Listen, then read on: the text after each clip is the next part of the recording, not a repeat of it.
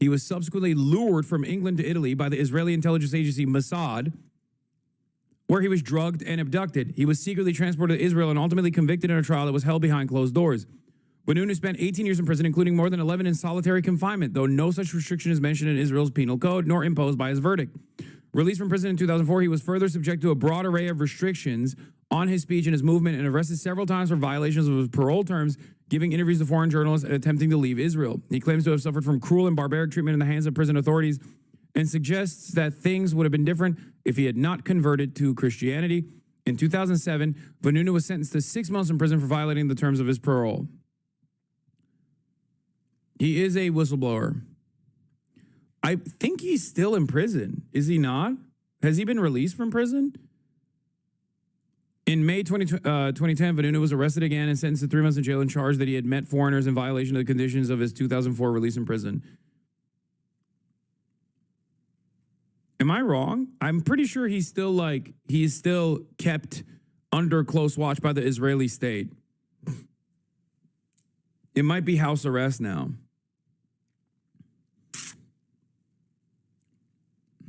Yeah.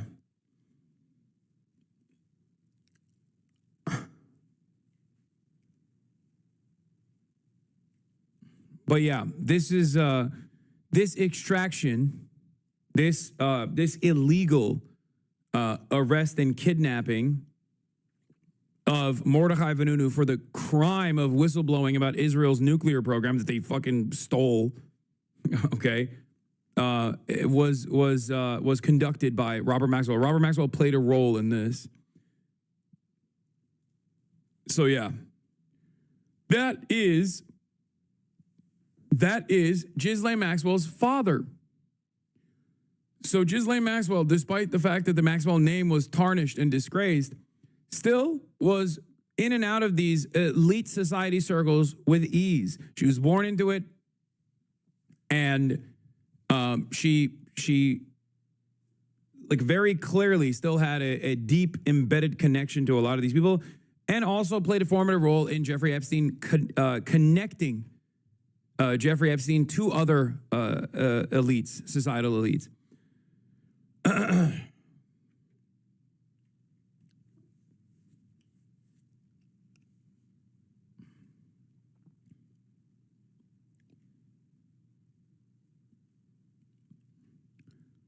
So remember that when talking about like the connections, the potential connections to intelligence. I don't know. I haven't really been following it too much. I just wish her well, frankly. She's now in jail. Yeah, I wish her well. I'd wish you well. I'd wish a lot of people well. Good luck. Let them prove somebody was guilty. So pretty clearly, and that's the person, Ghislaine Maxwell, that Donald Trump is talking this way about. President seems to be extending his sympathies to Maxwell in very bizarre terms when asked, hey, do you think this person's going to turn in rich and powerful people?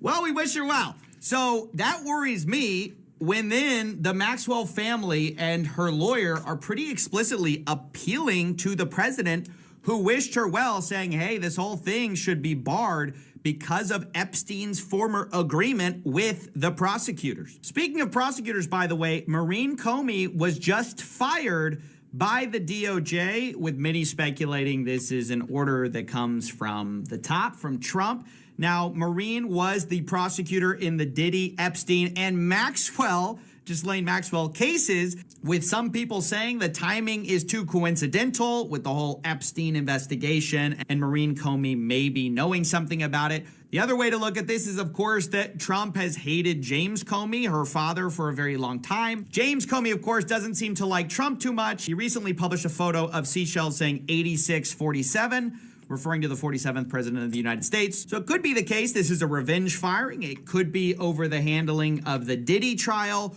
Or, again, it could be over the Epstein-Maxwell cases. But on the whole, what we all want is just more accountability, more transparency. We want these people to release the full files. So on that, I'm going to explore a couple leads that maybe will pan out. There's been a push by the House to have the Epstein files released. This has now become a bipartisan supported thing. Previously, it was voted against, but now they're trying to force a vote. I've kind of stated that I'm not sure that this is going to get somewhere. I hope it does, though, just to be clear. I hope they release it. I think it's been covered up for so long. I guess I'm so cynical about it. But I guess in the words of Trump, I wish them well. We wish the House well in trying to release it. I will say for the millionth time, this is not a left or right. She is horrendous at her job. Just all pedos get away. This is nepotism at its best. What are you talking about? The Diddy one was like fucked up. But they did successfully prosecute Jeffrey Epstein and Ghislaine Maxwell. So I don't know about her being horrendous at her job. like you could say, given the deep ties that Epstein and Ghislaine have to the intelligence community, her job required her to do this cover up. Certainly. Hassan is on the list. Once again, people love to play fast and loose with this kind of thing, even though I've obviously been a firm and committed, an active person who has for years and years talked about the Jeffrey Epstein situation. But given my age, I would be on the list as a victim. So, you know.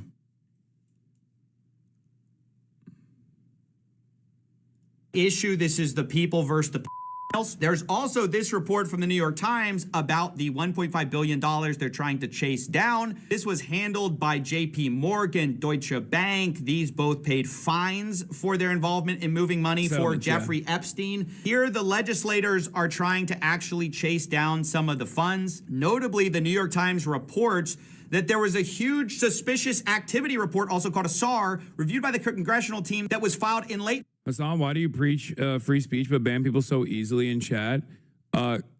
Easy question, easy answer. Freedom of speech is for the government. Like, you know, when the government tries to arrest someone, prosecute someone for just their speech, like they did with Mahmoud Khalil, or even falsely detaining people at Customs and Border Patrol for being a political dissident like myself, that is actually a violation of the First Amendment. If you come into this chat, many Twitch streamers have very different restrictions on how they want to conduct their chats. I'm a very transparent person, so I will reveal this information to you once again.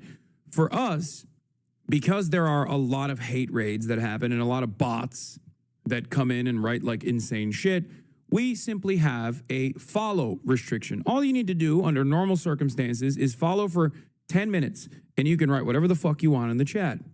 Of course, if you stir shit up and come in here to falsely smear me or take advantage of my charitability and try to redirect the attention to yourself, you might get banned. Now we've upped the ante. It's no longer 10 minutes because we get hate rated quite a bit. So now it's 1 day. You have to be following for 1 day or subscribe. If you subscribe, you can obviously get through that 1 day restriction. Having said that, however, many other content creators in this space don't really even look at their chat for understandable reasons.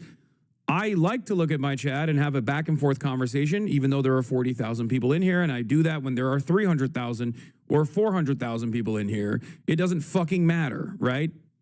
I have had 300,000 people in here and I've had this same exact back and forth with chatters. And the reason for that is because I value the back and forth that I can have with people, even if some people try to take advantage of that dynamic.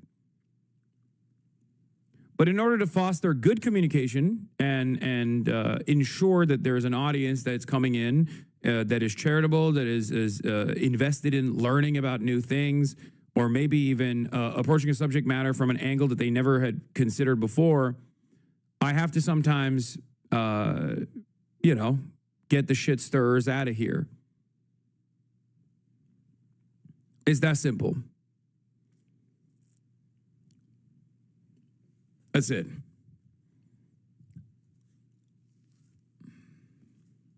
Shit stirrers like yourself, for the record. People that come in and go, why do you not love free speech? Of course, this doesn't stop you from being able to watch the stream. You can still continue to watch the stream. You just won't be able to, and you'll even still be able to see the chat because the chat is on screen. You just simply won't be able to write in the chat.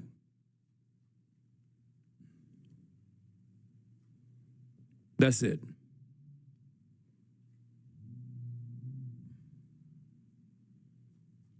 2019 by JP Morgan for $1.1 billion. The report covered 4,700 transactions dating back to 2003, including payment. Hassan Piker's an emotional masochist. That's why he reached out so much. No, I don't. I mean, there's a little bit of that for sure, but that's not the primary reason. I read chat because I want to foster good back and forth conversations.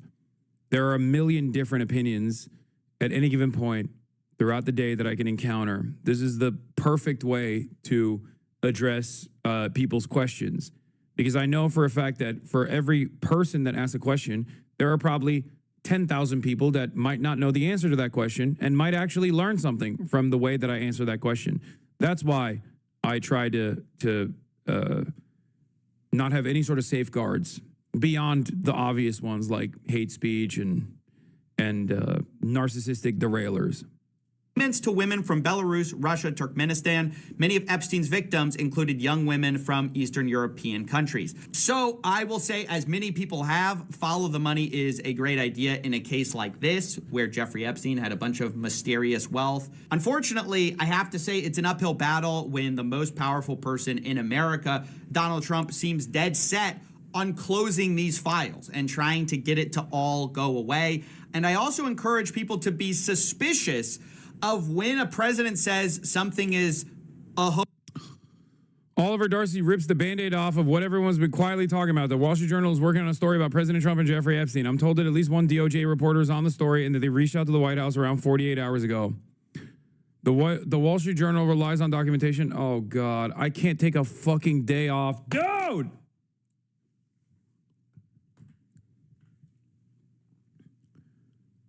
That is fucking annoying. Open Presents, thank you for the 10 gifted subs. Oh my God, bombshell reporting coming from Wall Street Journal that goes into detail with the ties that the Trump administration has, with Trump himself has with Jeffrey Epstein, coming out soon. Open Presents, Aisha Esquire, thank you for the gifted subs. Open Presents with 100 gifted subs. An Oiler in the chat. Open Presents, thank you. The Piker Broadcasting Service, as always, is sponsored by you, the viewers. There are no ad breaks on the Piker Broadcasting Service. The real PBS, the real public broadcasting service is the Piker Broadcasting Service, only sponsored by you, the chatters, by gifters like you, for viewers like you. Thank you. Hopefully it releases on Monday, this shit. Folks, despite the fact he said for years there are powerful people implicated in these files, even saying that he was going to be transparent, there was going to be a wave of accountability. Only now they're covering it all up. They want you to trust them, and if you don't, you're stupid and or a weakling. Yeah, here is I tweeted about this already. I quote tweeted about this. I said, you don't understand, the intelligence community and Epstein worked really hard to get all that blackmail footage. You'll be ashamed to burn it. Here is Andrew McCabe, former FBI Deputy Director Andrew McCabe, saying the public has no right to know this FBI investigation's details. There isn't actually any public right to be able to see into sensitive FBI files, right? You can file a FOIA request, but there are something like 9 different exceptions to FOIA. And some of them are, sensitive material, investigative material, needed in a prosecution, things like that. So this is uncommon for people to be screaming for information from an investigative file. Oh, dude, it's uncommon. Yeah, okay, my bad. I thought we had a right to know. Sorry. Well, if the former FBI deputy director says the people have no right to want to know what's in there, well, I guess then we should shut the fuck up, dude. My bad. Question is why? Why the about face? Well, Anna, look, latching on to the Epstein files, at one point it served him politically. Now that it doesn't, he is much less likely and much less willing to stick with it. Now, if you listen to that interview where the president was asked about the Epstein files back during the 2024 campaign, he almost was reluctantly saying it wanted to be released. If you continue that answer, he did say you had to be careful with what you release because it could destroy people's lives. That certainly something that he might feel strongly about regarding the Steele dossier years prior. But while the president didn't latch onto it as much as he's latched onto other conspiracy theories, as you just played, some of his allies, J.D. Vance, even his own son, and plenty of others did latch onto it, and now he can't seem to get away from it. What the administration would rather be talking about is that they're trying to sell their so-called one big beautiful bill. Vice President J.D. Vance in Pennsylvania yesterday trying to do that, and instead, here we are talking about the Epstein saga. They can't seem to escape it. Gabe, stay close. Julie, thanks for your reporting. And Kush, you recently wrote in Politico that there may be three possibilities here of what's going on with the Justice Department on these Epstein files. One, an actual cover-up. Two, Trump officials really believed the conspiracies until they got into government. Or three, they never believed them and were simply misleading voters. Based on the fallout over the past few days, is there one of those theories you're leaning to? What new information are you looking for? You know, I'm keeping a very open mind at this point. I have to be honest, because the way in which the administration has pushed back on this, and Trump has pushed back on it in particular, has been very striking to me. I want to refer to what Gabe mentioned a moment ago, where Trump said, well, you know, on the campaign trail. Unfortunate frame with the light behind you, big dog. That's crazy. You look like an alien. That's... That is crazy. No head shape is supposed to look like that. Got to be worried about whether there are documents or references to people that would hurt third parties. The comment that he gave recently that you also mentioned, where he said, "Oh, we'll release credible information." These are qualifiers he does not provide in other contexts. And you know, when he was at this cabinet meeting last week saying, "Oh, this is a conspiracy theory. Why are you guys harping on all this?" I mean, Trump has his own conspiracy theories he's come up with, and Trump is famous for never moving on from anything. He is still talking about the Mueller investigation. So I think you look at all these things, and I have to say they raise some serious questions in my mind about whether they happen to find something that they weren't expecting to find in that material, because the very hyper defensive pushback here is frankly unlike anything I've seen from him. It's definitely remarkable, that 180. I keep trying to understand why he's going after his own supporters on this. There's this other new development, Ankush. I'm wondering what you make out of it. The DOJ firing federal prosecutor Maureen Comey, apparently with little or no explanation. She's James Comey's daughter, former FBI director. She also played a role in the prosecution of Jeffrey Epstein and his co-conspirator, Ghislaine Maxwell. What do you make of the timing of this firing amid this debate over the Epstein files inside Trump's orbit? The timing is very curious, and I understand why people are asking questions. I mean, look, on the one hand, this administration, the White House and Trump in particular, viscerally dislikes James Comey and has been looking for ways to make his life more difficult, including by initiating a criminal investigation recently. So on the one hand, you could just see this as personal vindictiveness.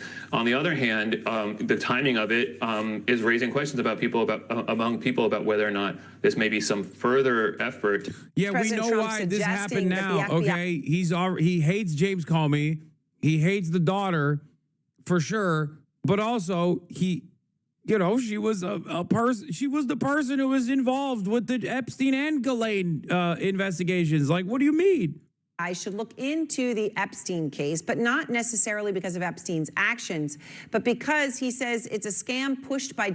It's also funny because, like, it's funny because, like, it is so haphazard. Like, the way that the Trump administration, I said this yesterday, like, every day they do a new thing.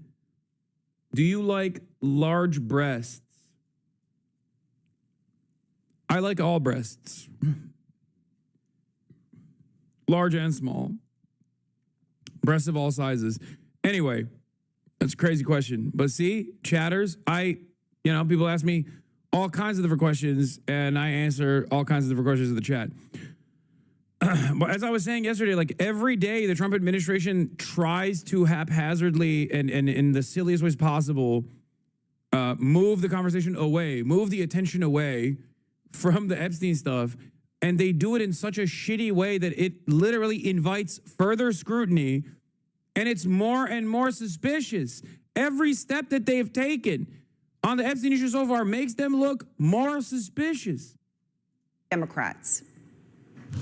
But they ought to look into. Stop dodging the big questions. Why aren't you as strong as Dr. Abdul al-Sayed? Interestingly enough, I will be having Dr. Abdul al-Sayed on the broadcast on Monday. To the Jeffrey Epstein hoax too, because that's another hoax that's frankly put out by the pushing the Republicans and put out by the Democrats. And just to be specific on timing, Epstein was investigated and arrested during Trump's first term. Now, Trump and Epstein, of course, were once friends. Trump's talked about that in the same circles decades ago. This photograph goes all the way back to 1997 in Mar-a-Lago, so it's a long time ago. And Trump hasn't been accused of any wrongdoing in the Epstein case. Out front now is Jack O'Donnell, the former president and chief operating officer of the Trump Plaza Hotel and Casino. Jack, just as all this conversation comes up, we've talked to you many times over the years, you and I, but you worked with Trump in an important period, 1987 to 1990. And I know that's, we talk about a lot of this friendship going back that long. You heard the name Jeffrey Epstein a lot during the time you worked with Trump. Can you tell us about their friendship? Oh, sure, Aaron. First off, it's laughable that it wasn't a good friendship, if not his best friend during those days. He frequently came down to Atlantic City, the two of them, to attend special events. I heard reference in several conversations, and in one conversation where I had to specifically talk to him about Epstein and his presence in the casino. So it was, it was, in my mind, it was his best friend, from really the time I was there for 4 years. His name was, not constant, but it came up quite a bit. Why doesn't anybody talk about the Michael Wolff interviews? Because he's a bit of a fabulist. He is a bit of an embellisher. And when you're at that, when you're branded as that, I think people just kind of,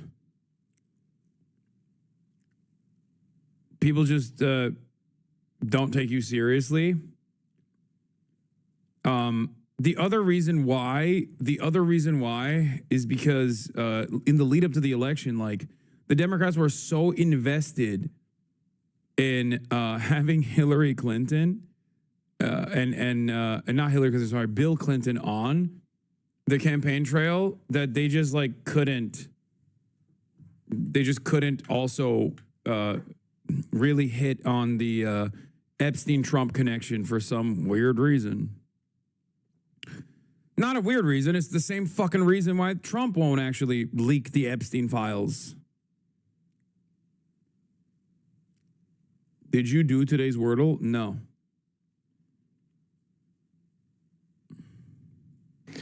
And you're saying they would, from what you would call, come down to the casino together. Trump has called Epstein a terrific guy, a lot of fun to be with. Now, that was a New York Magazine interview all the way back in 2002, predating any of these, any knowledge of Epstein's nefarious actions. More recently, Trump has downplayed his relationship with Epstein. Back in 2019, he said this, and this is right after Jack Epstein was taken into custody. I knew him like everybody in Palm Beach knew him. People in Palm Beach knew him. He was a fixture in Palm Beach. I was not a fan of his. That I can tell you. I was not a fan of his. That's not true. He was. That doesn't really fit with what you're saying. No, Aaron, it doesn't. And one incident that I think kind of, proves their closeness and how much they hung out together. One time on Monday morning, I came in and the commission was waiting. The inspectors were waiting in my office. And Donald and Jeffrey had come into the casino in the wee hours of Sunday morning, 1:30 in the morning. Two buddies. They had three women with them, and the commission was waiting for me because they had determined that the women that they brought down were underage to be on the casino. And when I asked them how they knew that, by the way. One of them was the number 3 ranked tennis player in the world, okay? And this guy happened to be a tennis fan. And he said, Jack, I know she's 19 years old. Oh, underage is in not minors, but under 21.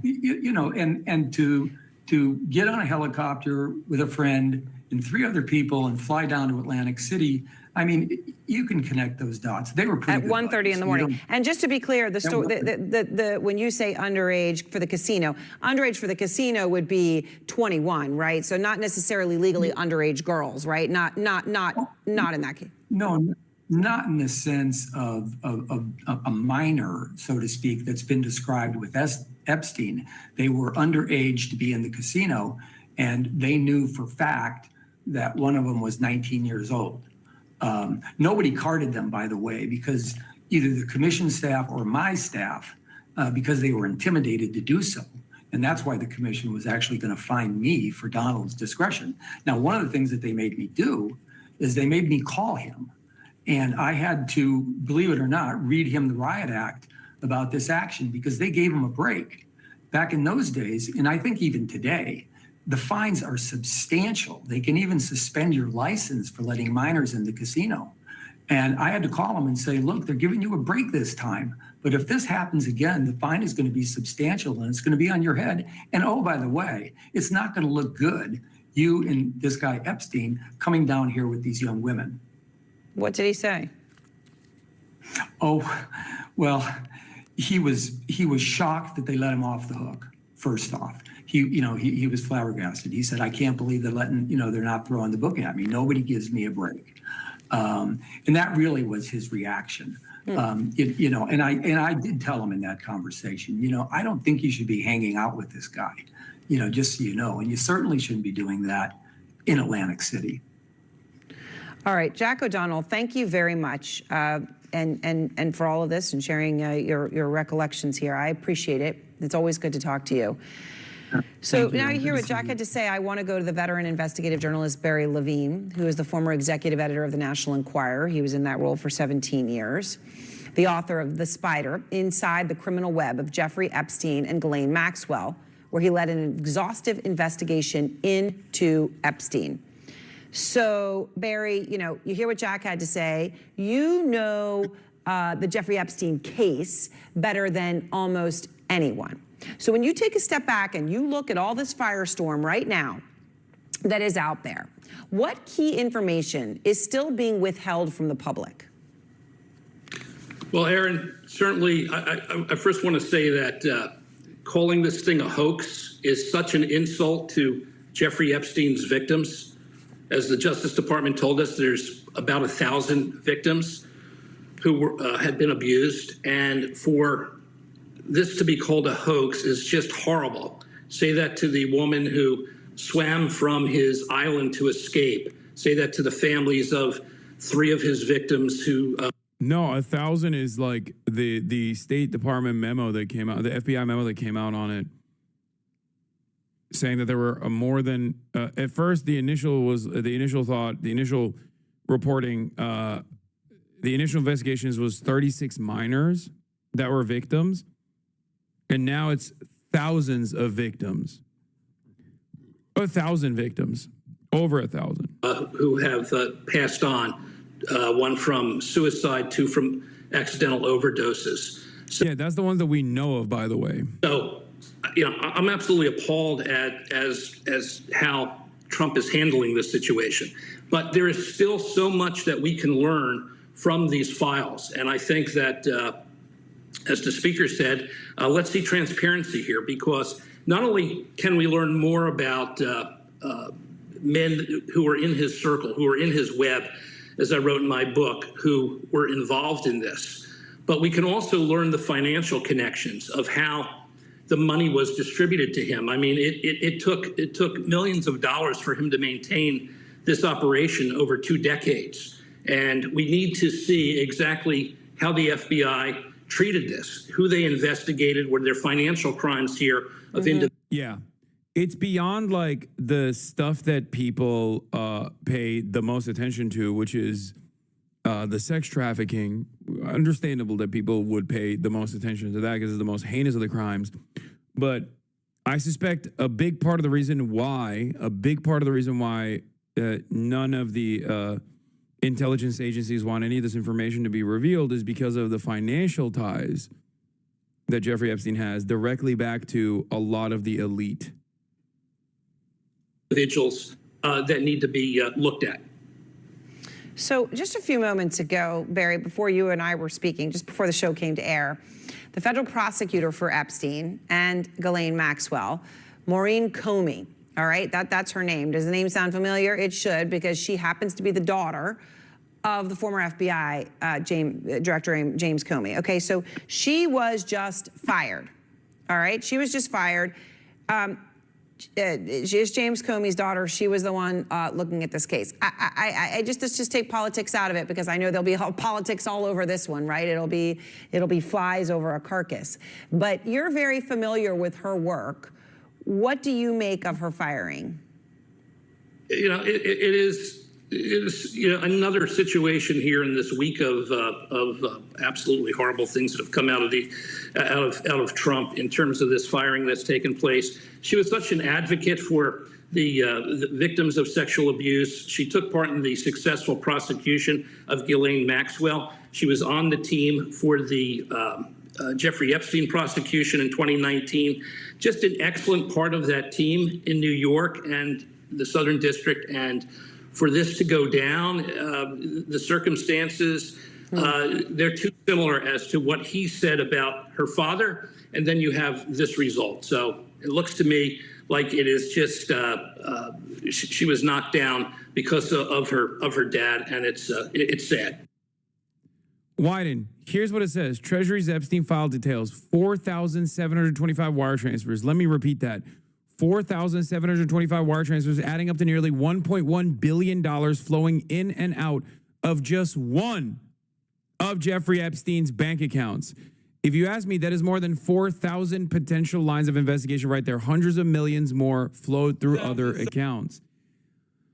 $1.1 billion of wire transfers, dude. 725 wire transfers, adding up to nearly $1.1 billion. Do you understand what my interest is in the Jeffrey Epstein stuff? That's just one of his bank accounts, man. Do you understand why this is not normal? Because, like, one might say, oh, dude, what do you mean? You do wire transfers. Everyone does wire transfers. Fair. That's true. And 4,000 wire transfers is not that unique in and of itself. But the very fact that we don't know how he made his money to this day, and he had 1 billion going back and forth, 1 billion going back and fucking forth through just one of his accounts. He was just a financier, bro. No, he wasn't. He was a fucking math teacher at the Dalton School. He was not he was not a fucking financier.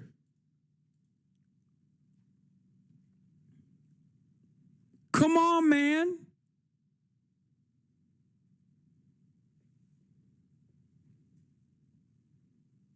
Only 500 million each way. Isn't that crazy though? When you have 1 billion with a B in finances going back and forth, you're automatically in like the top, what? The top, how many billionaires exist on the planet right now? How many billionaires are there in the world? Not interested in AI mode. Over 3,000. Okay, there are 3,000 billionaires that we know of on the planet. That's 3,000 billionaires. Okay? 3,000 of them. And even back then, there was even less, far less than 3,000 back then. Okay? We're talking about a guy who was going back and forth with billions. He is not a fucking oligarch in Russia. He's not Vladimir Putin. He's not an oil baron in Saudi Arabia. He's not a sheikh. If you are a billionaire in the United States of America, your finances are out there. It's usually done not only through wire transfers, but it's done through your net worth. The very fact that, like, your valuation was in the B, okay, on the billionaire side, Your overall net worth was on the billionaire side, and you were doing wire transfers to the tune of $1 billion. That's not normal. That is not a normal amount. If that's a business account, it's definitely not that crazy. Brother, Jeffrey Epstein is not a corporation. He is one guy. What are you talking about? No, that is not normal at all. He definitely had an LLC. I'm going to lose my mind. Anyone can have an LLC, dumbass. It's about what he was doing. Do you know what Jeffrey Epstein was doing? What was his job? What was Jeffrey Epstein's job? What required him to have 4,000 plus wire transfers on one fucking account, on his business account? Let's say it's his business account. Okay. What was the job? Oh, a fixer. Got it. Okay. Come on, man. Be for fucking real.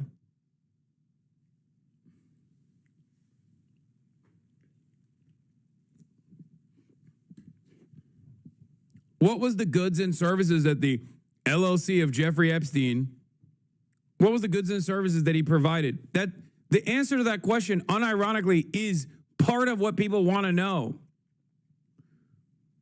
The reason why I asked you that question is because if you had the answer to that question that no one else has, seemingly, you'd be a unique person.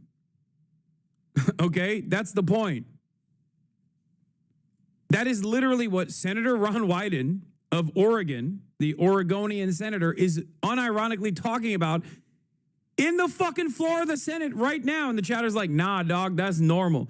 Like, this dude is straight up being like, this is abnormal. We don't even know how he made any of his money.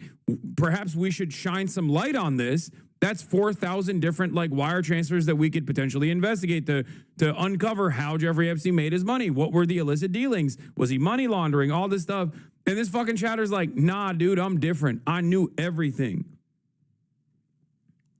Why ask an expert when you can ask a chatter? No, there is no expert. There can only be expert opinion on this. Ron Wyden, who has worked on the Epstein case for 3 years, says that the government is sitting on a secret bank file showing more than 1.5 billion in suspicious wire transfers by Epstein, involving some of the most powerful people in the world. In particular, filings by 4 big banks flagged more than $1.5 billion in transactions, including thousands of wire transfers for the purchase and sale of artwork for rich friends, fees paid to Mr. Epstein by wealthy individuals for what services and goods rendered, we do not know, and payments to numerous women, the senator's office found. The filings came after Mr. Epstein was arrested in 2019 on federal sex trafficking charges. You have a fucking sitting senator on the floor of the Senate being like, this is suspicious. We need to shed more light on this. Where is the discovery? We need to investigate all of these wire transfers. And you got a fucking 26-month chatter in here being like, nah, dude. That shit ain't weird at all. Don't look into it, dummy. Dollars flowing in and out of just one of Mr. Epstein's bank accounts. If you ask me, that is more than 4,000 potential lines of investigation right there. Hundreds of millions more flowed through other accounts. That's even a lot more to investigate. The file shows that Mr. Epstein used multiple Russian banks, which are now under sanctions, to process payments related to sex trafficking.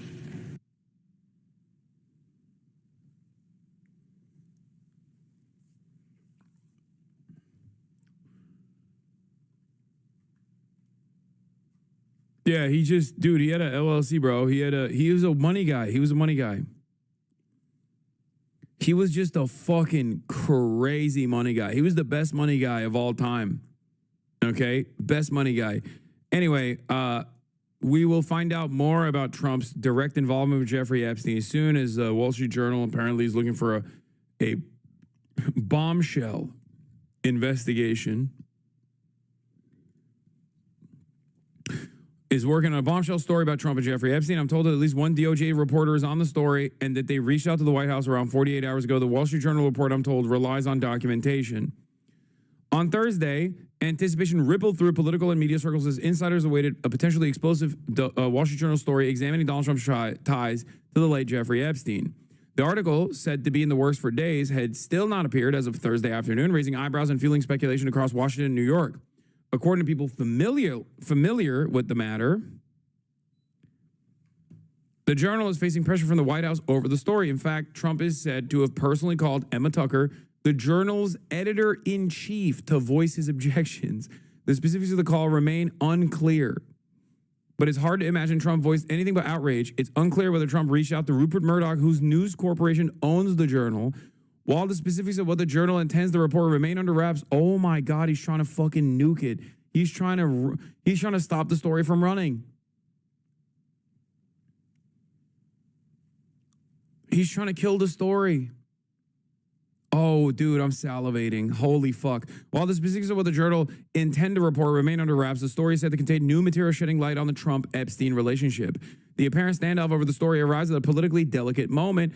Trump has been under growing pressure from MAGA media and his base to release the files related to Epstein. The fact that this came out as like media reporting on a potential story that's supposed to come out implies that these guys, at least the journalists that are involved in the story, definitely want it out, regardless of what the boss calls may look like.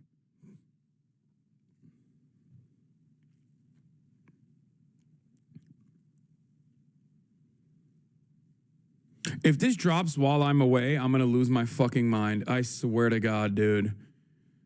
Oh, I might have to do an emergency stream. Luckily, I'm bringing my desktop setup to the bachelor party.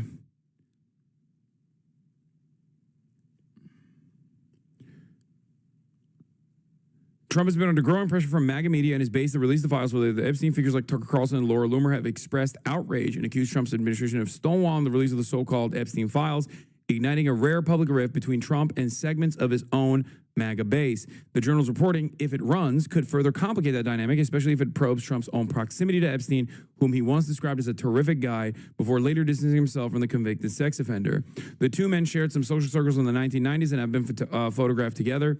For the Journal, the delayed publication underscores the high wire tension of reporting on Trump in the current media landscape, particularly while inside Murdoch's conservative media empire. Under Tucker, who took the reins from Matt Murray in 2023, the paper has sought to publish hard-hitting political stories. For now, the status of the Epstein-Trump story remains unclear, though it is quickly becoming a part of the story itself. Okay? Listen. Could you imagine a world where the Democratic Party basically resembled, I don't know, my attitude, right? Like a Democratic Party that was on the ball with this Epstein stuff. A Democratic Party that was like routinely talking about how the Trump administration, by way of Doge and all these like cuts that they're engaging in, are like mass firing a bunch of fucking public workers, that they're incredibly fucking corrupt, and that this is yet another clear-cut example of like austerity. Could you imagine a Democratic Party that actually channeled the frustration that many Americans feel in this moment? That Democratic Party would not be sitting at a 23% approval rating, okay? Let me tell you. That is the unfortunate reality, is that the people that are supposed to represent the resistance against Donald Trump's fuckery do not represent a real resistance at all. They don't. It's incredibly frustrating. The Diddy-crats. Yep. True.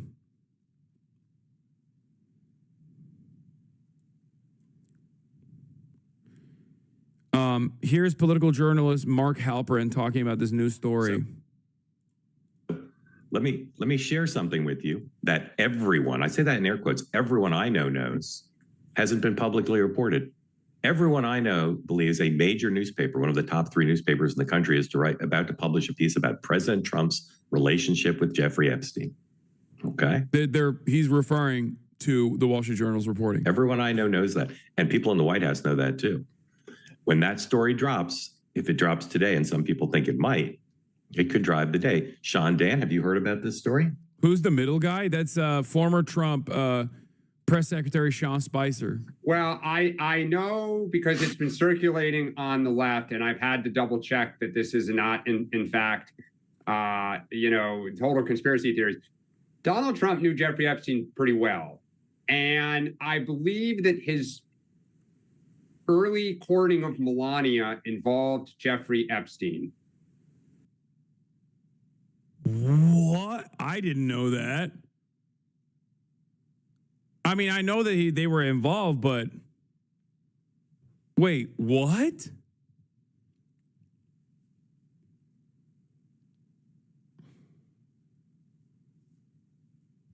Is Melania one of Epstein's, like...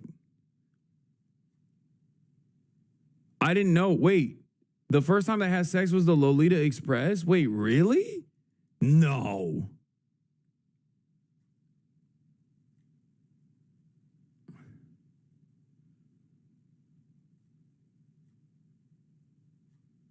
He introduced them? I thought you knew. No, I did not know that. What? I didn't know this was a known fact. I thought it was a fucking real one, dude. I thought I knew this shit.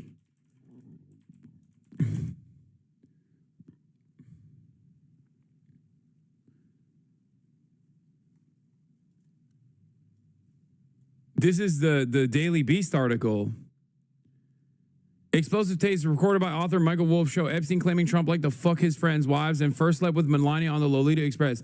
No, that's from the Daily Beast article covering what's his face is reporting Michael Wolff, I think, right? Or I keep saying that I keep getting it's not Michael Wolff. Is it Bob Woodward?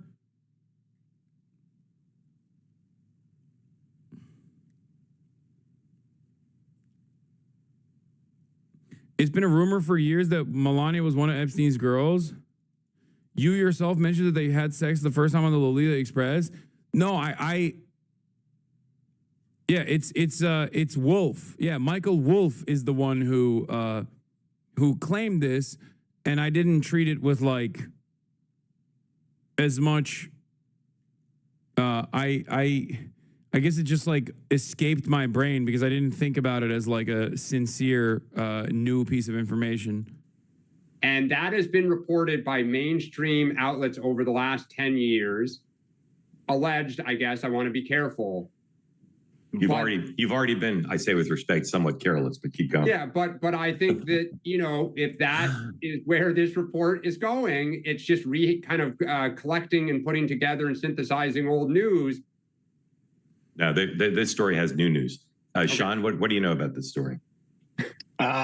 Vague, I probably know about Dan level, right. But I don't. Let me throw out some questions. Let me throw out some questions, and I'd like you to jump in. Let's do it game show style. Either answer them or say, in fact, we don't know. Ready? How did Donald Trump and Jeffrey Epstein meet?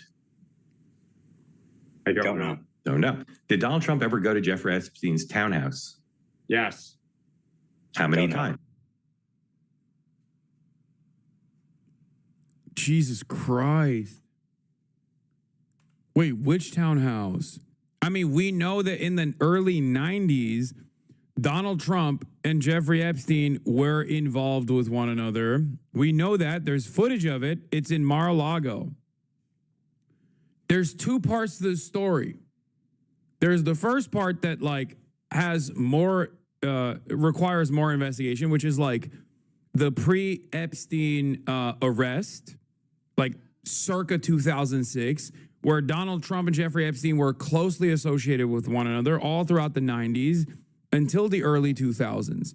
That part is known. That's out there. That's out in the open. Okay?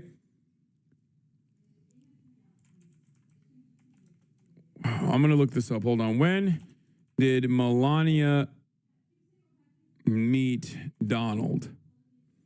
Okay, so Melania Trump met Donald Trump in 1998 at a New York Fashion Week party. They began dating shortly after. If that's the case, and it says Zampoli introduced her to Donald Trump here, Paula Zampoli hired her and sponsored her immigration to the United States in 1996. She worked as a model in Manhattan, where Zampoli introduced her to Donald Trump in 1998. So listen. this makes sense as to, in the timeline, Donald Trump is still friends with Jeffrey Epstein, and we know that Jeffrey Epstein is heavily connected to the modeling world and uses, at the very least, Jean-Luc Brunel, who also died under mysterious circumstances in a French prison recently, a couple of years ago, had numerous modeling agencies that he was using to sex traffic victims for Jeffrey Epstein, right? So at this point, the timeline does match up if Donald Trump actually met Melania while he was still friends with Jeffrey Epstein, and therefore Jeffrey Epstein could have played a role in connecting Melania Trump and Donald Trump. So that makes sense. Paolo Zampoli is an Italian-born New York City-based businessman. He is he's the only child of a Milanese family. He founded the ID Models in New York City. He wanted to form a partnership with the Trump Organization as a director of international development. He is now, on December 2020, Mr. Zampoli was announced as an appointee, a member of the Board of Trustees of the John F. Kennedy Center for the Performing Arts by President Trump.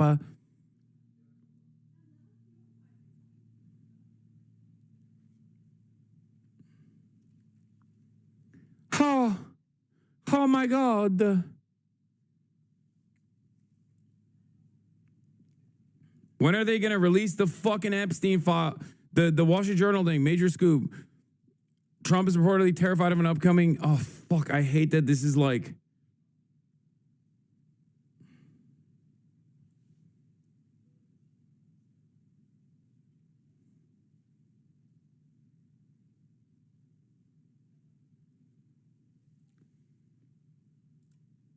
What the fuck? Cancel your trip? No.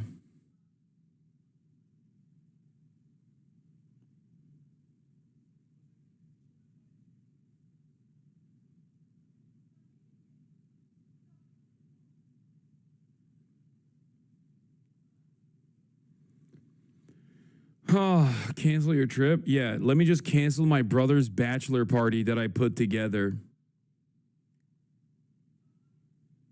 If you cancel the trip, the story won't break. This is true. I have to also go on the trip so the story breaks, okay? Otherwise,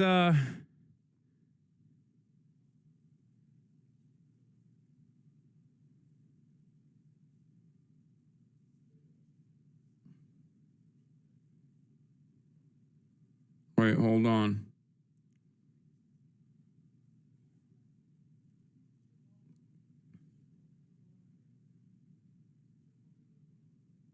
Hold on 1 second.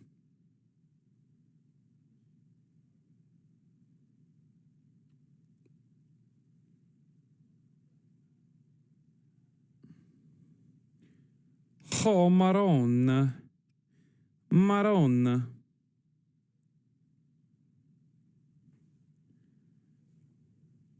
You have to wild out and make your brother get lit as fuck so the story breaks real good. I mean, I already am fucking...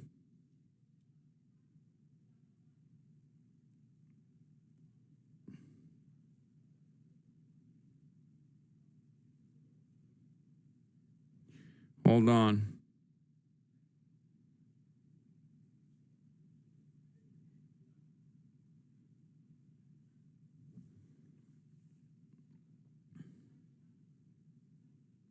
One second. I'm texting Will because he's like en route.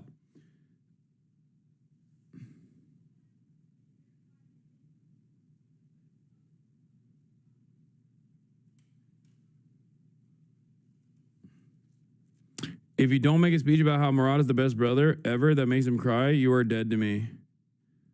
Yeah, Will Stansel, chat. You fucking freaks. Epstein himself bragging that he introduced Trump to Melania doesn't mean as much because that's coming from the Michael Wolff reporting, okay? That, unless there's additional information from Wall Street Journal. All right, let's take a look at valuetainment. For the next part.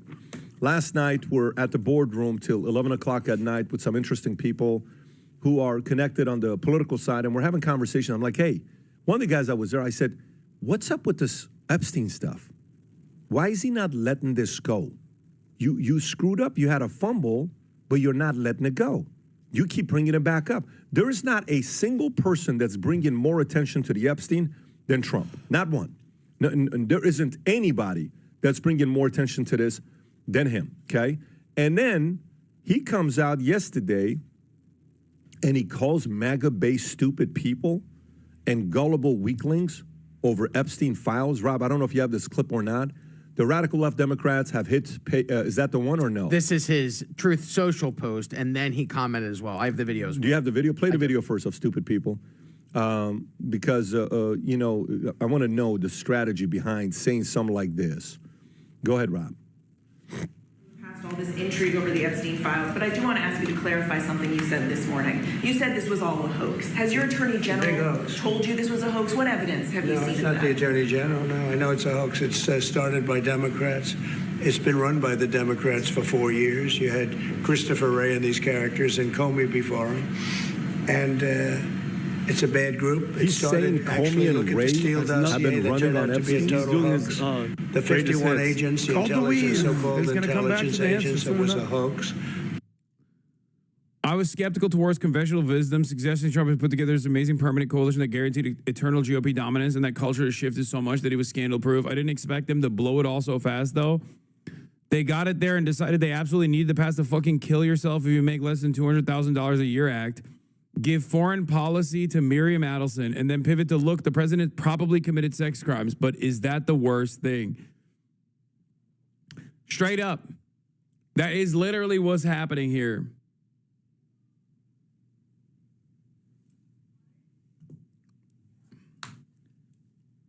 Don't worry about it. Come on, guys, don't fucking worry about it.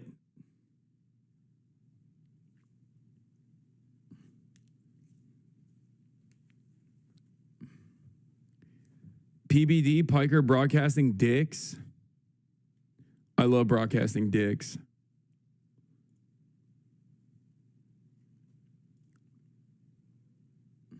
When your unk is washed. I had a disagreement with many other left-wing hosts. They said Trump voters are all in a cult. They would never criticize Trump. Now that even MAGA is ripping into Trump over Epstein, this debate is over, right? I'd be detached from reality to think they're not criticizing him. Trump's approval rating among Republicans by Decision Desk is at its highest level since May at 87% disapproval. I mean, 80% approval. The only thing that they are separating themselves on Trump is the Epstein stuff, and it will only get worse. There's been no deviation on Iran. There's been no deviation on war. There's been no deviation on Israel. The Epstein stuff is the first time, as I have reported, there is some real shakeups. Okay? That's it. And that's also because the Trump administration is, weirdly enough, doing spectacular things. Like, they are doing every wrong move they can do. Trump is trying to get the story killed because of how innocent he is. Like, even the Wall Street Journal report where he's like, it's fake news. It's like, don't release it. Like, this is insane. It's just, they're doing everything wrong here. I don't even know how you get out of this in general, but it's like shocking because every time Trump talks about it, people get more pissed off. They're like, what the fuck? You're speaking on this? Like, dude, from Kash Patel onward, okay, every time the administration has tried to talk about the Epstein stuff, they have looked more guilty than before. Like, when we first started this conversation, as someone who is fairly aware of like the level of involvement that Donald Trump has with Jeffrey Epstein historically, thought, much like many others, that it was strange that there were so many Epstein affiliates and Epstein connected people in his administration in the past and in this administration as well. But I thought like, oh, that's just because Epstein is affiliated with every, elite person, right? But beyond that, I thought that Trump actually had less involvement with Epstein post 2006 than like a Bill Clinton or the Clinton family in general. Nowadays, because of the way that Donald Trump has tried to communicate how not guilty he is and how not associated he is with Jeffrey Epstein, I'm beginning to think there's more to the story than we previously thought. At first, I thought he's just trying to run defense because he wants to protect the elite, right? Because, like, that's his job. He's fucking president, obviously. But he is Streisand affected this so hard that even now I think, like, maybe he has more connections that I previously and many others who are very well-read on this matter, more well-read than I am, previously didn't see. Okay?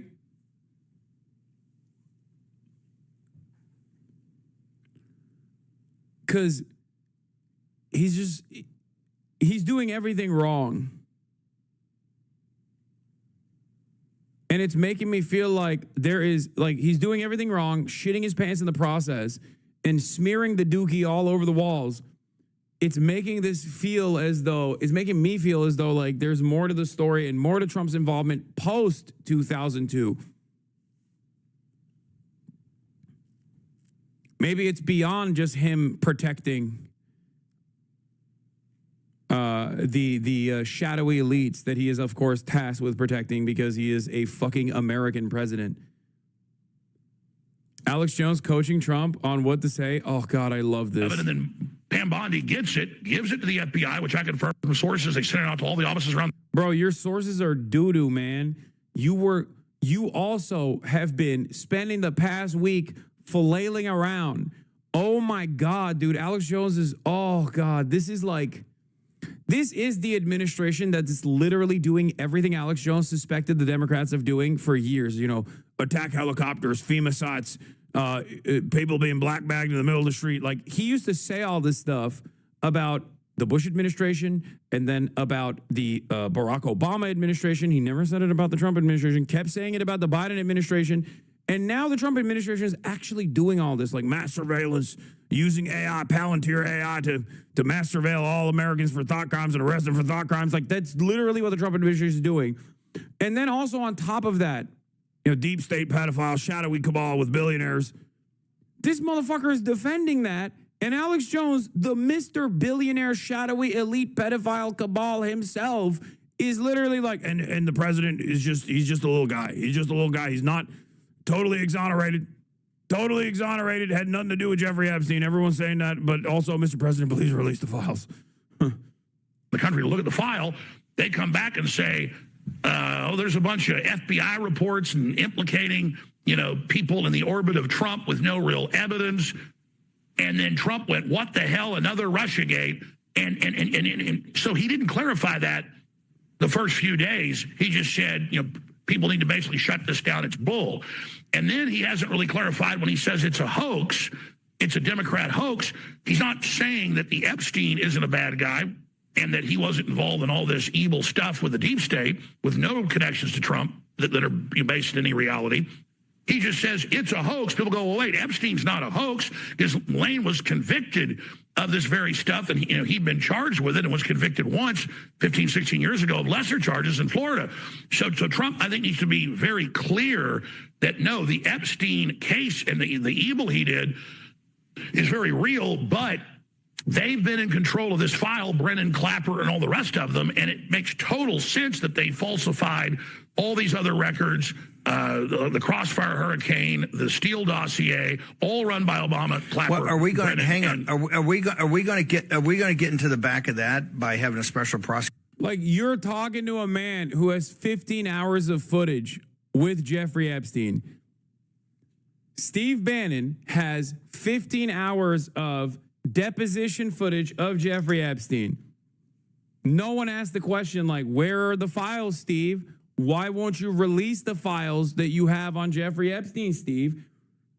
Why did you actually interview Jeffrey Epstein and coach him on his image, Steve Bannon. What's all this about? Because Steve Bannon is one of the Trump orbiters that is directly tied to Jeffrey Epstein. It's odd to me that Alex Jones, Mr. Conspiracy Theory himself, the Mac Daddy of all conspiracy theorists, is talking to Stephen Bannon, the human skin tag. Wait, it's out? Jeffrey Epstein's friends sent him body letters for a 50th birthday album. I literally have to leave for my flight. I'm so mad. I was gonna end it after this fucking Alex Jones thing, and the Wall Street Journal reporting just came out. Oh my fucking God, I'm so mad. Oh my God, it came out 4 minutes ago. Oh my fucking God. Jeffrey Epstein's friends sent him body letters for a 50th birthday album. One was from Donald Trump. The leather-bound book was compiled by Ghislaine Maxwell. The president says the letter is a fake thing.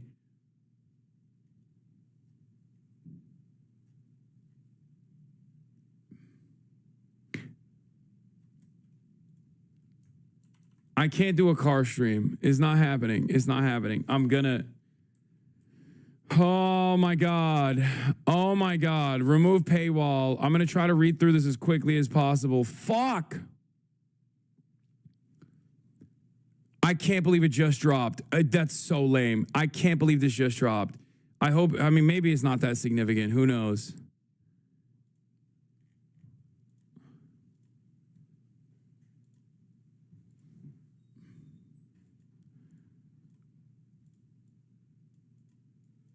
I can't slide the puzzle piece. What the fuck is going on here? Ah! Your haters are in the editing rooms. They are, dude. They are. They're not letting me.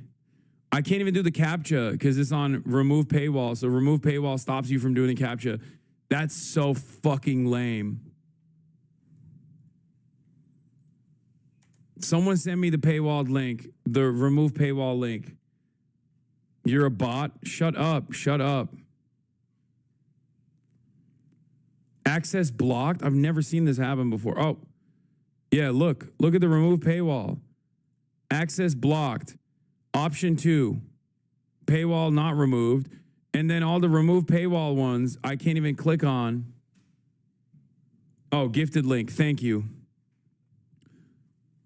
Okay. It was Jeffrey Epstein's 50th birthday, and wait, hold on. Let's just listen to it. Jeffrey Epstein's friends sent him body letters for a 50th birthday album. One was from Donald Trump. The leather-bound book was compiled by Ghislaine Maxwell. The president says the letter is a fake thing. By Khadija Safter and Joe Palazzolo. July 17th, 2025. 6:45 p.m. Eastern Time. Donald Trump. By Khadija Safter and Joe Palazzolo. July 17th, 2025. 6:45 p.m. Eastern Time. It was Jeffrey Epstein's 50th birthday, and Ghislaine Maxwell was preparing a special gift to mark the occasion. She turned to Epstein's family and friends. One of them was Donald Trump. Maxwell collected letters from Trump and dozens of Epstein's other associates for a 2003 birthday album, according to documents reviewed by the Wall Street Journal. Pages from the leather-bound album, assembled before Epstein was first arrested in 2006, are among the documents examined by Justice Department officials who investigated Epstein and Maxwell years ago, according to people who have reviewed the pages. It's unclear if any of the pages are part of the Trump administration's recent review. The president's past relationship with Epstein is at a sensitive moment. The Justice Department documents, the so-called Epstein files, and who or what is in them are at the center of a storm consuming the Trump administration. On Wednesday, after angry comments about how the files are a hoax created by Democrats, President Trump lashed out at his own supporters for refusing to let the matter go. The letter bearing Trump's name, which was reviewed by the Journal, is body, like others in the album. It contains several lines of typewritten text framed by the outline of a naked woman, which appears to be hand-drawn with a heavy marker. A pair of small arcs denotes the woman's breasts, and the future president's signature is a squiggly Donald below her waist, mimicking pubic hair. To hear the full story, subscribe or sign in. Fuck. Okay. The letter concludes, happy birthday, and may every day be another wonderful secret. Wait, what time? When was this written, though? In an interview with the Journal on Tuesday evening, Trump denied writing the letter or drawing the picture. This is not me. This is a fake thing. It's a fake Wall Street Journal story, he said. I never wrote a picture in my life. I don't draw pictures of women, he said. It's not my language. It's not my words. He told the Journal he was preparing to file a lawsuit. If it published an article, I'm going to sue the Wall Street Journal, just like I sued everyone else, he said. Oh, it's from 2002, 2003. Okay, so this doesn't actually shed new light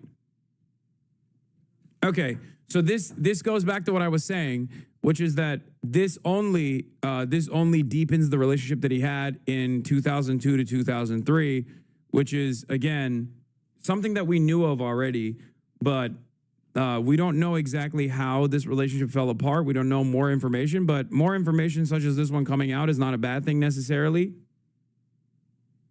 When was Jeffrey Epstein's 50th birthday? Unless it's past. Well, it says allegations that because where allegations that Epstein was sexually abusing girls and became public in 2006. He was arrested that year. Justice Department officials didn't respond to requests for comments. The existence of the album and contents of birthday letters hasn't been previously reported.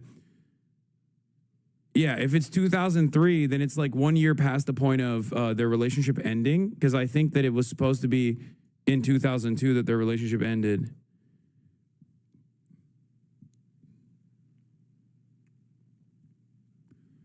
Epstein was Wexner's money manager at the time. Okay, well, I can't continue covering the story. Unfortunately, I have to go. I'm waiting on Will's arrival here, and then we have to immediately leave for the airport so we don't actually miss our flight. But we'll see if there's more information in this, or if there's some like additional crazy stuff that's taking place. I will potentially be live this weekend, but we shall see.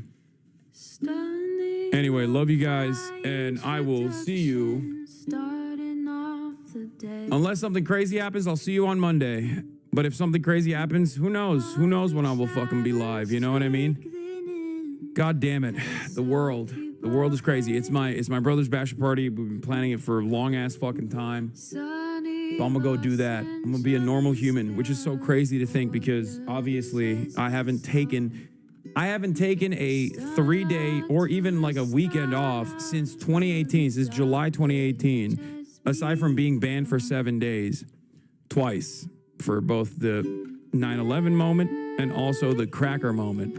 So this is a interesting predicament for someone like myself. Obviously, Monday I'll be back, regardless if I don't do a stream. But be on the lookout for whether or not I do a stream. It might be an emergency stream, like I said.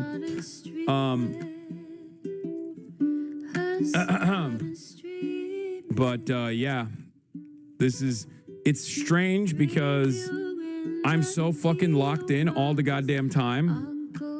I'm so locked in all the goddamn time that like me taking time off for even a weekend is considered like crazy. Virtually every news broadcaster takes time off on the weekends. You know what I mean? Most of my peers normally take the weekends off. Obviously, they take a break on weekends, and on top of that, they also don't stream every single day. So this is a new experience for someone like myself. Anyway, love you guys. See you on the other side. Peace. 90-day fiance talks of champagne bourgeoisie. A Trump rally live reaction on mass riot at DC. There he is again, her sun is streaming. Her sun is streaming. There he is again, her sun is streaming.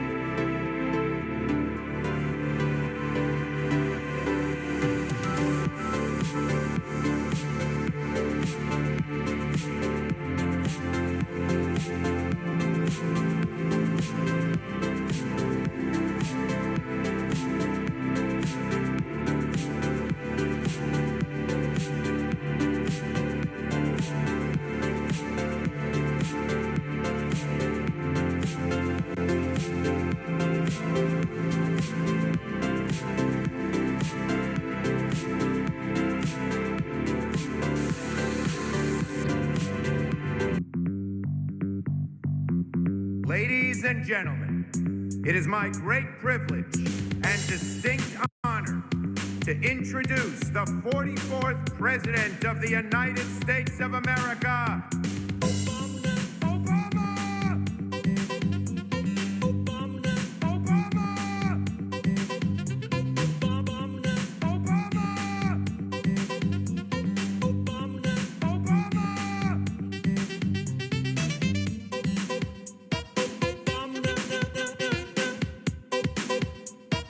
That's not quite right.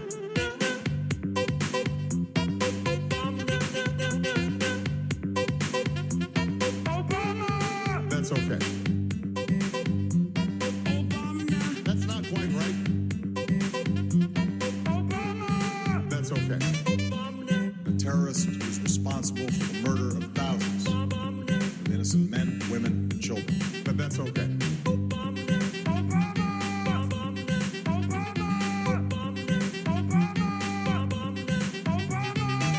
What's going on, everybody? I hope everyone's having a fantastic evening, afternoon, pre-noon, no matter where you are in the world. I'm Hassan Piker, and this is the Hassan our broadcast coming to you live from sunny California, Los Angeles. Folks, we're live and alive, and I hope all the boys, girls, and MBs are having a fantastic one because today's a beautiful day. Today's a wonderful day. Today is Wednesday. That's right, ladies and gentlemen, it's Wednesday, hump day.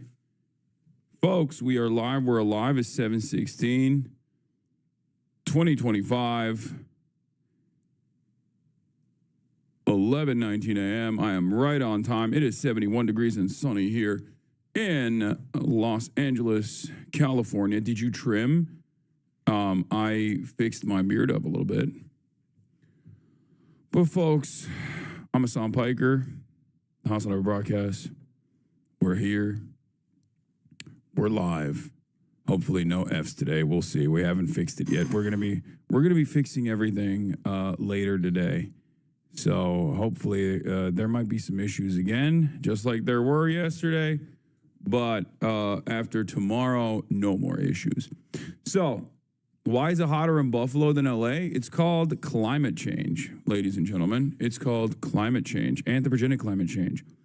Human beings and our wonderful contributions to the environment have created a total collapse. Erratic changes in weather conditions and things of that nature have played a formative role in changing the way that we take the weather for granted in many of these places. All right, so regardless, this is not about that. This is part of the broadcast where I tell you about my personal news about what's going on in the world of Hassan Hassan Abi Piker in between the time period where I press the stop streaming button and press the start streaming button. So help me God, that's what I'ma do, ladies and gentlemen. I'm going to talk about... What is this? Hassan mentioned? Hell yeah, let's go. But in any case, personal news-wise, because this is the part of the broadcast where I tell you about that. For all the boys, girls, and MBs that are wondering what's happening in the world, the demons strike Damascus. I know, dude. I know. Don't worry. Okay? I know. Syria. I know. I'm going to talk about it.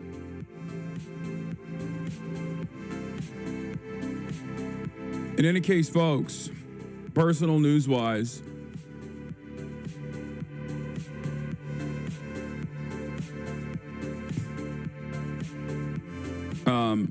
I ended the broadcast last night. It was my dad's last night here. He's left. And hopefully that will be good for me, even though, I love having him here. The one thing that ends up happening when he is here is, of course, I gain a lot of weight. And now that he's gone, hopefully I'll be able to get that shit back in order. In a month, I'll have abs again, so that's cool. He won't be able to purchase any pastries and put them in the cupboards and then eat them in front of me and then be like, do you want some? We really have a bad and unhealthy relationship with food. I swear to God, I'm shocked that I've been able to keep all this fucking weight off. I got a very funny mention in the Variety article. I know Connor Eats Pants sent it to me. We'll talk about that. Superman Super Woke. But what else? Ended the broadcast last night. Chilled super hard. Been watching the show Firewatch. I don't even know what this freaking anime is called, but it is the horniest anime of all time. Fire Force. It is the most. I've never seen I have never seen an anime that is so fan servicey. It's so horny. It's like crazy horny, but it's very well drawn and it's a compelling story. So I keep watching it. I don't really care about it that much, but it is basically hentai. It is. It's like kind of wild how horny and it gets like really, really stupid. It gets like the horniness gets like dumb as fuck. Have you watched Dandadan season 2? Yes. It's not like Dandadan. Dandadan has like weird, gross depictions of things. But honestly, like, people will say Dandadan is fan service. I don't think so. I don't think it's for the faint-hearted. Like, I don't think it's an introductory anime, especially because there's like depictions of sexual assault and things like that. But I wouldn't say it's like fan servicey. I don't think Dandadan is fan service in the way that like Firewatch is or Fire Force is. If that makes sense. Week 2 of asking the same question. Any opinion on Deja Fox and the special special election for Congress? Yeah, I have not given you any opinion because I don't know really that much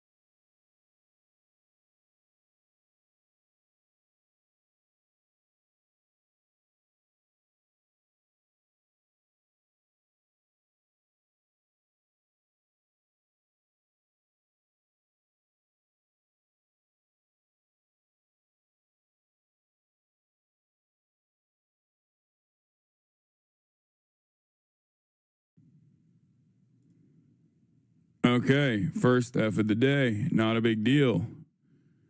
Not a big deal at all. Great stuff. Got kicked off the server.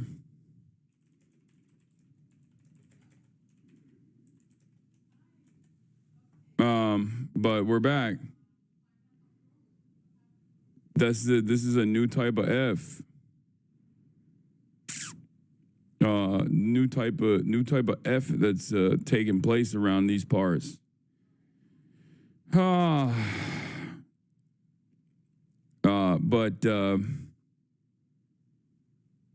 did you order a new PC yet? Yes. I have it all. I have it all ready to go, ready to rip. Don't worry.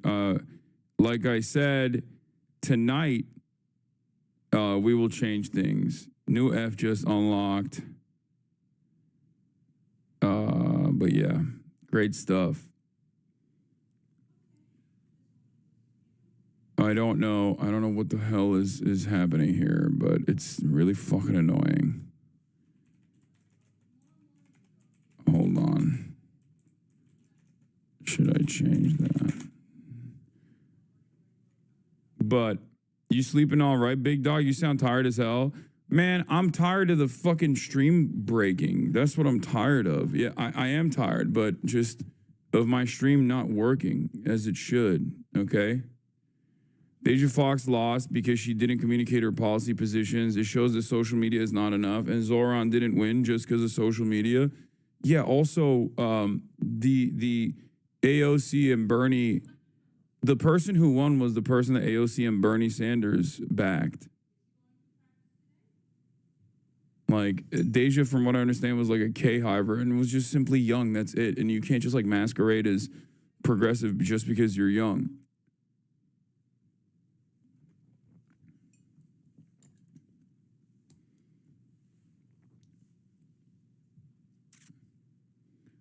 What is this? Did you see this press up? I link to you. Okay, congratulations. How do you feel about Dean Withers and Parker get a job? I just wish they wouldn't be so libbed up. All right, let's continue, chat. Let's. What are we doing? Let's continue, everybody. Personal news-wise, went to bed, woke up early, worked out in the morning. I am so weak. Like, I'm so much weaker than I was before I left for New York. I'm fatter, I'm weaker. I'm just a worse person overall, and I hate it, but, you know, we'll figure it out. Yeah. Deja only speaks about her background and zero policy. Yeah, I didn't really pay too much attention to that stuff, I'm gonna be honest with you, but that's the vibe I got.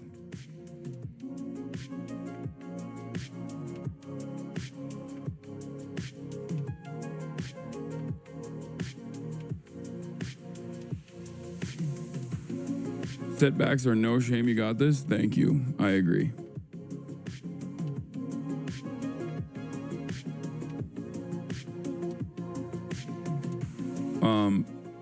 What else was I gonna say?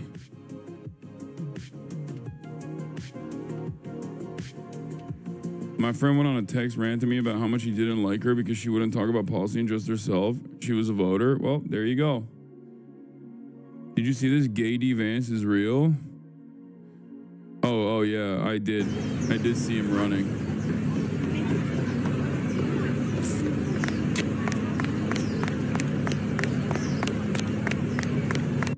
It's like, I don't know what happened, but it's just like, he's not, like, this motherfucker was in the Marines, no? Like, I thought that meant something. Like, I thought you actually got like a decent amount of cardio and stuff when you were in the Marine Corps. I didn't realize that, like, you can be in the Marines and just be like that. Once again, proving the Hasanabe theory that, like, the military is just a job. You know, it's just a job. That's all it is. And there's plenty of jobs that within the military where you don't do military shit.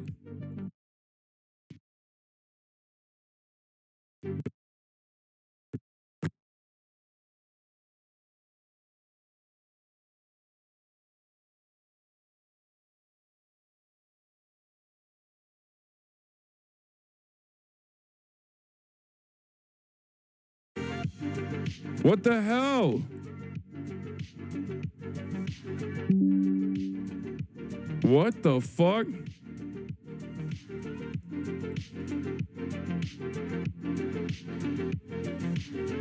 Wow. What is going on?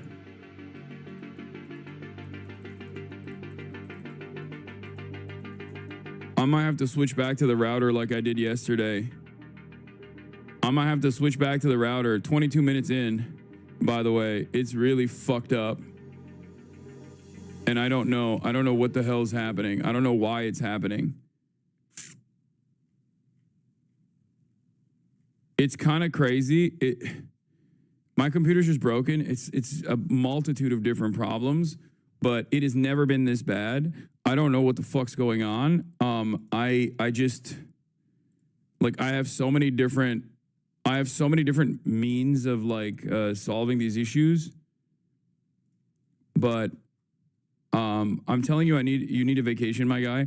I'm gonna get one already. Okay, everybody, shut the fuck up. Lack of PC gaming content is the reason why it's like happening. Yeah, okay.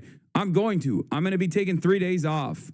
I'm gonna be taking 3 fucking days off this weekend for my brother's bachelor party. Okay, so I'm not gonna be here Friday, Saturday, and Sunday. Okay, I'm not gonna be here anyway. I'm not gonna be streaming regardless. And god damn it, am I excited. God damn it, am I fucking stoked for not having to stupidly fucking stream with this stupid fucking setup. Holy shit. Holy fucking shit, dude. I'm like losing my mind every fucking day. Every day. There's so many different problems. It's like, what the fuck? I'm just gonna quit and never come back. I'm just never going to stream ever again after that. I'm going to take the 3 days off, and then that 3 days is going to turn into 3 months. It's going to turn into 3 fucking years. Holy fuck. Nothing more annoying than just like, nothing more annoying than shit that's like completely outside of your control, just like breaking and falling apart over and over again.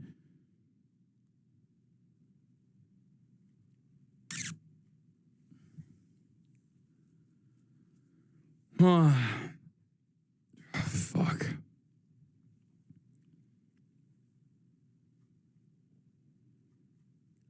What's the longest break you've taken? I don't know, like 7 days when I got banned. I haven't taken like 3 days off without being banned in years.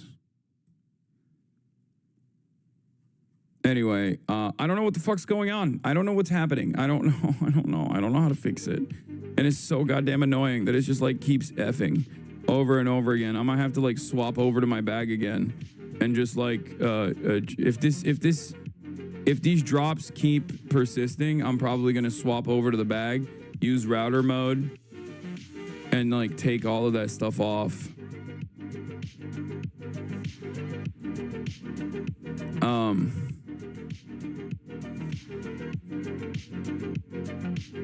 It's just so goddamn annoying. Anyway, let's blast off and let's get it started. Let's get it twisted. It's so crazy how much this shit happens. Like,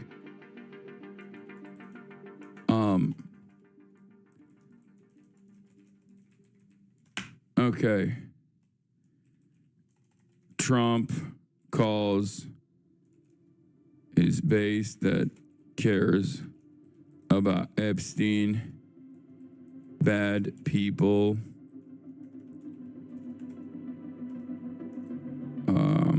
Zoran meets NYC CEOs. Israel strikes Syria.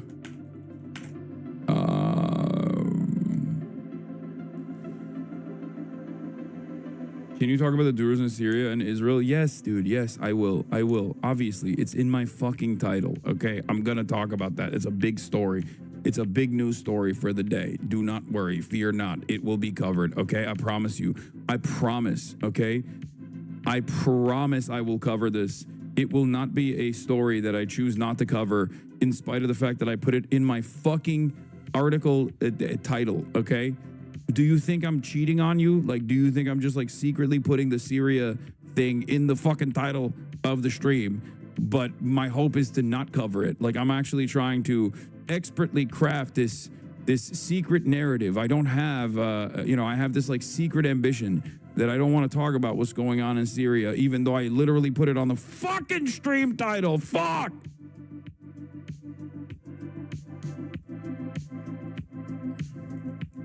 Arizona primary results. Hassan is so pissy today. Yeah, maybe I'm pissy because I just started and I've literally fucking had, dude, I do tests, okay? When I get started, when I start my broadcast, I do tests beforehand. And literally up until the point of the actual stream, up until the point that I actually start the stream, there's no issues. And the moment that I fucking start the stream, there's like multiple Fs. I don't know what it is, and I don't know how to fix it. I'm like spending every waking moment worrying about this shit on the background. It's just really annoying. That's it. Sorry. It's so fucking lame that this shit keeps persisting. I want to put the political commentary in the bag. I want to do that. I want to put the political commentary in the bag, and my ISP or my computer or just like the powers that be are just stopping me from putting the political commentary in the bag. Yes, there is a new setup coming. Shut the fuck up. Shut up.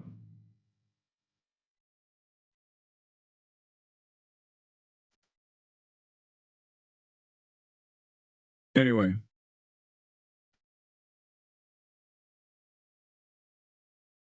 No worries, bro. We'll be patient.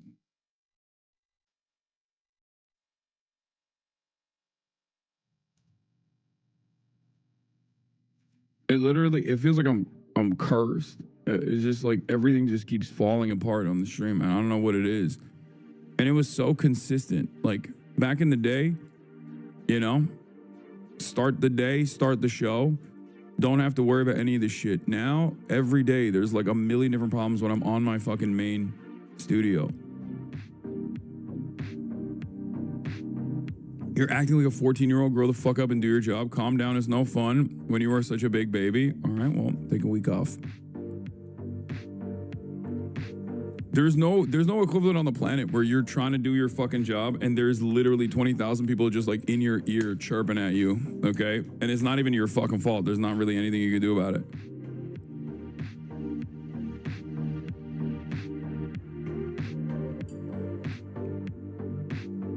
Take a week off, bitch. All right.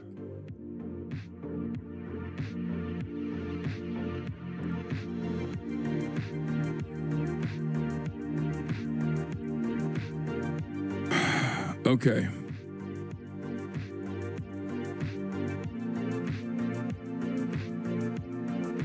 It literally might be the feds. I don't think the feds would be doing this. I think they would just like shut my shit off entirely. They wouldn't just be like tweaking my shit. All right, we blasted off, okay? Trump calls a base that cares about Epstein bad people, Zarmis, New York City CEOs, Israel strikes Syria, AZ primary results. There's a lot to talk about, but we'll obviously start off with this. Apparently, I got mentioned by Gianmarco. I'm going to talk about politics, but I want to be careful because you may have read there's a famous streamer, Twitch streamer named Hassan Piker, and he's very good, and he talks about politics a lot online. And he left America for like work, I think, and then when he flew back, he got detained at the airport. And I'm honestly, I fly back tomorrow, and I'm truly so scared they're not going to know who the fuck I am. I'll show them my passport like Jamarcus Horezi. I don't even think borders should exist. And they'll be like, right this way. I'll be like, no, wait, look at this. Here's a clip where I say if Elphaba was real, she'd be a member of Hamas. And they'll have to usher me into the country. I'll be like, no, my cousin's Luigi Mangione, I swear. Dude, we're getting a bunch of cheers at a random comedy shows. Huge motion. We're winning, bro. I mean, Gianmarco has a very similar audience to mine. We got to do that collab soon, for sure. Yeah, he's been popping off. He has been putting out banger after banger after banger. Oh, I forgot to watch the Will Neff dunking on Beitar without even trying. This went a little viral, actually, as a matter of fact. And let's hit that with a retweet. I was gonna cover this. Superman Super Woke. I briefly covered it yesterday. Beitar got real fucking mad. And Will and I went, Willie Boy and I went and watched Superman Super Woke together. And this motherfucker had tears in his eyes. I don't know if he actually revealed this to you guys, but I swear to God, Will is a major DC head. Okay, he's a major DC fanboy. He grew up with DC. He's always been a DC fan. He's always loved comic books. He's always loved comic book movies. And Caroline told us about it all last night. I mean, I teared up too. I've definitely teared up. But Will literally was like Will was Will was like actually crying, which was kind of cool. He loved it. He was like, movies are back. DC is back. And it really is. It really is. It was a very faithful comic book adaptation, and I was very stoked to watch it. I've obviously given you my takes, but here's what Will, I guess, had to say about at least a part of the movie. But the most brilliant thing that Gunn did was Baravia is Israel, obviously, and they're cartoonishly evil in the film, right? So no one who supports Israel can look at it and go, well, Baravia is supposed to be Israel, because they then would have to admit that what they are doing in real life is cartoonishly evil. It's such a brilliant, Baravia made you think of Israel? What about it? What about what they were doing? No, tell. No, tell. No, go ahead, tell me. The supervillain stuff? Is that what reminded you of them? Interesting. Yeah. Interesting. It's just comic book stuff, man. It's just... Yeah, why you got to bring politics into everything? Yeah, it's awesome. I sent my lady friend your super woke video on Ben Shapiro, and she said your analysis was incredible. Thanks, Unc. You're welcome. Yeah, Baravia was also... Superman was created by two Jewish immigrants in like the 30s.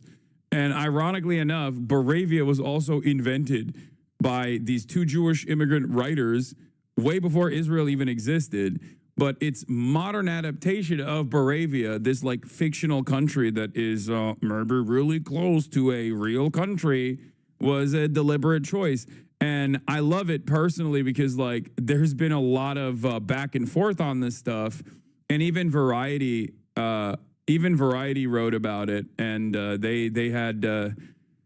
they were talking about, is it Israel, is it not Israel? But I think James Gunn did a decent job of just like offering plausible deniability.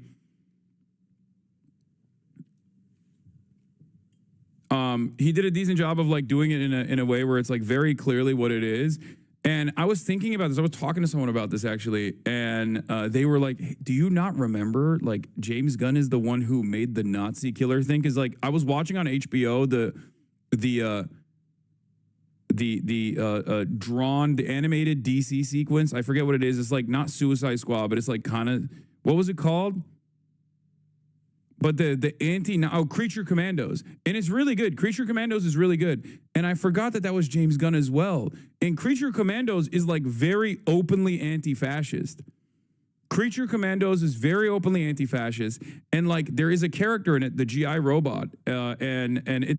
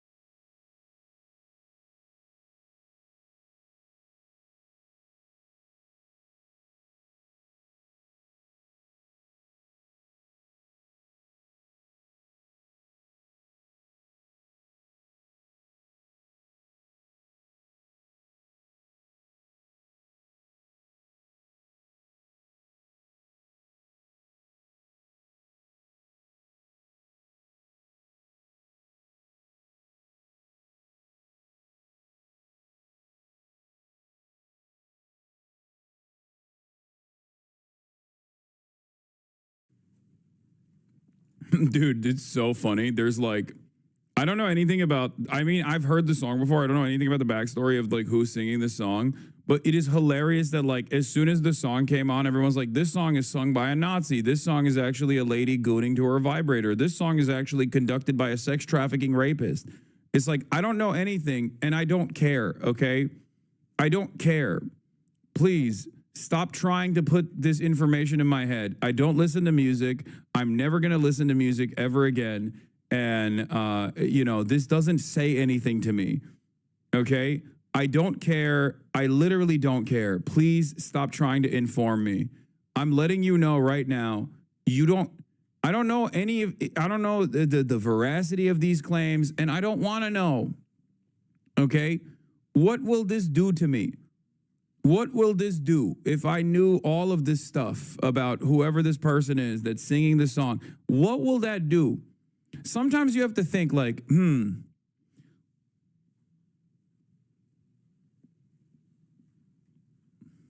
what do you listen to when you work out? I don't listen to any music. I listen to podcasts when I work out.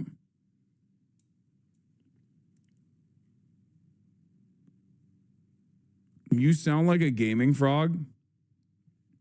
No, it's just like there's stuff that's like relevant, and then there's like an exaggerated claim half the time too. And then there's stuff that's just like completely irrelevant to my world. I don't care. I will never listen to this song ever again. It's just like, I don't care. Just stop trying to inform me. I don't need more information in my mind, okay? That's it. Yeah, Forbes also, we're talking about Superman anyway, because it's like not pertinent to the conversation. Do you understand what I mean? It is utterly irrelevant to the main conversation. We got here because I was talking about James Gunn's politics, and you want to talk about some whole different shit, and I don't care about that shit at all. It is completely and utterly inconsequential to the grand scheme, to the main argument that I was conducting, to the main argument that I was presenting here. Anyway, not wanting to have more information in your mind is such a vibe. Yes, it is.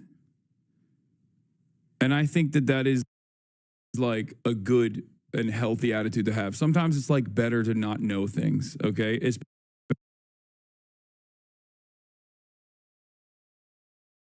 Especially if they're like utterly inconsequential. So, yeah, Forbes and Variety both wrote about this. Variety wrote, a new day for DC, breaking down Superman salaries, budgets, and more. Studio fast tracks Wonder Woman and its future. They're not going with Gal Gadot, by the way.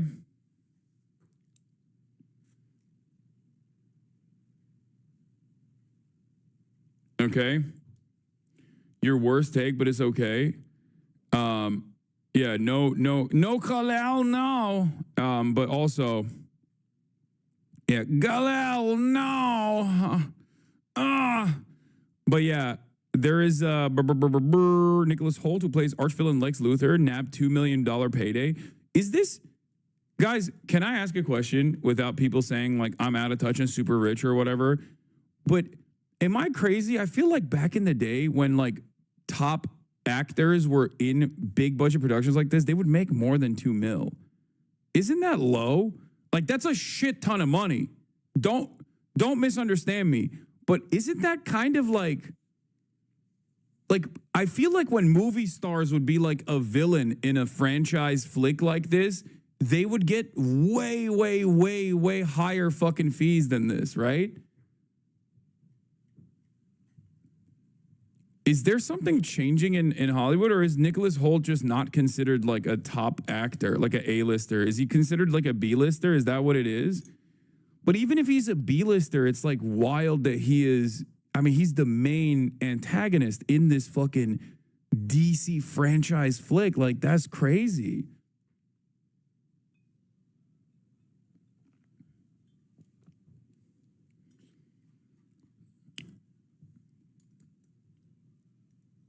That actually was like a little bit shocking. The film cost $225 million, another $125 million to market globally. The latter including pricey stunts like a Superman figure hovering over the apex of London's tallest building, blah, blah, blah. Typically, film stars earn top salaries, but in this case, Goma was by far the highest earner, pulling in 20 times more than David Corenswet and Rachel Brosnahan, Lois Lane, who each earned 750 bills. The Guns 15 million. What? Bro, that's crazy. My dude made 700. Dude, what kind of a fucking planet are we living in where I, a fucking random Twitch streamer, can get approached with a one-day advertisement scheme that I said no to famously, if you guys recall, where I would get paid more than motherfucking an actor in a Hollywood. What is going on?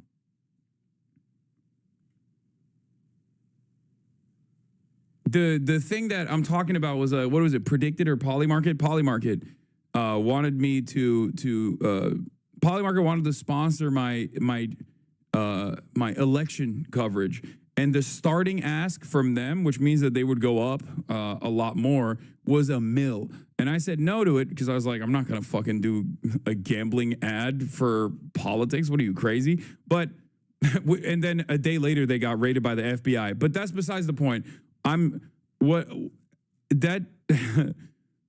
My point, my larger point here is like, it's crazy that like I can be approached as a Twitch streamer for a higher paid gig for one day than like the fucking protagonist of Superman. Oh, by the way, Polymarket, Trump administration ends Polymarket investigations without charges. Shouts out to Polymarket, totally exonerated. Nothing wrong, no wrongdoing, because the Trump administration has decided they're cool.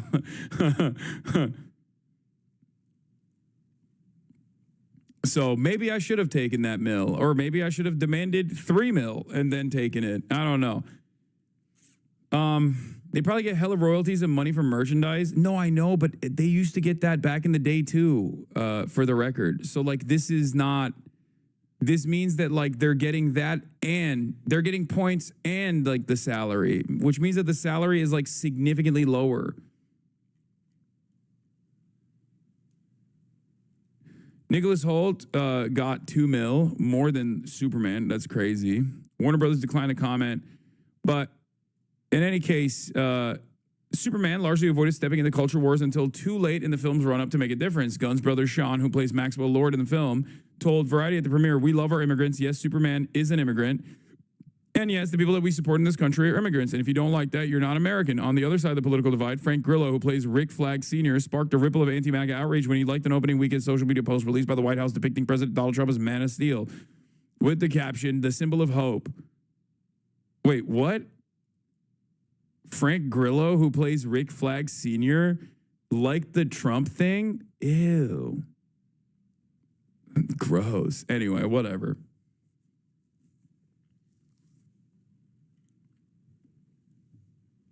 But one hot button issue is resonating with some moviegoers. Pro-Palestinian activists and influencers are hailing the film on social media for what they see as an overt rebuke of Israel in the wake of its deadly military campaign in Gaza. In the film, Lex Luthor has started a foreign war and is making billions off the conflict. The aggressor nation, dubbed Bavaria, drops bombs and oppresses his desert neighbor until Superman saves the day. Twitch streamer Hassan Piker, who has a massive following, called the film 2 hours and like 10 minutes of fuck Israel the entire time, a sentiment echoed across social media on opening weekend. However, the film's timeline might not align with Israel as a stand-in for Bavaria. Gunn turned in his script on May 2023, months before the current Israel-Gaza conflict escalated. Yeah, except it was an ongoing incident, and it hasn't started on October 7. It was definitely a thing that was existing far before October 7. And not only that, but also, you can still add, you can still make tweaks on the villainous character after you have put the script in. It's not like an unchanging situation. Yeah.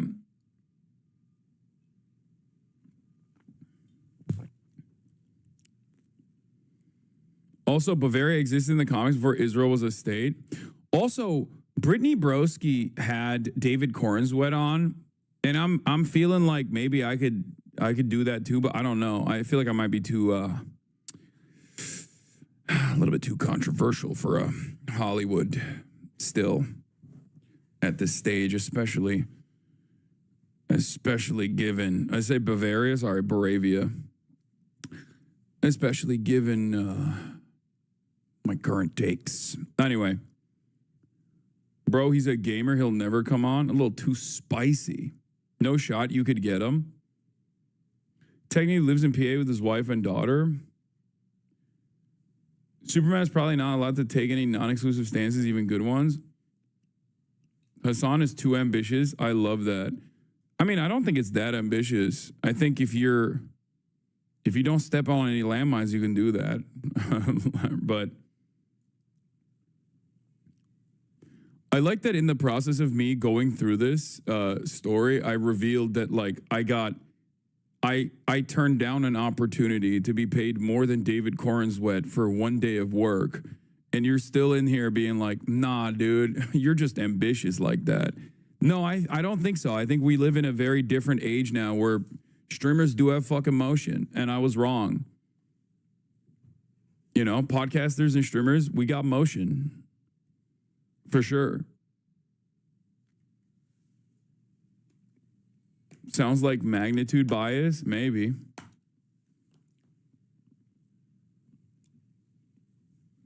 Did you say Atrioc X Lena Khan podcast? No, I didn't say that. I don't know why you keep saying I said that, but I'm glad that Lena Khan went on the pod.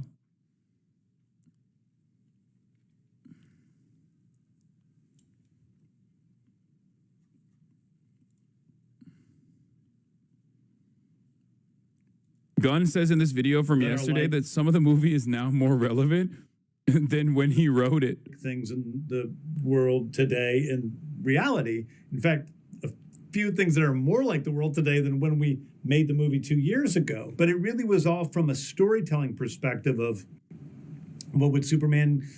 I wonder what he could be referencing when he says that. I mean, it could literally... It's perfect, though. It's a perfect statement because he could just literally be like, oh, Superman's an immigrant. And this administration is anti-immigrant. And it's very obvious, like, this is Superman getting attacked relentlessly about anti-immigrant. He could say it about Ukraine and Russia if he wanted to, but we know what you're saying. I'm picking up what you're putting down, big dog, okay? Also, it is pretty funny. I'm just realizing at this moment, and maybe it's because I'm stupid and I didn't realize it, but like, it's pretty funny that his character on Creature Commandos is a self-insert. Like, he just made himself, like, super hot and brolic in Creature Commandos. Like, the main character in Creature Commandos is literally him. Like, the same hair and everything. Hashtag the gun is aimed at Israel. We're all hashtag reloading the gun.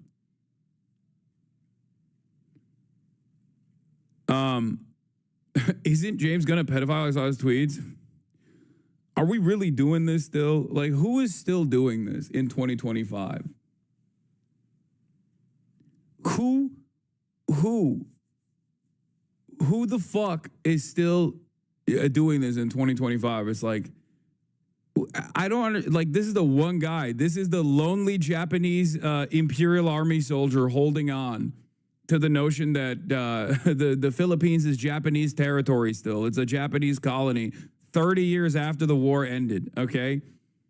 He's like, nah, dude, I live for this shit, okay? You don't understand. This motherfucker made edgy tweets that were like, this motherfucker was in 2009. Way that I don't like it. That says a lot about him today. Oh God, here we go. Here we fucking go. Right on the dot. Right on the dot. Little baby F. We're good. We're gonna be good. It's gonna be fine. Calm down, folks. We're back already. We're back already. Hold up. Hold up. Hold up, folks. But yeah. Bro, it's literally Rick Flag Sr., not fucking James Gunn. I think he made himself. I think he just like made the hair like that. I just feel like it's a self-insert a little bit. But yeah, we got obviously Trump Epstein stuff, which we're going to be talking about today, considering that Trump seemingly doesn't want to let this go.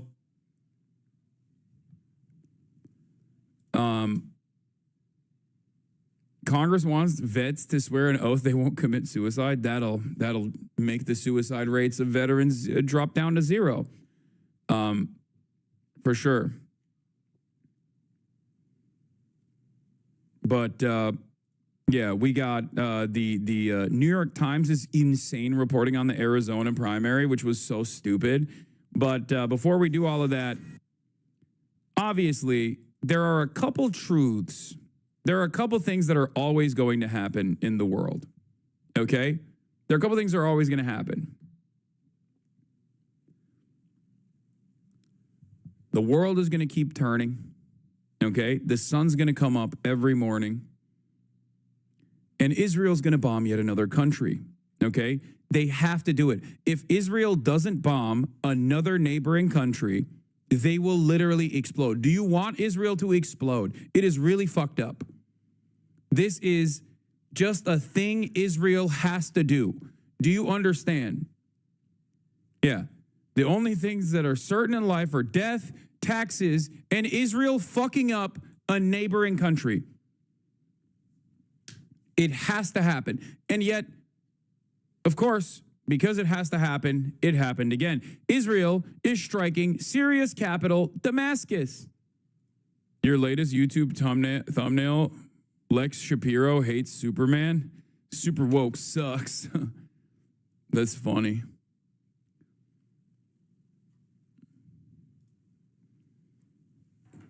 Yes. If Israel's hatred drops below 80%, it'll blow up. Yeah. You don't understand. You don't understand. Israel has to blow up neighboring countries. What the fuck? You're being anti-Semitic. You are being anti-Semitic if you don't think Israel has to blow up other countries, okay? They have to. We had some breaking news this morning in Syria. There are some strikes by Israel because there were attacks in that northern... Dude, this is so funny. This is so funny that they're just like trying to contextualize it immediately. And they're like, there were some attacks, I think. I don't fucking know. Whatever. Israel's blowing up another country. And if you ever say anything about it, you're fucking anti-Semitic. Shut up. Region, that northern border region, and Israel's not going to stand for it. Marco Rubio, the Secretary of State, just a little bit ago at the State Department said, guys, maybe you want to back off, tamp it down a little bit. But this is a unfolding situation and some breaking news, and that's why Trey Yinks is going to join us from Tel Aviv for an update. Good morning, Trey. Yeah, hey, Dana, good morning. All of these Israeli strikes taking place in response to violence that is erupting in the Sweda province of southern Syria. There is a Druze population in southern Syria that is supported by the Israeli government. So when violence erupted there earlier this week, the Israelis began to carry out a series of airstrikes against Syrian government tanks that were approaching the city. There was concern that they would participate in the fighting that was being done between the Druze and a Syrian Sunni Bedouin tribe. Now, as this was erupting, there were warnings and conversations taking place with Israeli officials using back channels to speak with the Syrian government, telling them not to enter the Sweda province because it could be a threat not only to Israel as these forces got closer to Israeli territory, but also to the Druze minority population there. Whenever the government forces continued forward, Where have I heard this song and dance before? Using an ethnic minority and protecting an ethnic minority in the region as a reasoning for why you must bomb another country. I mean, this is just fucking big nation shit, okay? Russia being like, we have to protect the ethnic Russians in Ukraine. America will be like, it's even more laughable. America will be like, oh, we love the Kurds. We need to help the Kurds develop a nation state. Oops, just kidding. We actually don't want to do that. We just want to weaponize Kurdish militias in the region against anyone that we feel is not fully on board and fully invested in what's going on with our agenda. And of course, Israel is using the Druze. Now, this doesn't mean that like This doesn't mean that like all Druze people in like Syria are anti-HDS. Doesn't even mean that HDS is good. You know, I'm not a fucking I'm not a fan of the former Al Qaeda leader turned into institution defender himself. Okay, but it is kind of crazy that Jelani is basically doing everything he fucking can. The bizarre part of the story is that the violence against the Druze is primarily by other actors, not the government. Israel is using flimsy excuses of protecting ethnic minorities just to carve up southern Syria. The arrogance to tell a sovereign state that they can't deploy their own army in their own borders is just insane. Is it insane, or are you anti-Semitic? Is it insane, or is this Jew hatred? Okay, that's the question you must be asking yourself right now. And the answer always is you hate Israel and you hate Jewish people. That's probably the reason. Israel should be able to bomb a sovereign country whenever they see fit by using flimsy excuses. Okay? Excuse me. Hello? Am Israel high? Calm down. It's for democracy.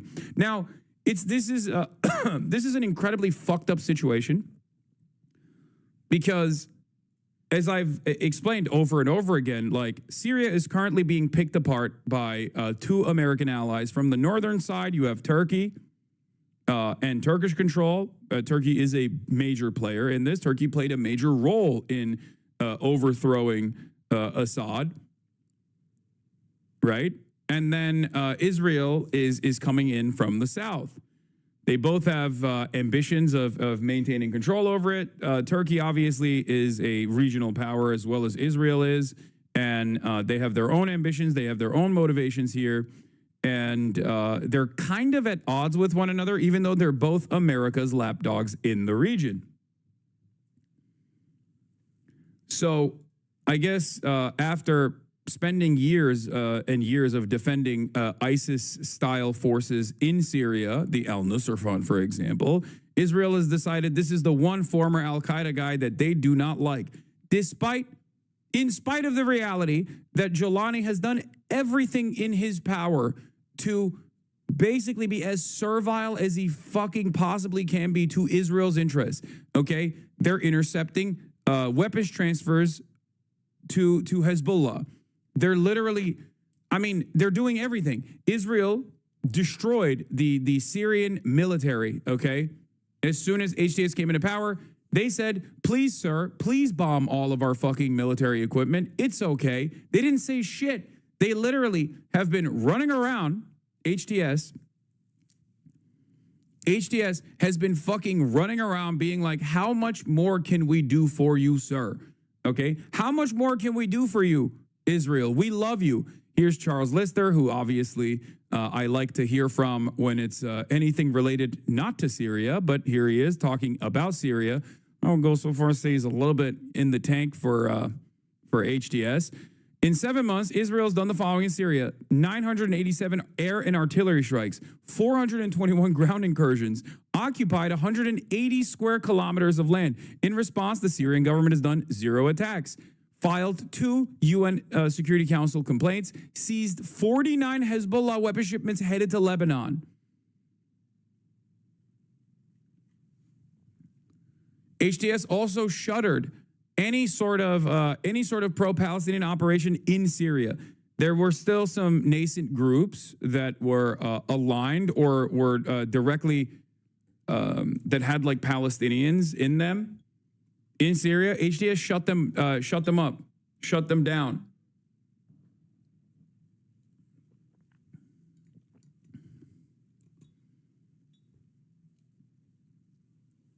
Most Druze leadership in the city are with HTS on this. Israel is arming the Syrian version of Abu Shabab al-Hajri, except he already has more influence, so it's more devastating to do separation and stuff, so Israel can do divide and conquer and unleash division. Yeah, from what I understand, outside of all the Druze sects, there's like one guy that Israel is tapped in with. And of course, they're using that one fucking group to be like, oh, you're attacking our big, beautiful Druze population, and we really care about them. And that's why we have to bomb you. Druze leader Walid Jumblat, Israel is using some Druze figures to stir unrest in Syria under the guise of protecting Druze communities. You know, classic shit, classic divide and conquer shit. And it's crazy because like Jolani, also known as Zelensky, okay? I mean, he did everything. He shaved, he put the fatigues on, he put the suit and tie on. He was like, I am your most loyal servant, Western Empire. I will do everything for you. Like, can we please, I'll build a Trump Tower in Damascus. Like, fuck it, whatever you want. Okay? He did literally everything. And Israel still's like, well, you do have land that we want.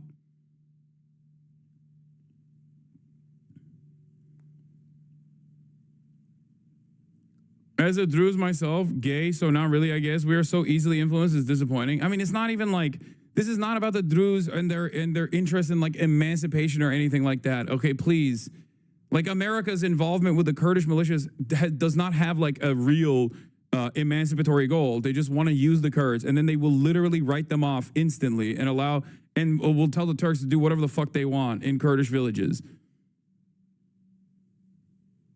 Saying it's land that Israel wants is anti-Semitic. They have a right to it. Oh, fuck, you're right. It's greater Israel.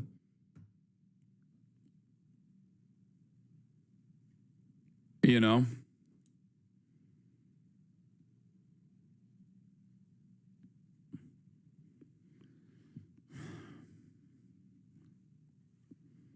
So, and they already have given land, for the record. They have already given land to Israel. Like, Israel is already occupying Syrian territory beyond Golan Heights, ironically, where Zelensky is from. Houthi official on the idea of bombing of Damascus. We do not distribute baklava to gloat over those who gloated over our bombardment, for our compass is firmly set towards the true enemy of the nation, Israel. Toward it, we direct our missiles, to strike its depths and shatter its expansionist delusions. So, yeah. What happened is, and I gave you guys like, a more in-depth analysis on this, but like the Syrian civil war is incredibly complicated in some ways, because like it's incredibly complicated, but like almost every single faction, with the exception of Assad, Russia, and Iran, and obviously the IRGC plus Hezbollah, every single side in the Syrian civil war, except for these four that I'm mentioning, is in some way, shape, or form tied back to America, either by way of Israel or directly, ISIS and ISIS-style groups in the region, or Turkey, okay? Which is America's NATO ally and has played a very important role in the destabilization of Syria, and then also the overtaking of the thwarting of the Assad government. So.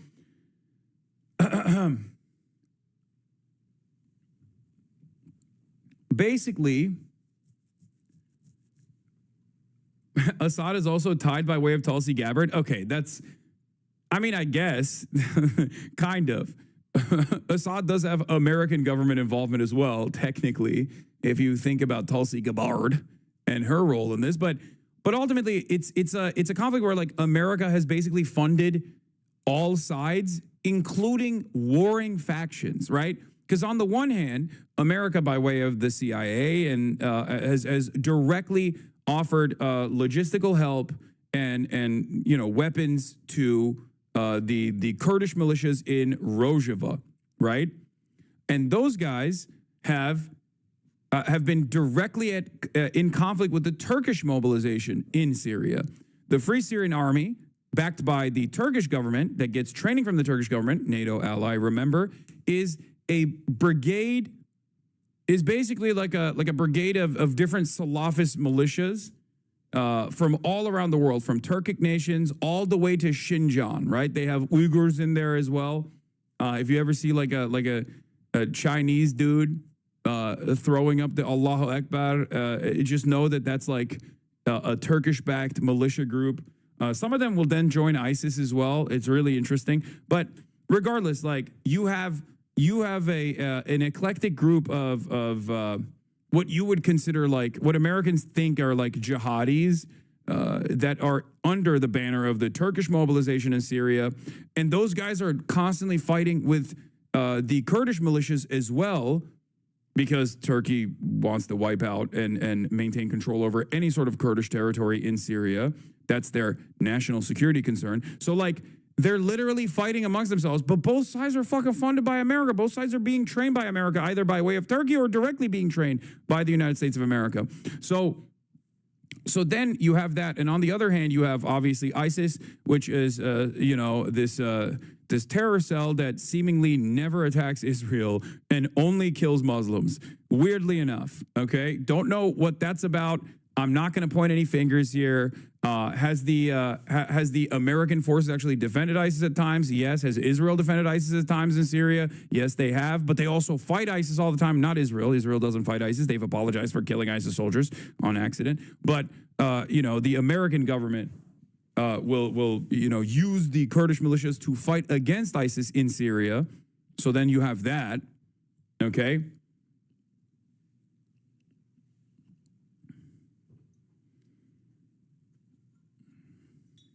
But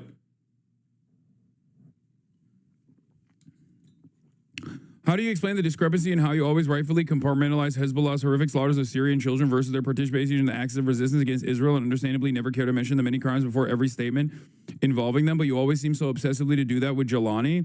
You have said that you are not pro-Assad, but I'm not sure you are anti-Assad at this point. I'm anti-Israel, unconditionally, which is precisely the reason why I will explain Hezbollah's military actions in Syria and then simultaneously still say that, like, Hezbollah is a militant group that now has a party in the Lebanese parliament that was created as a defensive posture for the Shia population in Lebanon, but also primarily the only military formation against Israel in Lebanon. So that's the reason why I don't have that same kind of, I have more of an interest in compartmentalizing Hezbollah as opposed to HTS or Jelani. But if you might have noticed, I'm not attacking Jelani all that much currently, because despite the fact that Jelani has done everything to be a dog of the West, Israel is still fucking up the bag for them. Part of the reason why Israel is, doing this, of course, is because this is against Turkish incursion in Syria. They don't want Turkey to have too much influence in Syria. Assad isn't Shia, by the way. He's Alawi. No, I know. I'm not. I didn't say he's Shia. Also, I'm Sunni. What are we talking about? I have no allegiance to. I have no allegiance to the fucking Shias by religion at all. I don't give a shit.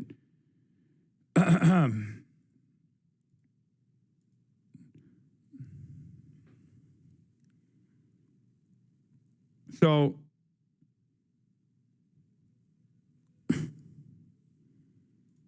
there are a lot of groups that did horrible shit in Syria that are now in charge. And they're openly stating that, at least right now, that they are on board with, like, Israel. They're on board with America. They just want, like, Syria to be able to develop. And Israel seemingly has different opinions. Israel seemingly does not think that is where this conflict should head. Israel has different ambitions here. In the past 24 hours, Israel's bombed scores of sites across Syria, reportedly including the Ministry of Defense, Army General Command, and the presidential palace. Now Israeli cabinet ministers are openly threatening to assassinate Syria's new leader, al-Shara. Ben-Gvir says Israel must eliminate Syria's Shara over violence against the Druze. Since Assad's downfall, Israel hasn't just been relentlessly bombing what's left of Syria's military and strategic infrastructure, it's been steadily seizing territory, using the chaos to advance its long-standing ambitions. Assad's successor, al-Shara, a former al-Qaeda and ISIS commander, rose to power through quiet coordination between Turkish Gulf and Western intelligence services. This is correct. Sina Tusi is right on this. He was repackaged from terrorist to politician with promises of economic backing and diplomatic legitimacy. And if you recall, when this happened, I told you I am not pro-Assad by any metric, okay? He was incredibly weak and incredibly cruel. Having said that, however, that people were desperate for change and they thought that this would bring that change that they wanted. I thought that this would lead to more instability. I thought that the American-backed forces here would probably have to play a role would probably reinstate the same ethnic tensions in Syria, and the sectarian violence would most likely continue. And if it doesn't continue, they would do their very best to try to further to try to further fucking attack Syria. I do find it somewhat interesting that Israel never really did this while Assad was in power. By the way, just pointing that out, kind of interesting that, this was not like this level of incursion never took place when Assad was in power. So I wonder what that's about. Perhaps has a lot to do with his weakness as well. And Russia too, certainly. Never to this degree. Never to this degree. Never to this degree.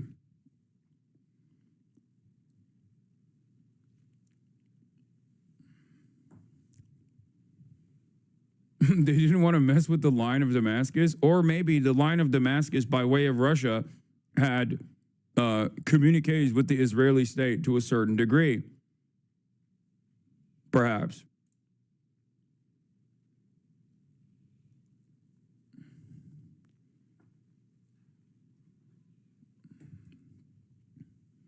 Just saying, because like Russia is also an interesting power player in this region. It's a regional actor, as you guys know, but it's also one that is like deeply tied to Israel by way of population. There's a fuck ton of Russians in Israel. Vladimir Putin literally said, what did he say when Israel was striking Iran? He was like, striking back at Israel would be like striking back at Russia or something along those lines, where it's like there is a massive amount of Russians that have Israeli citizenship. Many oligarchs use Israel as a way. Many Russian oligarchs use Israel.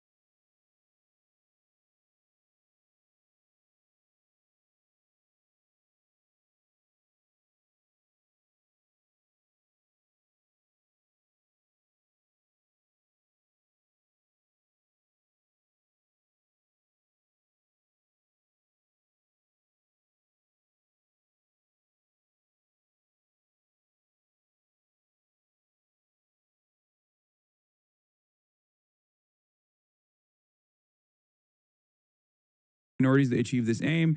Also, it's the timing of it is because there's Benjamin Netanyahu's coalition is like dwindling, and on top of that, they keep pushing back his fucking trial. So like all of that unites under this banner where Israel will consistently bomb another fucking country to be like, well, we're in war. You can't put me. You can't. I'm a wartime president. You can't do a trial for me. How dare you? Source, the articles from last March when the Syrian government signed an agreement with Druze leaders in As-Suwaida. Israel immediately declared this a severe blow to Israel and did everything possible to blow up the deal and undermine Syrian unity. There's also another concern here because like Syria is basically piecemeal, partially controlled by Israeli interests, partially controlled by Turkish interests, and of course, both of those are under the banner of American interests, and therefore, this is two different factions that want more control over Syria.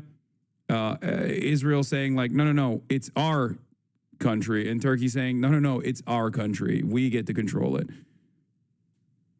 It's America's two different attack dogs in the region. Having a little bit of a conflict over Syrian territory, which is no longer a sovereign state, okay?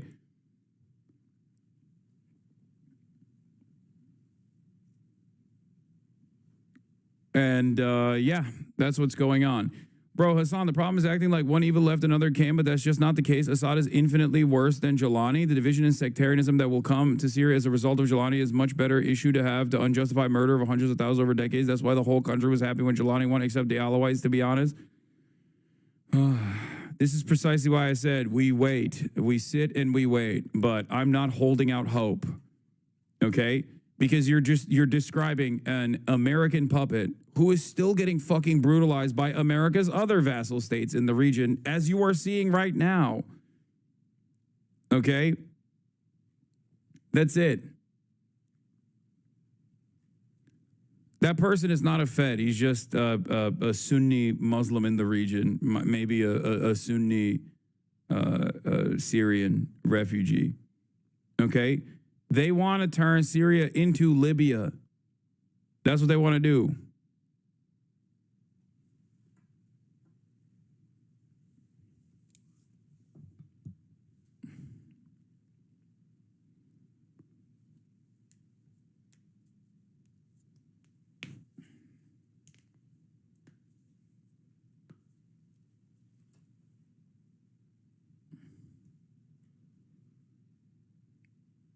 Don't compare us with Israel. What the fuck is wrong with you? What do you mean? Us as in like the United States of America with Israel? We are Israel. Israel is us. Israel is an extension of American interest in the region. What the fuck are you talking about? Are you crazy? Oh, you mean Turkey? Oh my God, the Turkish cope is so fucking strong in the chat sometimes. Turkey is different, bro. It's different. I swear, bro. Really? It's different? We got American nukes in Incirlik. What are you talking about? We're fucking a NATO country. Get the fuck out of here. We're not as like slammed in the ass cheeks of America as Israel is. You know, Erdogan does stray away from American interests, at least for a short period of time, but that offers it protective cover to make side deals with like Russia and China from time to time. But those side deals only offer comfort to Russia. And then look what Erdogan did in Syria. Abi Ekşi Sözlük'te İsrail'i savunuyorlar, İslamistlerle savaşıyorlar diye. Ama manyak hepsi. Bırak Allah'ına. Al birini vur ötekini amına koyayım. Israel, either Israeli Druze or Syrian Druze who live in the Israeli-occupied Golan Heights, attempting to cross into Syria to try and help their fellow Druze brothers in Syria who have been under attack in the city of Suwaida. And we are seeing hundreds of these Druze individuals crossing the Israeli border fence into the Israeli-controlled buffer zone inside of Syria, trying to make their way to presumably that city of Suwaida. It has been an extraordinary scene to witness these hundreds of people who have broken across this guarded border fence. We have seen the Israeli military out deploying tear gas to try and get these individuals, many of whom are Israeli citizens, back onto the other side of the border. The Israeli Prime Minister has addressed the matter directly, saying that the situation in Suwaida, that southern city with a very heavy Druze population, calling that situation very serious, but saying that he has one request for the Druze population in Israel, and that is, quote, do not cross the border. He maintained that the Israeli military is carrying out actions, and indeed we have heard from the Israeli Defense Minister, Israel Katz, who said that Israeli Druze member of Knesset crossed the fence as well. He claims he went inside to convince the others to go back. At least 1,000 Druze from Israel and the occupied Golan have crossed the fence with the stated intention of joining the fight against Suwaida. Some of them are armed. Incredible.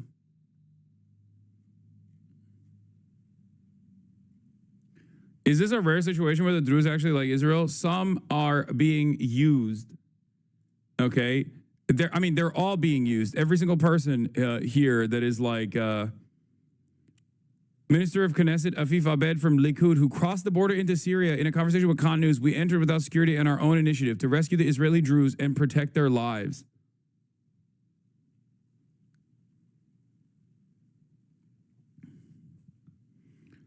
Incredible. The Druze, some of the Druze factions here are basically like the Kurdish factions that America uses from time to time. They don't ultimately give a shit about the Druze population. They're just using the Druze population to be like, see, we are the protectors of the Druze population here. That's it.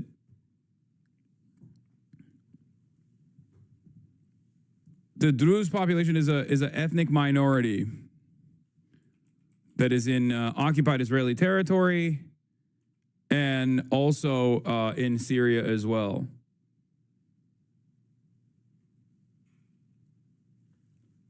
Is a religious. It's like a religious minority, and they serve. Some of them serve in the IDF too. America always uses Kurds and arm them just to drop them later on. Same story every time. Yeah.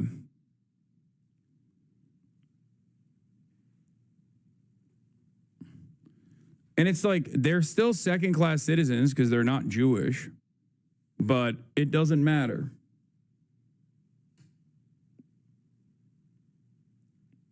Israeli Druze who are active Israeli occupying force are turncoats. Kamal Jumblat literally fought for the Palestinian cause and died. Important to note that they want to support the Israeli-backed drug gangs of the Druze warlord Hikamet al-Hijri, who, mind you, has barely any public support. They want to help their Druze brothers. Many literally have families there. They're not crossing for any warlord. At least 1,000 Druze from Israel and the occupied Golan have crossed the fence with the stated intention of joining the fight against Suwaida. Some of them are armed.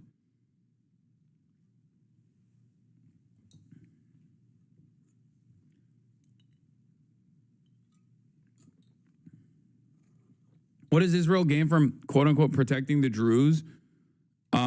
They make it seem as though they have real ambitions, like a moral goal in further destabilizing Syria. But yeah, remember, what a coincidence. Israel starts another unprovoked assault on the day of Netanyahu's trial and a day before his government was about to collapse because his ultra-Orthodox partners were ready to leave the fucking ruling coalition. Last month it was Iran, now Syria, all thanks to free U.S. military supplies. Hell yeah. Fantastic. Will intensify its attacks on government forces if they do not withdraw from Suwaida. And indeed, in addition to the strikes that we've seen in the Syrian capital of Damascus, there have also been Israeli strikes in and near Suwaida, including strikes on tanks and other heavy equipment, trucks carrying machine guns, according to the Israeli military, that they say were headed toward that city of Suwaida. Becky? I want to come back to you. Stand by. I just want to get Selma up at this point. You've done a lot of reporting and producing from Syria. What do we understand to be happening in the south, in Suwaida, at present on the ground? We are seeing strikes, and we understand, and we are reporting on heavy fighting there.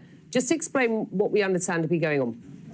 Yes, so absolutely the flashpoint of Suwaida, which is a stronghold for this Druze community. They are a minority group, but they are a majority in this city. And that is where these clashes broke out over the weekend between Bedouin tribes and this Druze community. Now, we have images to show you of what that outbreak of violence looks like on the ground. Gunfire on the streets, armored vehicles, terrified families, as you can imagine. And with that outbreak of violence over the weekend, dozens of people were killed. That's what prompted the Syrian government. Which citizenship have the Druze? The Druze in Israel have Israeli citizenship, and the Druze in Syria have Syrian citizenship.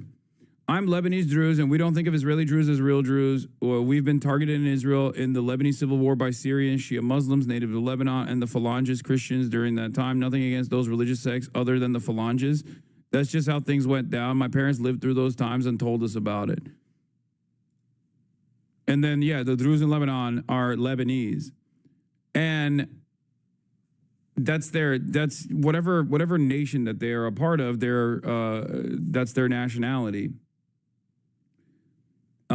It's interesting, though, because The Golani Druze have rejected the Israeli citizenship, or at least a big chunk of the Druze, Syrian Druze population that's living in Golan Heights, that is occupied Israeli territory that Donald Trump in his first term officially recognized the annexation of, in direct a violation of international law.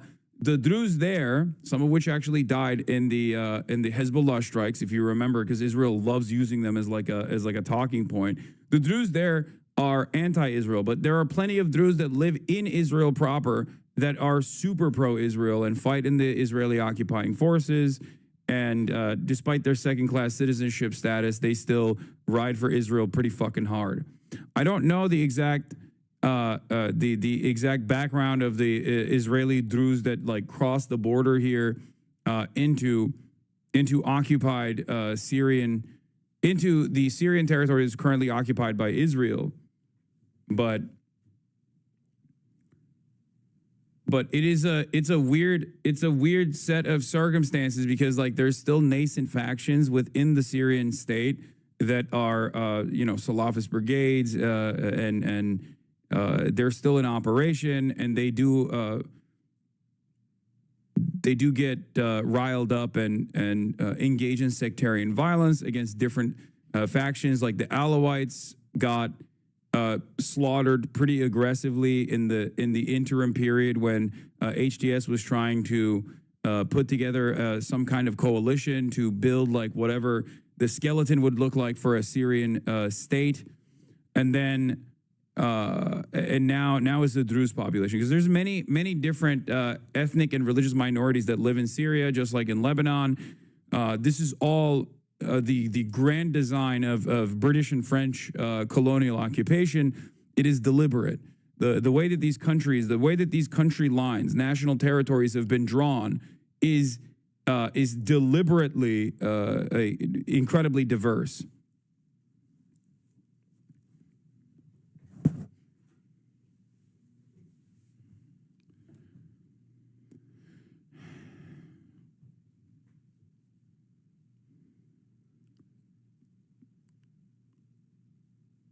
So they use,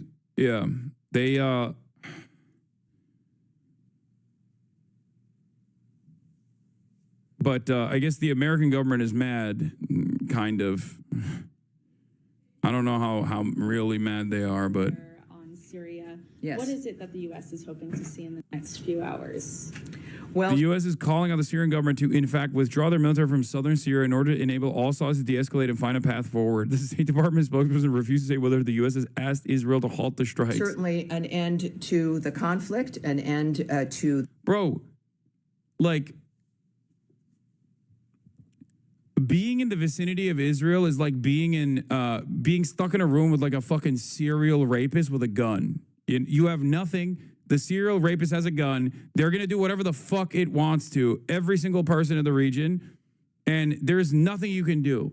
And if you ever like strike back, if you ever say that you don't want this, then America comes in, okay, and says, no, they get to do whatever the fuck they want to you. Shut the fuck up. Stand down. It is crazy. It's crazy. Israel's like, oh, we have a greater ambition for our greater Israeli project, and some of that is Syrian territory. And then they just like blow up Damascus. And then America turns around and says, hey, they're doing the right thing by blowing up Damascus. You should shut the fuck up. The nature of the violence that is happening, an Israeli withdrawal, a Syrian government withdrawal from the area as well. And has the U.S. asked Israel to halt strikes on Syria? I cannot speak to specific conversations or the exchanges diplomatically, but I can say that, let me see, there's a few things that might give us a sense here of what's happening. We are calling on the Syrian government to, in fact, withdraw their military in order to enable all sides to de-escalate and find a path forward.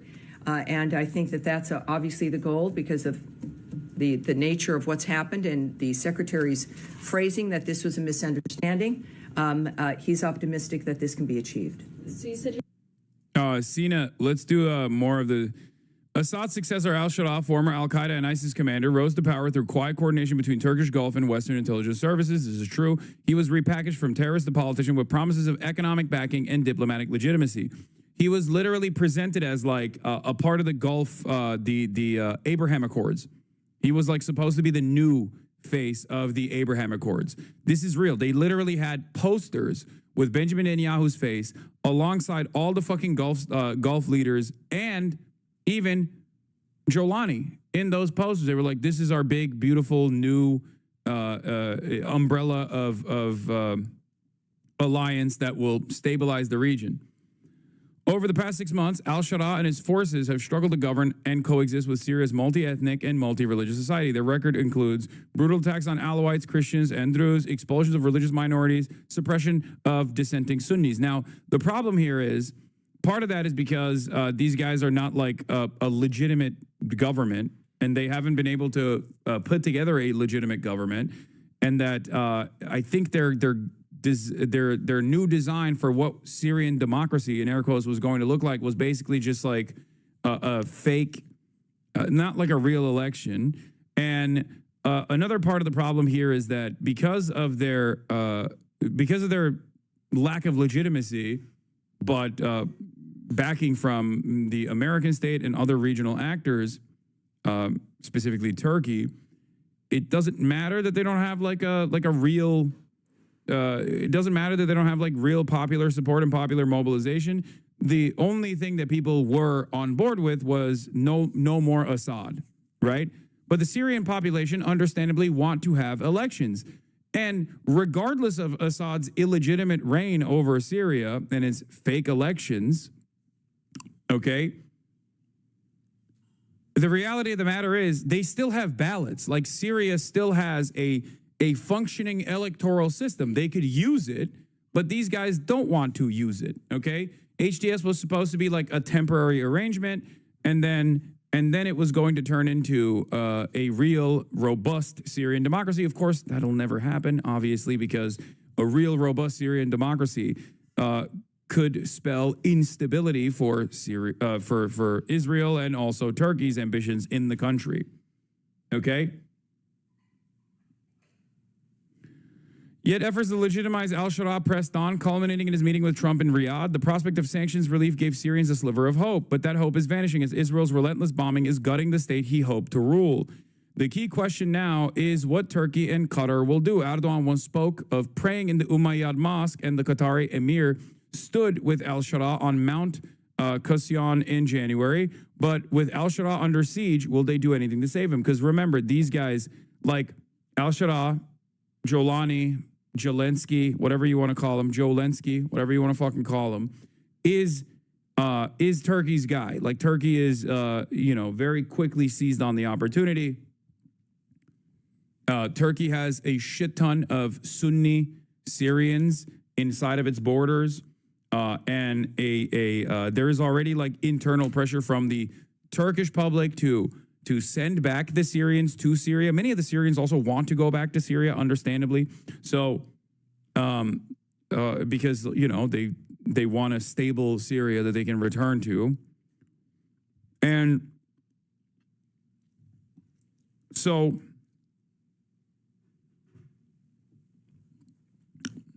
that seemingly is not in the cards for Israel. After Assad's fall, Turkey's foreign minister called it a lesson for Iran. Now al-Sharaa, backed by Ankara, may not last a year, while Assad, with Iranian and Russian support, brutally held on for 14 years after the uprising. Okay? I believe that this is Hakan Fidan, Turkey's foreign minister. I believe that Turkey, Saudi Arabia, and the United Arab Emirates, Egypt, Qatar, Egypt, and Jordan can come together and take very serious steps to solve critical problems in the region. We've started to do so with a meeting in Aqaba. The important thing here is that the states are sincere. The strategic takeaways now, one surely weighing in on the minds of many regional leaders and longtime U.S. allies, is this: the consequences of trusting Israel in the U.S. can be disastrous. Syria is fast becoming a cautionary tale in that regard. You have to remember, like, they need to... They want...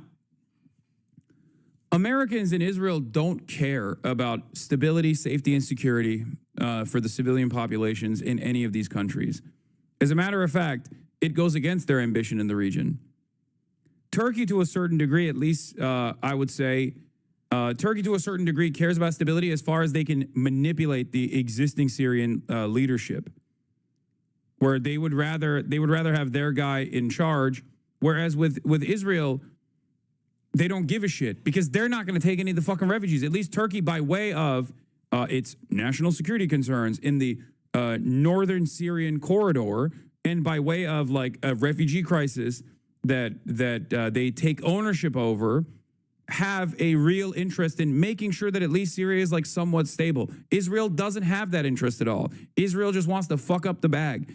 Whether they have a puppet state, which they kind of have with Jelani already by way of America, because Jelani is America's guy and Turkey's guy, or they have complete destabilization, doesn't matter. They will blow shit up and they will take over more territory. And ultimately, that plays a role in their ambitions. I get it. There's a little F.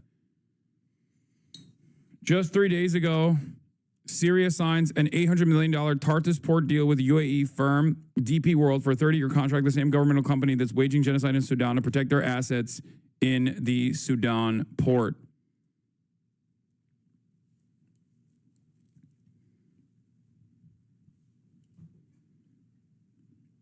If Turkey truly sees al-Shara's government as worth defending, the question is whether Erdogan will respond in any meaningful way. Will he cut trade ties or halt energy shipments to Israel? So far, Ankara's rhetoric hasn't matched his actions. He's not going to do that. The best Erdogan could do in this process is basically go back to America and beg them to rein Israel in. Because Erdogan's goal here, regardless of his own personal motivations, regardless of his own personal response to like internal conflict in Turkey with respect to Syrian refugees going back to Syria, and his interest in having control over a now stable Syria that is aligned directly with Ankara, he can't do shit about it because he's America's lapdog. Okay? There's nothing he can do about it. Israel's goals in Syria are no mystery. Establish a corridor to Iraqi Kurdistan border, fragment the country through its allies among Druze and Kurds, inch closer to the old vision of a greater Israel in a new Middle East, arguably more improvisation than strategy.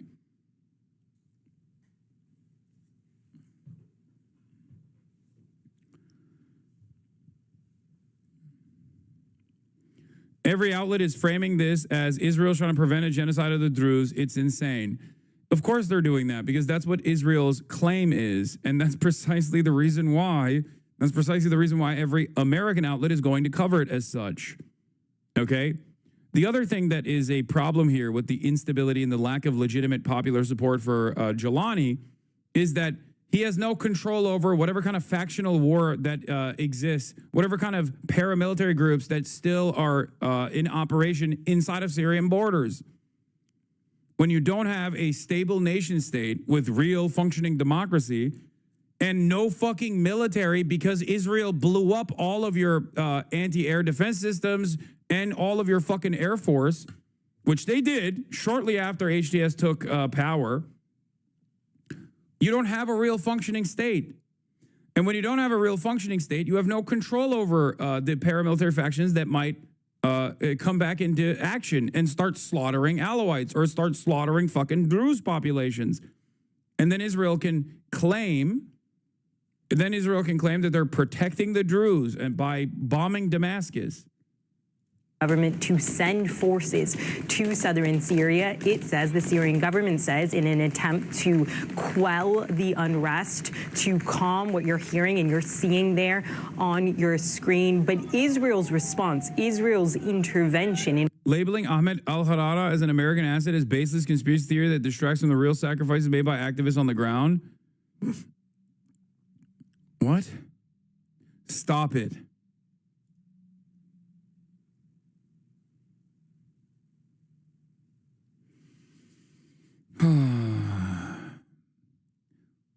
You're right, man. He is a reformist. My mistake, big dog. The former Al-Qaeda,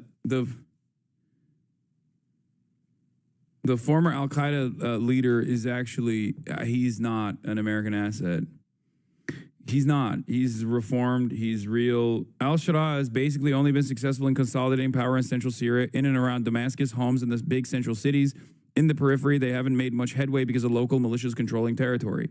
Yes, and you can't bring all of these different factions together in the table, especially if you were warring with them and you don't even have the military power to be able to do so.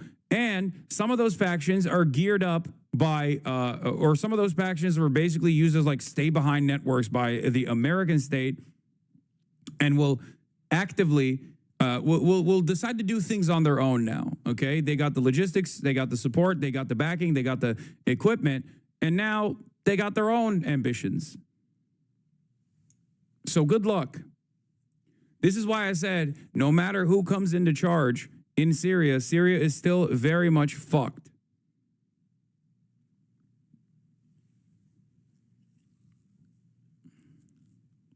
This does not mean that Assad was good or like a fucking hero to the Palestinian cause.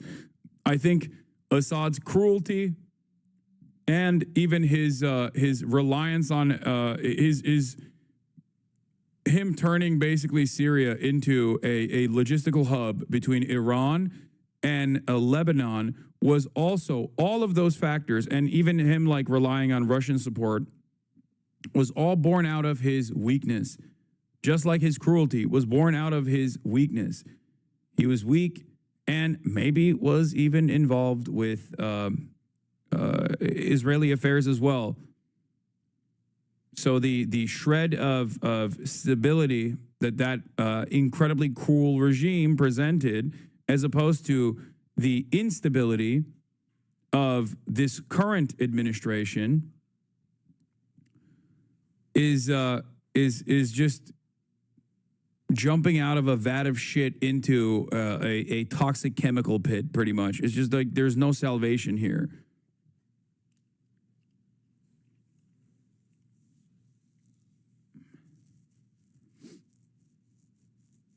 What is a domestic affair has, of course, poured fuel on this fire. The Syrian government's push to try to assuage the clashes in that area is part of a wider effort, Becky, of course, to try to end second. There's also this as well. No shot the fighters for HTS, Syrian military, are okay with being Israel's dog and getting bombed constantly. Jelani will be overthrown just like Assad. There's also that as well. Because, like, the reality of the matter is, the more Israel gets to do some fuck shit, okay, the less stable Jelani's already unstable coalition is. His limited coalition falls apart when people go, dude, what the fuck? You were supposed to put a suit and tie on and take away our sanctions so we could like rebuild the country and then maybe sometime in the future have an attempt towards democracy. Okay? Like, there's a lot of there was a lot of copium from a lot of people, even in my chat, even in my community. Understandable copium. Some hopium from people that thought like, oh no, you don't understand. Like, the reason why Jelani has to say he's like pro-Israel is because, he doesn't want to be bombed. It's like, okay, well, Israel hasn't stopped bombing Syria. So what the fuck does that mean? Like, it's understandable that people in these dire situations that have seen that have been displaced, that have seen their family members get slaughtered or family members get like tortured in a fucking prison, would think like, okay, this time it'll be different, I hope. Maybe good things are possible. That's why I said we can only wait to see what happens.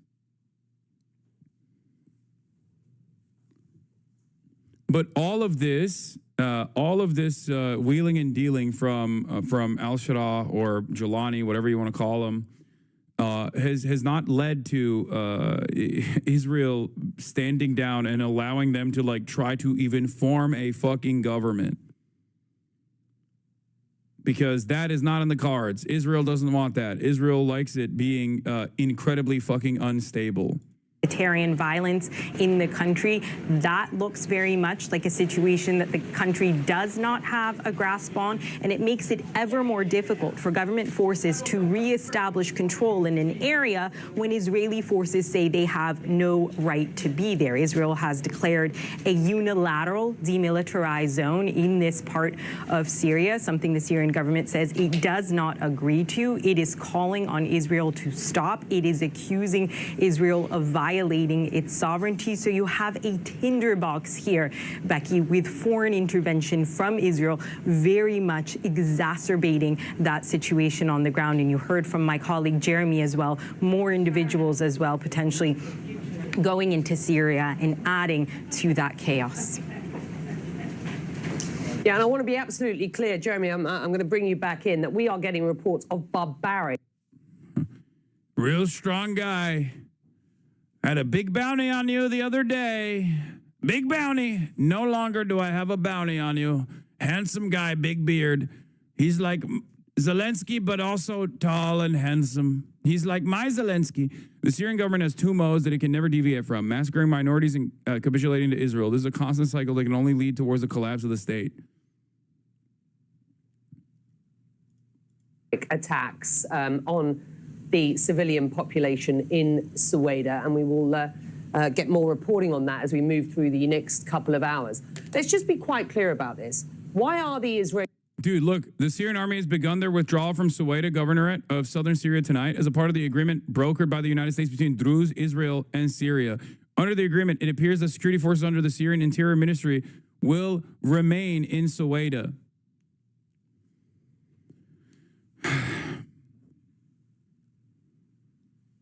But not the Syrian army. They're pulling back the Syrian army.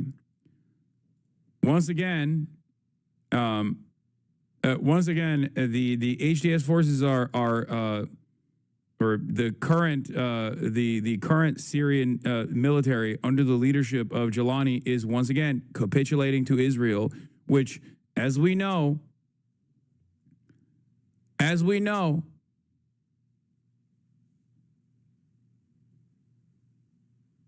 Israel's not going to stop. Israel has never stopped until it is forced to. Israelis getting involved, and why have they vowed to protect the Druze community? Well, the Israeli Foreign Minister Gideon Sa'ar kind of laid it out this morning, saying that there are two primary reasons for Israel intervening in Syria. The first of which, he said, is that Israel is trying to protect itself, that it does not want to allow certain armed elements along its border in that southern part of Syria. So there is a national security interest, they say. The second element, though, which seems to be the most salient one at this moment, is that they say that they have an interest in protecting. Excuse me, Israel has a right to defend itself by taking over more territory in a sovereign state, Syria. Excuse me. Hello? What do you mean? What, did you think that anything different was going to take place? This is, in my opinion, remember when I told you that it's Israel that's holding the wheel now? Like, Israel is playing a much more important role in the grand design for American imperialism in the region. This is a byproduct of that. Because I suspect in the past, if they wanted to ensure stability, like actual stability in Syria in a way that benefits both Israel in the long run and also America's interest in the long run, they would just pack this up and they would tell Israel to stand the fuck down, okay?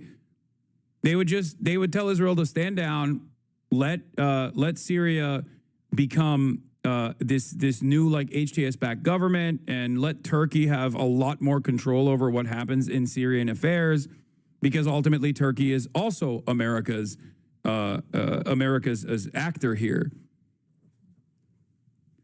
But it doesn't work like that any longer. Now Israel gets to drive the car. And this is the outcome. Israel could end the war in Gaza, sit and talk with Syria and Saudi Arabia, and even manage its issues with Turkey through direct channels it already has. But Netanyahu chooses to distract his public from the corruption trial by keeping Israel in perpetual war. I mean, it's not just that. It's not just that. It's also because like this is a direct strike against like Turkish involvement in the region as well.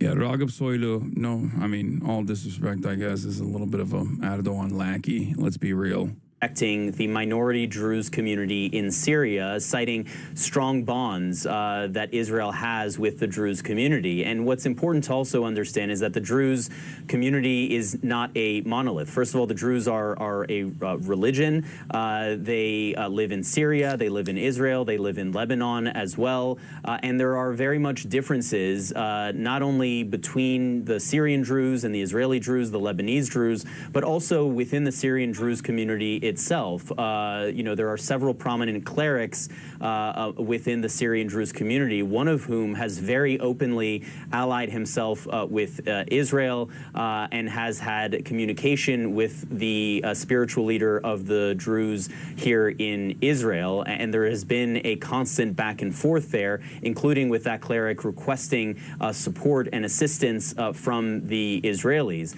The Israeli Druze community here, as well as the Syrian Druze who live in the Golan Heights, some of whom have Israeli citizenship, but most of whom do not. They have, of course, a very, very strong affinity with the Syrian Druze community in Syria proper and have felt extraordinarily concerned over the course of the last several months as they have witnessed attacks being carried out on that Druze community, especially in this city of Sueda.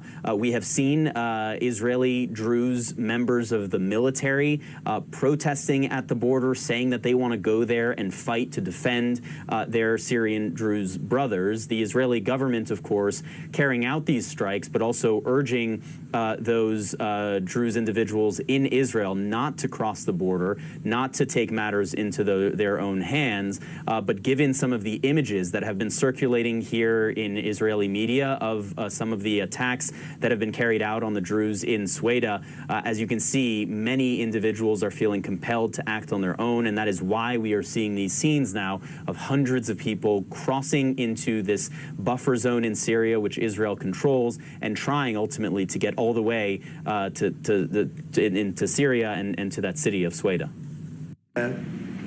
People.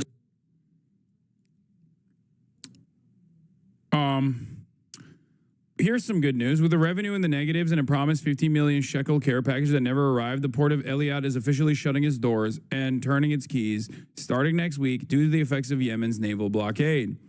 Victory for the Houthi rebels over the state of Israel. The Yemeni terrorist organization has managed to achieve against the current Israeli government what Egypt failed to achieve at its peak. The port of Eilat will be completely closed starting next week. The official reason for the closure announcement is a seizure imposed by the Eilat municipality on the port's accounts, which have accumulated property tax debts totaling several 100,000 shekels. This is after its revenues, which stood at hundreds of millions of shekels a year, have dropped to almost zero since the Houthi rebels began attacking global shipping, especially that en route to Israel shortly after October 7, 2023. Excuse me when I say I stand 10 toes down in this regard. Economic pressure is clearly the most pacifist option here, okay? It's true. It's real. Perhaps that is the reason why so many people get so mad when I talk about the Houthis and the Ansar Allah administration creating an environment where there is economic pressure being placed upon the Israeli society broadly. It has to happen. This is what BDS is. This is what boycott, divestment, and sanctions are. This is the most peaceful solution to Israel's unlimited violence, and yet many people don't want to take that option. Here is Bonzer Berry. Victory for the Houthi rebels over the state of Israel. The Yemeni organization has managed to achieve against the current Israeli government what Egypt failed to achieve at its peak. This is from Walla. The port of Eilat will be completely closed starting next week. We already covered that. This is after its revenues, which stood at hundreds, or covered that as well. Worth noting that Rashrash Eilat has been effectively closed for 19 months now because Eilat not Elliot, A-Lot, sorry, has been effectively closed for 19 months now because of Yemen's operations against Israel. 80% of his revenues were lost in 2024. Okay. Yet you are using Windows and Microsoft product. Microsoft is a priority BDS target. No, it's not. Xbox Gaming, like Microsoft Gaming division is. Anyway, shut the fuck up. Don't come to me with this shit. Not even as a joke. All right. Because there's so much misinformation on this stuff, and I think it's by design. A lot of people do this specifically to be like, dude, what are you going to do about that?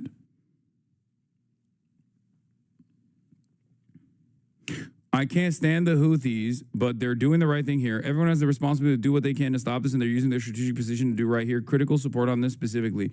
Yeah, even Cloud District Enjoyer, who is a bit of a fucking lib when it comes to this kind of stuff, who initially used to yell at me all the time because I kept saying over and over again that what they're doing is the correct thing here, has now come on board. There it is.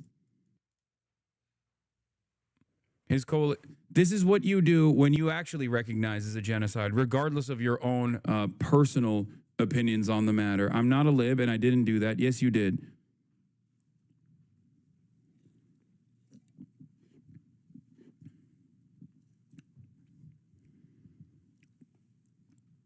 We can literally see your old statements in the chat.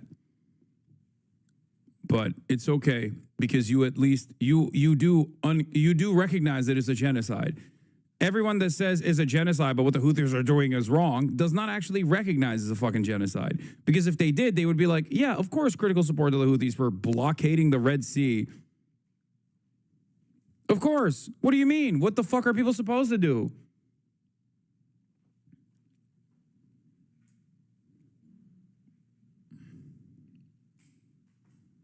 Anyway, in all honesty, you should ditch as much closed source software as you can. Okay, dude. Yeah, I can't even fucking run a normal stream with the existing software that I have, and you want me to learn Linux. Get out of here.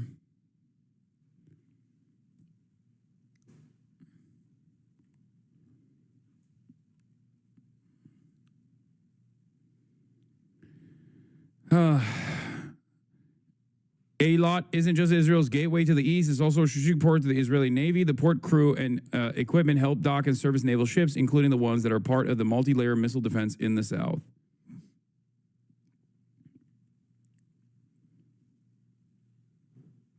Anyway.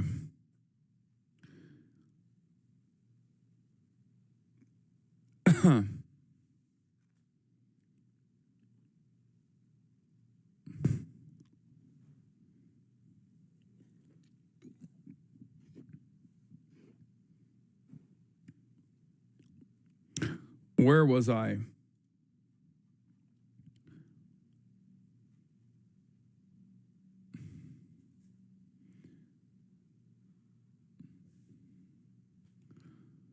Where was I?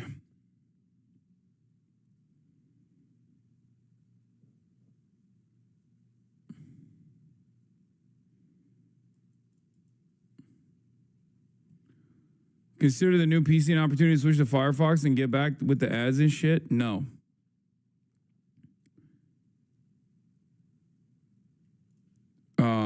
Oh, here. This is footage, by the way. Can't wait for some Israeli to send me 7 pages worth of text explaining how this was justified and not a war crime due to minor technicalities in the Geneva Convention because undefined border.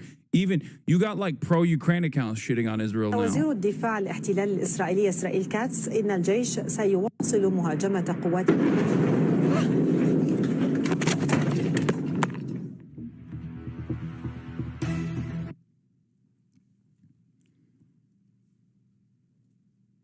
So yeah,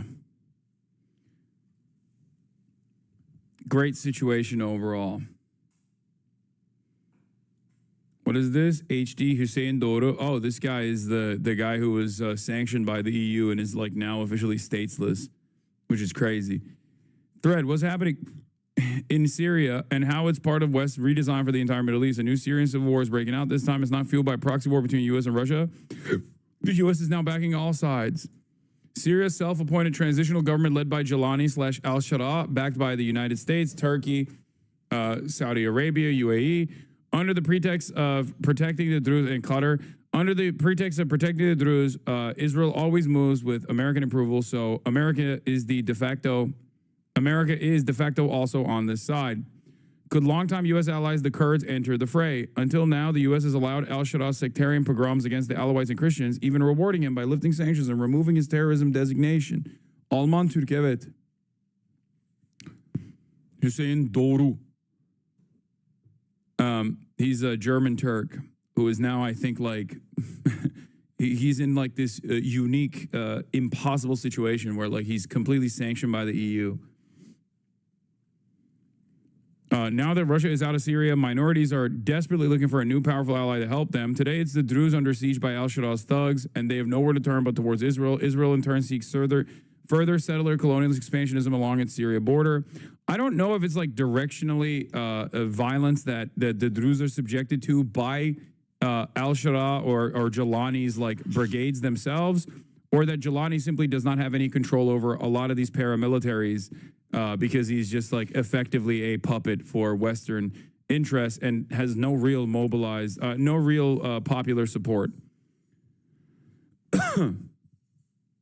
Like some people who are maybe a little pro-Assad will make it seem as though he's like, make it seem as though this is like deliberate and that he is doing the massacres himself.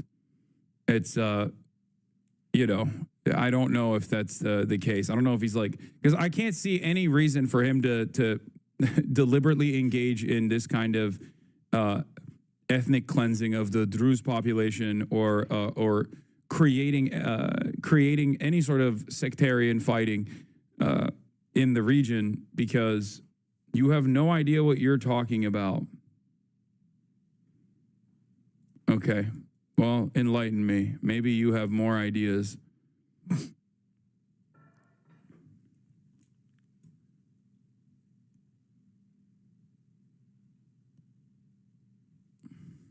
Here, Israel is right. No, Israel is never right. Israel is always wrong.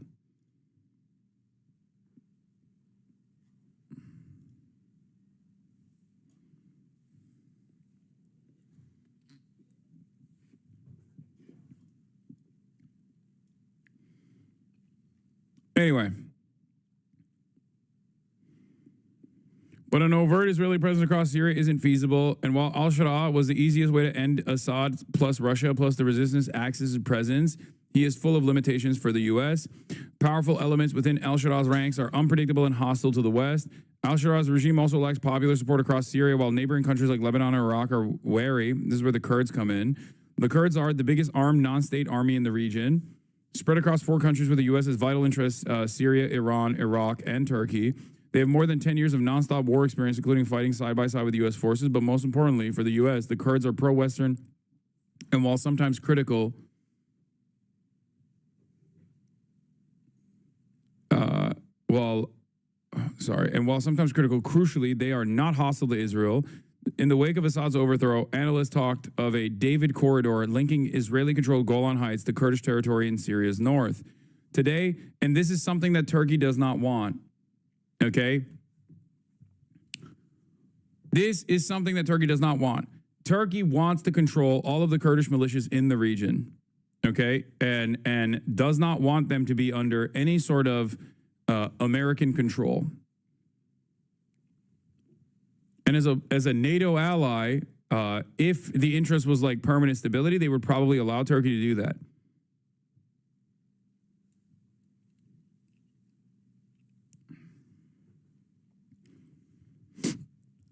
And there was some leeway in this direction as the PKK disbanded and disarmed.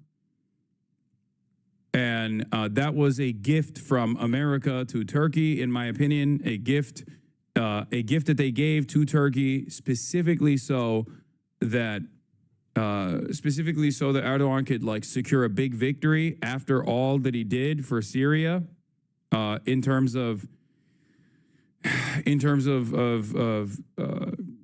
overthrowing the Assad regime. And yet Israel has different motivations. It seems And I think that's what's going on here, which is that like Israel wants to have the Kurdish militias on their side.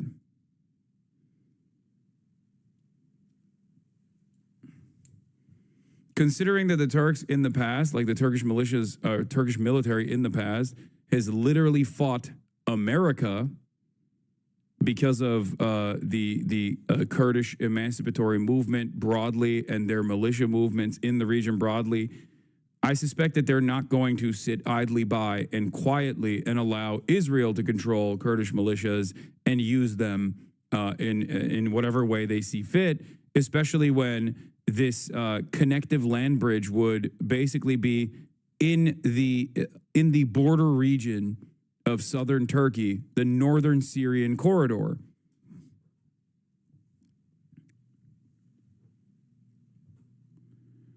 Today, Muslim Abdi, the leader of the Kurdish-led SDF, said the Druze have asked his forces to enable safe passage for civilians. Such a passage would likely follow the same route as the proposed David corridor. So the northern Syrian corridor that Turkey has literally fucking bombed into oblivion and have de facto control over, Israel wants to overtake. Okay?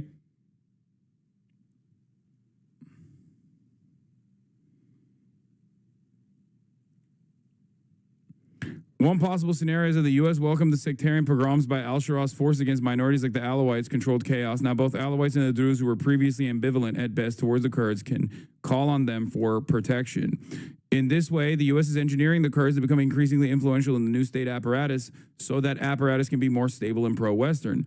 In turn, this would enable a stable corridor connecting Syria to Kurdish territories in Iraq and Iran, thereby positioning the U.S. squarely at Iran's door, the final destination where it seeks regime change to secure total regional hegemony. Except that corridor also presents a threat for Turkey. Okay? That's because Turkey doesn't fuck with Iran. Turkey hates Iran. Let's be real. Ironically enough, what Israel is trying to do is basically a reverse Iran situation where Iran had a logistical corridor in Syria that connected Iran to Lebanon so they could arm Hezbollah. Israel wants to do the reversal and use the Kurdish militias in an effort to connect all of the existing Kurdish militias as a vehicle to further cause instability in Iran. Because remember, while the shit was popping off in Iran, I talked about how while America was striking Iran and things were popping off in Iran, the one group to look out for, as I always said, was the Kurdish movement, the Kurdish nationalist forces in Iran. Dude, what are you talking about? Did you do your own research? What? Yes. What are you?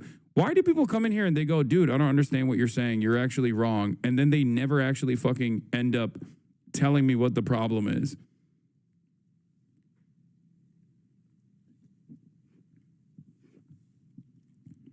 W, rage bait completed. You need to finish One Piece. Okay, take a day off.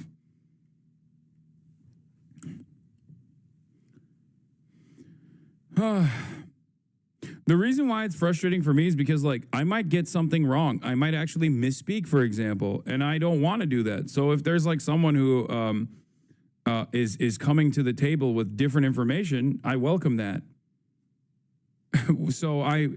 So whenever someone comes in and is like, you're actually wrong on this, I'm like, okay, explain why. And it's frustrating.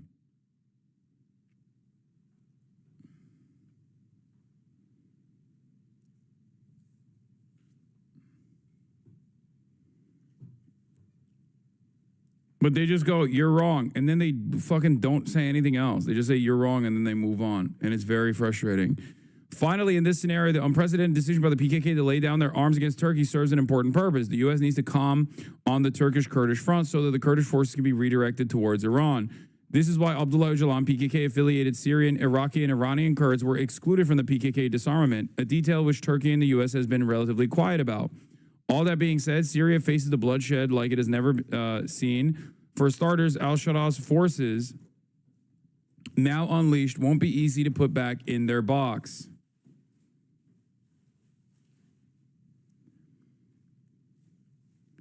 History shows that the West plans are rarely well laid and often backfire in all sorts of bloody and unexpected ways.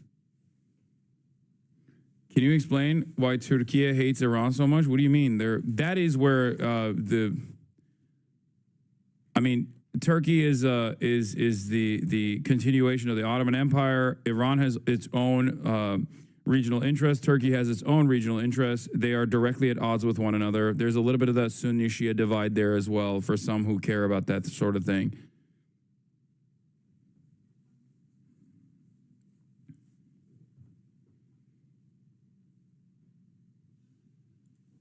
Is this true? Once you realize that Kash Patel's girlfriend is a 26-year-old Israeli intelligence operative and that the entire relationship is likely a honey trap, the refusal to release the Epstein file suddenly makes a lot more sense.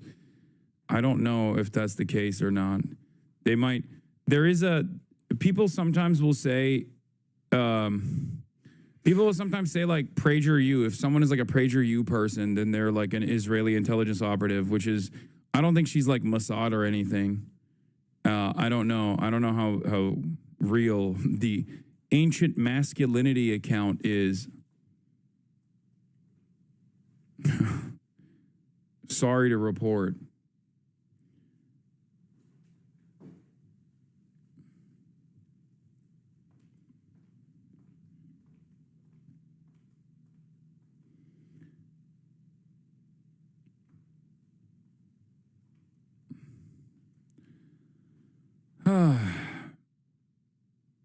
The CEO of PragerU is a former Israeli intelligence, former Illinois intelligence.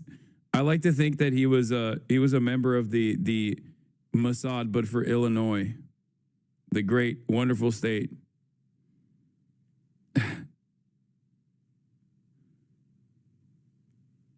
That's what he was up to.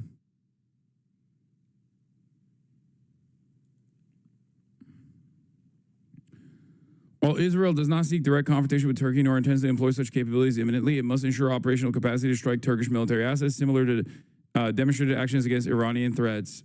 Yet this war is inevitable. How wild would it be if Israel, not Russia or China, that ended up triggering the collapse of NATO by attacking Turkey, knowing full well which side the U.S. would choose if it came down to it? I don't know about this. I don't think that America would protect Turkey if Israel directly struck Turkey and like waged war against NATO. I think America would probably scale Israel's actions back before it got to that level. Trump don't give a fuck about NATO. That's also false. Don't ever say that. Trump loves NATO. Please stop. Trump has never done anything remotely anti-NATO. The only thing it's done is in his first term, he basically forced all of the NATO countries to follow along with Obama's initial demands that they spend more. They increase their GDP expenditures on weapons contracts. He just basically made them do it. Okay, and then Biden continued that, and now he's increasing those expenditure demands. Didn't he get us out of NATO? No. What?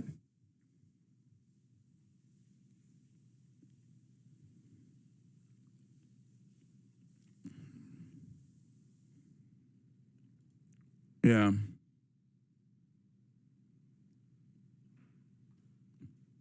Anyway, we got Bill O'Reilly. We got some other stuff to talk about with respect to...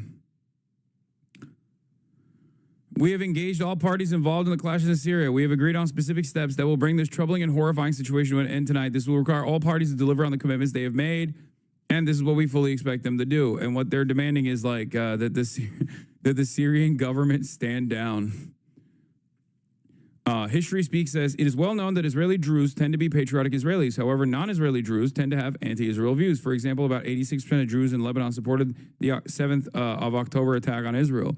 Are we supposed to believe that Israel feels brotherhood with non-Israeli Druze and wants to go to war to help them? They don't even treat their own, again, largely patriotic Druze citizens with equal rights in Israel.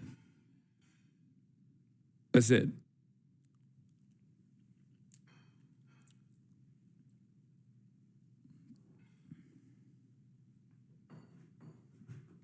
But once again, Israel has a right to defend itself, okay?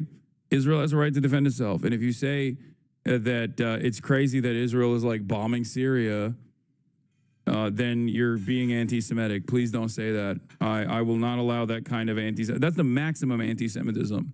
Okay? That's basically praising Adolf Hitler when you say Israel should not bomb Syria. Please don't do that.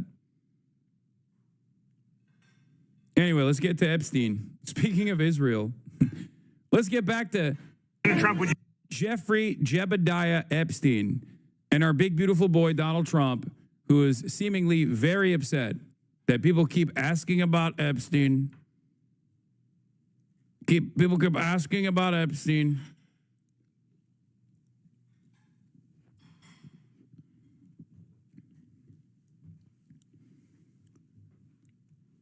Okay.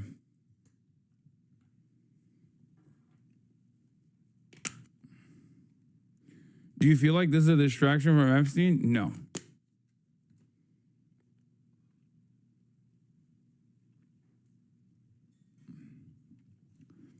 Here's another effort post from Donald Trump on Truth Social. It reads as follows. The radical left Democrats have hit pay dirt again, just like with the fake and fully discredited Steele dossier, the lying 51 intelligence agents, the laptop from hell, which the Dems swore had nothing to do with Russia. No, it came from Hunter Biden's bathroom. And even the Russia scam itself, a totally fake and made-up story used in order to hide crooked Hillary Clinton's big loss in the 2016 presidential election. These scams and hoaxes are all the Democrats are good at. It's all they have. They are no good at governing, no good at policy, and no good at picking winning candidates.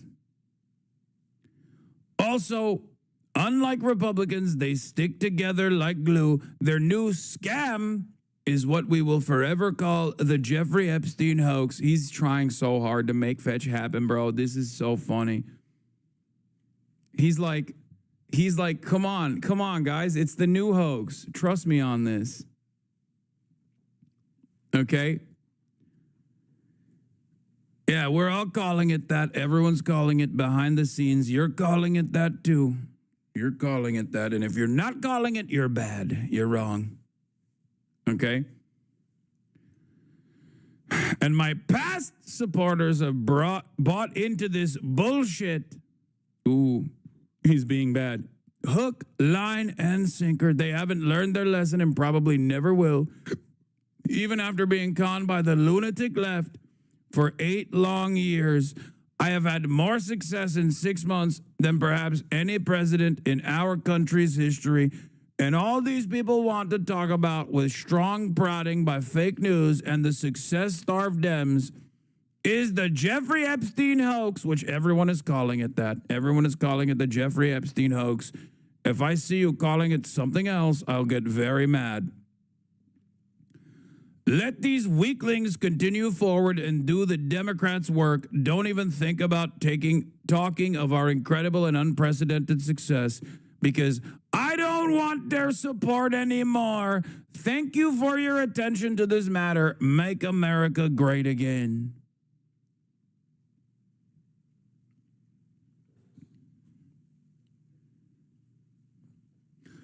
It is pretty funny that he hasn't been able to figure out a way to like get out of this narrative hole. Okay. And as a consequence of that, he's even losing like Tim Pool, which is a Israel and Russia crony. But I guess Tim Pool also knows which way the wind is blowing, or maybe he didn't get his notes from the Israeli state. Once he gets his notes from the Israeli state, perhaps he will change his tune.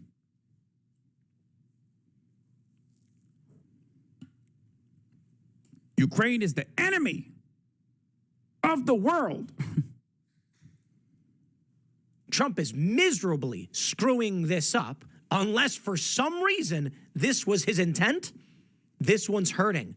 The Trump team, his base, very much so. You're not going to get out of this one with Trump supporters, prominent individuals being like, guys, let's just trust the plan here. That ain't happening. And there are ways to handle this, and this ain't it. With this massive post by Trump, it's getting bad. Trump I love what a chatter said about getting a taste of Democratic medicine where the base gets nothing they want. And even now, we see the same. Now Republicans saying, stop spoiling. Just be happy with what you have. Yeah. Peak Alex Jones here. Oh, hell yeah. Alex Jones responds to Trump excommunicating him. You're not the Pope, bro. Wait, where is it? About 50. A jellyfish has a higher IQ, in case you didn't know, than 50. Some of the 50 IQ can barely form words. It's a no-brainer, Trump, that you want this to go away because you know they've spiked the file. I believe it. That makes sense. God, it's totally intuitive. There it is. He's still trying to glaze Trump. Is so funny. He's like, Donald Trump is trying to excommunicate me for being a brave truth info warrior, but it's all right. I know that Donald Trump, Mr. President, was not involved directly in this. Okay, AlexJones.com, Infowars.com. I'm bad for saying you should stop telling people to shut up. Again, you're 10 years old. Your parents are going to church. They say you don't have to go today. And they say, whatever you do, don't go look in the Cheshire drawers in front of the bed. My parents never did that. It's just hypothetical. Where are you going as soon as her car drives off? You're going to see what's in there. I mean, this is sick. This is bizarre. And I will not take the blame, Trump, for what you're doing to yourself. So I know you tried to take the alcohol away from your older brother, who was a great guy, who drank himself to death. Ooh. Were you a bad person? Ooh, he's getting personal with it. Telling your brother he was killing himself? No. Your brother got mad at you. You talked about it. That's crazy. He's talking about Trump's alcoholic brother who died. God damn, it's getting spicy over here, brother. Holy moly.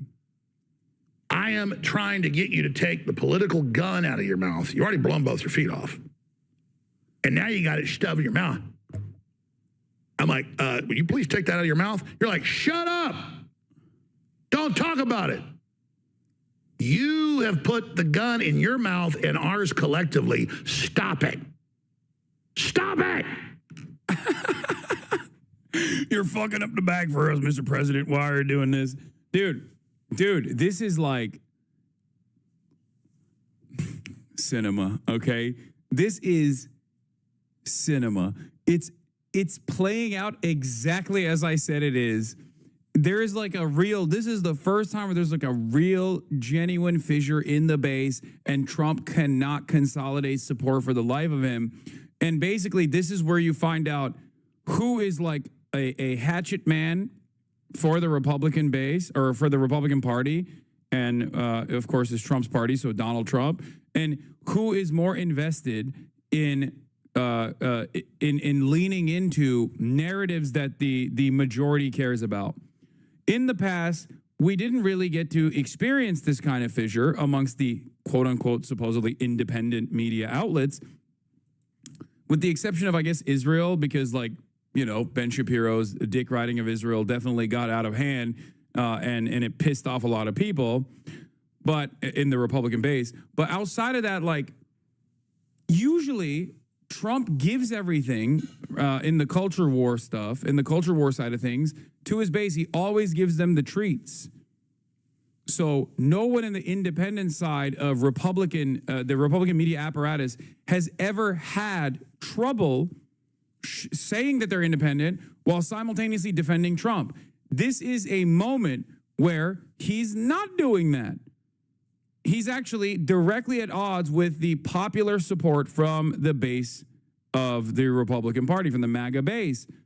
So you're recognizing who is actually a loyal servant of Trump, and by extension, the Republican Party, and who is more so invested in repeating whatever the base wants.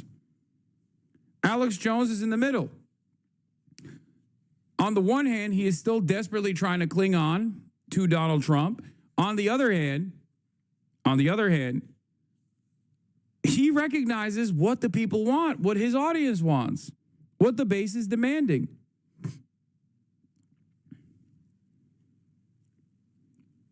And at this point, they'll still talk about how like big of a failure this is for Trump, like how he's fucking it up, how he's fucking this up. It's just a mistake. But eventually this is going to boil. Eventually this kind of tension is going to lead to people actually separating from Donald Trump aggressively. And these are some of the most insane people, okay? These are some of the craziest people out there. They have an arsenal of weapons, and they believe in whatever kind of conspiracy, some real and some totally fucking insane and fake. You don't want to piss these motherfuckers off. Donald Trump has had numerous attempts on his life. 2 of those attempts were conducted by a registered Republican and a former Trump voter. Ryan Ruth, big-time NATO Andy for sure, but literally was a former Trump voter. You don't want to piss these guys off.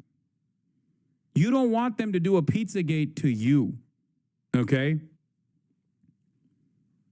I'd be very careful if I was like a famous Republican media personality that is aggressively defending Donald Trump here at a time when there is unprecedented anger and resentment directed at Trump. That's all I'm saying. Yeah, you don't want Pizzagate to turn into Mar-a-Lago Gate. Let's take a look at what Megyn Kelly is saying on the other hand. Trump has managed to call large portions of the MAGA base that are still interested in Epstein and want answers selfish, weaklings. He doesn't want their support, and that they're believing in a Democrat-created hoax. Now, there's all sorts of, substantive responses to that on the Epstein merits, but I'm not interested in that for now. I'm interested in the politics of it, Rich. Yeah. So he's in the phase he often is in when he's in the midst of these controversies. I think spaghetti against the wall phase, and then he'll see what sticks and then go with that. But I don't think it's a great idea to make the connection to the Russia hoax, which was about him. So this kind of implies that this also is about him, right? I don't think it really is. And the idea that he doesn't know where this is coming from and it was all created by Democrats, this has been more of a matter of interest for the right, including the highest officials in his Justice Department, right? Pam Bondi talked about it. Kash Patel talked about it. Bongino talked about it. What we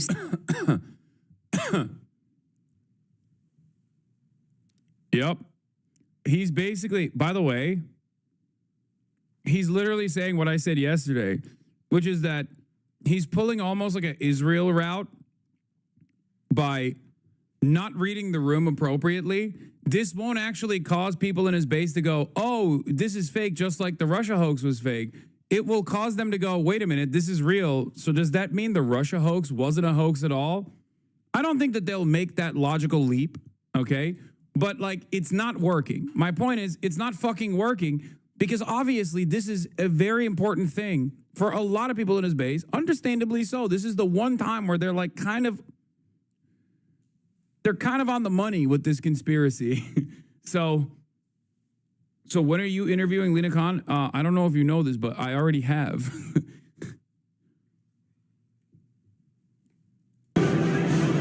President Trump, would you consider appointing a special counsel to investigate the Jeffrey Epstein investigation? I have nothing to do with it. That's crazy. That's crazy. Why would you say it like that? Why would you say it like that? What a wild thing to say. Also, I mean, we already talked about this, but like, this was really funny.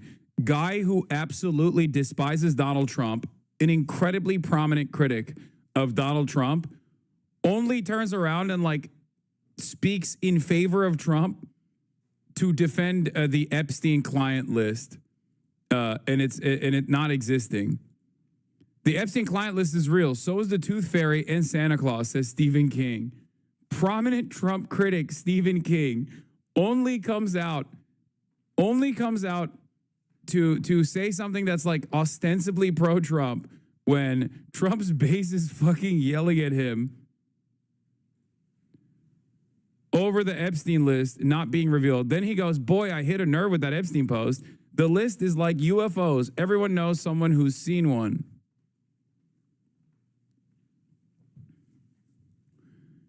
Oh boy. Oh brother. Oh, how odd. Oh, no, no, no. Oh, no, no, no. Oh, what does that mean? I mean, I think I know what that means. If you know the ending of the book, it's not shocking.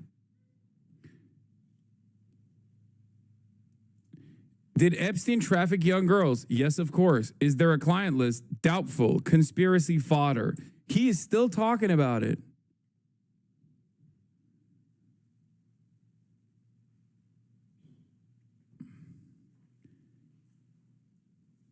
He's still talking about it. That's weird, man. That's weird. Why are you... See, the thing I don't understand is like these guys could just keep quiet. I mean, that's literally what the Clintons did, right? The Clintons just kept pushing. You will never catch them talking about Epstein's unless it's directly talking to Epstein or Ghislaine Maxwell in one of their numerous and I guess exciting experiences that they had together. Okay? I don't understand why these motherfuckers come out and they're like, guys, by the way, this thing that everyone knows is very real. This thing that everyone is broadly aware of. I just want everyone to know, yeah, it's fake, actually. It's fake. It's fake. It's fake. It's fake. It's fake. Please stop asking further questions. Like at least the Clintons, who were directly involved with Jeffrey Epstein and Ghislaine Maxwell, knew better than to constantly talk about it.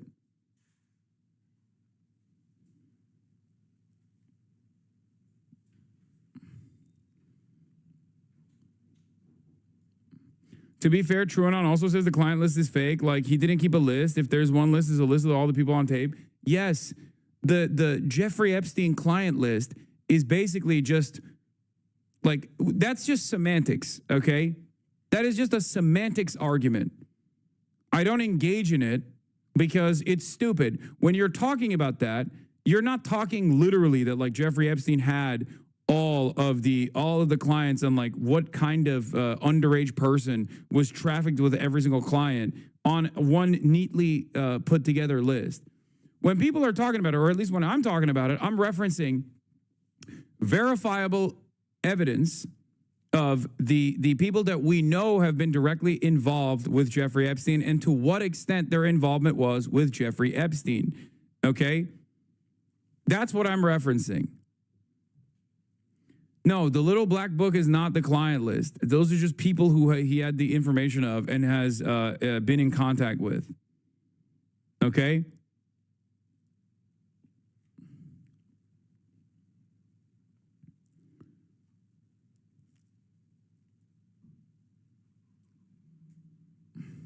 That's it. When people are looking for evidence, when people are looking for like the client list, they're actually referencing like the extent of the involvement with people that we know of and people that we don't know of but suspect of being involved with Jeffrey Jebediah Epstein. Doors open. Kaya's back from her spa day. What is happening? Oh.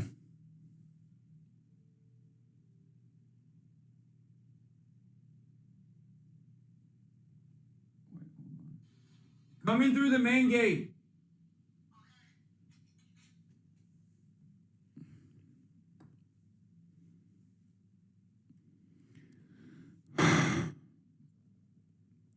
Lobo says Matt Gaetz would be good as special counsel investigating the Jeffrey Epstein cover-up, which I think is really interesting that she's saying that. I feel like he'd be the worst, but what do I know? Saying it, yeah. Here is a reporter asking Trump straight out if he'll ask Pam Bondi to release more Epstein files. Mr. President, will you ask Attorney General Pam Bondi to release more documents to finally put this controversy to bed? Yeah, whatever's credible, she can release. If a document is credible, if a document's there that is credible, she can release. I think it's good. But it's just it's just a subject. He's dead. He's gone, and. All it is the certain Republicans got duped by the Democrats, and they're following a Democrat playbook.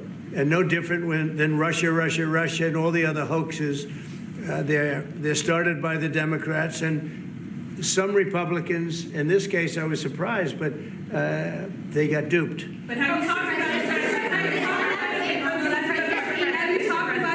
talked about it with her the last few days? President, first of all, your high-ranking officials, whether it's been your FBI director or Pam Bondi, they have made some inconsistent statements in the past. You've had. Well, I don't know. I can't speak about him, but I can say that Pam Bondi, I really think that she's done very good. She says, I gave you all the credible information, and if she finds any more credible information, she'll give that too. What more can she do than that? I mean, honestly, what more can she do? And we do have bigger problems. You know, we have problems with millions of illegal people that came in here, and they're killers and murderers. We have 11,888 murderers that were allowed into our country by Biden, sleepy Joe Biden, stupid Joe Biden. He allowed them into our country. And you know what? We got to do something about it. She's got a lot of things she's working on.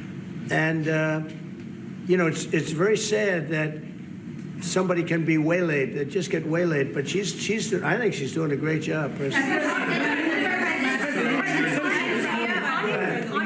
This morning, Yeah. Mr. President, I know you want to move past all this intrigue over the Epstein files, but I do want to ask you to clarify something you said this morning. You said this was all a hoax. Has your Attorney General told you this was a hoax? What evidence have you seen It's of not that? the Attorney General, no. I know it's a hoax. It's started by Democrats.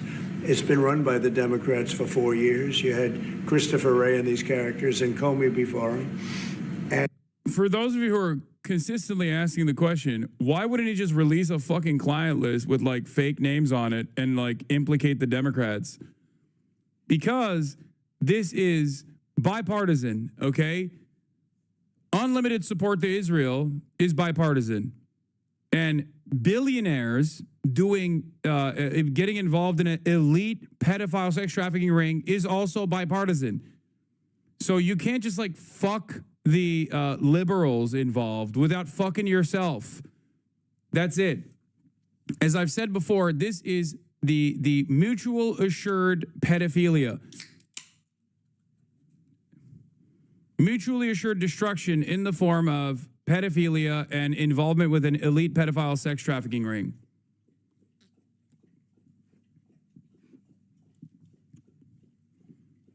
That's it. That's it. That's why he can't just like cynically say, oh, this is just the liberals, even though they did say it. They did say it over and over again, but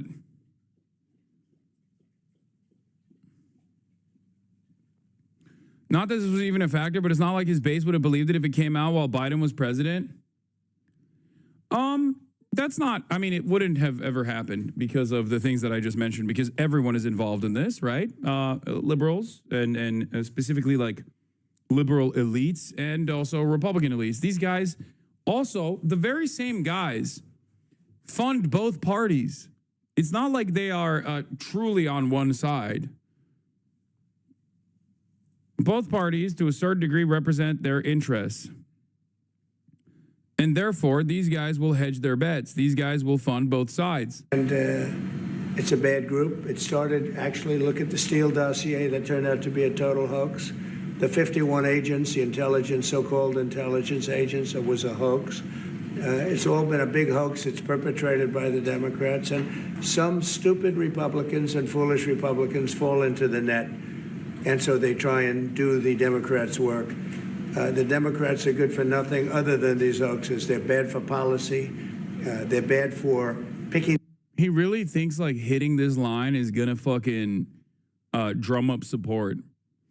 Like it's as though, like, for example, here I'll give you areas where it could potentially pick apart some in the base.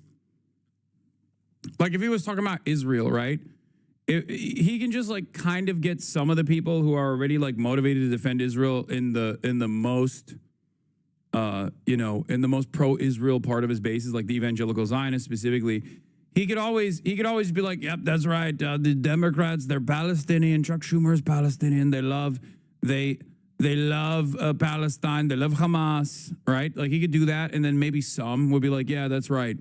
Because like this is not that in the order of priority. Like Trump stopping wars is not as high as a priority as like the Epstein stuff is. Okay, this is directly something that he promised, and something that like many of his boosters promised. Something that many of his boosters care about. Okay? And for him not to, he thinks he can like hit this on a partisan angle and be like, oh, this is just a hoax. When it's like, well, okay, you said the hoax over and over again. You were saying that this wasn't a hoax before you got elected. Now that you're in charge, like all of a sudden it's a hoax? Get the fuck out of here. Candidates that can get elected. Like in New York, we have a communist running. He may get elected too, actually, but he'll destroy the city. No, it's I call it the Epstein hoax. Takes a lot of time and effort. Instead of talking about the great achievements, we've had a great gentleman yesterday, as you know, went on CNBC and he made the statement that Trump may go down as the greatest president of all in the United States. And instead of talking about the things we've achieved, we've had tremendous achievement. They're wasting their time with a guy. The best part about it is that the more media asks him about this, the more he has to talk about it. And the more he talks about it and deflects away from it, the more people get angry and agitated in his base of support, especially. Who obviously had some very serious problems, who died 3-4 years ago. I'd rather talk about the success we have with the economy, the best we've ever had, and all of the things we've done, including the Middle East. I mean, you see it. Instead, they want to talk about the Epstein hoax. And the sad part is it's people that are really doing the Democrats' work. They're stupid people. Yeah, go ahead. I feel like Trump thinks his base is stupid. Why did they say? Channel 4 is getting involved. Talking about Trump says Epstein case is a scam, lashing out at his supporters. Thousands of hours of tapes of people doing horrible shit. Why did they say that? Right. Didn't Pam Bondi say that? We are going to try to get to the bottom of what's knowable now that they're telling us there's no there there. I mean, for me, that's just a red cape in front of a bull. The MAGA movement in a civil war. Ladies and gentlemen, our president. Normally, I love seeing the one thing that the Trump base does unironically and actively care about, to a degree where like they might even drop support of Trump over. Okay, respect. Like I'll take it. I'll take anything at this point. Failingly loyal allies of President Trump, angry and suspicious of his backtracking. Would you declassify the Epstein files? Yeah, I would. Yeah. All right. I guess I would. I think that less so because, you don't know it. You don't want to affect people's lives if it's phony stuff in there, because there's a lot of phony stuff with that whole world. But I think I would. Now, after tantalizing his supporters throughout the campaign, he's changed his tune. I don't understand why the Jeffrey Epstein case would be of interest to anybody. It's pretty boring stuff. It's sordid, but it's boring. And I don't understand why it keeps going. Republican Speaker of the House, Mike Johnson, disagrees. It's a very delicate subject, but we should put everything. Yeah, they voted to not release it, like himself included. The fuck do you mean? Oh, they should release it. Like, this is, again, a thing that people do actually legitimately care about. Okay? Which is precisely the reason why when these guys actually do the Democratic Party move, because they're behaving like the Democrats. They're behaving exactly like the Democrats. Good things are not possible. The things that we ran on, it's not happening. Okay? That's precisely what's happening here. And the base is like, what do you mean? This is the thing that you actually do. You don't do this kind of shit. This is why we trust you. This is why we believe you.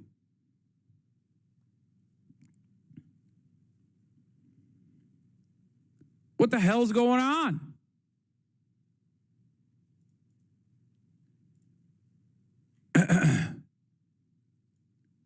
Johnny MAGA. Riley Gaines says, was it stupid and foolish when he campaigned on releasing the files? Are Pam Bondi, Cash Patel, Dan Bongino, and Alina Habba all foolish and stupid for peddling this for the past 6 months? Why on earth is he doing this? I fucking love this, man. I love this. God, I'm sorry. This is crack for me, okay? It's crack for me, not because, like, I love standing here and being like, I told you so. It's crack for me because I do think that this is like finally a real recognition amongst this like actual cult-like fandom that perhaps Trump is also deep in the pocket of elite pedophiles in the same way that every other fucking administration has been. Perhaps this is a watershed moment for a lot of people to go, wait a minute. Wait, he's not different at all. He's just like them. There's endless potential in this kind of volatility for people to be corrected, to recognize that, like, this is actually, we are all united on class interests. Jank was right. No, Jank said this over fucking wars, which I disagree with. I don't think that is it has caused a major fissure in the base. Nothing like the Epstein stuff. Come on.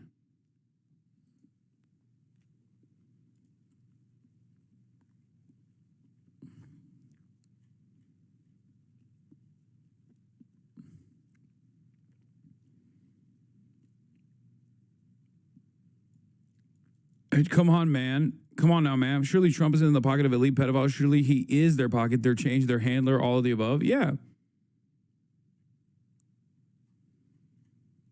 Like, this is unique because, like, look, Republicans will make promises and they will make good on those promises. Now, the impact of that legislative agenda might be devastating in the long run, right? And people might realize that the things that they voted for, they might not enjoy or appreciate. Like in the case of abortion, for example, we saw that play itself out. We're seeing that with the immigration raids that are taking place right now. A lot of people don't like it. And they're like, oh, I didn't vote for this. It's like, well, you did, right? But this is one of those things where, like, he has directly promised something and has all the power to release it, all the power to make good on that promise, and is refusing to do so in a way that is inviting a lot of suspicion with Trump's personal involvement. Because if he is an anti-establishment figure that many people voted for him on those boundaries, all of a sudden he comes across as maybe not an anti-establishment figure. Maybe he is the establishment. Because for a lot of these people, especially in the Trump base of support, they see, oh my God, my mom. Anne? Ben daha sonra geliyorsun zannediyordum. Okay, for a lot of these people, this is perhaps the best way to spell whether you're with the establishment or against the establishment with the Trump shit, with the Epstein stuff. Epstein is seen as like a placeholder for class warfare. It's seen as like a thing that liberals do, or a thing that like elites in society do, mostly liberals from the perspective of the Trump base, obviously. And finally, this is supposed to be unearthed. Like, this is their only way of seeing some semblance of class warfare is basically through the lens of conspiracy. And of course, with respect to the Epstein stuff, it's not really a conspiracy theory so much as it is just a real conspiracy to do a blackmail operation for at the behest of intelligence agencies, including the Mossad and also the CIA. So this is a direct This is a direct line of attack against like why someone who is like anti-establishment would vote for Donald Trump. All of a sudden, they're like, wait a minute, you are pro-establishment then. Out there and let the people decide it. With even his daughter-in-law, Lara Trump, unhappy. Well, I do think that there needs to be more transparency on this. But Trump's Attorney General, Pam Bondi, isn't on board. Not going to talk about Epstein. A memo published by her Justice Department said they found no incriminating Epstein client list, despite Bondi herself claiming it existed in February. And one of the things that you alluded to, and this is something Donald Trump has talked about, the DOJ may be releasing the list of Jeffrey Epstein's clients. Will that really happen? It's sitting on my desk right now to review. For Trump's often conspiracy-prone MAGA base, the confusion is sparking concern and consternation after Elon Musk alleged Trump himself was in the files, which would be unsurprising given the pair's long history.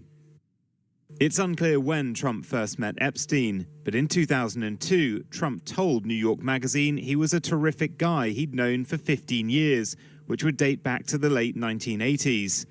Video was discovered showing Epstein partying with Trump at his Mar-a-Lago club in Palm Beach, Florida in 1992. The pair watch and point at cheerleaders dancing. In the background of the video is Epstein's close associate, Ghislaine Maxwell. Throughout the 90s, Trump, Epstein and Maxwell attended parties together in New York and Palm Beach, where Epstein kept a residence, famously visited by Prince Andrew. Flight logs previously released by the Attorney General Pam Bondi showed Trump, his then-wife Marla Maples, and daughter Tiffany frequently flew on Epstein's private jet. In Epstein's black book, 14 different numbers for Trump, his close family and staff were found. Epstein claimed that in 1998 he introduced Trump to his third wife Melania at a party in Manhattan. In that 2002 New Yorker magazine article, Trump famously described his friend as a lot of fun to be with. It is even said that he likes beautiful women as much as I do, and many of them are on the younger side. No doubt about it, Jeffrey enjoys his social life. Dude, I said this already when Bob Woodward was coming out with his like massive Epstein connection with Donald Trump is like way, way bigger than we previously thought, reporting right up until the election. And the Democrats were noticeably quiet about it. I knew why they were quiet about it, because of the fucking Clintons. Because of the goddamn Clintons. This, like, unironically, if this was a conversation alongside this exact same coverage was being shepherded by the Democrats, alongside Kamala Harris, like, making inroads with the pro-Palestinian movement, the election could have turned out very differently. Straight up. But they didn't want to do it, obviously, because clearly it's their own donors are involved with Jeffrey Epstein. They didn't want to upset or offend their own fucking donors that they love. Okay?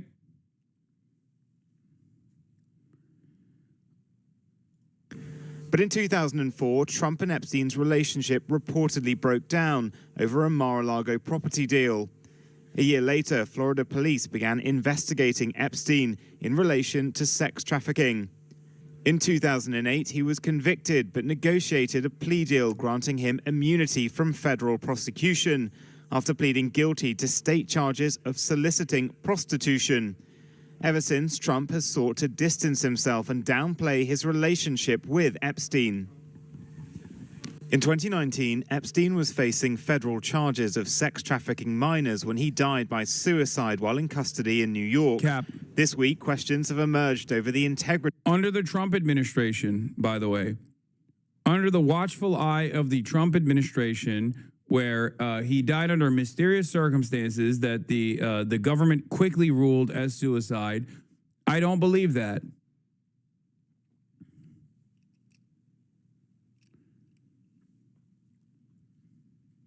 Of the CCTV around the time of his death. Dan Bongino, now Trump's deputy FBI director, was one of many right-wing influencers who made vast amounts of Epstein-related content. Does it have anything to do with the extensive video network alleged to have existed on his island and on his plane? He's reportedly angry at the administration's U-turn in releasing the files and has threatened to resign. USA! USA! For Trump, who benefited from fueling conspiracy theories like birtherism and QAnon in the past, he may be facing consequences himself with his base for having engaged in the Epstein speculation, given his own history. Well, joining us now to discuss all this is Robert Topinka, Senior Lecturer at Birkbeck School of Creative Arts, Culture and Communication. Robert, why have the Epstein files captured the imagination of MAGA? Well, the Epstein files have become this sort of respectable way for MAGA supporters to refer to the QAnon conspiracy theory and tap into the energy from that conspiracy theory, this idea. Yeah, except unlike QAnon, this is not fake. That's the difference. Like, with QAnon, this is the other side of like the liberal conversation here where they're like, haha, I told you so, right? Like if you, yeah, leopards eating your face, huh, Donald Trump? You like trafficked in a lot of conspiracies. So now look what the conspiracy crowd is doing to you. And it's like, it's not. This is not like a fucking phony, insane conspiracy theory in the way that fucking QAnon is. That's the difference. The night he died, we had to cancel a show with Chapo in Brooklyn because the venue flooded. There were cars floating down the street. It's all connected. Trump controlled the weather to cover up our truth. Oh, yeah. Trump didn't want you guys to do it. Yeah, that Democrats were behind a corrupt system of child sex trafficking. Epstein became sort of the figurehead for that movement, came to be identified with that movement. And throughout the campaign, Trump officials, Trump himself, J.D. Vance, Dan Bongino, the deputy director of the... I'm gonna be honest. I said this already. I didn't think that this was ever going to... I didn't think this was ever going to be released regardless. For the reasons why it's not being released right now, obviously, evidently. But the way that the liberals are trying to fucking message and use this, I think they're doing it because they know it'll never be released. I think they know that Trump will never release this, like any sort of evidence that was unearthed and discovered. And that is precisely the reason why they can posture. That's why you have Kevin Spacey, Alan Dershowitz, people who are directly affiliated with Jeffrey Epstein, coming out and comfortably making these sorts of statements, knowing full well that Donald Trump is never going to release it. That's why the very same Democrats that never made a big deal about the Epstein files when they were in charge are now using it as an opportunity to fucking hit against the Trump administration, even though there is obviously this is the Democrats presenting this as a way to troll, quote unquote, the MAGA base is going to be short-lived. Look, scoop, internal Dems are polling from Blue Rose and Future Forward Memo explain why Dems are trolling GOP hard on Epstein. It's a way into maybe this guy doesn't have your back, and that's been one of the hardest things for Dems to do.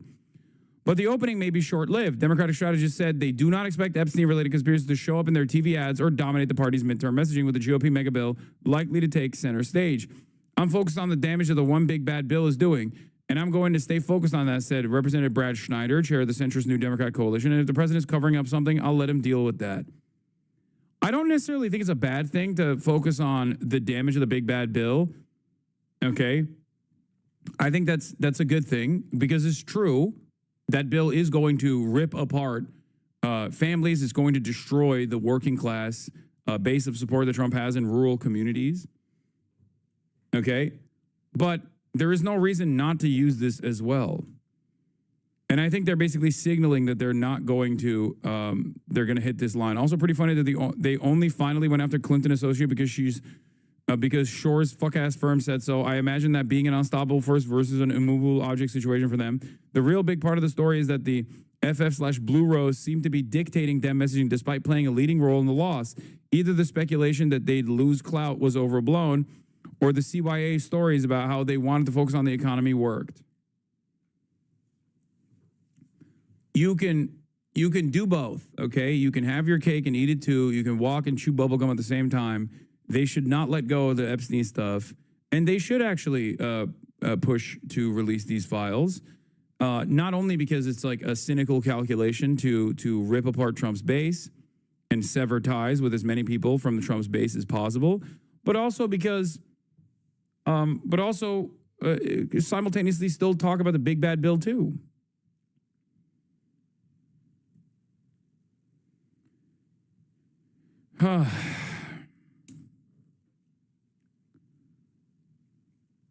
Wow, a rare Hassan W take. If you think this kind of take is rare, then you've only watched me through the lens of haters. I do love when people actually do come in like global events that they care about, where they come in and join the chat, and for the first time actually experience me without the negative lens that people oftentimes present me in. And then they go, oh, wow, I agree with this person. You will find yourself agreeing with a lot of the things that I'm saying if you actually come in and watch me directly, as opposed to watch me through 17-second clips that some fucking weird fuck ass clipped out of context.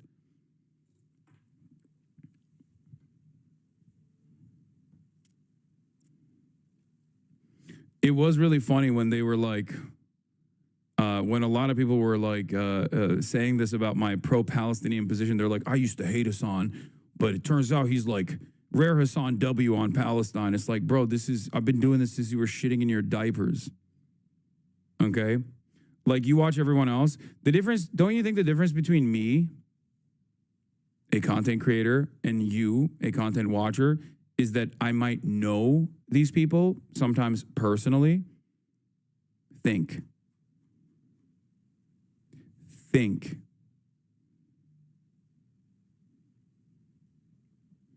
I might know them personally. I might have had familial relationships with them. Exactly.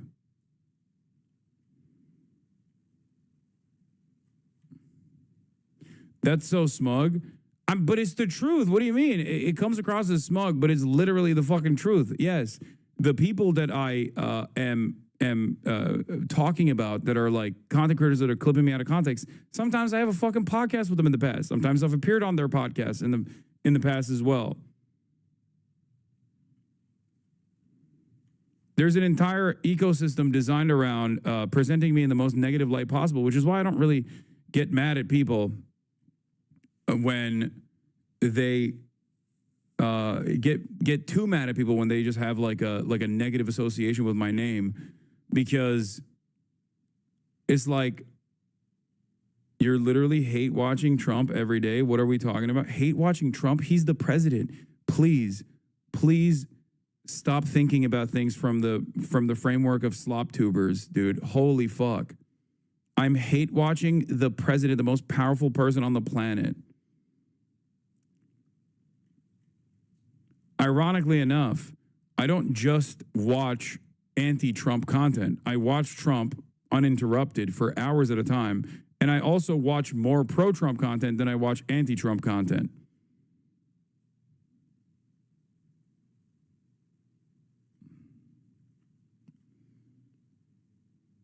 That's crazy.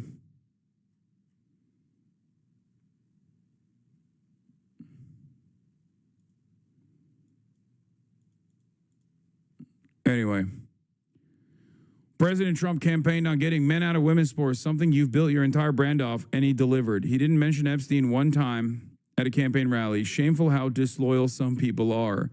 Oh, he didn't campaign on unearthing deep state pedophiles. Got it. Thank you, Johnny Maga. The FBI, when he was still hosting a podcast, relentlessly teased the release of the Epstein files. They even had some MAGA influencers come to the White House to receive a binder that said Epstein files phase 1. So they've really teased it. They've really built it up. And now for Trump to say, I don't know why everyone is talking about this, let's move on, has sort of split the movement. And we've seen in recent years, as you mentioned, conspiracies like QAnon and Pizzagate relating to children. They go very viral, preying on an understandable general concern for the welfare of minors. Have the Epstein files just become a catch-all for this kind of sentiment, or is it to do with the sort of influencer mechanism, ecosystem of generating content, which has really stirred all this up?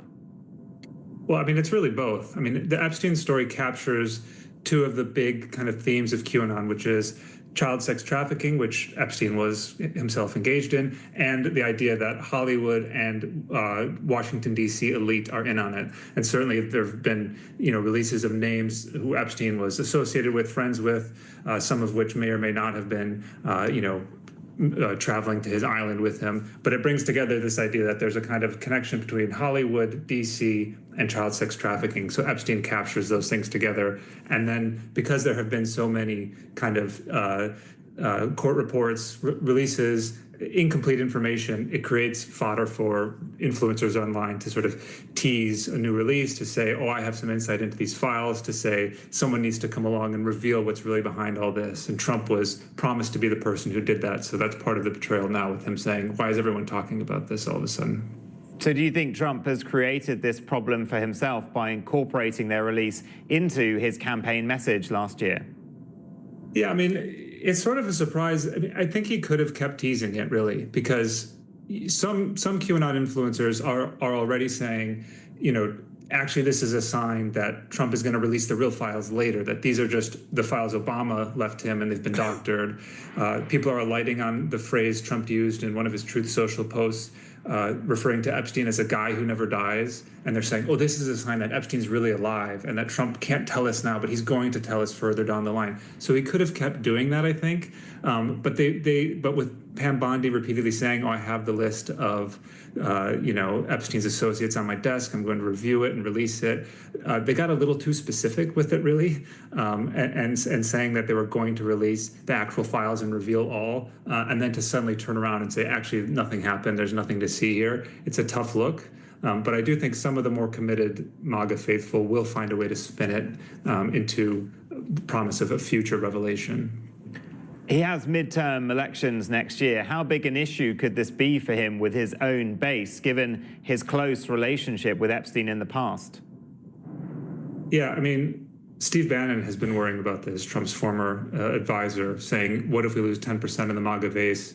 That'd be enough to affect us at the midterms. You see people like Andrew Schultz, the comedian, who's kind of associated with the manosphere and been one of these people, along with figures like Theo Vaughn, Joe Rogan, who have been credited with Trump's success in the last election. They're expressing disillusionment. So if he does lose some of these people who are not necessarily super committed MAGA supporters, but see Trump as someone who can stand outside the establishment and critique it and question it, if he loses that authenticity in the eyes of those supporters, it could hurt him, because I mean the margin of victory was not that massive in the last election, and he captured people who he didn't capture before, partly because he was seen as this kind of free-thinking outsider. So if he loses that status, it could really hurt the MAGA movement.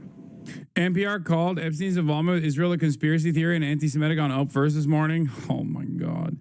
You don't understand, guys. You don't understand. Jeffrey Epstein and his affiliates like Ghislaine Maxwell and Ghislaine Maxwell's family, for example, being directly involved with multiple former Israeli prime ministers is a pure coincidence. It is totally, totally anti-Semitic to ask the question why former Israeli Prime Minister Ehud Barak was routinely visiting Jeffrey Epstein's New York mansion and trying to do the shittiest job of hiding his identity when frequenting the Jeffrey Epstein mansion in New York City, far after it was known that he was a sex trafficker of minors. Please do not ask this question. Okay, this is very, very, very anti-Semitic, deeply disturbing. Okay, deeply, deeply disturbing stuff.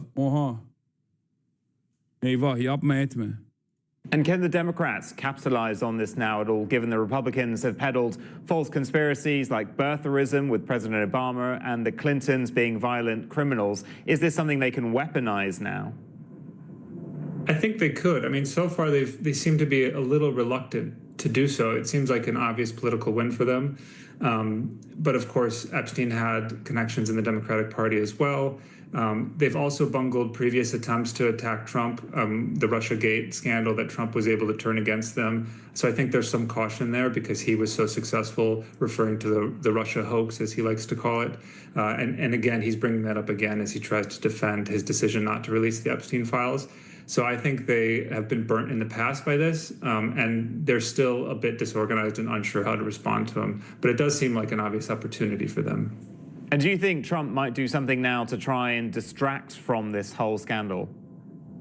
Yeah, he is. I mean, and you can see his supporters taking up the lead on this. I mean, they've been flouting and Alligator Alcatraz, praising ICE, pointing to the auto pen scandal, as they describe it, with Joe Biden having used an auto pen to sign key documents. So they're definitely trying to shift the discussion to something else. And we'll see how successful it can be. I mean, right now there are still people who...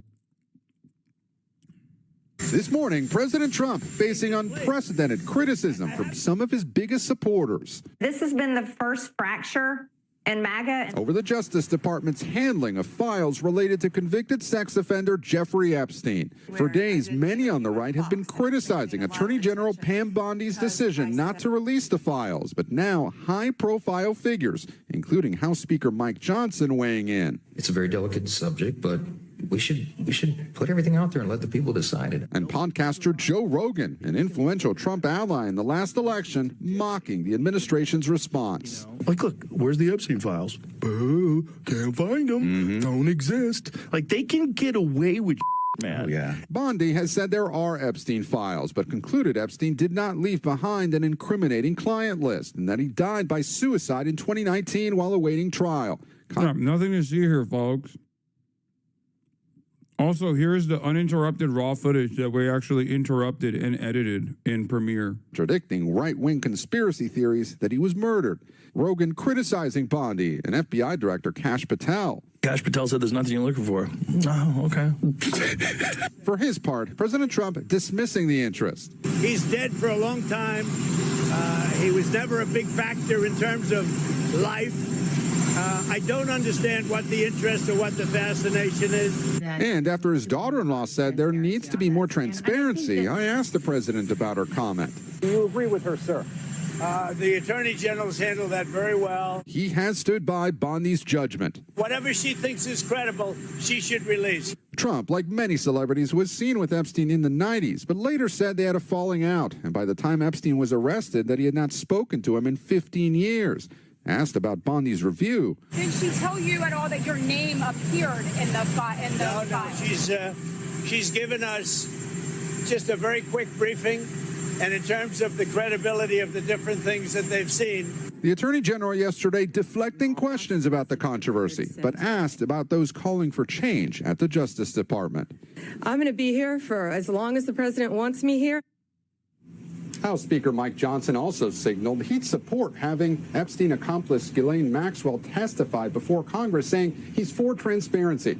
Maxwell is serving 20 years in prison for conspiring with Epstein. Her family is now speaking out, arguing she did not receive a fair trial and hoping the Supreme Court will hear her appeal. Savannah? Gabe Gutierrez. You've done. Budfeld, after defending, calling himself a Nazi and taking ownership over the movement, today is still trying to actively defend the Trump administration. Let's take a look at what he had to say. Enough, but the Dems are great at saying, yeah, you know, it didn't work out the first time, but just give us a chance and we'll make it better.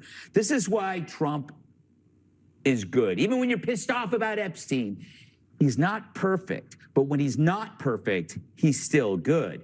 The problem with all these other... Oh my God. Am I watching MSNBC explain harm reduction? Except this time, you're trying to explain harm reduction voting to a base that doesn't play by those rules at all and never has and never will, because their expectation is you're supposed to whip up panicked hysteria around certain narratives And then you're supposed to actually capitalize on that by offering red meat. Like the example here, the example I use here is claiming that trans people represent like a real threat to the American public over and over again, only to, once you get into power, only to turn around and be like, actually, we can't, or capitalize, sorry. Did I say capitalize? What is, my brain is so busted, I'm sorry.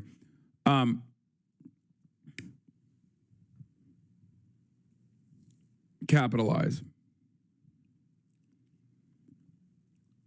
It would be like if the Trump base, after telling everyone that, trans people represent like a grave threat to Western empire or whatever, and getting at least enough people in the base to believe this lie, if you were to turn around and be like, actually, we can't do anything about trans people. We can't even like stop the 40 trans athletes from participating in NCAA. Actually, it's good that trans people are still participating in sports, and there's not anything that we could do about it. You know? Sorry. Sucks to suck. Yeah, the base would probably, I mean, and this is not even as important of a cause for Trump's base of support as is the Epstein stuff. Like, so the example I'm using is not even a direct analog here. Do you understand?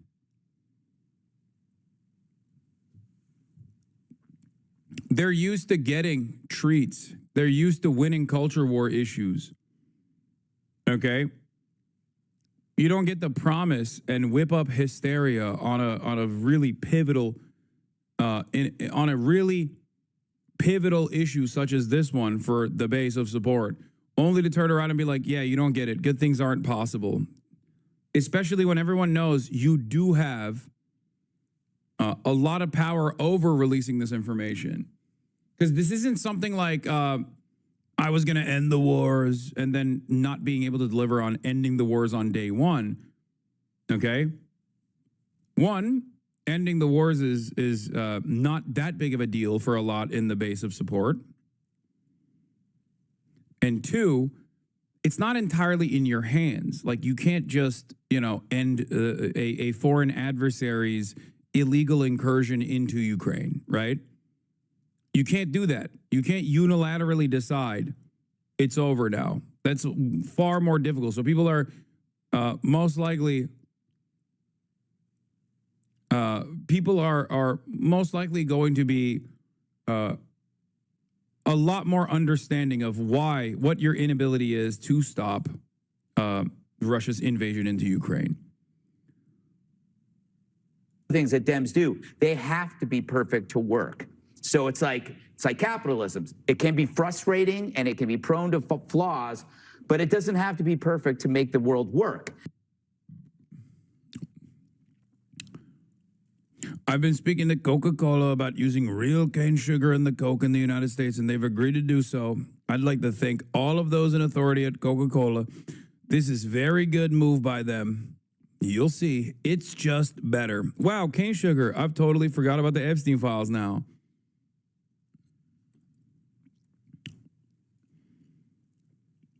Yeah. Don't make perfect an enemy of the good is already a failure for the Democrats in terms of like galvanizing their base of support, in terms of bringing out the masses to go out and vote for you. It is going to be an even larger failure for the Republicans, because the Republicans have always fucking said, yeah, fuck harm reduction, dog. We are going to give you exactly what you want. And if you don't have anything that you can pay attention to, we'll make sure you find something to pay attention to. We'll whip up hysteria around, I don't know, undocumented migrants.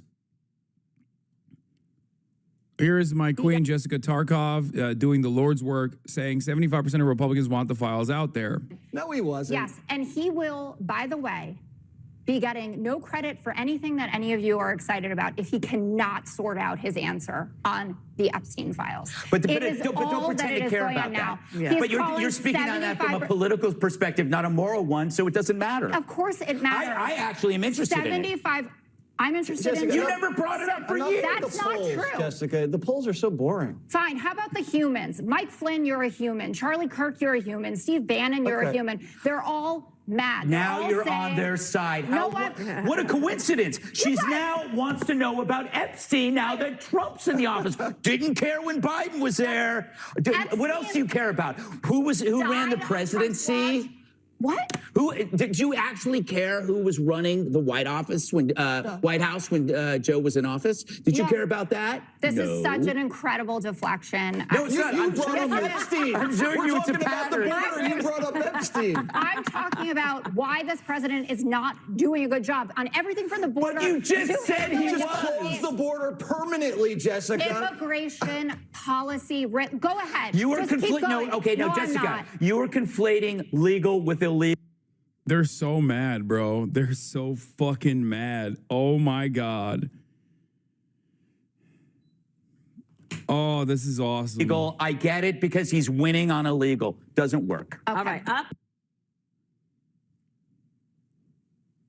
Oh, this is fucking fantastic. Leading us off from the White House. Thank you. And we began with the cracks in MAGA world growing deeper as President Trump insists it's time to move on from the Jeffrey Epstein.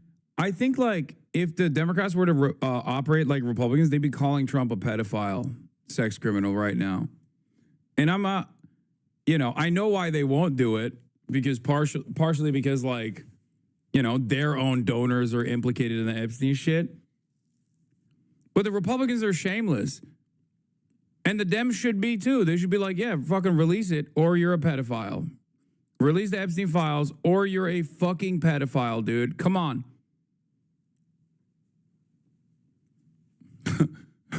You can use interesting techniques like pedophile sex trafficker says what? Like, you can say that real quick to have them go what? And be like, oh, got him. Many different techniques out there. Case. The calls for his administration to release its files on the notorious sex offender now moving from talk radio to the halls of Congress, with some of his biggest supporters, including the House Speaker, urging the president and his Attorney General, Pam Bondi, to change course. This has been the first fracture in MAGA, and we don't want this to happen anymore. See, I told you this is a real fracture, bro. I told you this shit ain't going away. Many of you were like, no, you don't understand. Like, this is something that they'll forgive and forget. Like, they'll just focus on the next thing when the opportunity presents itself. And it's like, no, dude, no, this is like a major this is a major issue for a lot of people in the base. Trump says he just doesn't get the hype now. I don't understand it, why they would be so interested. He's dead for a long time. He was never a big factor in terms of life. I don't understand what the interest or what the fascination is. I don't understand why the Jeffrey Epstein case would be of interest to anybody.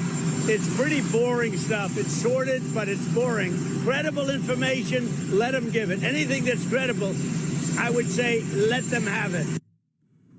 Let's bring in NBC News Capitol Hill correspondent Julie Sirkin, NBC's senior national politics reporter Jonathan Allen, and former U.S. Attorney Barbara McQuaid. Julie, House Speaker Mike Johnson, now the highest-ranking Republican to break with the president on this. What did he have to say?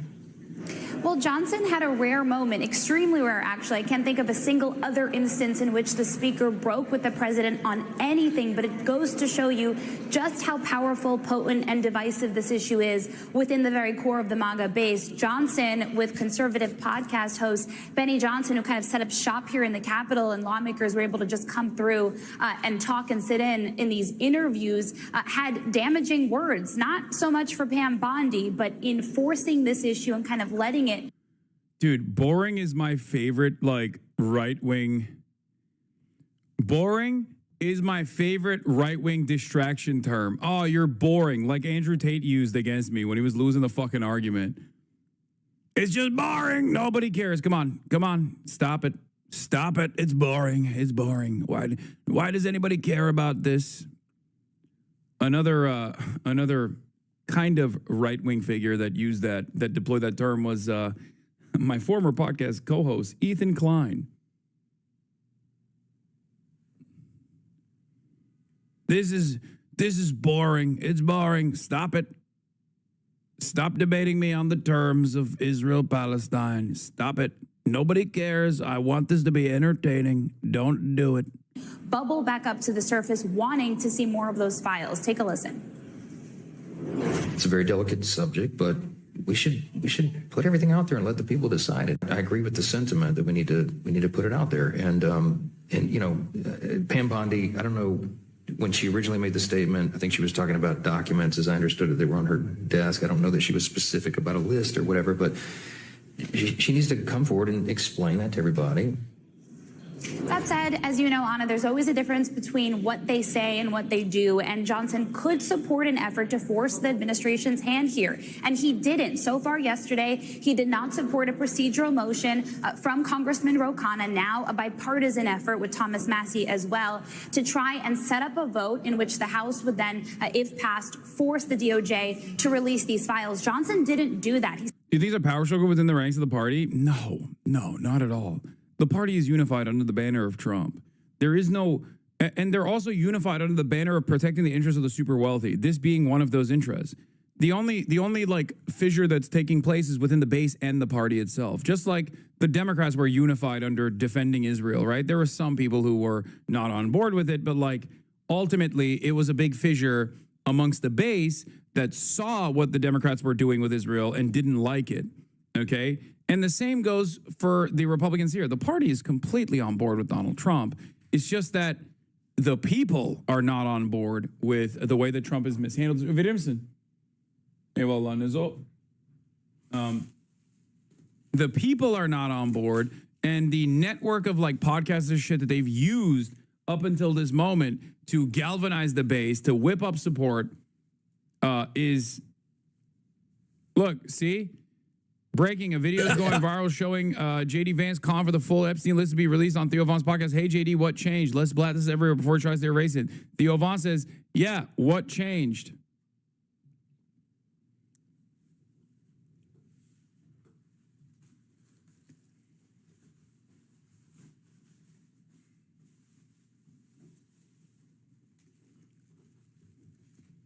I'll tell you what changed. I think they got the new marching orders from Israel. That's what changed.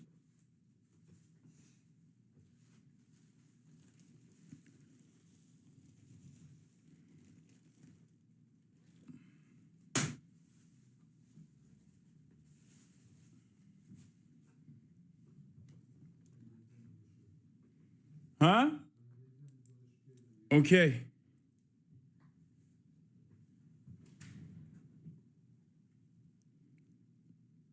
Is the possibility. Also, here's Hakeem Jeffries hitting those notes a little bit, which is not bad. Now what we see is the possibility that there's a massive cover-up taking place within the Trump administration, because there may be people on the Epstein list within the Epstein files that Donald Trump is trying to protect, who happen to be part of his billionaire cabal. And now what we see is the possibility that there's a massive cover-up taking place within the Trump administration, because there may be people on... I guess AIPAC and the ADL and numerous other Israeli groups have not actually told Hakeem Jeffries to shut the fuck up about this. Because he's speaking out of turn here. He's even using the terms like billionaire, shadowy cabal. Dangerous, spicy rhetoric. How does he fumble this bag? I mean, so far, so good. So far, we shall see. Still has an opportunity to, we're told that Khan and Massey are actually trying to collect signatures, 218, to force what's called a discharge petition, enforcing the Speaker's hand in placing that vote and taking it anyway, regardless if he wants it or not. But we're not sure yet if it can get to 218 on it. I mean, John, as the fallout keeps building, the president just responded on Truth Social this morning. He's blaming Democrats for the backlash. He writes, their new scam is what we will forever call the Jeffrey Epstein hoax. And my past supporters have bought into this BS, hook, line, and sinker. What should we make of this response from the president? Well, the full Truth Social post was the length of a Leo Tolstoy book, but had the sort of intellectual consistency of a George Orwell book.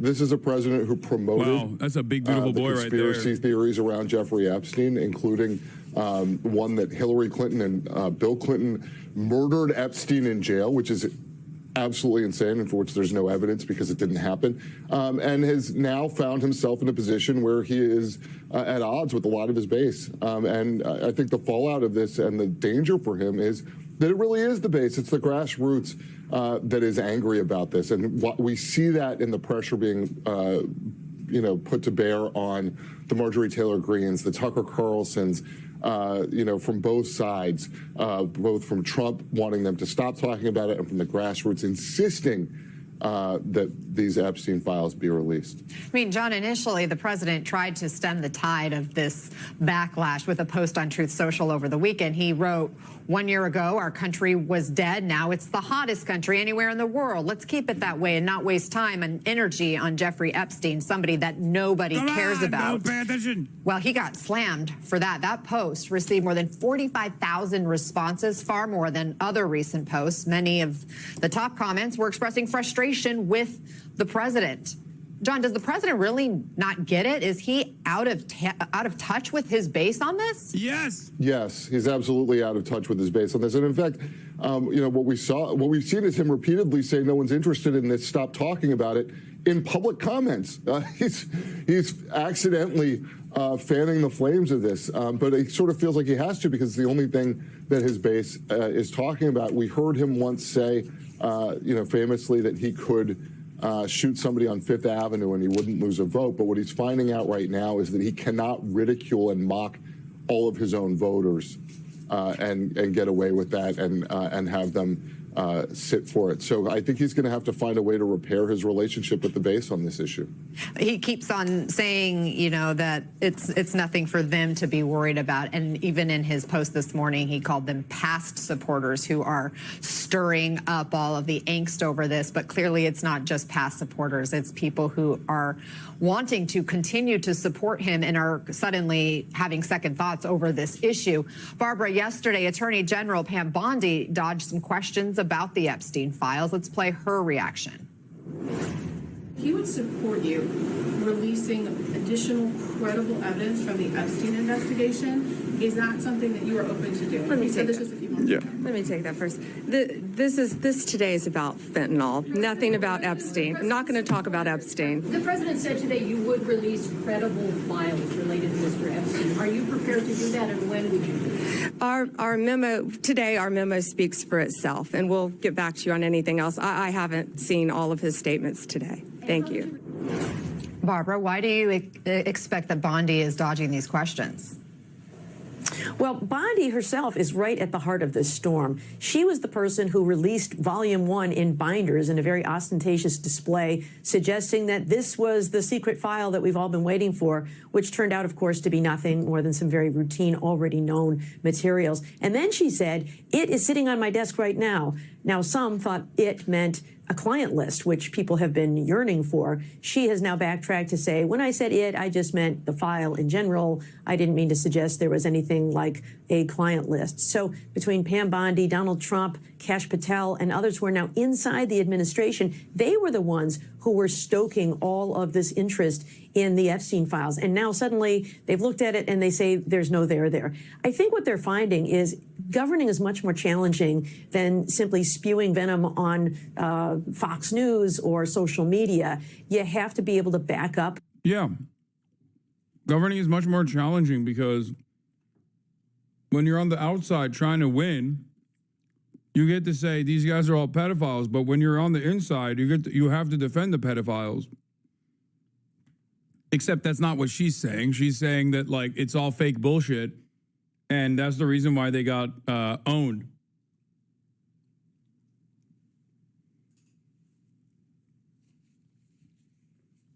So annoying. What you're selling with words. You know, Donald Trump himself wrote in The Art of the Deal that you can only con people for so long. At some point, they expect you to deliver the goods. And I think right now we are seeing that there are no goods to be delivered. We played some of that earlier sound with President Trump saying that the Department of Justice should release any credible information. That was part of the question that was taken to Bondi. Barb, how do you interpret what the president views as credible? Interesting how they don't believe anything Trump says until it's something that they also agree with, by the way. This is MSNBC. Under any other circumstance, if Trump said anything, they would be like, oh, obviously the opposite is true. But very odd that in this situation, they're like, well, you know, haha, this is all fun and games, but like, make no mistake, the Epstein files are actually fake. And it's, you know, Trump deserves to be punished for playing along with these conspiracy heartstrings.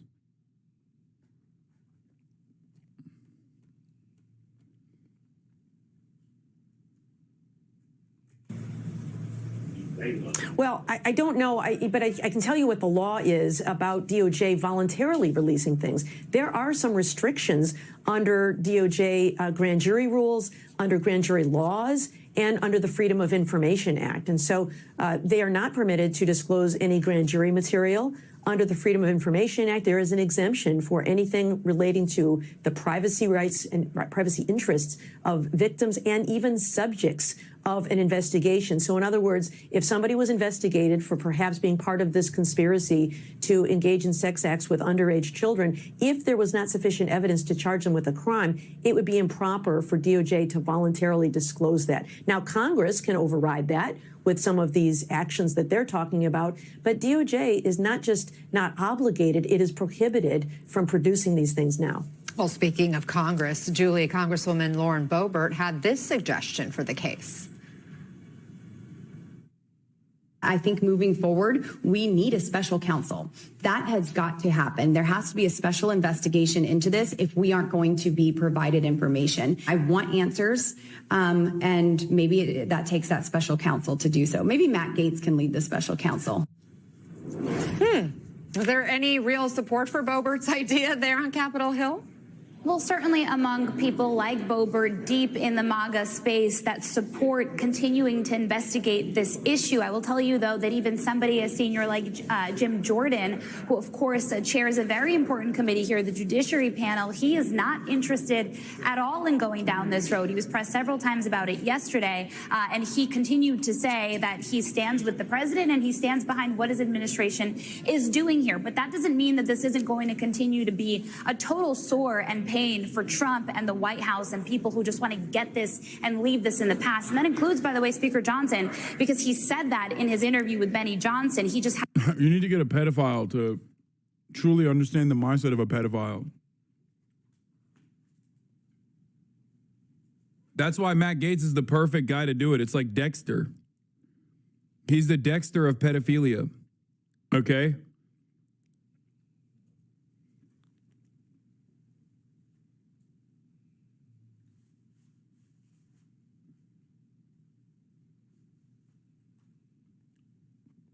It's crazy because, like, he knows the environment.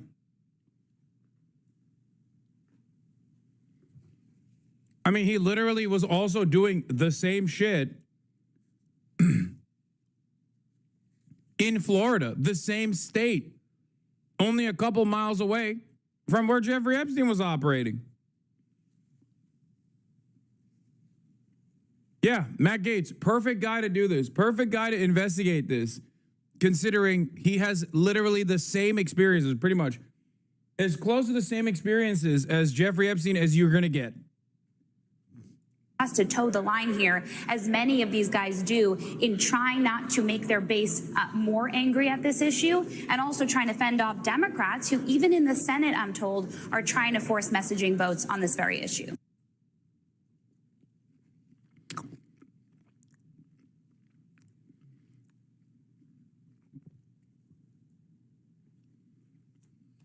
Nice.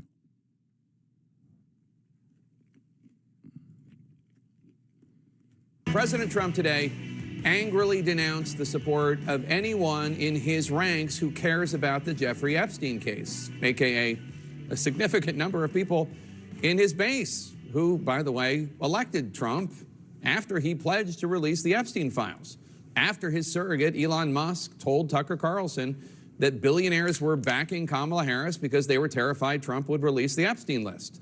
Now, this latest kerfuffle started this morning with Trump's post on Truth Social, where he continued to falsely assert that the Epstein files are some sort of Democratic ploy. He wrote, quote, "Their new scam is what we will forever call the Jeffrey Epstein hoax." Nope. No, we won't. Past supporters. No, we won't. You are 22 down on New York Times Crossroad today? Wait, really? I'm in the New York Times crossword puzzle? Be for real. Is that for real? How can we find that? Spoilers? Okay, shut the fuck up, chatter.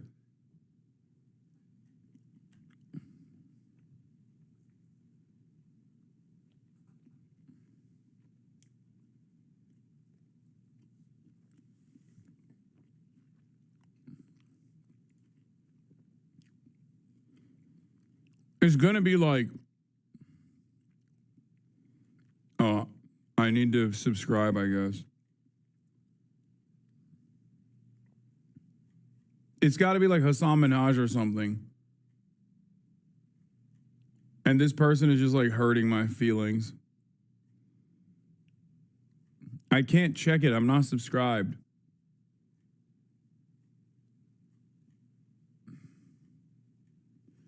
It's Hassan Minhaj. Oh my God. You dick. Have bought into this bullshit hook, line, and sinker. They haven't learned their lesson and probably never will. Let these weaklings continue forward and do the Democrats' work. Don't even think about talking of our incredible and unprecedented success because I don't want their support anymore, unquote.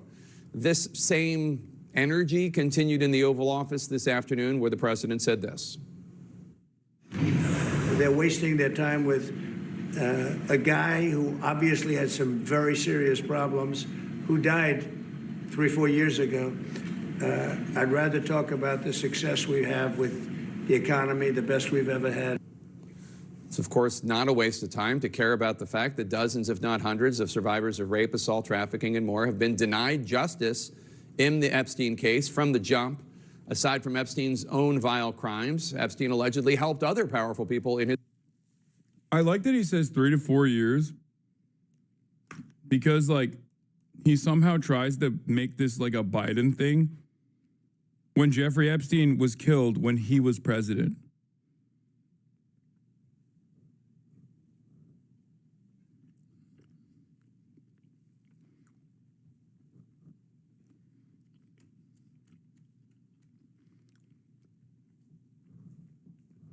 His orbit get away with heinous actions, including sex abuse, sex trafficking, in some cases the sexual abuse of minors. Here's just one portion of a victim impact statement surrounding the trial for Epstein associate Ghislaine Maxwell, who was sentenced to 20 years in prison for conspiring with Jeffrey Epstein to sexually abuse minors. One victim, who went by the pseudonym Kate, wrote to the judge, quote, "I witnessed Maxwell's relentless and insatiable drive to meet the sexual needs of Epstein at any cost to the vulnerable girls and women upon whom she preyed and fed to Epstein and other powerful men.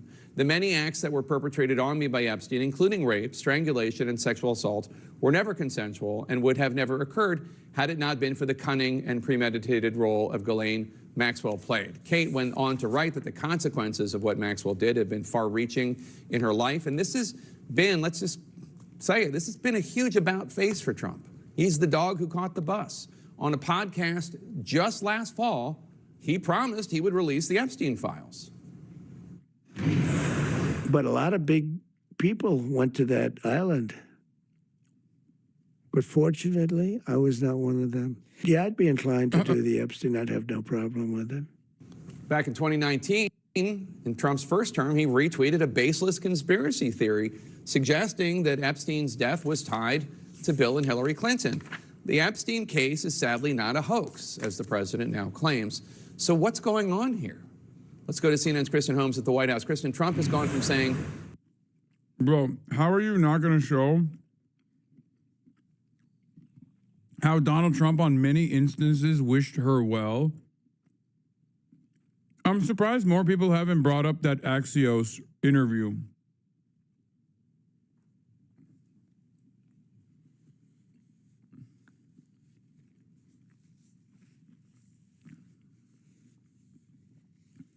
Because that Axios interview, it says something fucking insane. Hey, thank you, Ren, for the 5 gifted subs.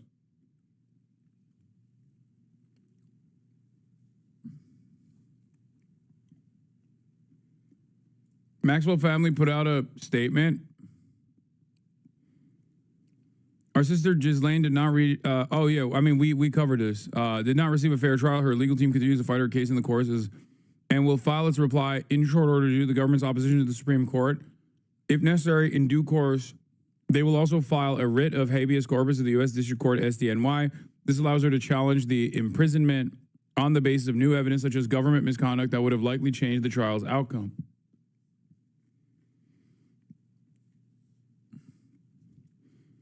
Following the government's response, David Oscar Marcus, counsel of record for our sister in her petition to the United States Supreme Court, had this comment. I'd be surprised if President Trump knew his lawyers were asking the Supreme Court to let the government break a deal. He's the ultimate deal maker, and I'm sure he'd agree that when the United States gives its word, it should keep it. With all the talk about who's being prosecuted and who isn't, it's especially unfair that Ghislaine Maxwell remains in prison based on a promise the U.S. government made and broke.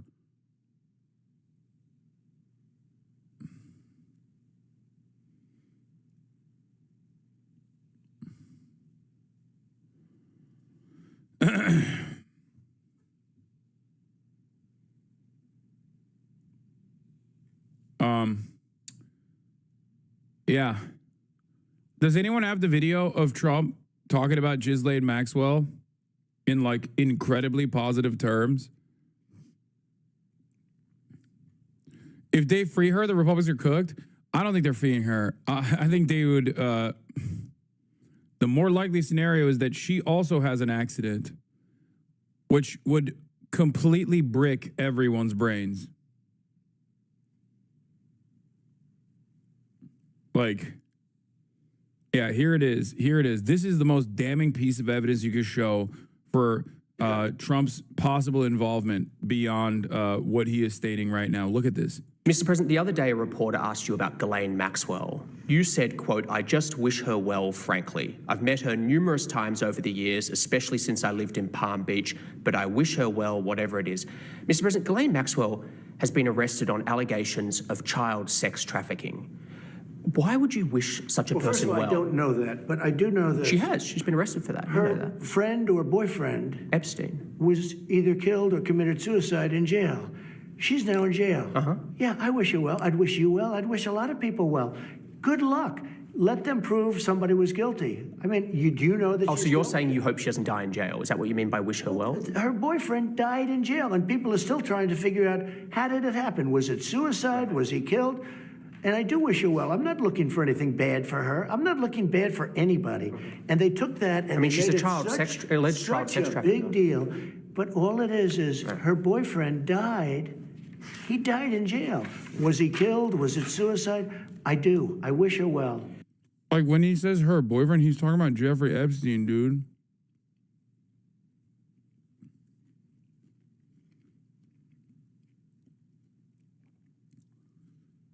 Like, does Donald Trump ever talk like this about anyone? Ever?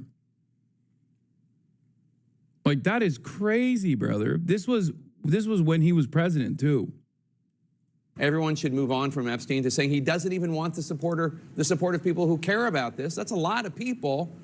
We should note that in the not-so-recent past, those who cared about this case have included his son, Don Jr., his Vice President, J.D. Vance, his Attorney General, Pam Bondi, FBI Director Kash Patel, and on and on. What's the thinking here?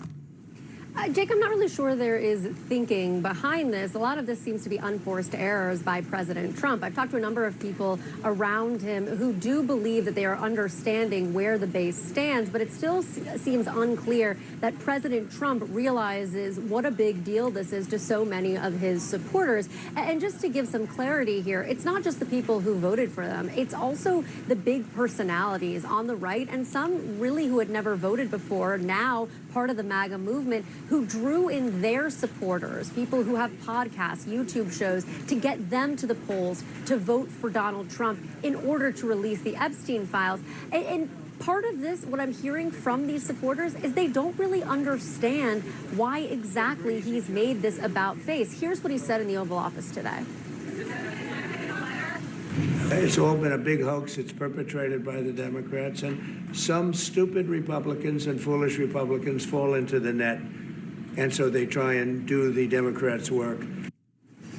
A couple of other things he said, that he has lost faith in certain people because of their belief in these so-called Epstein files, that the Republicans have been duped. Again, as you noted, some of the people who've been placed in the highest roles in his administration, I guess, are some of these same people who were allegedly duped by this quote-unquote Epstein hoax, as President Trump has said. Now, our colleague DJ Judd just caught up with President Trump as he was leaving an event and asked about whether or not he would appoint a special counsel or consider appointing a special counsel. He said he has nothing to do with it. And let's be clear, if someone was going to appoint a special counsel, it would, of course, have to go through the Attorney General's office. But as we have reported time and time again since Donald Trump took office, the Justice Department is operating the least independently that it has in modern history. So, of course, President Trump would have everything to do with a decision about a special counsel here, Jake. All right, Kristen Holmes, thanks so much. Let's discuss this with two former Trump White House officials. Mike Dubke, former Trump White House communications director in the first term. Jim Schultz, former Trump White House. Could this work? No, it's not working. These people, there are many people who voted for Trump because they are literally overtaken by his sexual prowess, his charisma. I know that sounds insane, but that is literally why a lot of people just have a cult-like admiration towards the man. But there are far more people that actually voted for Donald Trump because they see Donald Trump as a vehicle to destroy the elites, as a mallet, as a hammer to all of the institutions. They have voted for him, especially like low propensity voters have voted for him because they see him as a change from the way that previous like establishment politicians have ruined their lives.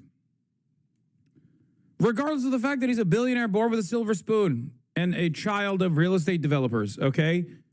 Doesn't matter. They see him as a guy who is anti-establishment, who's against the elites, who is going to be vengeful towards said elites.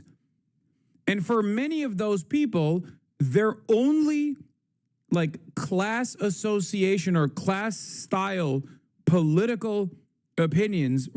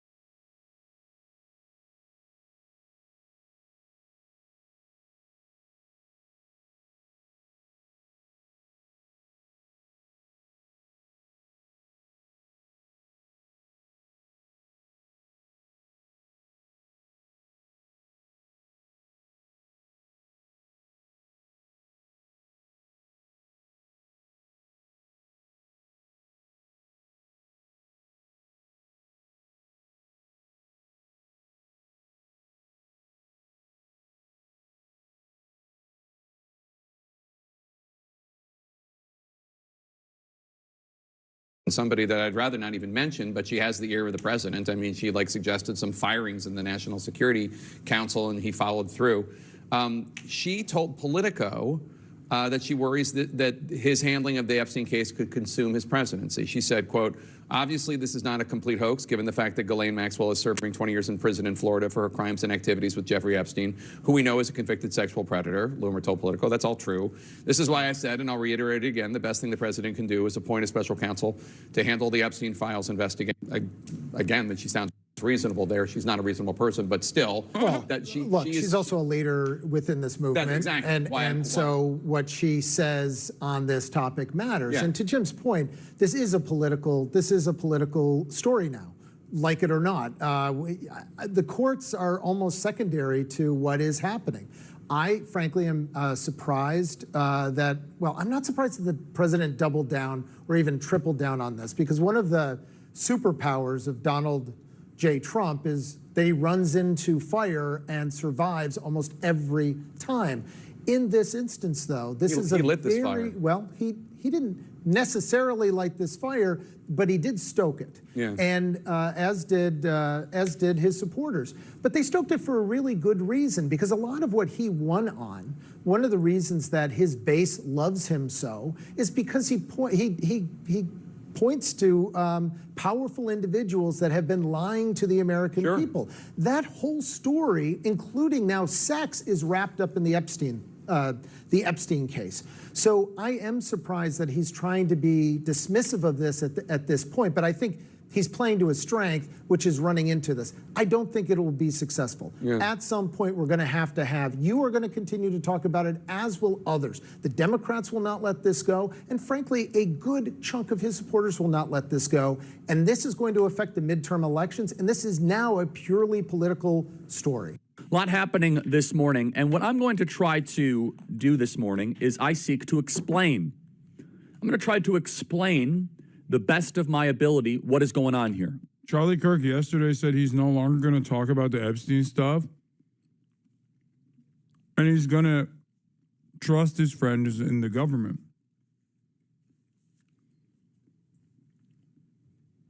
Remember? I know Adam Friedland is doing an episode with Harry Sasson. I know. My goat. Both of my goats getting together. Two guys who fuck, okay? Two guys who simply have sex. That's it. We'll watch it. We'll watch it later.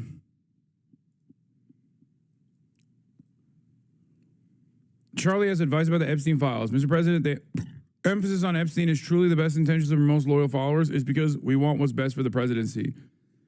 People are talking about Epstein because they love Trump. We are fearful the same people who try to kill Trump, impeach him, and throw him in prison were behind Epstein. Epstein represents a symbol of an out-of-control shadow government, and this is a chance to bring it to heel. What should Charlie's move be if he were just backing Trump? Avoid it or never talk about it? I mean, the best case scenario for Charlie is to never talk about it. But it's impossible for him to never talk about it if Trump is talking about it. Trump, ironically, is breathing life back into the story over and over again with his inability to let it go, which then obviously provokes response from his most loyal fans. And Charlie, much like myself, cannot be sheltered from that. Like, Fox News can get away with not talking about certain things. Charlie, on the other hand, can't, because this is the biggest fucking issue. And it's going to be such a prominent issue, and he's so accessible as opposed to like a Fox News commentator or a CNN commentator, because it's going to be all over his fucking comments if he doesn't say anything about it. And his goal is to basically be a vessel for Trump and sometimes deliver information about what the base is demanding to Trump, and in other instances, message at the behest of Trump. So he's now stuck in this unique paradigm where he has to not talk about this shit, But then when Donald Trump talks about this shit, well, what are you going to do?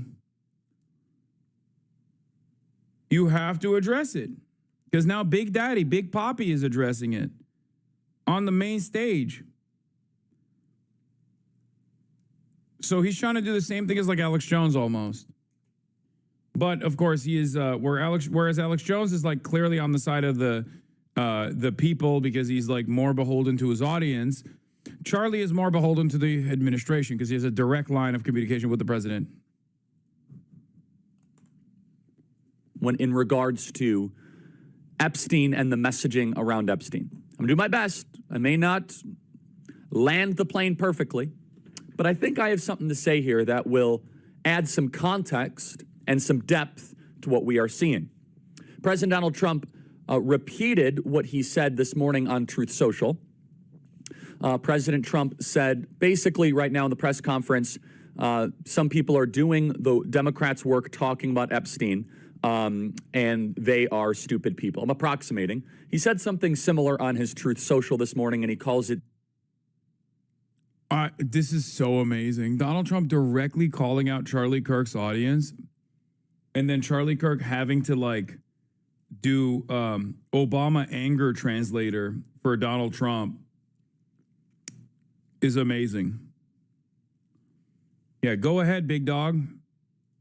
Tell us what he actually meant with this. The Epstein hoax. Now, before we go any further, I do want to say, big breaking news this morning, John Solomon is reporting that in his sit-down interview with Donald Trump, President Trump has greenlit a special prosecutor to potentially be able to go after the criminal conspiracy around Epstein and all deep state activity. So that is a phenomenal victory.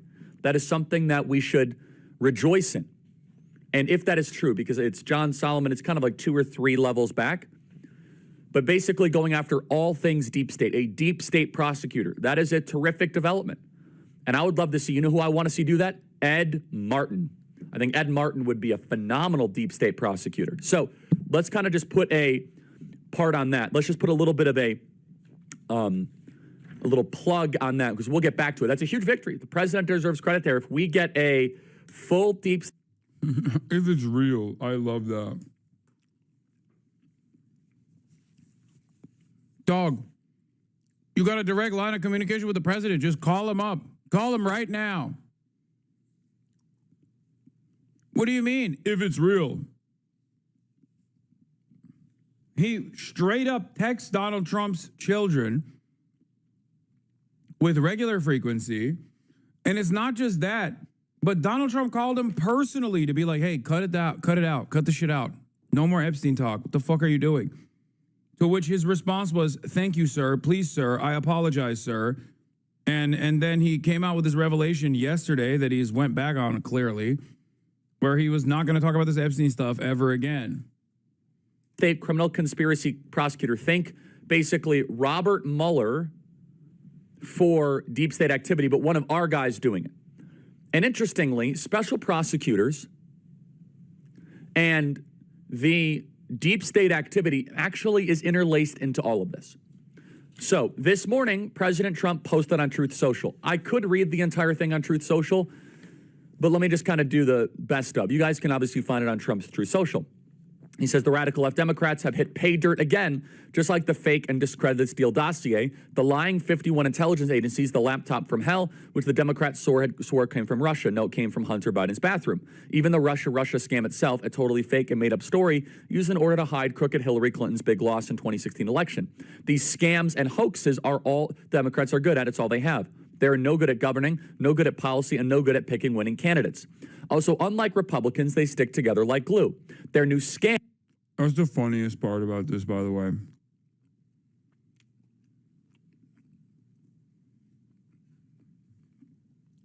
I'm sorry, but the Democrats never stick together. I wish.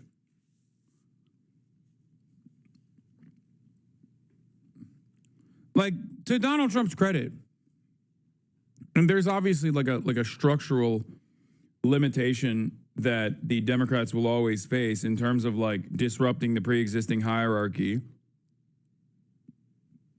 Okay, and following through on campaign promises that they made. But like, that is so fucking, that's such bullshit. Donald Trump, to his credit, is capable of whipping the entire party together to get his legislative agenda across, no matter how evil it is. And he did that already. He got his BBB. Big Booty Bill. He got it across. He called every single person, and he made the boss calls, and he got it done. Everything that I have demanded of the Democratic Party in terms of whipping votes, Trump does every single time when it matters. Is that we'll forever call the Jeffrey Epstein hoax.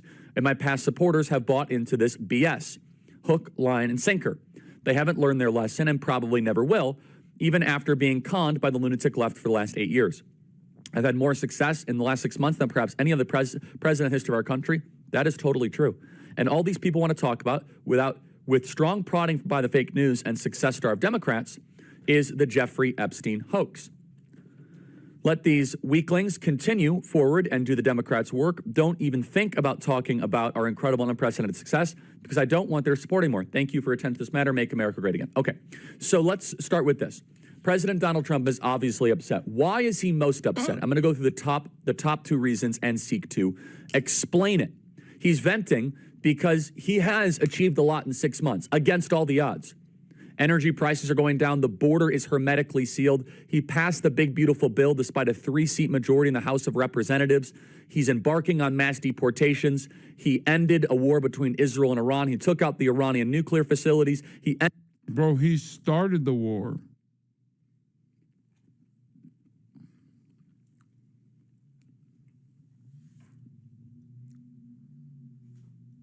This is the thing that pisses me off about Trump. Aside from all the obvious shit, this is on some super basic shit, like apolitical shit, okay? Forgive me for getting apolitical with it for a brief moment when I'm talking about Donald Trump, who obviously is a political being. Like 90% of his accomplishments that these guys give him credit for are things that he fucked up initially. Like, what do you mean he stopped a war with Iran? It's like he had the opportunity to never start a war with Iran.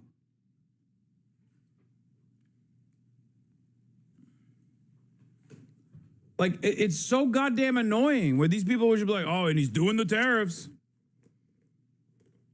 He's doing the tariffs. The economy has rebounded. It's like, yeah, the economy rebounded because it took a fucking nosedive when he started with the tariffs. And then only when he backed away from the fucking tariffs did the economy rebound and got to its previous levels.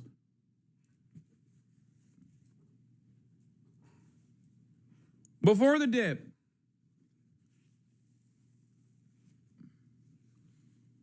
I wish I could get credit for shit like this. You know what I mean? I break something and then I threaten to break it further and then I just simply stop breaking it. I don't even fix it. I just stop breaking it further. And people go, oh, thank God, bro, you are the king. You are so sick. It's like, bro, I started the problem. And then I said I was going to keep accelerating the problem. And then I stopped accelerating the problem. And now all of a sudden you're like, oh, thank God. Oh, you are so good. You are so good at your fucking job. That's the Trump method every single fucking time. It's so goddamn annoying.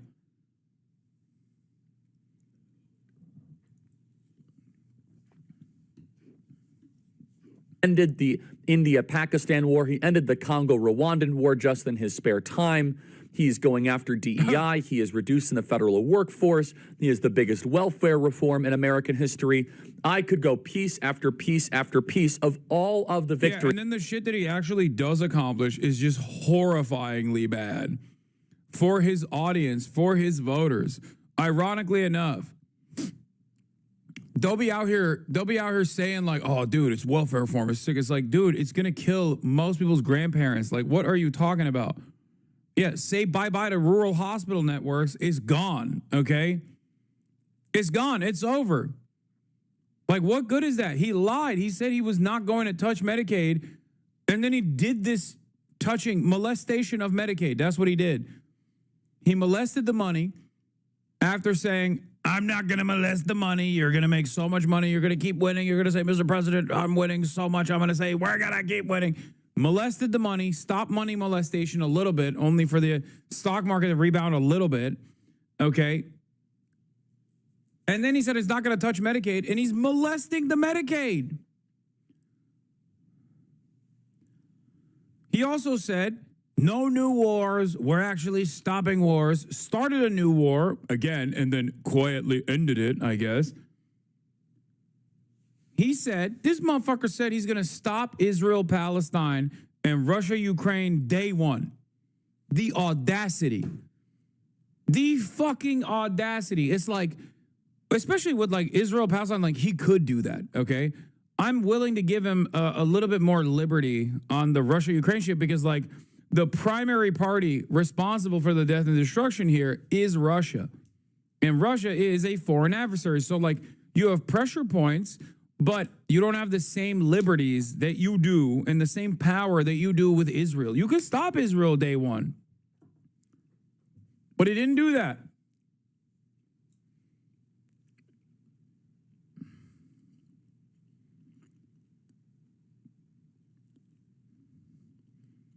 And Trump is fucking out here not delivering on any of this shit. And the only things he does deliver on is actually harmful. And his dick riders are just like, hell yeah, baby. He's killing it. He's awesome. He's amazing. Look at the border. That President Donald Trump was able to achieve. One of the most impactful 6 months ever of any president. So from President Trump's perspective, he is experiencing a pace. He's experiencing a reality that is far different than the first 6 months of Trump 1.0. So President Trump's immediate reaction as someone who is making phone calls to try to end the Russian-Ukrainian war, he's trying to figure out this Jerome Powell thing. He's got agencies of governments to manage. He's turning and probably saying, why is the attention on a guy who has been dead for 6 years? That is probably what President Trump is saying, and I'm synthesizing part of his venting. Here's my piece of advice, guys. Don't take too seriously this whole Truth Social here. I know some people are getting fired up about this. I don't believe he was trying to insult anybody personally. His base, the people who made his movement what it is, I think is what he was pushing back on what he thinks is a misaligned press narrative. Oh, when he said you guys are stupid for caring about this, he actually meant like something totally different. He just didn't mean that you were. Let's look at the comments. Charlie, if someone around Trump hasn't taken 5 minutes to fill him in on why this is a big deal, that should be alarming to everyone. When Epstein is brought up, we are not talking about the man. We are talking about the whole nightmare. We want names because we want people, however, whoever they might be, accountable. I'm going to be a simple man here. I want those who have done wicked things in the videos to go to jail for a long time. Justice for the kids is what people want. This is more important than any politician, including Trump. He's gaslighting us. Duh. We care because this is another example of class warfare, and we're sick of the elites not being held accountable. If Trump really felt it was no big deal and made up by Democrats, then why did he make such a big deal during his campaign about it and promise either release it at all? If it's not that big of a deal, just release it all and move on. Bro, these guys do not care. Okay, that was a Hassan Abihed? No, dude. We care about this because this is another example of class warfare? No. This is the reason why I said that brother, Republicans have no way of doing class politics. They don't understand it. Many Americans, liberals as well, don't have any understanding of class consciousness. They don't have any class politics. So they actually grab on to things like this as a signifier. It is a substitute for class consciousness. It's a substitute for class warfare. They don't understand that class warfare is being dished out every step of the way in every facet of their existence, whether it be their fucking landlord raising their rent, whether it be their boss that tells them, like, this is your salary and it's not increasing, okay? Whether it be price of groceries going up. They don't see it. They don't see that as class warfare, which it is. They only see this as class warfare. Jeffrey Epstein and all these elites get to do, like, pedophilia on fucking airplanes, on private jets, and then no one seems to care, and there is no justice ever served for these people. They see that as like a major part of this. Okay? What is this? What? Hassan tweeted silently mid-news coverage and acted like nothing happened. I'm crying. Well, Johnson had a rare moment, extreme. That's crazy. Bro, chill. Hey.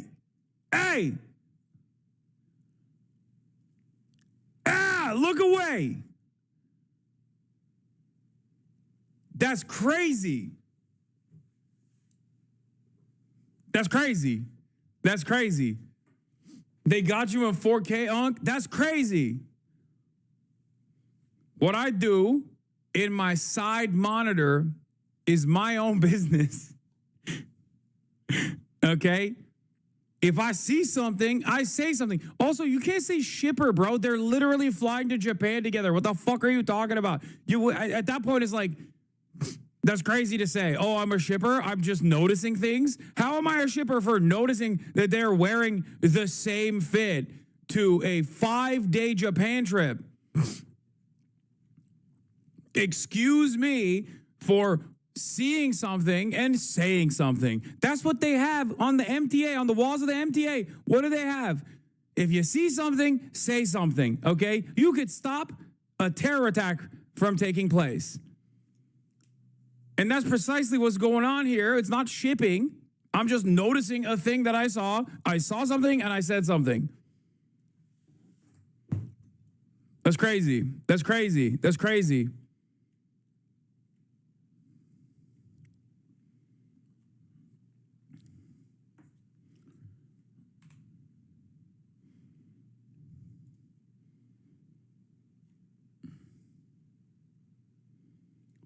You're that creepy unc telling nephew why he doesn't get together with his friends standing next to him? What? Comparing this to a potential terror attack is wild. Well, you know, it maybe terrorizes some people's hearts and souls, okay? Like, because maybe they are fearful. What if it doesn't work out, for example? Okay? That's terrorizing to think of. Okay? Maybe sometimes people feel a sense of hope. Okay? Maybe they feel a sense of hope in an otherwise dark world. Forgive me. Forgive me for having a glimmer of hope in a world that is otherwise very dark, okay? Let's continue with the Epstein files now. From what he wants to see as celebration of all the victories over the last 6 months. However, now let me now go to why I believe not just like why I care about this and why the base cares about this so much. And then I'm going to kind of connect the dots. Remember where President Trump was at this moment in Trump 1.0. At this moment in Trump 1.0, President Donald Trump was being hunted by Robert Mueller. President Donald Trump basically lost his attorney general at this moment in Trump 1.0. He's very loyal to Pam Bondi for many reasons, one of which is that he does not want to lose another attorney general. He does not want to lose another member of his cabinet this early on. Dude, he has no option here. Yeah, he's small bean. Why won't you consider Trump's feelings? He'd be sad.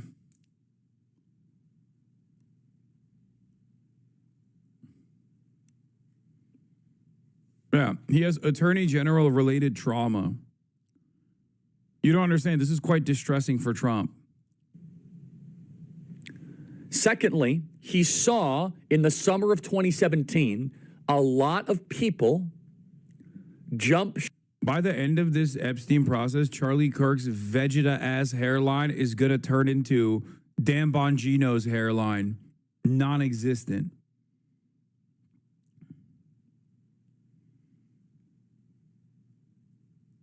Oh, yeah, I saw this. Former NYPD head accuses Mayor Adams' police brass of criminal enterprise. Andrew Cuomo sends his regards. Ship and align with the Robert Mueller thing. So President Donald Trump has, within his memory, he saw that his presidency in 2017 was largely taken from him in Trump 1.0 because a lot of people jumped aboard the Mueller bandwagon. And with that, he kind of saw so much of his momentum that he had from the election thwarted. When people demand that he fires Pam Bondi, he hears people demanding that he explode his admin, just like what happened in the first term. So a big question the base has is, why doesn't President Trump care as much as the base cares? So let me connect the two dots together. The base cares about this. Bro, I never thought I see the day where Charlie Kirk is relegated to the position of like a hutch or like a sex pestiny trying to defend the Democratic incompetence. And only because, like, normally these guys get to have this veneer of independence from the administration because the administration is always giving things that their base wants. And now they have to just sit there and play catch up and play defense at a time when the base is directly at odds with the party. Fucking awesome. It's amazing. Of course, unlike those fucking losers, he has a direct line of communication with people in prominent positions of power. Those guys are just doing it for free 99 for funsies because they think there's a market for this. Not as a way to hurt Donald Trump. And this is where I think I think I could be an explainer here because I think everyone's talking past each other a little bit. We do not care about the story as a way to hurt Donald Trump. In fact, it's the opposite. We love President Trump. We love what he's doing. We actually care about this story because this is a rare opportunity of a sloppy operation by the deep state. The deep state conducted itself in an overly messy, sloppy way. President Donald Trump taught us to drain the swamp. President Donald Trump taught us to want to go after the deep state. So I actually think we're all agreeing on this. President Trump wants... It's also crazy for a grown-ass man, he's my age, or maybe a little bit younger than me, but he fucking looks a lot older, to be talking about another grown-ass man like this. President Trump taught me. President Trump taught us. He taught us to live. He taught us to love. He taught us to hate. Bro, this is another dude. Like, get his dick out of your mouth, brother. Holy fuck. Like, what is this treatment that he's getting? He's giving Trump the Jesus treatment. This is cult shit. Oh, my God. He's talking about Trump like Trump taught you right and wrong. Okay, he taught you to hate the deep state elite pedophile cabal, and now he's defending it. What now?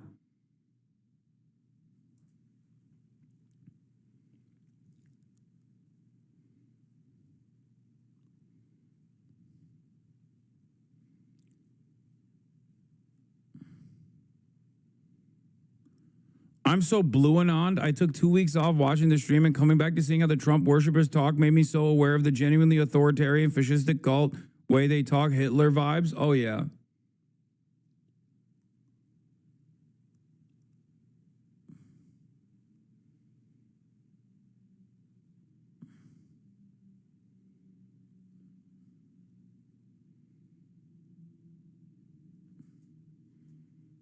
It's crazy, man.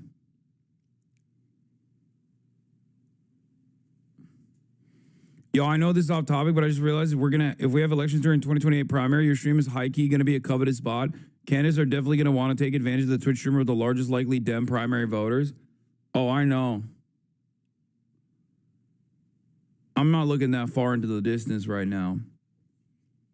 But I will say, Zoran has fucking bricked me, okay? He's ruined me. I saw what good sex is really like. Now all the sex I'm getting doesn't feel the same. You know what I mean? This is an analogy. I did not have sexual relations with Zoran Mamdani. But like now that I see like an actual candidate who is very close to my worldview in all of the most meaningful ways, now whenever motherfuckers come to me and they're like, "Oh, well, I'm a liberal, but I am kind of progressive, I'm like, are you though? Are you though? It is different. Yeah, good dick hits different, dude.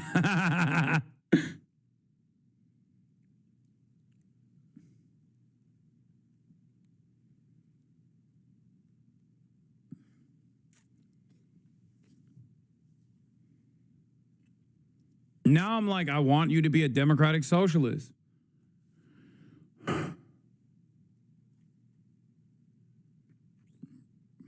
I want you to be saying things about Israel that I'm saying. You know what I mean? Within the confines of permissibility, of course.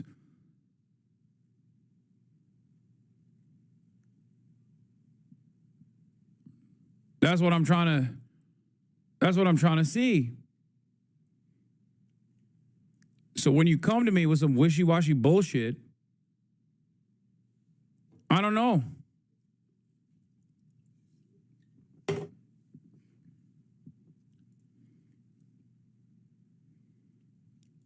To have a special prosecutor go after the deep state. We want to have an emphasis on Jeffrey Epstein because Jeffrey Epstein was probably an actor of the intelligence agencies. We don't know.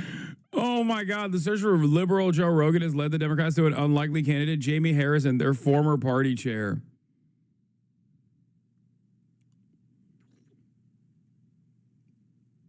Amazing.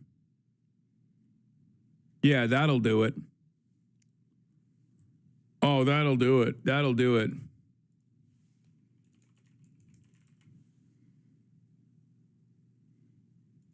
This is the dickhead that kicked you out of the DNC? Oh, I know.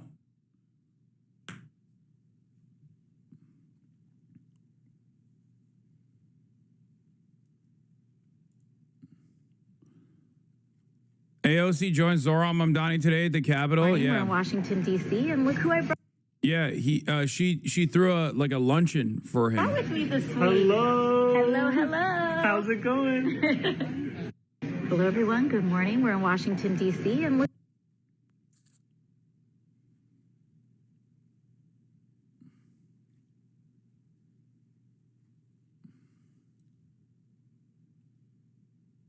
Don't worry, I got it on the docket. Trump calling into One America News. I got it already. It's on the docket. We're going to get there. Oh, that for certain. He could have been a fabulist, like Mike Benz said yesterday. And maybe he was kind of doing brokering, or maybe he was kind of connecting the different entities together. But understand this. When I go to college campuses, I am not proactively bringing up Epstein. Justice Department fires SDNY federal prosecutor Maureen Comey, who played a key role in prosecuting Jeffrey Epstein and Ghislaine Maxwell, Politico. What the fuck? Hey, yo. Hey, yo. I mean, look, she flubbed it on the Diddy shit. But then again, Trump literally said he would entertain pardoning Diddy.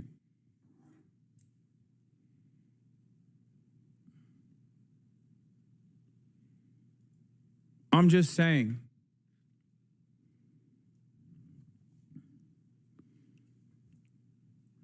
Zohran method is unpatched right now. After the recent closure of 2 local grocery stores, the Worcester City, or is it Worcester? City Council passed a bill last night ordering the city to study creative solutions like Zohran Mamdani's municipally owned grocery store idea. Worcester? Okay. I'll fuck with it. Dude, things are happening. Things are moving. Things are moving in an interesting direction. I like what I'm seeing. Okay? I like what I'm seeing, baby. People are bringing Epstein to me. The reason why we are caring about this is not trying to win brownie points or not trying to make the liberals or the media care about us. To go full circle, we are caring about the Epstein story because we are afraid that if we do not lance the intelligence community bull, that tried to murder him on July 13th in Butler, Pennsylvania. He's like, bro, remember when the deep state tried to murder Trump? It's like, okay, well, I guess he's trying to not be murdered now, bitch, because he's literally fucking defending the deep state. Pennsylvania, that tried to take him out with Russia, then that very same deep state actor that spied on him and leaked the phone call of him between Zelensky that resulted in his first impeachment. We're worried the deep state will derail Trump. And we look at the Epstein story as a skeleton key to be able to look under the hood, dismantle and deconstruct the administrative state to protect Donald Trump from his adversaries. What do Andrea Bocelli, Steph Curry, Justin Bieber, and Tim Tebow have in common? All of their mothers were encouraged to end their pregnancies. When a woman faces an unplanned pregnancy, she is often pressured to end her child's life. She wants to make the right choice, but society and those around her are telling her that her baby is not a life. That's where the Ministry of Preborn steps in. Preborn and their network of clinics offers compassionate, loving care to mothers and the support they need to help them choose life, including a free ultrasound. Once a mother hears their child's beautiful heartbeat, she is twice as likely to choose life. If you consider yourself pro-life, it's time to join forces with Preborn. I'm a donor, and you should be too. Together, we can empower women to choose life, empower the truth of motherhood, transforms families and futures. One ultrasound is just $28, and a $140 gift will help to rescue 5 babies. When you donate monthly, you'll receive stories and pictures of lives you helped to save. What? Please dial pound 250 and say the keyword baby. That's pound 250. I'm glad that actually I walked away for this ad because this is the most terrifying ad I've ever seen in my whole damn life. What the fuck? Aren't you excited that the Piker Broadcasting Service is sponsored by only you with no ad breaks whatsoever? The only thing we ask for here at the Piker Broadcasting Service is your voluntary contributions in the form of a $6 a month subscription or a free one in the form of a Twitch Prime. Now imagine a world where the Piker Broadcasting Service, also known as PBS, would actually be sponsored by preborn.com. Think about that. Instead, the only thing that we ask for here at the Piker Broadcasting Service is your voluntary contribution. Like I said, you can also gift a sub to others, like Matt NLT just did. 20 gifted subs.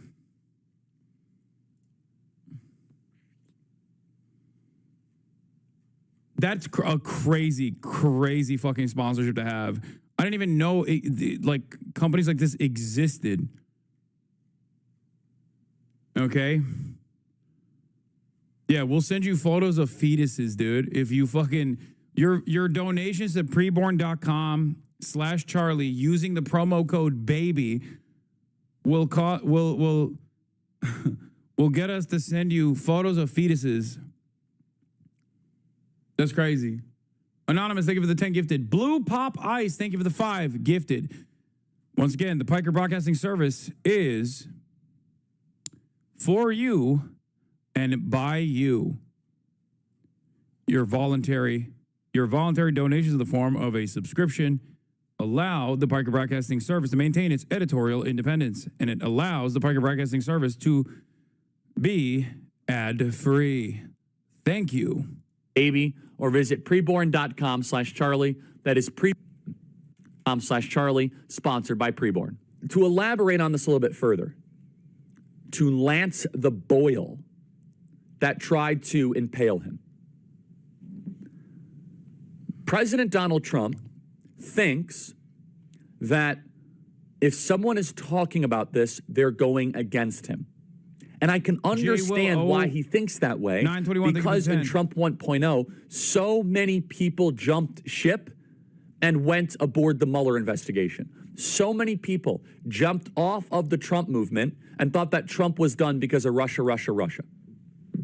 And President Donald Trump clawed himself. That's not even true. That literally did not happen. Who the fuck jumped ship? Open Presents, thank you for the 10 gifted. Just curious, what are your financial ties if you have any? Are you funded purely from subs, ads, sponsors, etc.? Genuinely wondering. What do you think? I don't even run ads. No, it's entirely entirely a subscription-based model. What financial ties do you have? Also, if I'm a dishonest broker, why would I ever reveal that? Like, why would I ever fucking reveal that? Every now and then I'll do a sponsor stream from like Ubisoft or whatever, but that's it.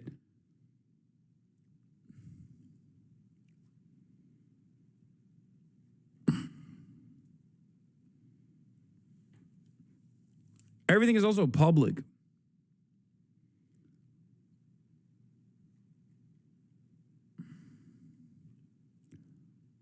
Fair point. No, I was just wondering. It makes me like you even more. Well, I'm glad that you like me. Yeah, I've been sponsored by Marvel Rivals before too, but that's a Chinese company, so that's fair play. Out of it. He climbed himself out of it. Yeah, I'm sponsored by Woke. That's what I'm sponsored by. I'm sponsored by Big Woke, okay? That's who sponsors my ass. To barely be able to... You support the capitalists at Amazon and now Ubisoft? Yes. To survive after all of the deep state attacks. And Trump is getting wins, and we should be talking about them. The president is very fired up here also because this was all done under this, almost all of the documents and all of the reporting around this was done during James Comey. It was done back in 2007 under George W. Bush. This has been thrown upon his desk. And I'm going to defend the president here on one key thing. He does have a right to be a little bit skeptical and paranoid. And I'm going to try to translate part of the Truth Social as to what I think. Bro, 11 minutes for like 11 minutes and he still hasn't even like gotten into the meat of it.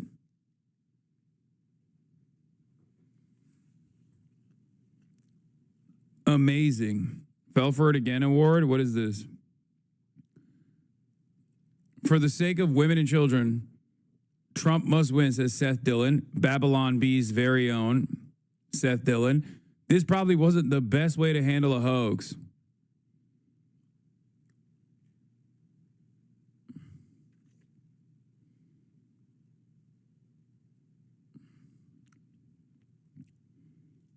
Would be the best way to resonate with you. After all of the different... Hassan, there's a rumor going on that you're sponsored by Steak in the background. Is this true? What do you think?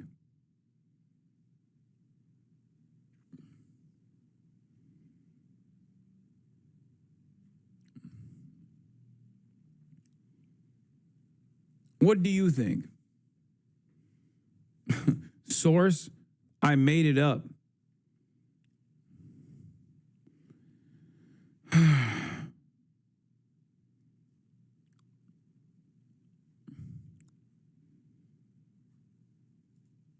I gamble my mental health in this chat every day. Me too. Yeah. Hidden sponsorship. The best, like saying I'm sponsored by Steak is like saying I'm sponsored by the Republican Party. You know what I mean?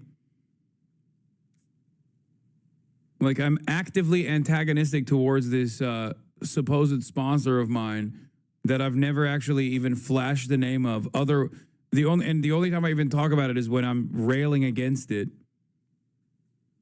Yeah, sponsored by Steak. Promo code Fuck Hassan to get your first $100 in cryptocurrencies free. Ways they've tried to take out President Trump. He's saying, guys, they could have put a stink bomb in the quote unquote files that will make. Oh my God, brother. What the fuck? Oh yeah, Trump is just really scared because he's been hurt before by the deep state. So he's just scared that like the deep state actually put a stink bomb in the Epstein files to make Trump look bad, you know, by saying he's directly affiliated with Jeffrey Epstein in ways that maybe is even more meaningful than we previously thought.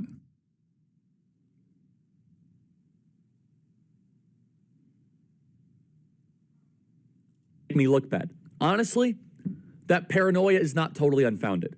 On the other side, this is what I'm telling the president, both privately and publicly, is that the base cares about this, not to get you. The base cares about this, not to try to take you out. The base cares about this because they have your back. The base cares about this because they have your best interests at heart. The base cares about this because... I love that he writes this stuff down and he has to like glance down to read it.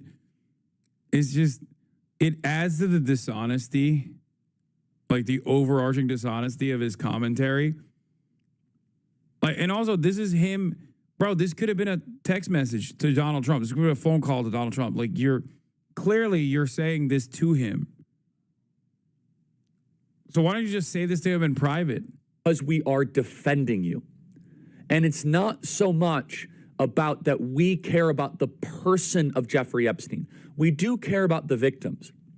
But it's not so much that the person of Jeffrey Epstein is a hyper-focus.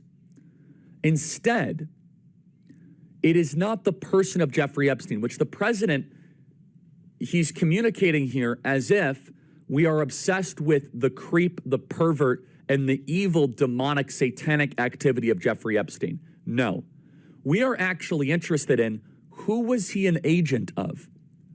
Were the same people that were behind Butler, Pennsylvania, the same people that were behind the Russia hoax, were they also the ones that were pulling the strings of Jeffrey Epstein? The same people that were around COVID?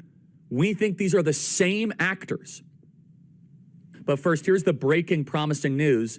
John Solomon, 352. You did inform him that they're thinking about appointing a special counsel on this to take over this entire investigation. Yeah, and he said, I think it's a good approach. Let's just do it. Let's get the trust of the American people. Let's get accountability, and then let's focus on the things that matter. So he's on board with the situation of getting a special prosecutor and having the Epstein situation put into that, so that can be formally looked Anything at. legitimate that should be looked at. And really in a criminal volunteered context. it, by the way, Steve. You know, I ask about the special, but he immediately volunteers, and then I follow up on it. But he immediately brings up Epstein. Like, just throw that in. Let's get it all answered. I got nothing to hide. I want truth, and I want prosecutions, and I just want the justice system to take care of what needs to be taken care of. It was really a remarkable moment. It's a phenomenal clip, and I would say Ed Martin as the deep state prosecutor would be a perfect person. Throw Epstein in there, throw the 2020 election there. Why does that matter? And this is why I think we're actually more in agreement than the back and forth here. How do you think Trump's going to get away with it this time? He's not. I don't think he's going to get away with this. I think he's just going to like do some crazy shit to try to get people not to pay attention to it. But the more they move in this direction, the more it feels like look at this. Look, Donald Trump fired Maureen Comey, who was the key prosecutor in the Jeffrey Epstein and Ghislaine Maxwell cases. Like everything that they're doing is just like making people more invested in this. It's crazy.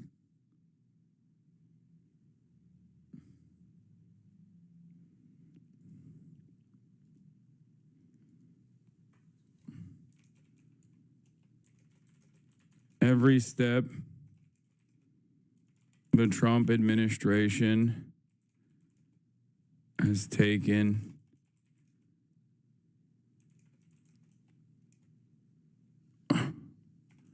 on the Epstein issue so far makes them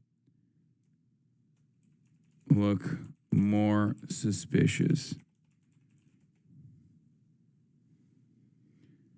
If you were sponsored by your haters, you would have Jeff Bezos, Money Hassan. Yeah.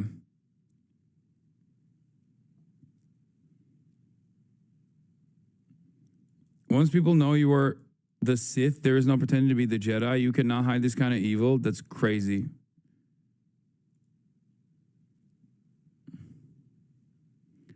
Breaking news today, the DOJ fired Maureen Comey from the United States Attorney Office in the Southern District of New York. She's the daughter of the former disgraced FBI Director James Comey. This comes 2 months after my pressure campaign on Pam Bondi to fire Comey's daughter and Comey's son-in-law from the DOJ. Maureen Comey's husband is Lucas Isaac Haroff. As I previously reported, he works with the current Trump DOJ despite a long history of being a Trump hater. He is the assistant U.S. attorney in SDNY, working in the civil division since 2019. No word yet on whether or not he was also fired today, but he should be. +1 for Blondie today.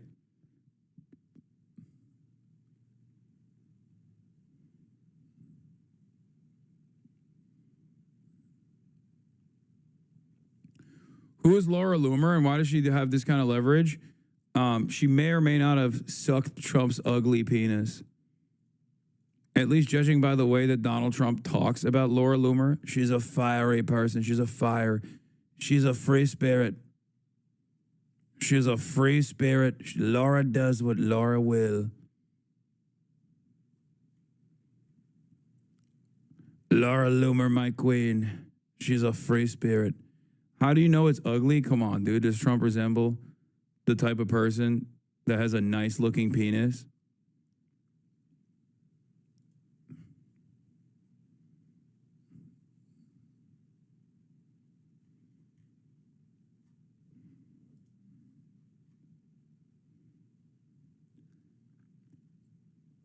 Does anything about the way he carries himself give you the vibes of a man with a nice looking penis? The reason the base cares about this, again, is because we believe Epstein was an agent of the people that tried to kill Trump and try to destroy Trump's first term. President Trump thinks, though, the people caring about Epstein are part of the people that have been trying to ruin him prior. That's where I think we're actually more in harmony here. And I'm not just saying this as, trying to cope or run cover. Because President it's just a simple misunderstanding when he said everyone that cares about this is stupid. It was just a misunderstanding. Oh, I got it. My bad, Charlie. Thanks, man. This will surely work. This will surely work. Except, no, the fuck it won't, dumbass. Donald Trump is obviously okay with appointing a special prosecutor. Simultaneously, he's fired up about people. He thinks that some people are trying to use this to hurt him. We're trying to use this to save him. Not save him, but to try to protect him. I don't want to say save him, but maybe save him from another deep state coup attempt. So President Donald Trump is in a active posture right now. He is in a place of where he is looking for threats on the horizon. Who can blame him? Play cut 353. Operated the auto pen, had a policy, which is, by the way, I think the biggest scandal. That's the scandal they should be talking about, not Jeffrey Epstein. Will you ask Attorney General Pam Bondi to release more documents to finally put this controversy to bed? Yeah, whatever's credible, she can release. If a document is credible, if a document's there that is credible, she can release. I think it's good. But it's just a subject.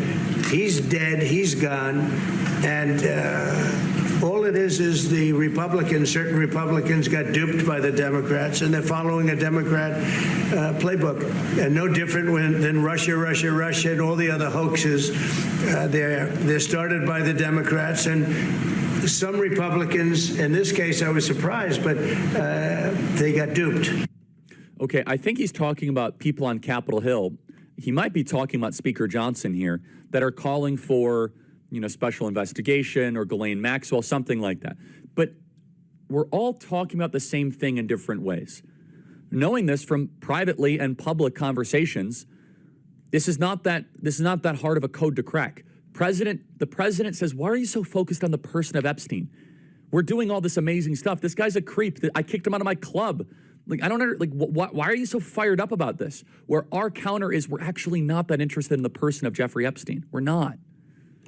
What we are interested in. Why does he keep saying that? No, we are interested. What the fuck? Why does he keep saying, we're not that interested in the Jeffrey Epstein, the person? It's why does he keep angling it like that? It's weird. No, man, people are interested in what he did and who he did it with. That's precisely what people want to know.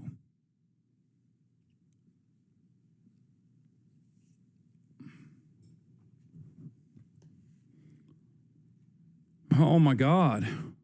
Interesting in, was he a representative of the shadow government? We all want to focus on the president's big wins happening right now, on things that matter for all 340 million Americans, and he's doing an awesome job of that, and he is. And the emphasis is not, oh, it's all about the person of Jeffrey Epstein. The reason why the grassroots is mad, and the reason why you guys are fired up about this, and the reason why you guys are emailing me, freedom@charliekirk.com, is you say, no, Mr. President, this guy is a way, it is a skeleton key. It's a chance for us to look under the hood. It's a chance for us to say, whoop, this is the thread, thank you. The deep state made a mistake. They were sloppy, they were messy. How did Epstein die? Where did he get his financing from? Was he a representative of a foreign government? Everything. Which foreign government would that be, Charlie? Charlie, remember, is broaching on big no-no territory here. Okay? Even making inferences to Jeffrey Epstein being an agent of a foreign government, which is, of course, we all know which government that is. They're not talking about Zimbabwe, okay? They're talking about fucking Israel, dog. That's what they're talking about, okay? And that is a major no-no for any Republican.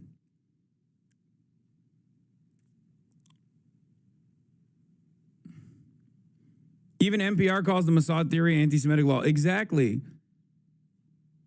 NPR is like, guys, the multiple former prime ministers of Israel were hanging out with Jeffrey Epstein because they love his vibes, okay? Please, don't say that there was any involvement with intelligence. It was because of the vibes alone. What are you saying? They just really loved he was incredible company at cocktail hour. We look at Epstein as an introductory story to all of the other elements that tried to take you out. It's not that we are obsessed with some people are online, they're like very into like who Epstein was personally. There's been plenty of documentaries about that. That's not what is animating this. That's not what's firing a lot of people up in this audience. Don't get too fired up about the Truth Social and President Trump ranting and venting about this. And let me tell you why. It's that President Donald Trump went through an entire first term. He went through an entire term where people were constantly turning on him for fake stuff. Constantly turning on him. I mean, he didn't always hang out with the rich and powerful on account of the pedophilia. Real question. Yet. No, I don't. Didn't he always hang out with the rich and powerful on the account of pedophilia? Real question. No, he wasn't like literally doing pedophilia every time there was like a rich and powerful person around him. Okay. I'm like, I don't think that. And I don't think every single person, because he had adult victims that he trafficked as well. My point is, we want evidence as to what the involvement was with all of these other people who definitely did engage in illicit behavior. Especially considering that many of them were openly hanging out with him after he had already been arrested for sex trafficking of minors one time and went to prison for sex trafficking of minors. So especially the people that hung out with him after, before and after being the most significant part of this.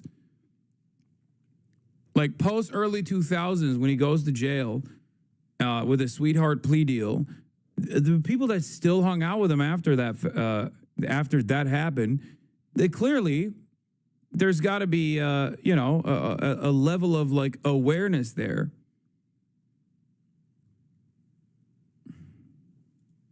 And so he says, wait a second, like, he basically thinking, he knew Jeffrey Epstein. He got in a big fight with Jeffrey Epstein. He kicked him out of his club. He's mistrustful of all of these different elements here.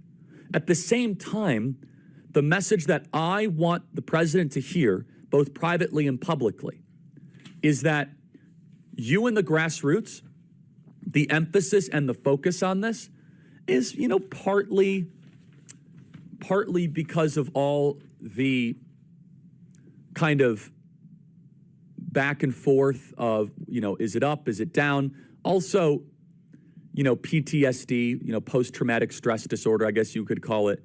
He's so woke. He's saying Trump's got PTSD.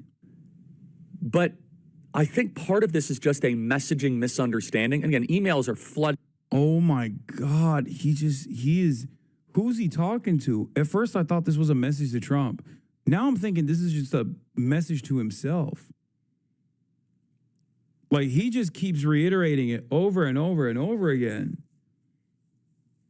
He just keeps repeating this over and over again because he wants to believe the lies that he is telling. In right now, supportive of the way that we are articulating it. Yeah, and right, dude. No shot. That's where John Solomon says we're going to get a special prosecutor on this. I think it's phenomenal. What I'm going to say to the president, you know, if I see him soon or if we talk on the phone, or I'll say this the same thing on the show, there's no like private agenda here, is that Mr. President, the emphasis on Epstein is truly the best intentions of your most loyal followers. Where we're not trying to score points with the CNNs or the New York Times. It's truly because we care about you. It's because we want what's best for the presidency. And one of the core campaign promises that I know... I hope this is a real wake-up call for at least some of the Republicans that, like, the people that they thought were, like, independent actors are very clearly not, okay? Charlie and many others actually realized this. That's why they're trying to play this, like, wishy-washy both sides narrative where it's like, oh, well, President Trump, when he called you stupid, he didn't mean it. Like, these guys only care about proximity to power. That's it. They don't care about your wishes. They don't care about your interests. They've lied to you about every single thing up until this moment. And hopefully this division for many of the right-wingers will be a moment of awareness that when they tell you, like if they're lying about this in such an obvious way, what else have they lied to you about is a question you should be asking yourself. If you're a right-winger and you're watching me right now and you're like, oh, I hate this fucking commie bastard, this piece of shit, whatever, you know, normally I got a brave truth teller that I lean on. And these guys seemingly, maybe they fucked up a little bit here. Implying Republicans have any capacity for any self-awareness, I mean, it doesn't matter. I'm not going to fucking discourage people from seeking out the truth, especially considering that there are plenty of former Republicans in this chat. This community is comprised of many people that did not agree with me initially. My position in American politics is unfortunately very unique, okay? It's not a position that you get to hear, especially without any sort of like severe limitations or any sort of like negative lens. The things that I believe, I think if people watched and listened to charitably, many more would be in agreement with. There are a lot of people who probably came in here and were initially Republicans or even the alt-right, you know, and have slowly but surely chipped away at that kind of that worldview that they previously had.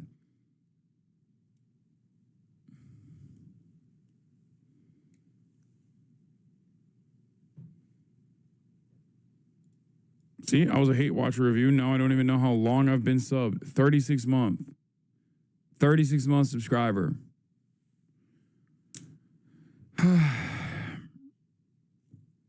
But don't you think the left would have done the same like we saw earlier? It doesn't matter who's in power. They all lie, apparently. Yeah, no shit. My point is, first of all, they're not the left. That's the Democratic Party. That's a totally separate thing from the left. If you want to see a figure that is like representative of actual leftist politics, look at the way the Democrats have been treating him so far. Zohran Mamdani is a great example of like a person who is a leftist. There are people who have historically been on the left who have also been forced to capitulate, forced to concede, forced to basically play the role of a shepherd for the Democratic Party as well from time to time.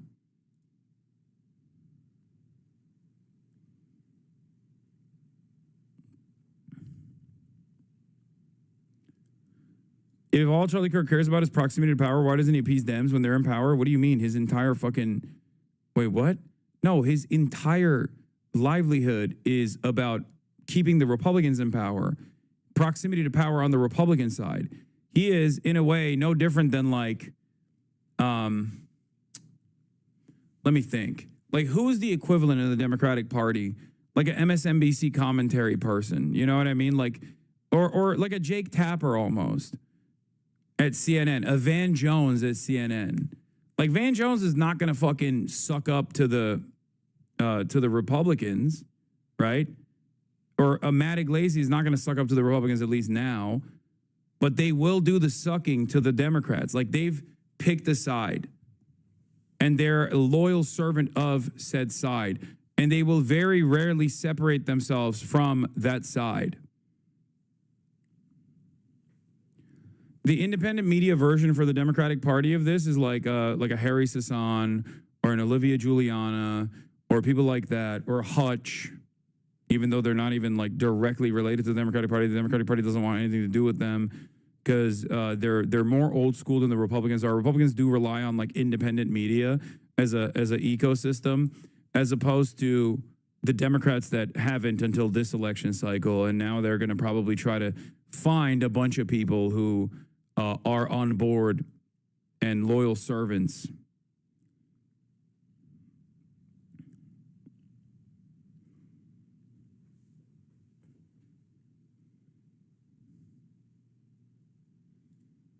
Yeah, look, this is what I mean. Look, I'm done. Here is a Democrat hatchet man, okay? Van Jones, a servant of the elite. This is his role. His role is to basically defend Israel. His role is to defend the billionaires. His role is to shit on the real left, okay? Look, let's hear. It would do a lot better if you clean up some of the anti-Jewish stuff that he said, or anti-Israel stuff that he said. He's got to get away from globalizing the Intifada and stuff like that that's scaring the crap out of the Jewish community in New York. But if he can clean some of that sort of stuff up, he's got a real clear shot. And I think the other thing, like, it's so funny to say this when Zohran Mamdani won a resounding victory without capitulating even a little bit to the pro-Israel crowd. He just said, nah, fuck that, He didn't give him an inch. So why should he listen to you? Why should he listen to you now after he's won? This is the time when he's not supposed to listen to you at all. Like, we saw that this theory that they tried to unleash upon Zohran Mamdani in the primaries failed.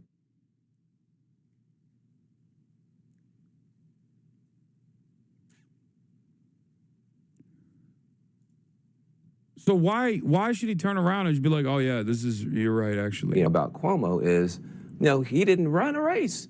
He just, leaned on the unions, leaned on the big donors, ran a bunch of crappy TV ads, and thought he was just going to get it. Mamdani actually ran a race, and so you're going to see, I don't care who you are in this party, you're going to have to get out there and earn it from this Democratic Party. Yes, I know Alaska's about to get slammed. There was a massive earthquake that happened off the Alaskan coast. Breaking news, water is now receding along the Alaskan coast following the 7.3 earthquake. A clear sign of tsunami is approaching. Residents of Sandpoint, Alaska have been ordered to evacuate immediately. The National Weather Service and U.S. Tsunami Warning Center have issued an urgent alert for all low-lying areas. If you're in the area near Sandpoint, get to higher ground now. Avoid beaches, docks, and harbors. If you can't evacuate, shelter in the upper floors of a sturdy building. Do not wait. Do not return. A tsunami is coming. Time is running out.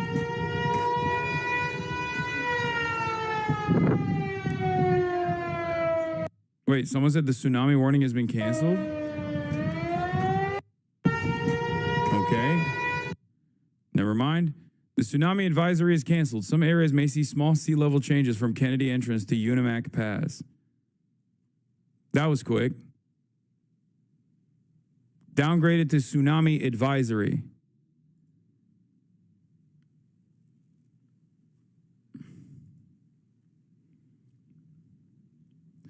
Well, we did it.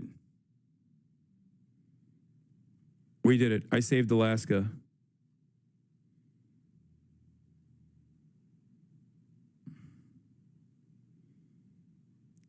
Probably better safe than sorry. I wouldn't stay. But, to each their own, I guess.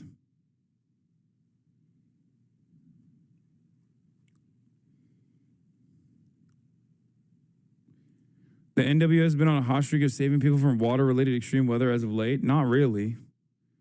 Yeah.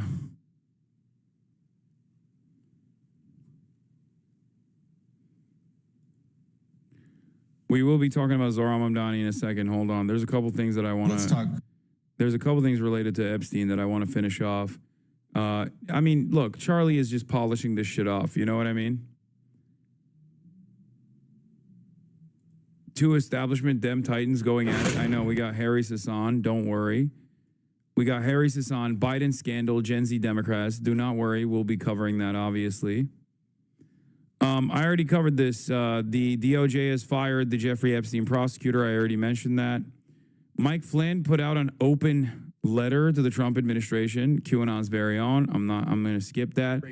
But here, an unlikely ally has joined the battle. Let's take a look. Now this administration is kind of looking like more of what you oppose, that they're covering for the powerful. Now, by the way, I don't believe that that's what this administration is doing. Certainly not to cover for Trump. Those pictures online of him with Epstein and the young girl and the hand, it's fake. I can't show you the picture, and I shouldn't show it to you because it's just going to keep the fakery going. He knew Epstein. He liked Epstein. He partied with Epstein. But he also knew that he was a creep, and he took some private action against him. And I've never seen proof that ties Trump to any of the ugly, disgusting, illegal, and lascivious behavior that Epstein loved. Dude, it's really funny. Now that his brother got shafted by the voting base of the Democratic Party in the primaries for New York mayor, he's just lost his mind. He already had lost his mind. He already lost his career, hitching his wagon to his brother. Now he's stuck on News Nation. And now he's just like trying to reinvent himself. It's awesome. It's great. So I actually find Trump's position on Epstein to be pretty reasonable for him. And now here's Mick Mulvaney. You said the Jeffrey Epstein scandal would have no political impact at all on Trump's election chances. And you were right about that. It didn't. But it's certainly impacting his presidency. It's divided the MAGA base. Many conservatives are furious with him and his administration. Trump, of course, is a former close friend of Epstein's. They're furious at him for not releasing the Epstein files as he promised he would. Is it because, as Elon Musk has said, Donald Trump is in the Epstein files? No, absolutely not. He's in the files. A lot of people in the files. This is if there was something in the files that was particularly damning about Donald Trump, the files would have been released by the Biden administration. No, that's not true. There ain't no fucking way that would happen, actually. There ain't no fucking way that would happen. And the reason why that wouldn't happen is for two reasons. One, because there's plenty of fucking prominent liberals that they don't want to let go of that are in them. Okay? Yo, Hasanabi, you know everything, right? I mean, on this issue, I know as much as you can fucking know. Guilty by association? Really? Really? You're trying to do this shit? Really? Right now? That's crazy, man. For years and years, I've talked about fucking Bill and Hillary Clinton being involved with the Epstein's and how fucked up this is and how the Democrats are actually, I'm literally in the process of describing to you why the Democrats haven't released this information when they were in charge. I'm not the partisan here. You are, motherfucker.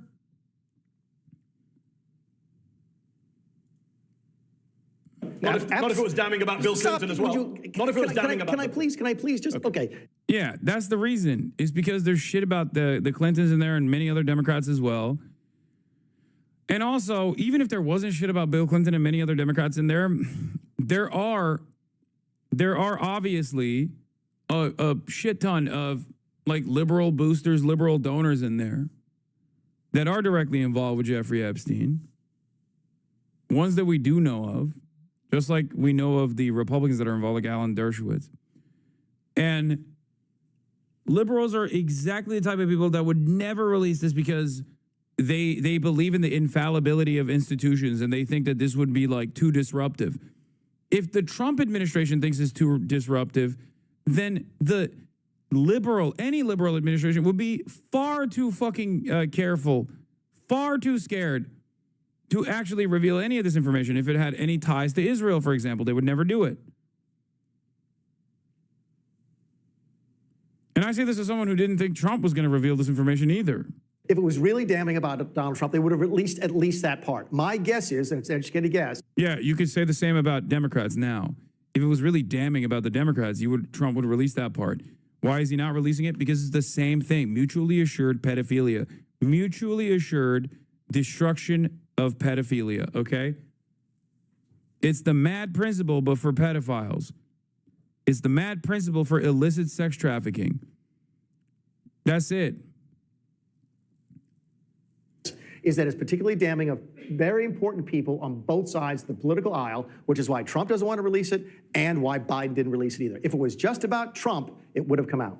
You were the chief of staff when Epstein apparently died by suicide in prison. You were. Yeah, we checked. So. Yeah. Trump at the time baselessly suggested that Bill Clinton might have killed him, as he does. Baselessly? Okay. You think Bill Clinton might have killed him? Okay. Just checking. I don't know how. Is Bill Clinton on the list? I mean, you were chief of staff at the time. You didn't come out and correct him, so maybe you do share that insane view. Not my job. That literally is your job as chief of staff. No. You just said earlier the chief of staff controls information coming to Donald Trump. That's crazy. Who told him that Bill Clinton killed him? It's not the job of the chief of staff to protect, to correct the president of the United States. And as between who knows the job of the chief of staff, you know a lot about a lot. You don't know a lot about. But you just told me the definition was to protect Donald Trump. So you failed. The job of the president of the United States is to make sure he gets good information. And he failed because someone told him that Bill Clinton killed Jeffrey Epstein, and you didn't protect him from that. Did they tell him? Yeah, he retweeted a post saying that Bill Clinton could have killed him. So again, I mean. You're saying you didn't see any of the video stuff, you weren't involved, this doesn't rise to the level of chief of staff or the White House, and yet you're confidently saying that Elon Musk is wrong and his name's not in the files. How do you know? No, I didn't. No, I absolutely didn't. In fact, I think if you go back and look at the tape, I said, I imagine that Donald Trump's name is in the file someplace. There's photographs of them together. Okay. So if there's a file someplace, which I assume there is. Trump says his name is not in anything. So he's lying. I could imagine, why? There'd be photographs of him. But he said it's not him. I have no idea. That wasn't me. I don't know him. Even though I wish Ghislaine well, I said, I wish her well. Her boyfriend was killed or maybe committed suicide. She's having a hard time right now. I have to imagine his name is on the list someplace. He was a member at Mar-a-Lago. By the way, Trump kicked him out of Mar-a-Lago for being too weird. True story. I mean, he also said he's a terrific guy who likes younger women, so.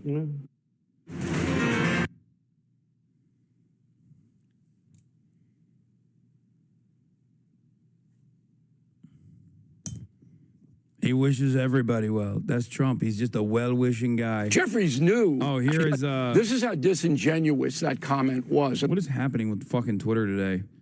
Here's Bill O'Reilly. Disingenuous. Also on News Nation. News Nation is just really popping off with this stuff. If you can't go anywhere on television, you can go on News Nation to defend Trump. and also how he was not connected to Jeffrey Epstein, and there's nothing to see here. Julie K. Brown, fact, Epstein was arrested in 2019. Merrick Garland was not the attorney general. Biden was not president. Trump was president.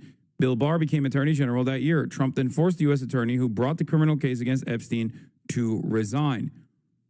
Disingenuous that comment was, and this is what infuriates me about these people.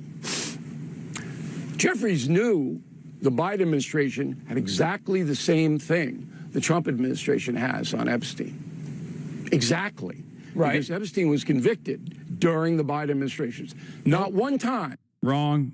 Trump administration. Did Hakeem Jeffrey call for any exposition of what the Biden... Hakeem Jeffries was not even a part of the I don't even think he was a part of the Democratic Party as a congressional representative at the time of his arrest. Not to defend Hakeem Jeffries.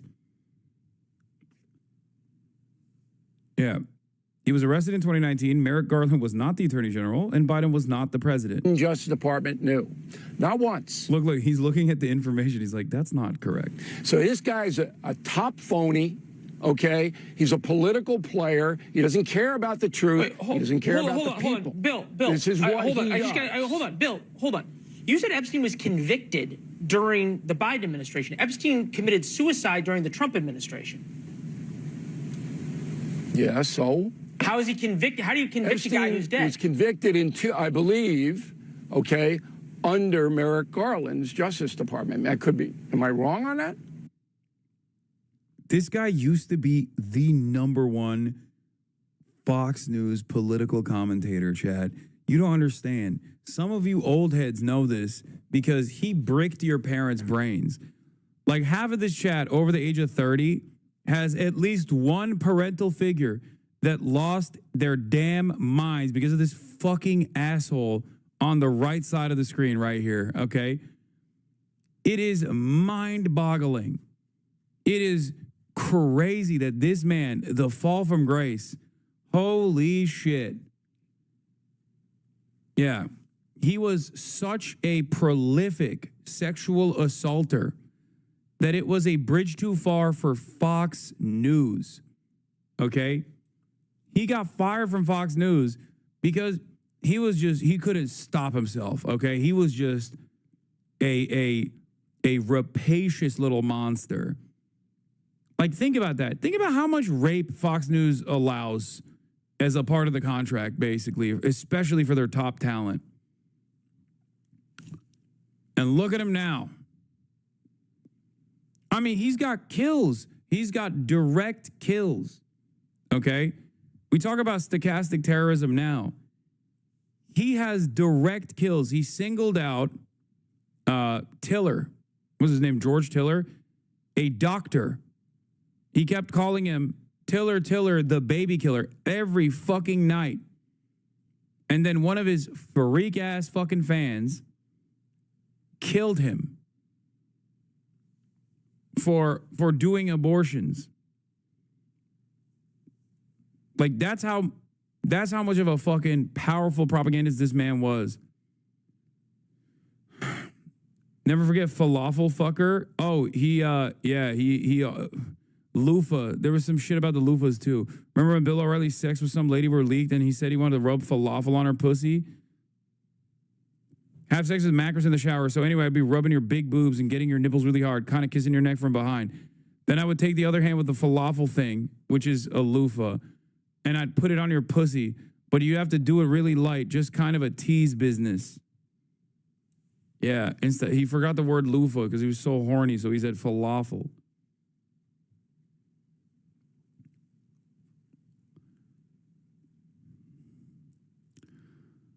Wow, what a fall from grace. I don't think so. And then he was incarcerated, and then he committed suicide. Okay. The suicide thing is bull. I know the New York coroner's office very, very well. There's no way those people in there put a phony report about a suicide. No. Oh, my God. Way. Impossible. And it's not hard to ascertain whether you committed Bill, suicide I think this is important. Bill, I think this is important. He's like, I know the coroner's office really well. Bitch, you didn't even know what time frame Jeffrey Epstein was convicted. He was arrested in 2019, and he committed suicide in 2019. He died August 10th of 2019. So the Biden administration was not involved in a conviction or a trial of him. They were of his madam, of Ghislaine Maxwell. Okay. And that's a good point of clarification. But he was arrested and indicted under Merrick Garland. No, under Trump. Who had all of the information. Epstein was arrested, indicted, and committed suicide under Trump. In 2019, Trump was president. Merrick Garland was not the attorney general. Oh, he's so fucking old. Oh, get fucked. Get fucked, Bill O'Reilly. You embarrassing charlatan. The only problem with dementia of this kind is that, like, he kind of doesn't even realize he's washed. But I hope he has at least enough mental fortitude to recognize that it's over for him. Okay, I stand corrected. Yep, that's Bill O'Reilly. Piece of shit. All right. Oh, what do you think? What are the last update? Trump called into One America News Network before we move on to Zohran Mamdani. What do you think? What are the things that are most important that you would like to see the FBI get to the bottom of? I think they could look at all of it. It's all the same scam. They could look at this. Not OAN, Real America Voice. Sorry, not One America News Network. Real America Voice. So I remember from the first Trump presidency when he's like really down and out, he would call in and do these phone conversation he would do these like phone conversation media hits, oftentimes in the morning. Like he would call into the morning show on Fox News when he was like really desperate. Okay? When there was like a narrative that he was trying to get ahead of, and he was trying to be everywhere all at once. And it seems like he's doing that right now.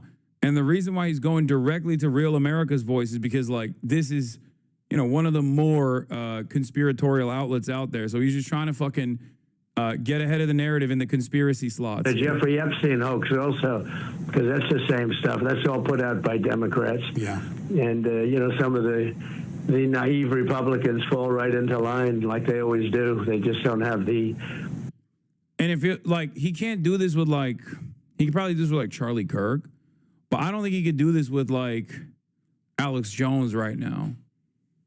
Because, like, obviously the outlets are excited to have him. They're excited to have the president call in, right? This gives them a big boost. But there are most of those independent outlets that he could go to, the conspiracy outlets that he could go to, would probably ask a couple questions that would maybe make the situation worse for him. So he's not going to do that right now. Yeah, he's trying to corral the hog, so he's going to fucking Real America's Voice. They don't have the sustainability. They don't have there's something. They don't have that stick to it of like glue. The Democrats, you know, they have bad policy. They have bad candidates. They have bad everything. But they stick together. The Republicans don't do that. But they ought to look into the Jeffrey Epstein hoax, too, because that's another hoax. Yeah, he keeps saying hoax, but he doesn't explain what the hoax is, by the way, which is really funny. That's frankly put out by the pushing the Republicans and put out by the Democrats. No, they definitely set the Republicans up. One big prosecutor look at it all. Would that make you feel good, you think? Well, I think it's in the case of Epstein, they've already looked at it, and they are looking at it, and I think all they have to do is put out anything credible. But, you know, that was run by the Biden administration for 4 years. I can imagine what they put into files, just like they did with the others. I mean, the Steele dossier was a total fake. Right. They took 2 years to figure that out for the people. And all of the things that you mentioned were fake. Yeah. So I would imagine if they were run by Chris Wray and they were run by Comey, and because it was actually even before that administration, they've been running these files. And so much of the things that we found were fake with me, but especially you look at that Steele dossier where they paid like 14 or 16 million. That's more than James Patterson gets paid to do a #1 bestseller. Isn't that crazy? And the thing turned out to be a total scam. So frankly, you know, I think I love that they're looking at all this stuff. If they are, I hope they are. Yeah, we've definitely confirmed it. They definitely are. Mr. President, this is something that could give the American people answers on 3 different elections, 2016, 2020, and 2024. But to get that rolling, there are 2 sets of documents that are key to identifying possible conspiracy. But a grand jury can't see them unless you declassify them. Would you declassify the classified annex in the Hillary Clinton email case, as Senator Grassley has been asking? Well, I would do that. I would do that, absolutely. I think it should be looked at. The whole thing was a scam. Yeah. And I would do that gladly. Great. And there's one other one, so I want to mention. In the Durham report, they talk about the Clinton plan intelligence, the intercept where Hillary Clinton approves hanging that Russian shingle on your campaign house. That's another one that hasn't yet been declassified. Was that another one you'd consider declassifying? I would declassify it, yeah. Why? This is why he went on here, so they could talk about like all the other conspiracies, the fucking cast a cloud of dispersion. Didn't Alan Dulles start the blackmail honeypot CIA operations? Like, there's so much evidence at this point. It's insane to call this a conspiracy theory at this point. Yes.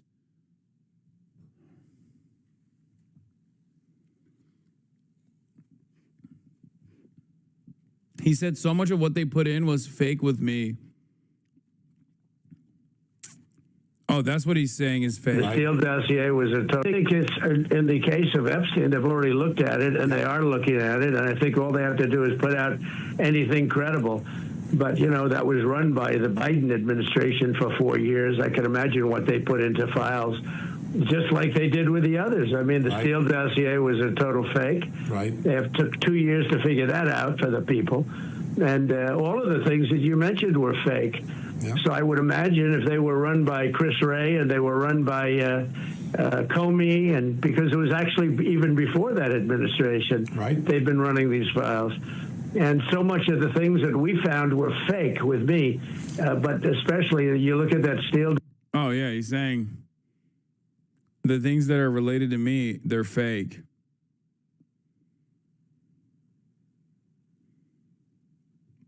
Yeah, all the stuff that are about me, the things that are about me in the files is fake. Okay, well, that's enough confirmation that, like, now we know why. Now we know why he doesn't want to release the files, you know? All right, big dog. You know, because there was a... Some Republicans break with the White House on Epstein files. Just release the damn files, Tom Tillis says. Maybe somebody was wrong. Maybe they embellished a little bit about what was in the contents of the file. Apologize for it. Get this off the table. It's sucking up too much oxygen. And we all deserve that. We all should know. Let's go to Sahil Kapoor live for us on Capitol Hill. Okay, Sahil, so the president wants Republicans to basically move on. He's making that really clear, even by putting himself at arm's length from some of his own core supporters inside the MAGA movement. He wants them to move on. One of the funniest things that has taken place is that Tom Tillis got so many fucking death threats from Deborahs and the Barbaras that he quite literally, one, tried to tank Trump's bill, failed to do so, but he still voted against it, and is now retiring. So when someone tells you, oh, your voice doesn't matter, okay, it turns out it absolutely fucking does, especially if that voice is a voice of a Deborah or a Barbara, okay? If it's the voice of a Hank who has the raspy voice of like a 65-year-old veteran, okay?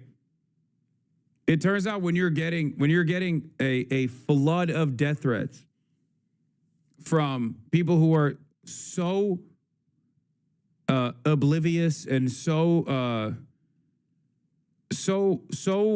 perfectly confident in their position that they are revealing what their home address is while issuing an active death threat to a fucking sitting congressperson. Turns out that does have an impact. Will they?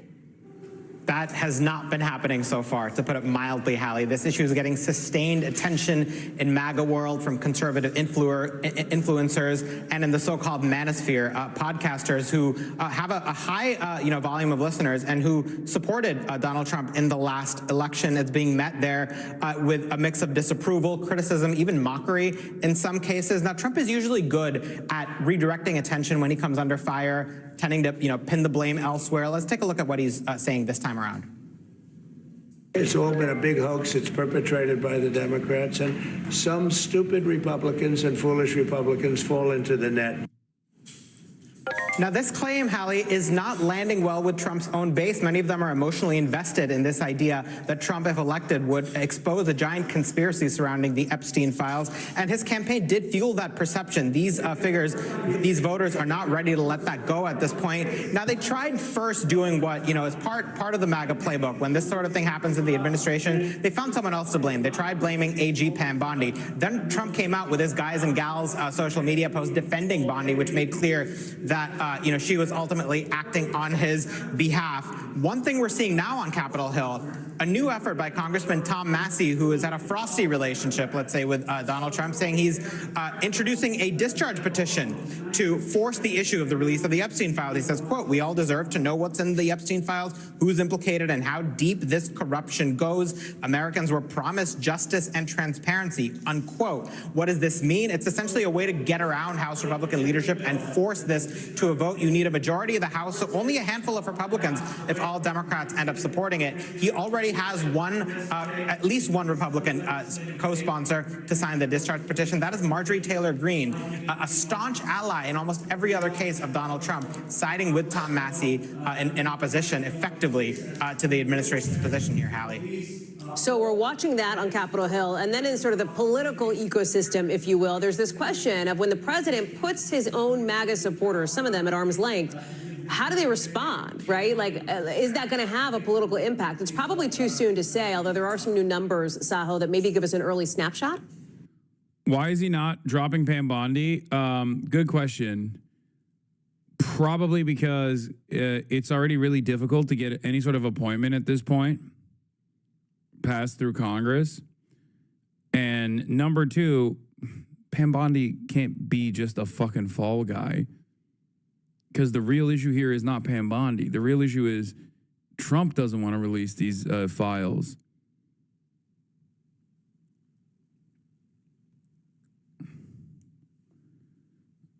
That's it.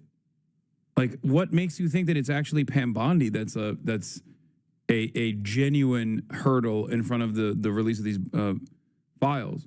Pam Bondi is a Trump loyalist through and through. When Pam Bondi says like, "Oh, I'm not going to release this shit," like, or there's nothing in it, nothing to see here, that's because Trump told her to say that.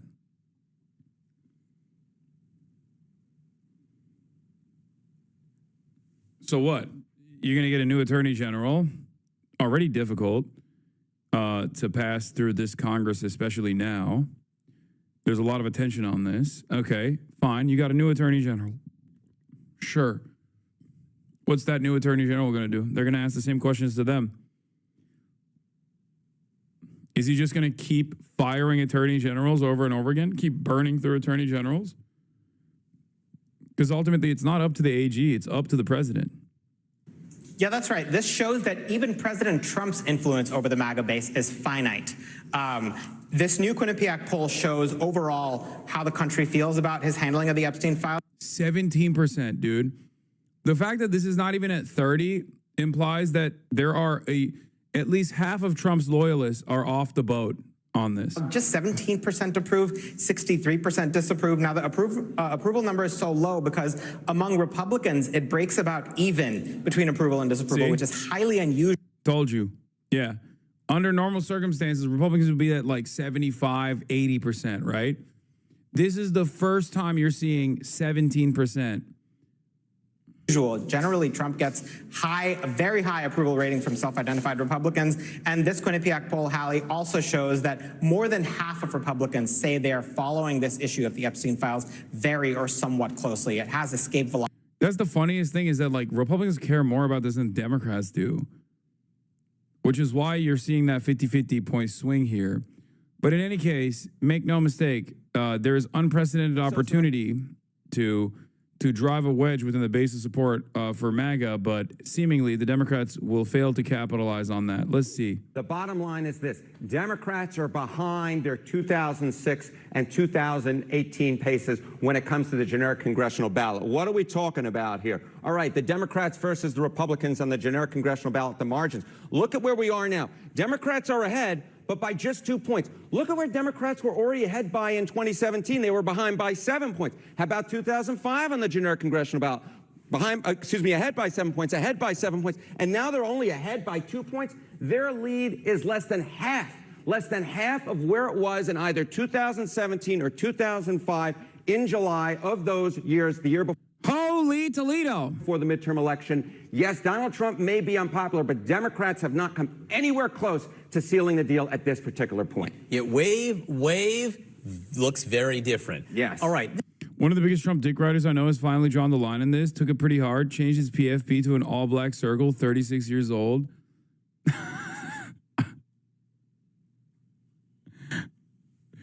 Dude, the bigger of a dick rider you are, of Donald Trump, the more you care about this. I just want the UFO files. You a fair assessment, dude. I appreciate it. I was agreeing. No harm. The more you care about the Jeffrey Epstein stuff, because you like Trump, because you thought he was like an anti-establishment figure. You deluded yourself into thinking that he was going to be the elite pedophile deep state destroyer. This is the generic ballot test. This is when you test people in a generic question. Of course, the House races aren't generic. There are 435 of them. What happens when you go race by race? What happens when you go race by race? Well, it's the same idea. Okay, House seat ratings with the GOP president, like back in 2005 and, of course, 2017. More net pickup seat chances. Well, last time around, look at that. Democrats were ahead by 33 seats. How about in 2005? Democrats were ahead by 7 seats. What's going on right now It's actually Republicans. Actually, Republicans with more net pickup chances at +12, according to the Cook Political Report, when you add in the likelies, the leans, and the toss-up races. So it's not just on the generic ballot where Democrats are behind their 2017 and 2005 pace. It's actually when it comes seat by seat, you see that, at least at this particular point, Republicans actually have more net pickup opportunities. This doesn't look anything like. Thank you for the 100 gifted subs. Holy Toledo. Open Presence sponsoring the Piker Broadcasting Service all the way from the beautiful, glorious nation of Qatar. Those wave elections back in 2006 or 2018. If it doesn't look anything like those years, what does it look like? Okay, so what does it look like? Well, let's take a look back at the generic congressional ballot. What was going on in Ipsos in October of 2024? Democrats were ahead by 2 points. Look at where we are now. Democrats ahead by 2 points among registered voters.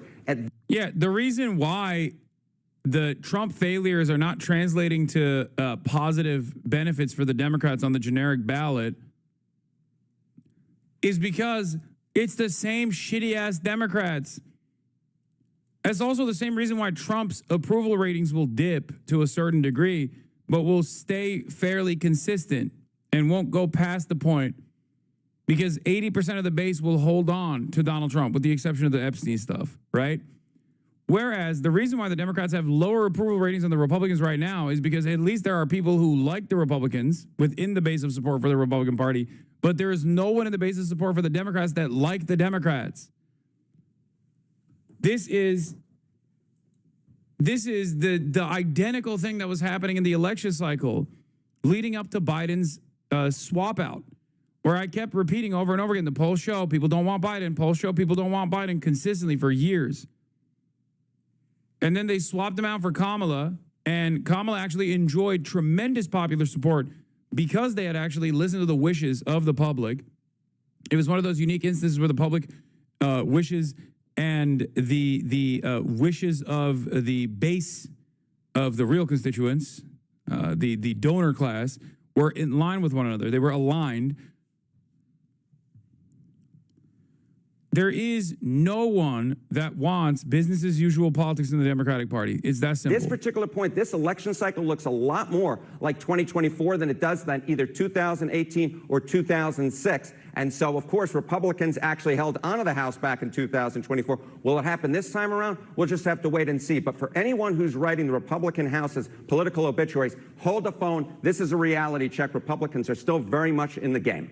Area, and that'll be quite a reality check, I think, for a lot of Democratic voters. Yeah. Thank you very much. Bro, I keep trying to move away from the Epstein stuff, and you guys keep bringing me back in. It's crazy. Les Wexner, the former Jeffrey Epstein associate and chairman emeritus of the holding company that owned the Limited, L brand, Abercrombie & Fitch, Victoria's Secret, and other major brands, is the new owner of Blue Heron Farm in Martha's Vineyard. Blue Heron Farm is the property of the Obamas, rented for several years during the summers while they were in the White House. The billionaire purchased a home from the family architect Norman Foster. Stop it.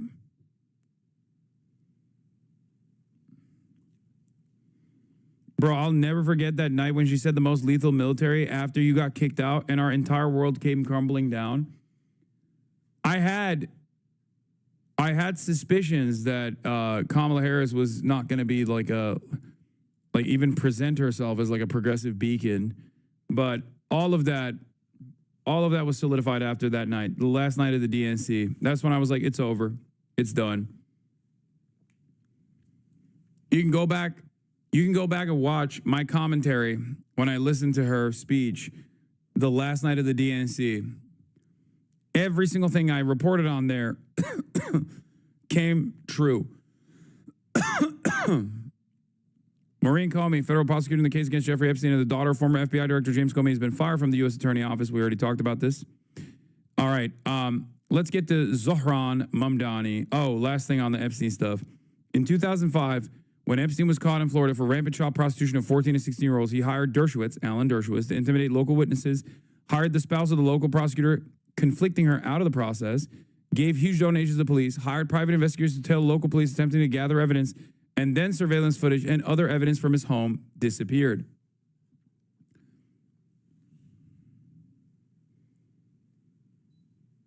Not only that, but also Jeffrey Epstein hired private investigators to intimidate FBI agents, as a matter of fact.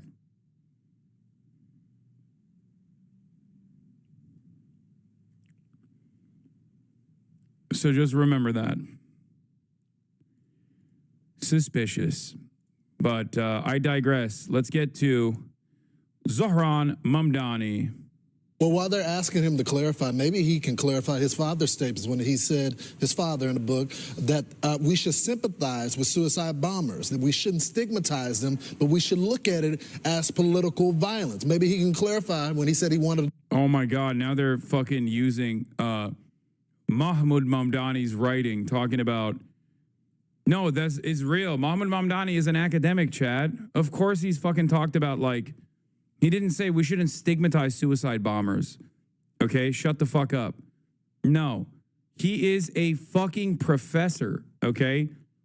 And in an academic setting, he is contextualizing suicide bombing, like, and how it is analyzed, and the difference in the way that suicide bombings are analyzed by the media as opposed to other forms of violence conducted by the state.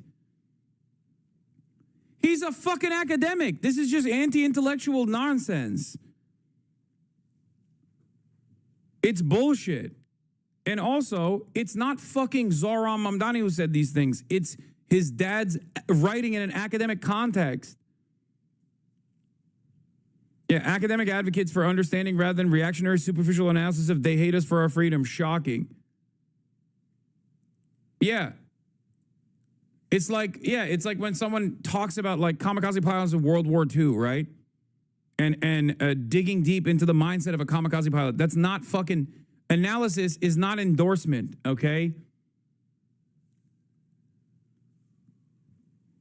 I hate this dumb shit. People do this to me all the fucking time too. Yeah, this was the passage they cut out. Suicide bombings needs to be understood as a feature of modern political violence rather than stigmatized. These are the words of Zohran Mamdani's father, current professor at Columbia. Clearly, the prime objective of the suicide bomber is not to terminate his or her own life, but that of others defined as enemies. We need to recognize the suicide bomber first and foremost as a category of soldier. Does not the suicide bomber join both aspects of our humanity, particularly as it has been fashioned by political modernity, in that we are willing to subordinate life, both our own and that of others, to objectives we consider higher than life? Suicide bombing needs to be understood as a feature of modern political violence rather than stigmatized as a mark of barbarism.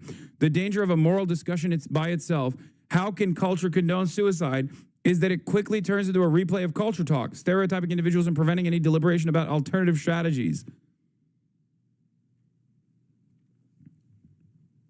It's literally saying that suicide bombing, which comes with a loss of personal life, is no different than a fucking soldier taking up arms and putting themselves in the direct line of fire. It is quite literally an academic contextualization of suicide bombing.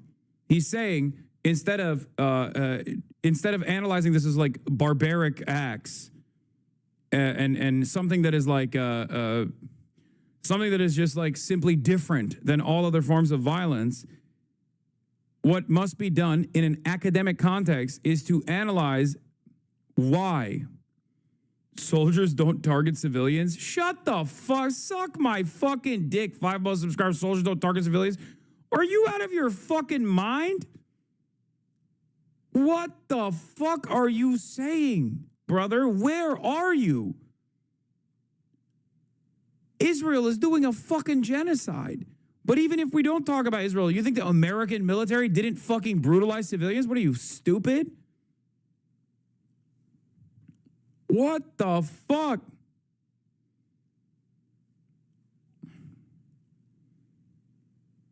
What are you saying?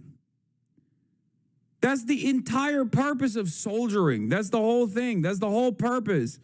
Yeah, I mean, they aren't supposed to. Oh, okay then.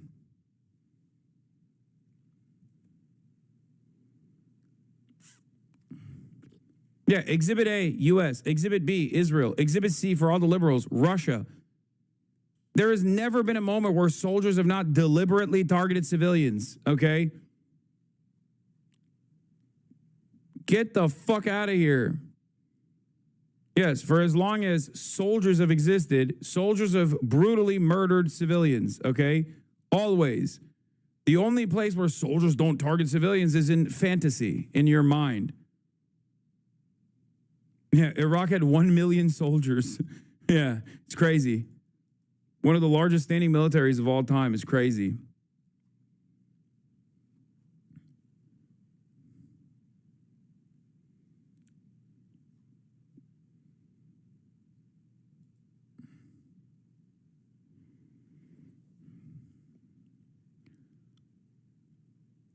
It's wild that they're trying to do sins of the father shit, and the only thing that they're doing is basically exposing how stupid they are for their lack of like this is basically just to say, I don't want to think about this. You should not think about this either. This is scary. These are scary thoughts. This is something that I receive all the time. Now, obviously, I will offer an academic contextualization of like militancy that forms against Israel and against America and things of that nature. But then I also will go to the realm of entertainment. I have the capacity to try to like, make something funny or whatever, and I have my heated moments as well, which is precisely the reason why like I'm, understandably people can use that to their advantage if they want to craft a fucking elaborate narrative that like I'm on board with this or that, right? But this is a literal fucking academic writing in writing scholarly research. Like, what do you mean? In a way, it's no different than people being like, oh, these guys are studying cat piss. They're studying piss, animal piss. It's like, yeah, of course they're doing that, you dumb fuck. They're researchers. It's stupid to me. It sounds stupid and scary, so they shouldn't. It's like, shut the fuck up. This isn't the Zoran story. Zoran sold out today and hired DNC folk. Okay, shut up.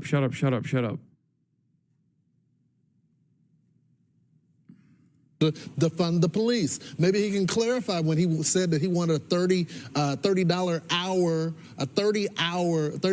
per hour. Like, yeah, no wonder this guy's like, Zoran's dad wrote words in a paper, $30. Ah! $30, 30. Fucking idiot. Jesus Christ, dude. We are getting dumber and dumber by the fucking moment, dude. Holy fuck. 30 hours $1. Like, this is basically, in a couple years, if there is no stopping this anti-intellectual sentiment, which I don't think there is, we're just going to have Fox News, mainstream media personalities just doing this. Communist! He's a communist! And then that's it. And then everyone else that's tuning in is going to be like, oh my God, I can't believe it's a communist! What the fuck? It's just the Tom Homanification of American politics. This is where the fucking discourse is, dude. This is where the discourse is. We're like, you don't even need to make sense. You can just go, blah, blah, blah, scary Muslim. And then that's it. That's it. On the independent side, we got, the Andrew Tates of the world being like goo goo gaga, trying to directly fucking tailor their commentary to like the mind of a 14-year-old boy, or rather a 35-year-old man who is intellectually stunted and resembles the mindset of a fucking 14-year-old boy, talking about like girls have cooties. Don't talk to them. Women are bitches. They have cooties. Goo goo gaga. It's nap time.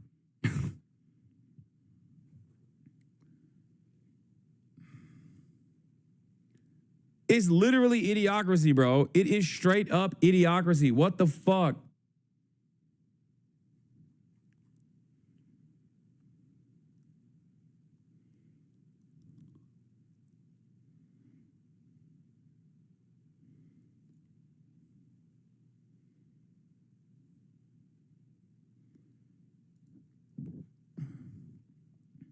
minimum wage in New York City. There's a lot to clarify. Not really a great message when New York lost so many people in 9/11 to say his dad to say I sympathize with suicide bombers. We need to understand them. It's unbelievable. He grew up in that house under his parents, you know, under their supervision. Does he think the way that his parents do? Does he want to sympathize with suicide bombers?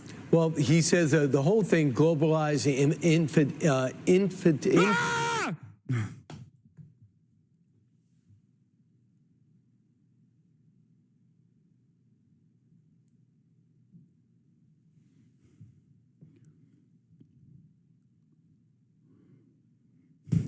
Every fucking day, bro. He wants to globalize the enchilada. The enchilada. The infantada. The scary thing. I don't even know what he's saying. I don't know what he's saying. Isn't that scary? Isn't that fucking scary to you? Isn't that scary? It's a language I don't understand. We don't need words. We don't need language, not English. We don't need not English language in words. Speak! He's brown. He's brown. He's brown. He's a brown Muslim guy. He's a brown Muslim guy. He's going to do 9/11. He's going to do 9/11. He's a brown Muslim guy. Please don't vote for him. That's basically all this is.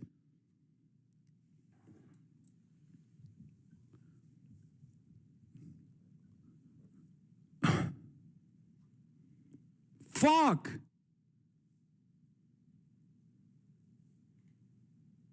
Half of the goddamn country is like a lobotomy recipient. What the fuck? What do we do? It's over. It's fucking done. It's done. Dying empire. Put out the pasture. It's done. It's over. Hit a fucking hard reset. Like, genuinely, half of the fucking country is getting their notes from people who sound like they got lobotomized, dude. 51 seconds in, they started off by being like, well, his dad wrote scary word in book. His dad teaching? His dad teaching in elite institution that make you gay and woke. His dad talk suicide, bombing, no like. 30-hour minimum. 30. He want $1 million janitor. He's socialist. It's bad and wrong. And then the other guy's like, oh, scary word. Muslim word. Fuck. Intifada. Yeah. So he once says, he goes, not a statement that I use. But he says, I understand the sentiment. That was his clarification. It's not a statement I use, but I understand the sentiment. I don't use that exact phrase, but I believe what it means. That's exactly what I'm saying. Listen. Do you condemn that phrase, globalize the intifada? That's not language that I use. Why not just condemn it? Ultimately, it's not language that I use. It's language I understand there are concerns about. But you're standing with the people that are saying it in the middle of the street. If a let's not like right after October 7th, he got arrested. Is there two standards here? If a Republican candidate had the KKK behind him screaming stuff, what would be the? Yeah, that'd be entirely. First of all, you're literally the token black commentator who is supposed to defend the KKK. Brian Kilmeade, sitting across from you, has made numerous jokes about white supremacy directly to your fucking face. Okay, so that wouldn't be a bridge too far. That wouldn't be alarming for you. You do it every day. Okay, that's your fucking job. I remember because Brian Kilmeade was like, oh, we should play after Cory Booker's like record breaking filibuster. Brian Kilmeade straight up sat across from this fucking asshole and literally said, we should play the entire speech of the previous filibuster record holder. The previous record holder for the filibuster was Strom Thurmond, a white nationalist, white supremacist, who literally held that record for trying to stop the Voting Rights Act passage, dude. Yesterday, his fucking co-host on the same news network, Greg Buttfeld, had this to say.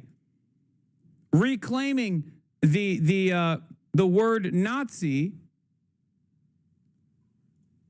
and making jokes about how it's just like the N-word. Here, let's take a look. Let's see. Oh, I wonder what he would do about this if there was some kind of racist language taking place on Fox News of all places. I wonder what he would have to say about that. This is why the criticism doesn't matter to us when you call us Nazis, Nazi this, Nazi that. You know, I'm beginning to think they don't like us. You know what? I've said this before. We need to learn from the blacks. The way the blacks they were able to remove the power from the N-word by using it. So from now on, it's what up, my Nazi? Hey, what up, my Nazi? Oh my God. Hey, what's hanging, my Nazi? Nazi, please. Yeah, that would be crazy, right? That'd be crazy. He'd be the first. He'd be the first to call in his resignation, you know? Would it be just enough to say, look, I don't stand with their sentiment? Dog, you are defending a president who literally did that after Charlottesville when actual Nazis and the Klan, well, the difference between the Klan and the Nazis was the fact that, you know, these guys didn't even hide their faces. We're saying Jews will not replace us. Okay? And Donald Trump unironically said, well, there's very fine people on both sides. You know, both sides have some very fine people. So shut the fuck up. I wouldn't say it that way. My point of view is this. So why is it okay for the guy to stand with the people? That's literally what Trump did. Also, there is no moral equivalence between a bunch of fucking anti-Israel protesters and the Klan. Okay? There is no moral equivalence between these two. One is on the side of justice. The other is on the side of injustice. The comparison here in this circumstance would be pro-Israel people. They are the Klan in this conflict. They are the ones who represent the Klan in this fucking conflict. Shut the fuck up. This is precisely the reason why this discourse around globalize the enchilada, globalize the infantata is idiotic. Blocking Jews from going to class on Columbia that literally held janitorial. That's not what happened. That never happened. God, I fucking hate mainstream media for even giving any sort of breathing room for this kind of idiotic discourse. It's totally fake, totally phony. They never blocked Jews from going to fucking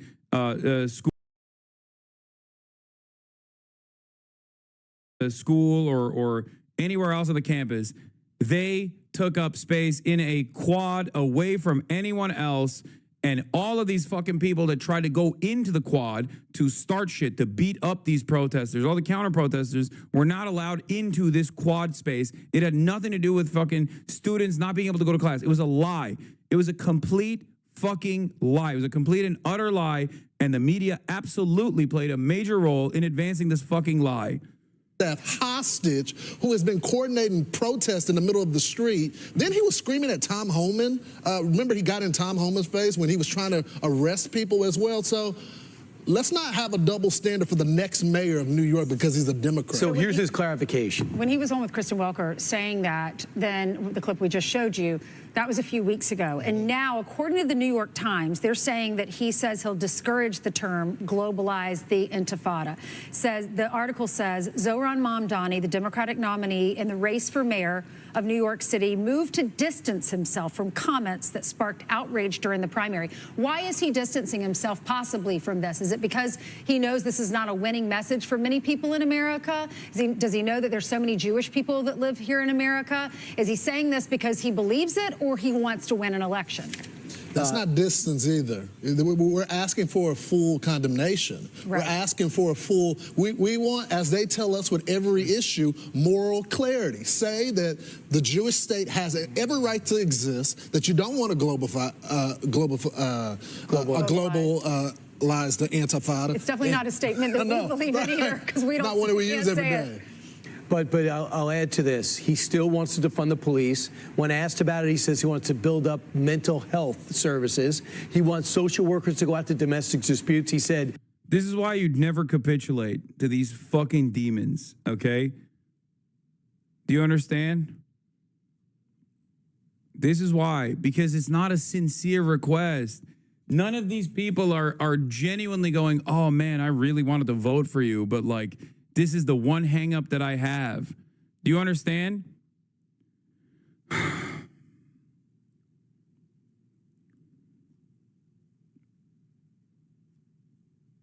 Also, they've gotten dumber and dumber over the years. I'm blown away by how stupid these motherfuckers are, bro. It is crazy. Globalize the enchilada. So fuck, dude. Fuck. You're a communicator. That is your primary responsibility. That's the one job you have. Domestic dispute should be given as a traffic ticket. I was doing that police village thing over the weekend. I said, how do you view domestic calls? He goes, the most dangerous calls we can ever get. Do you think a social worker goes to college to say, now I want to go do domestic disputes, knock on a door because there's screaming on the other? Wait, what? That's literally the, yes. Yes. Yeah, that is the, yes. Literally. What are they saying? That's the job. You think an EMT goes and gets the specific classification to what? Save people's lives? Do you think a first responder that got EMS training is going to do what? Offer someone who is experiencing a fentanyl overdose Narcan? Yeah, this is so stupid. You're literally just describing the actual job, but you're using like sarcastic voice. And then that's it. That's like, I guess that you owned it. Like, that's the fucking job. Yes. Oh, what's a firefighter supposed to go through Fire Academy? What are they supposed to do? Stop fires? Save people from burning buildings? Yeah, that's the job. Other side. Wants to raise corporate taxes, wants to raise taxes on the rich. The rich pay the taxes for New York City. There's going to be a mass exodus. Businesses are going to leave because they don't want that 11% corporate tax on top of the city tax, on top of the state tax, on top of the federal tax. They're not going anywhere. They're not going anywhere. You joke, but if they could opt out of paying firefighters and pay private firefighters, they would do it in a heartbeat. I know, and that's where we're moving towards. It's going to be expensive, more expensive to live here. Die on calls for domestic violence than any other call, and you want to. And a second day of meetings set to begin between the New York City Democratic mayoral candidates Zohran Mamdani and more. They can't even say his name right, let alone like globalize the infantada.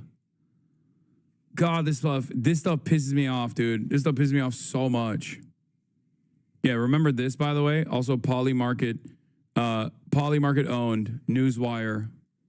Resurfaced photo shows New York City mayoral candidate Zohran Mamdani with leftist streamer Hassan Piker, who once said America deserved 9/11. Yeah, it didn't work, did it? Dumbass.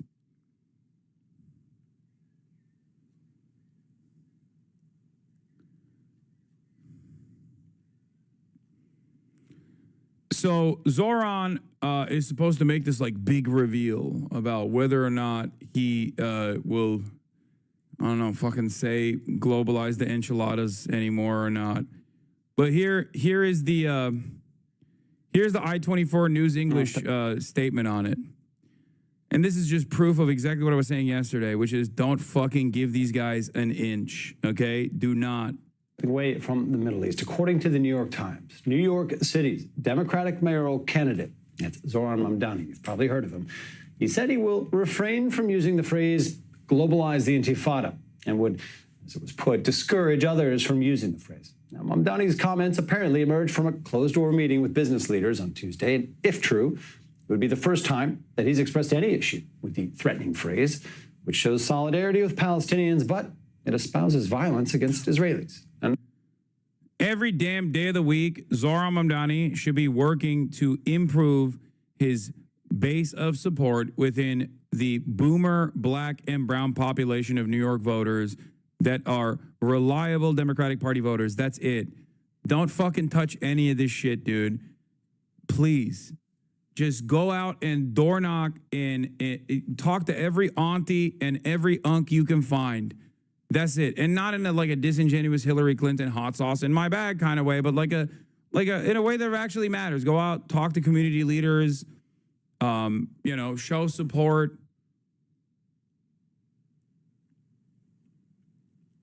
That's it. None of this shit matters. The idea that, like, oh my God, the Jewish voters are so scared. Like, get the fuck out of here. Suck my dick. This is Israeli television, by the way. I-24 is Israeli news, is the English broadcaster for Israeli news. Notably, he's not publicly commented on these reports. But to get more into the topic here, as pressing as it is, we're joined by our host and correspondent, Nicole Zedek. Nicole, jumping right into this. Look, this is a guy who's an avowed anti-Israel figure. How much does it matter, what phrases he uses or doesn't? I mean, he is what he is. He stands by his politics. If anything, I think that can be said accurately about him right now is, he is who he represents to be. And again, these are staunch positions that he staked out against Israel. Absolutely. It's no surprise to us here in studio as it's continued to state his anti-Israel policies. And this is what has won a lot of the support inside New York. And so the fact that people are walking away from this meeting with reports that says, I'm going to refrain from using this statement. I might encourage others not to, but not flat out condemning it, not flat out condemning globalize the Intifada. Now, he has stated that it's not the mayor's job to police free speech. This is kind of the stance that he's taking. But in New York, in the United States, in these European Western worlds, we've seen them use this phrase, globalize the Intifada. They're trying to claim it's some sort of a phrase to unite the resistance and calling on resistance, not actual hate speech and harm. But David, here in studio, here in Israel, we know exactly what the Intifada means. We saw two of them here in Israel. And we saw these suicide bombings, the violence. We know what an Intifada is. And so when you hear that phrase, globalize the Intifada, that's why it is causing such harm and fear in many of the Jewish populations. And this is also why he's controversial for the Democrats themselves. Some of the big name Democrats, Chuck Schumer, Hakeem Jeffries, they have refrained from actually endorsing him because he's refrained from condemning this statement. And so this could cause a little bit of an issue for Mamdani, but right now he's still winning in the polls, David, despite not coming out and fully backing this. Maybe that's what some of the people in New York want to see, as that's the exact place that we're hearing this chant, globalize the Intifada. That's in the streets of New York, so it shouldn't necessarily come as a surprise. Yeah, with the Jews and here he is a progressive figurehead. The Jews seemingly always having to sort of defend why they're offended. Sort of stands out to me, at least, when I hear this among progressives who are sensitive to people's sensitivities and things that offend them. Not when it comes to this, not when it comes to Israel. Look, he is a major symbol, I would argue, a figurehead. What does it say, about the national mood, perhaps, that a figure like this, young guy that he is, not really an experienced politician, coming in with controversial policies on our issues, propelled to the top, as he may be. It seems like he's the front runner to be the mayor of New York City, even at this point. What does it tell us, Nicole, about the national mood and what makes it? Yawn. Nobody cares. Everybody hates Israel. It's fuck Israel. Now it's fuck Israel. Tomorrow it's fuck Israel forever. Okay, sorry, you don't get to do a genocide and then complain about the way that people feel about the country doing a genocide.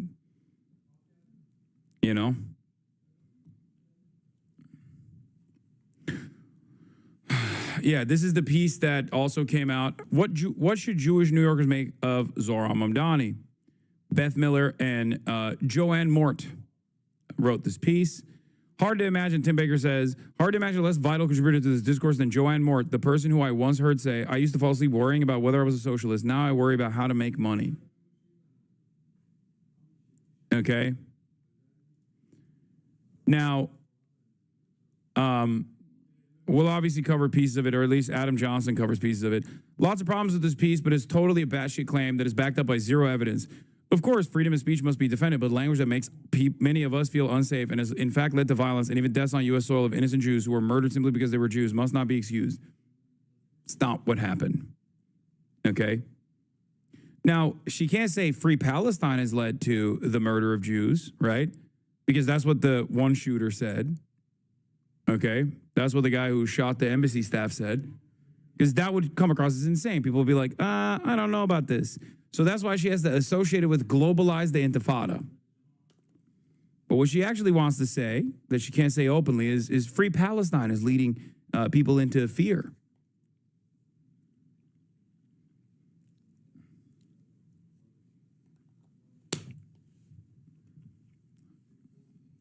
One of the two people in the embassy staff wasn't Jewish either, by the way.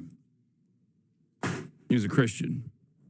His wife that he was supposed to marry was Jewish. In any case, many feel spurious claims that unspecified words led to the killing of innocent Jewish people. It's all very fuzzy. And it can be. No intellectual rigor required. It's all about vibes, solipsism, and lurid innuendo. There's been 900 takes this week trying to Elizabeth Warrenize Mamdani by having him condemn Arabic words in random tweets. They all have the same gross combination of veiled menace and condescension wrapped up in a whiny standpoint theory claptrap. I hate it. Just have an opinion. You have such a great career ahead of you. Just mindlessly recite every liberal Zionist cliche and it'll get easier. If you don't, we'll keep heavily implying you're an anti-Semite until the end of time.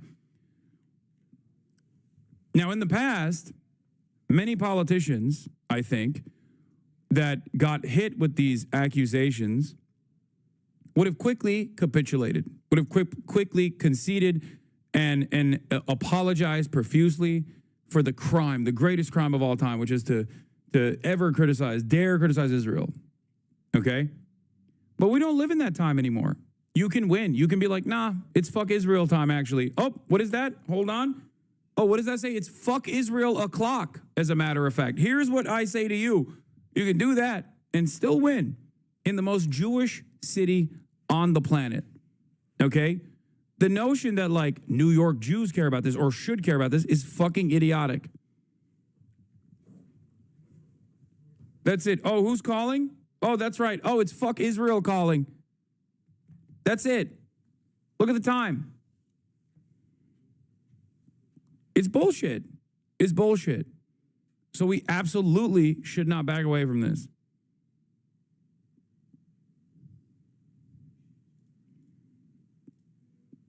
Anyway, let's hear this fucking moronic coverage from the Morning Joe. Again, perennial losers. Let's hear what these fucking losers have to say. Democratic nominee for New York City mayor says he will discourage people from using the term globalize the intifada. Zoran Mamdani has faced criticism on the campaign trail for previously refusing to condemn the phrase, which has been seen as a call to violence against Jews. Mamdani's shifting language comes amid a general election battle against Mayor Eric Adams and former Governor Andrew Cuomo, who are running as independents, and the Republican nominee, Curtis Sliwa. Willie. New York Times reporter covering Wall Street, Lauren Hirsch, is following the latest on all this. She joins us now, also with us, president of the National Action Network and the host of MSNBC's Politics Nation, Reverend Al Sharpton. Good morning to you both. So, Lauren, let's pick up on this meeting with Zoran Mamdani yesterday. Business leaders in New York City, some heavyweights in the room, some who decided not to attend. Jamie Dimon had a scheduling conflict. He was not there. What did they hear from him? Did he sort of assuage their suspicions at all about him? What was it like in the room? They heard a really charming, affable guy who was well prepared. He made jokes, he made self-deprecating jokes, but they did not hear someone who changed his policies. And so if you had concerns about his economic policies going into the meeting, you had the same concerns going out. For some people, the charm and his disarming nature was enough to calm people a little bit. For others, the fact that he was very much sticking to his policies further enraged them. So there was a bit of a division coming out of the room in terms of response. But in the room, it was mostly cordial. It was mostly pleasant. There was one quite pointed question effectively saying, how can you tell us you're not going to drive business out of New York? And he danced around it a bit. I think his message was, I believe strongly in my policies, but I don't think they're bad for business. And I think many of the business leaders saw a little bit of a disconnect in how you... This story's fake. I keep hearing conflicting stories. Yeah. Half of the people that were privy to what took place in the meeting are saying Zoran stood firmly and we hate it. And then the other half are saying he actually capitulated on a lot of the stuff, but we still hate it. Everybody hates him. Whether they heard what they wanted to hear or did not get what they wanted to get out of Zoran, everybody came out of that meeting, unsurprisingly, as he is a wily devil, cunning. Seems like that's the only unifying position here from all of the events that we have traced from secondhand testimony. The CEOs hate that he was charismatic is like the thing that everybody took away from this meeting. You connect those two dots. But overall, they found a nice, charming guy, and they were, they appreciated the fact that he wanted to meet with them. This is a guy who he's not trying to run from who he is, which he says, I'm a democratic socialist. He said just a week ago, billionaires should not exist. Yeah. When asked, there were some billionaires in the room. He said, I'm going to tax you more. That's true. But I believe it's the best thing for our city. What about the story that Mika just walked us through, where he said, okay, I won't use the phrase globalize the intifada, and I will discourage others from using it almost sort of grudgingly, because he's refused to say, refused to condemn that language even as recently in the last few days. Right. So that answer came after he was being pushed on Israel and his views on that by the CEO of Pfizer. And my understanding is it was a fairly long response before he got to it. Some people were very happy to hear that. And as I said, some people, it's never going to be enough. So others weren't mollified. And by the way, one person I spoke to didn't even hear it. It was interesting. I called him back. I was like, did he say this? He was like, no, I didn't hear it. So I think there is an element of almost hearing what you want to hear as you go through this process. And it'll be interesting to watch if he does, maybe he's moderating on this, or there are other positions. He also takes more of a slightly centrist tact as he heads to a general election. That would obviously be a play that we've seen from other progressives. Also of note, he really praised Boston Mayor Michelle Wu, who's wildly popular in Boston, and distanced himself from Chicago Mayor Brandon Johnson, decidedly less so, Rev. But he also enters a race here where the setup seems to really favor him. First of all, anytime you have a D next to your name, you're the Democratic nominee in a deep blue city, that is helpful. He's got that. But if Andrew Cuomo and Eric Adams both persist in this race and are both vying for the same sort of centrist vote, they split that only helps Mamdani. No, I think the fact that Andrew Cuomo has now announced he's in the race, which I, among others, asked him not to. Let's have a one-on-one. The fact that he's in makes it highly unlikely that Zoran does not win. I talked to some people last night who were part of the partnership meeting, and they were relatively impressed with Zoran. They had very serious concerns. And they were impressed. He's very charismatic, which we found. He came twice to National Action Network. And some of them agreed with him, some disagreed. But they say he's a lot more personable and more informed than they thought. I've said to him when he's come met with us that, in my early days, you would say things or identify with people that say things that you should just say, that is not right. That is not what I meant. He went as far as saying he will tell people not to say it again. But you've got to say it's not right. It's not right to talk about things or say things that is morally wrong. So I think that he will, in many ways, not give up what he believes, but then he has to be judged by what he believes. And I think he's willing to take the penalty for that. So Laura, in a similar vein, the people you talk to in that room, who might be more inclined to support an Adams or a Cuomo, what's their view on the two of them both staying in and complicating things? Not happy. I mean, a lot of Wall Street donors have really been pushing one, or for them, ideally both, to drop. They want a real competitor. So they were unhappy that Cuomo decided to stay. And of course, Cuomo still has supporters, and he will continue to have supporters. But I think they see a little bit of writing on what they think is the writing on the wall, given the race as it stands now. And so, what is their fear if Mamdani does become the mayor of New York City? I mean, they sort of vocalized them in that room yesterday, but what are their specific fears about what happens to the city? So one of the biggest things that I hear is just lack of experience. You can talk about taxes, you can talk about his other policies, but they really wonder whether or not he just has the experience to run the city. A lot of these people are managers. They know the challenges that come with that. There's, of course... Yeah, he's quite the intellectual for a barbaric little Muslim. And a second day of meetings set to begin between the New York City Democratic mayoral candidate Zoran Mamdani. This guy's another guy who can't fucking say Mamdani and can't even say Intifada and will, still act like he's terrified of it. Anyway, all this stuff is coming from the reporting that took place. There's conflicting reports from Semaphore as opposed to Wall Street Journal about whether or not Zoran Mamdani actually backed away from saying globalize the Intifada or whatever the fuck. It doesn't really matter ultimately. I don't know where this will go. There was a Politico reporting that said that they were going to make a big reveal about Zoran's statements. He was going to do a big announcement on the Intifada stuff, which is so fucking stupid. Don't back down. Nobody cares about this shit. Be honest. Be honest. Honesty is the best policy. Okay? That's it. Because backing down and capitulating to these cynical fucking charlatans that are simply trying to manufacture outrage will cause you to be dishonest, when honesty and earnesty is what got you the victory. Okay? That's it. I said this yesterday. Per source who attended the partnership for a meeting with Zoran Mamdani, he said he understands globalized intifada is interpreted by news users as a call for violence, blah, blah, blah. I said, this isn't a sincere request. Any concession on this, instead of moving on to the real issues that matter, will make this a bigger story for the media to farm. They will then ask why Zoran Mamdani doesn't condemn it anytime someone else says it. They'll move the goalpost. That's it. It's like an admission. I'll give you an example from my experience, one that you guys can understand because you're Twitch watchers.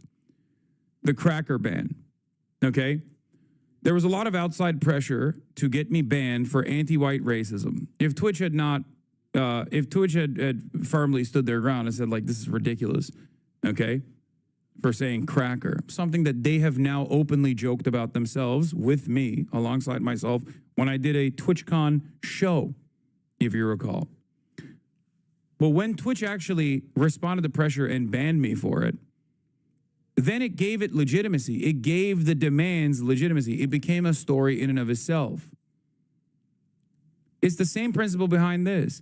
If Zoran concedes on this framework in a way that is dishonest, because it is dishonest to say, oh yeah, it's very scary language to say globalize the intifada. Like even the fact that he's like, well, I don't say that word, but you know, I'm not going to police others. Sure. Maybe you don't say it, but then that begs the question, why don't you say it? Is it perhaps because you understand that it's a scary word? Is it perhaps because you understand that we're right deep down inside? Instead of just like tackling why this question is being asked over and over again. What? To be fair, the full phrase you said was dumb cracker bitch, which I think that whole phrase led to more of the ban than just the food. You think I got banned because you think my defense of this? Are you fucking stupid? You think my defense of this is that I said cracker like the food item? No. I said someone was behaving in a cracker-like way. I said dumb cracker bitch when responding to a Redditor. Yes. My criticism of this is that it's not a real thing. I like that you also had to point C-word in here. Like you had to spell C-word. Like that's a real scary slur. I'm fucking white, dumbass. It was obviously such a silly thing that Nabisco, Wheat Thins, literally jokingly sent me a cracker pass. Let's take a look. Okay. Hassan. Even though it has taken us a while, the time has finally come. As they say, good things come to those who wait, right? It's our unique pleasure and privilege to bestow upon you the pass. With this award comes great responsibility.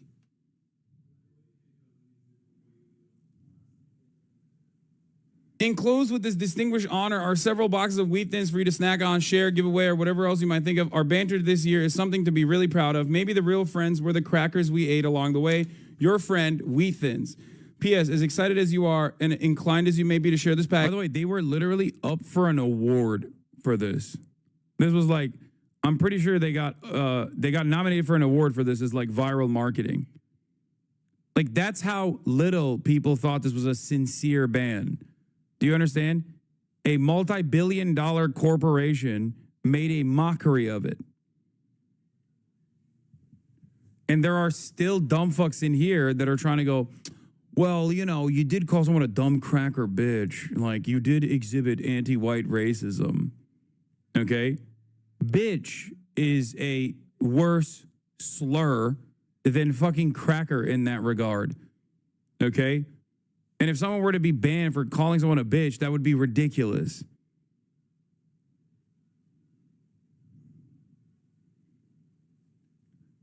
It's only as real as those who try to prop it up. You filter that word in chat. Obviously, it's not an offensive word. Then why did you act like there was a good reason for this ban? Anyway.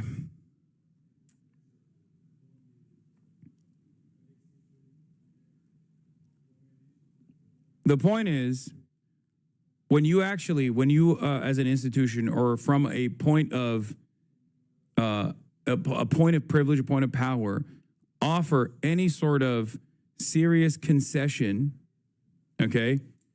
Offer any sort of real concession to cynical naysayers that are trying to manufacture outrage, you end up breathing life to it. You look like you did something wrong when you didn't do anything wrong.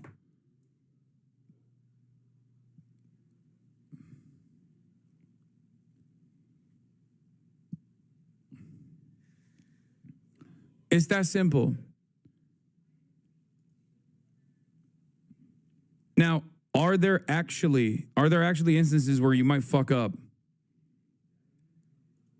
and it's worthy of like saying my bad? Certainly. There are plenty of instances where I have. Okay? Oh, I'll give you an example. The other week, when I was reading a tweet from my friend who is trans, Juniper, I read out the T word, okay? Dude, are you trying to get... You can't... The reason why we still auto-mod it is so that you don't get, like, falsely fucking tagged, okay? Like, I shouldn't have done that. Anyway, going back to what I was saying, I shouldn't have done that, for sure. It's not the end of the world. Obviously, I'm not transphobic. I know that people don't think I'm transphobic, okay? Like, it's not, it's not worthy of any sort of, like, serious condemnation. If you consider it to be a real indication of, like, genuine transphobia, then I apologize. I'm sorry. But I am not. I'm not a transphobic person. In any case, it's like people tried to make that a bigger deal. There were members of my community who sincerely tried to make it a bigger deal. And then there were a lot of outsiders who tried to grab onto it and turn it into a larger, much larger, a much larger issue in and of itself. My friend is trans and is your fan and says you're transphobic, but it's fine because you're dumb. Okay. But the point is, there are audiences that are actions that are worthy of apologies, and then there's actions that are not worthy of apologies. Okay? It's that simple. It's that simple. That's it. Globalize the intifada, especially if you haven't ever used it yourself, but even if you did, is not worthy of an apology. Just like saying from the river to the sea, Palestine will be free, is not an anti-Semitic statement. No matter how much people say, it makes me feel bad, it makes me scary, that's your issue. You have to figure out why you're afraid of this. That's not everybody else's issue, okay? It's that simple. It's ridiculous.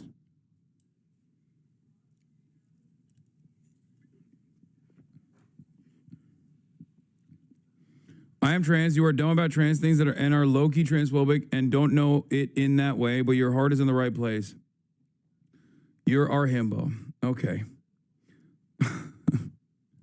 I guess you're subscribed to a transphobic person as a trans person yourself. I don't know.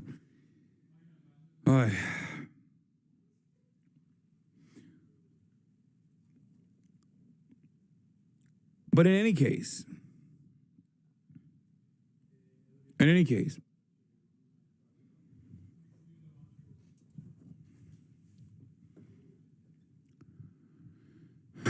there are instances where an apology, a sincere apology, is warranted, and there are instances where you've done nothing wrong, okay?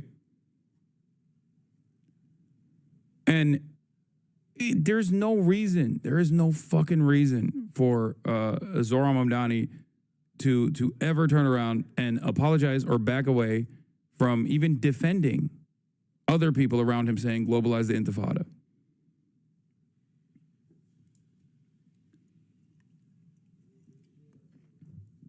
These are emancipatory slogans.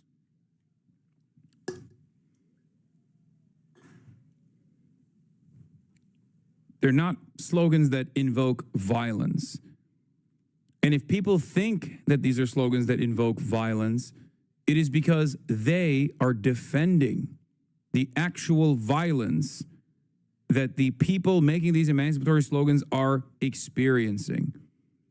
Just like Black Lives Matter is an emancipatory slogan to address the injustice that Black communities experience in the hands of the police, disproportionate targeting, and violence overall, violence that is normalized through the racist criminal justice system. Plenty of racist people have turned around and said, this means you want to kill white people. Okay, why don't we take that seriously? It makes white people scared. It makes racist white people scared. So why is it that I'm supposed to take it seriously when someone says, well, I'm Jewish and it scares me that you're using an Arabic word for uprising? To me, this means you want to kill all Jews. Okay, well, you're fucking schizophrenic. That's it. That's your problem. That's not my problem. That's it. Like, I'm sorry about your racism. Like, oh man. It's no different.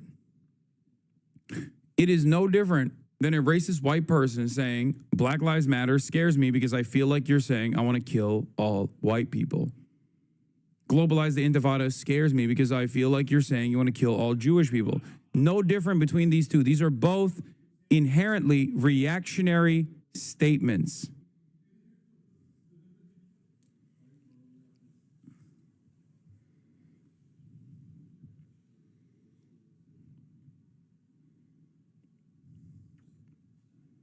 That's it. You love using Black people's struggles to get your point across. Could you maybe then shed light on the genocide going on in Congo as well?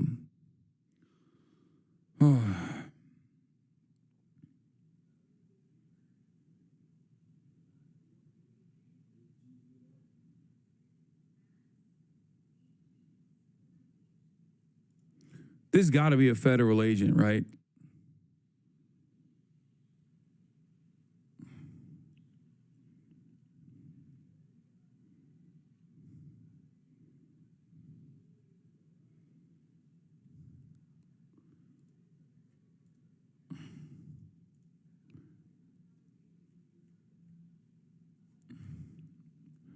I'm just moving on.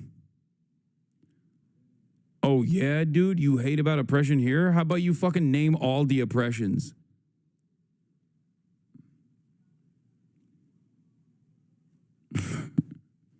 Oh, you're an oppression enjoyer? Name all of them.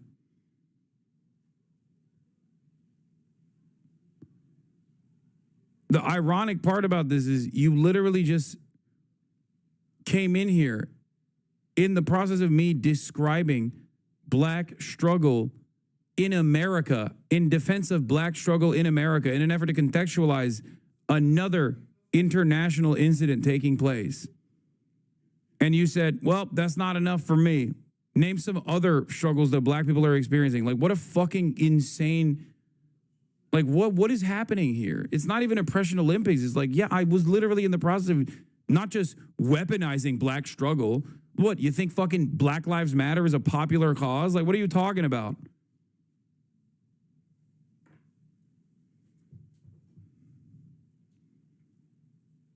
It's so stupid.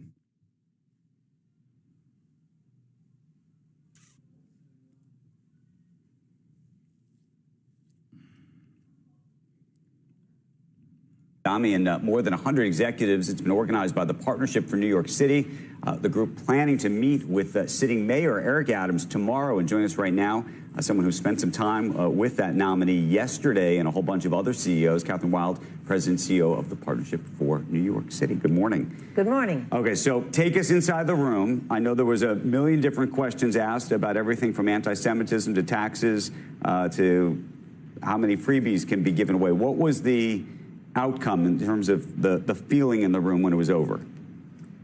I think everyone walked away thinking that he was the most impressive candidate they have seen in generations. He's very compelling, charming, smart young man, and gives you a sense of he's honest, means what he says. So and he's full of hope. Okay, and so here's my question though. There were Yeah. Okay. Well. Talk about the drama. Talk about the bad things. Talk about the bad things. He was scary, right? He said he didn't say "Am Israel Chai." He said he's a socialist. That's scary. He wants to obviously hang every billionaire, clearly, including those in the fucking room. In terms of the reporting that I saw on this, a lot of folks who thought he was charming and a great candidate. Clearly, he's a good candidate in that he was able to attract a huge base and could speak in a way that attracted a group of people to vote for him. Having said that, there was also a sense, at least from some of the reporting that I saw and folks that I talked to, that a lot of the people in the business community might have thought he was charming, but fundamentally disagreed with his underlying views of how to attack the city's problems. totally, you didn't let me finish. That was my butt. Okay. But no, he's clearly totally inexperienced. They raised the issue of, it's a city of 300,000 people. It's a very complicated management experience. What have you done? What's prepared you? He said, well, I'd surround myself with good people and follow the Mike Bloomberg principle of letting them do their job.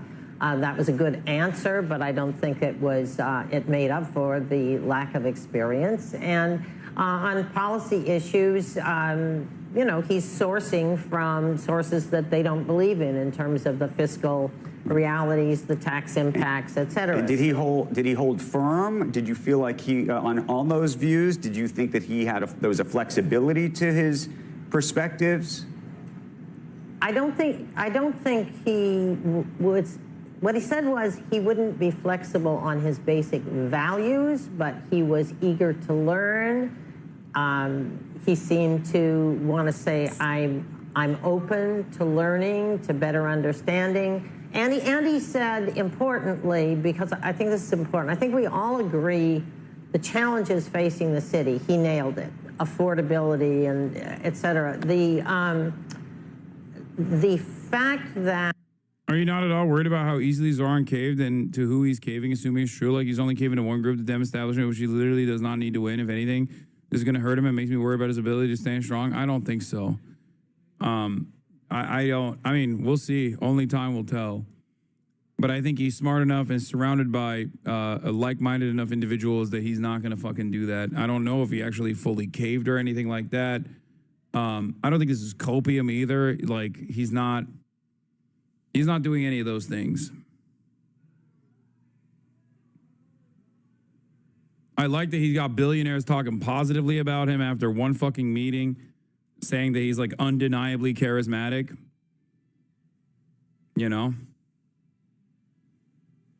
The left infighting about this is big. Cinemarxism and Mike from PA had an argument this morning about it. Yeah, I mean, we'll see. We'll see what happens. Like I said, only time will tell. You're already getting doomer worries on Zoran? No, I'm not. I'm not getting those worries. I think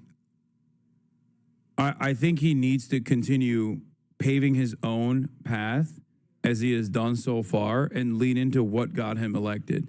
And what got him elected was not like the little name recognition that he had and the fact that he was able to take advantage of that little name recognition. What got him elected was that when he actually presented himself in front of people, he was earnest. And they attacked him about the Israel shit, and it didn't matter.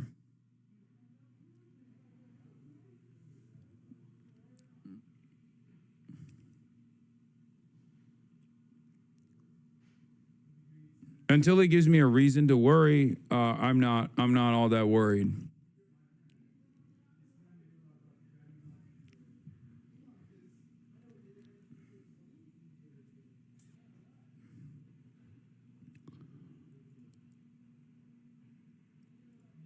That's it.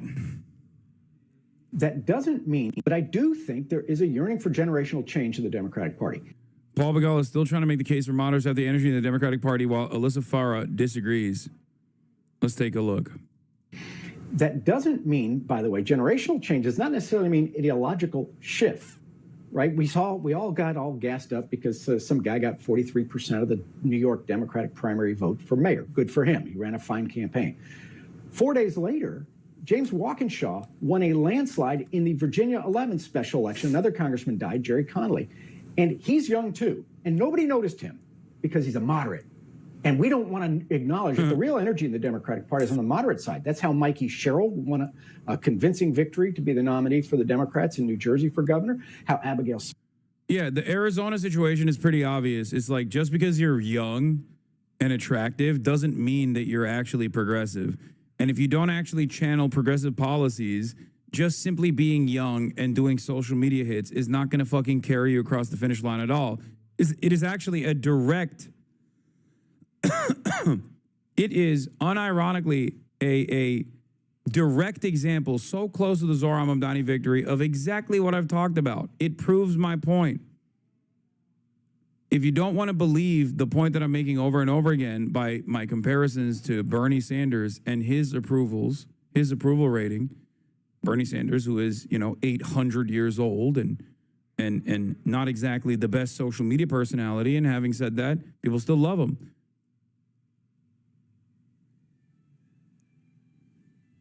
Deja Fox is a perfect representation of simply being young doesn't automatically translate as being progressive. Okay? That's it. And it's very obvious that for a lot of Democrats, they thought they could fucking act like people were progressive. The New York Times made an error in their reporting on this that I think is like deliberate, because it's so erroneous a claim to make. It's such a wrong claim to make that I suspect they did it on purpose. Here's what their reporting on this was. Hold on, let me see. Where the fuck is it?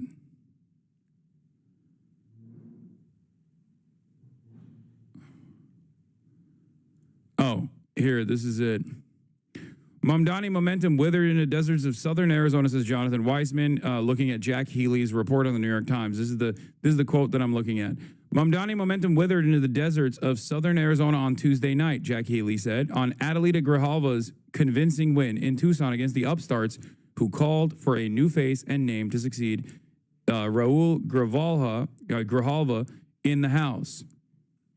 Except, as Faiz Shakir posted, Adelita was the Bernie and AOC-backed candidate, the candidate who stood on the stage at their very well-attended Fight Oligarchy tour in Raleigh in Tucson earlier this year. Now, Adelita herself has some issues.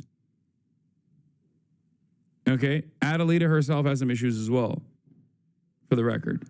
From what I understand, she's also, noticeably quiet about Israel.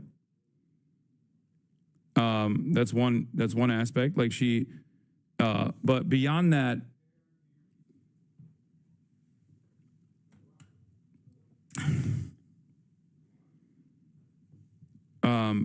there's a couple other problems with her, but obviously she was considered the most progressive candidate. Deja Fox, on the other hand, Adelita Grijalva. Deja Fox, on the other hand, literally was like a Kamala Harris person. And a social media influencer. It's not going to work. Just simply being good on social media is not going to carry you across the finish line. That's crazy. Unfortunately, New York Times is trying to portray young people and progressives as gullible and shallow voters who get behind any young person on TikTok. His prominent backers all endorsed the winner of the primary, and yet New York Times says her win was a blow to Zohran. If anything, this proves young people and progressives didn't rally behind Zohran just because he was young and used social media, but because they liked his policies. And they liked that Adelita's policies. She was backed by AOC, Bernie, and the Working Families Party. These are all Zohran backers. She was backed by CARE.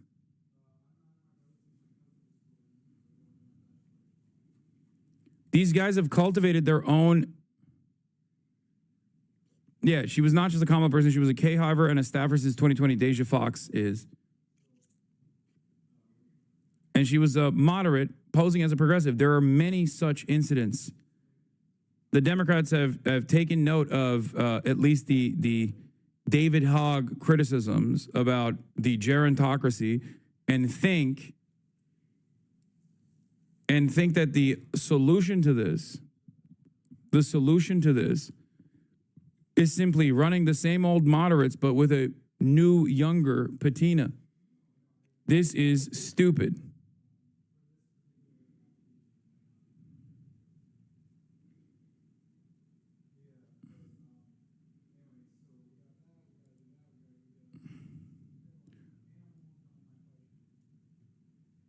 Of course she lost. It's no secret that I don't look like the other folks on this stage, or it's no secret that I don't look like the other folks on this stage or in Congress. And that's because I'm not. I was raised by a single mom here in southern Arizona. We relied on Section 8, food stamps. Bro, this is literally like young, hot Kamala Harris. Oh my God. It's actually freaking me out. And Medicaid, just even like the single mom, young single mom, and then the eye thing that she does where she's like this. to get by. I've been homeless. I've worked at a gas station. And if you at home are feeling like politicians just don't get it, I'm here to tell you that they don't. They'll never know what it's like. I'm here to tell you that they don't. Head shake. That's literally Kamala. That's like to a T. What the fuck?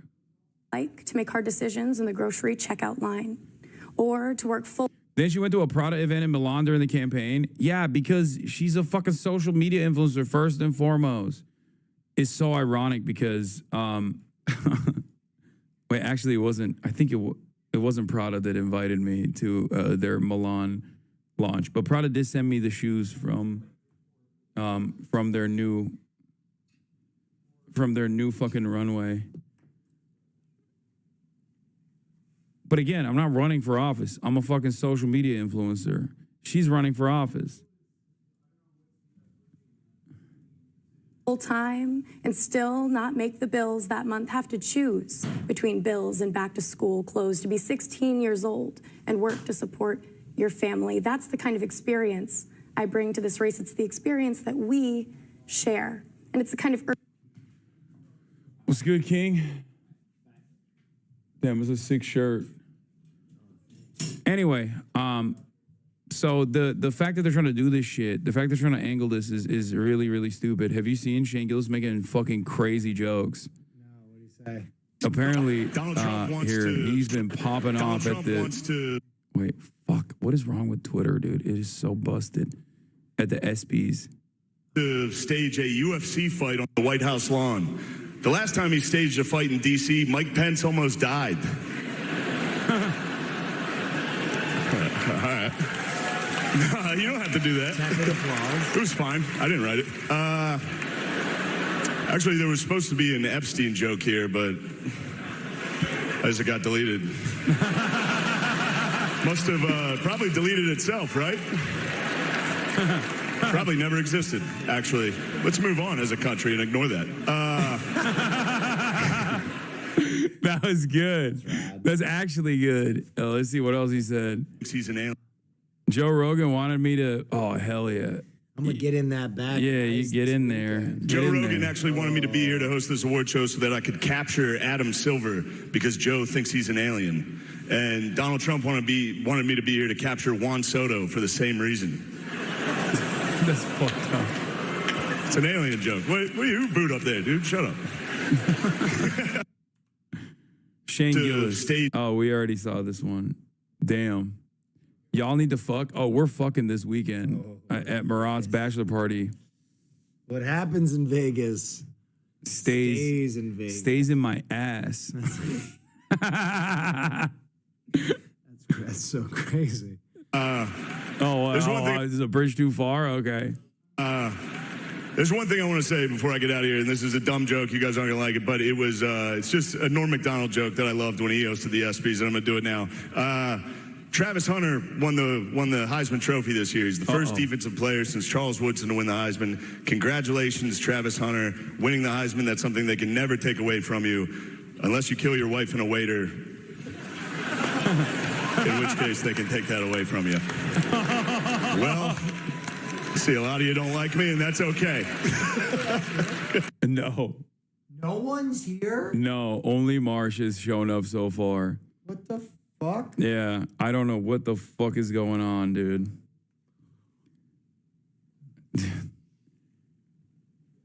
Well, I guess film night's chalked. Karl Anthony Towns is here. The New York Knicks had a great season. Yeah, hell yeah. Karl Anthony Towns is here. Hey, girl. The New York.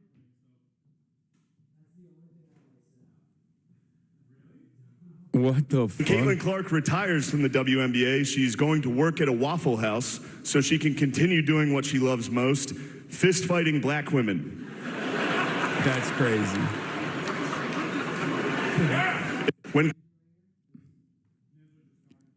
That's crazy. He has some fucking daggers in there, it seems. It's fucked up. Drewski loves it.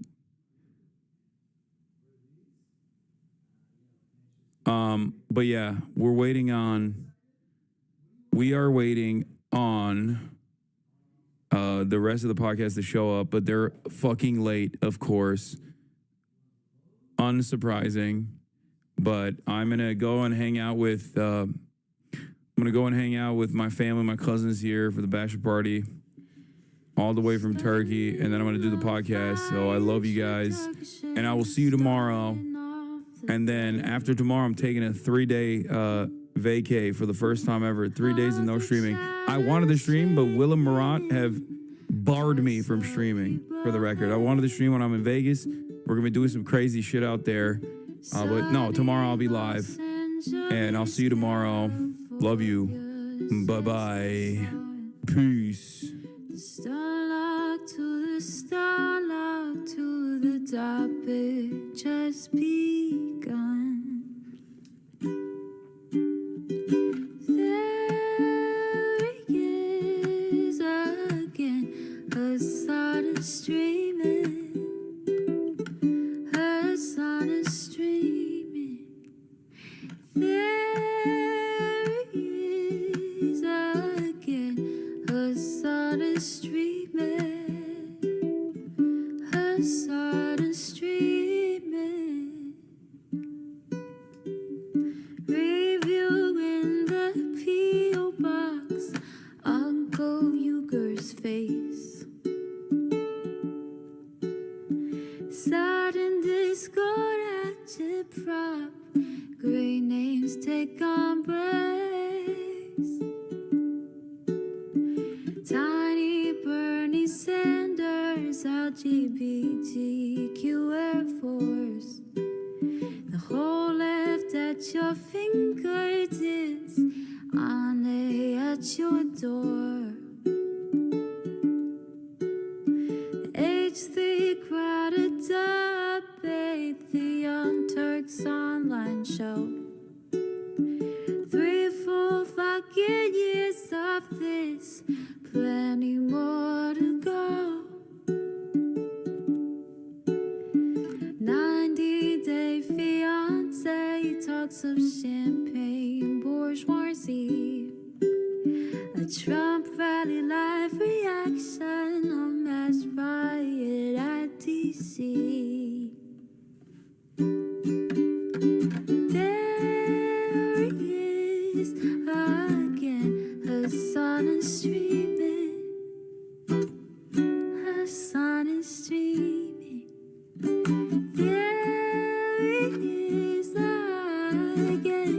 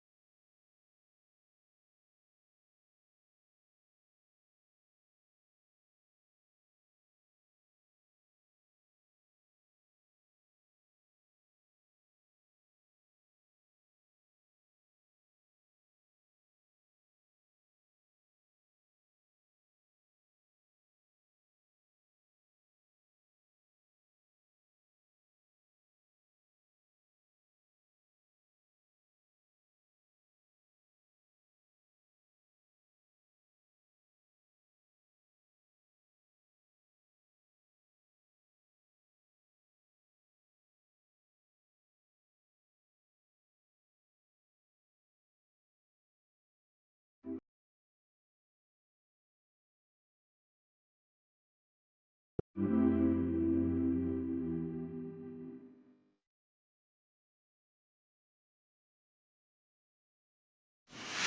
don't drink Starbucks because of anti-union policies. Don't eat McDonald's because they give free food to the IDF. Don't buy SodaStream because they maintain occupation. But most of all, don't buy Sabra hummus because it tastes like fucking shit.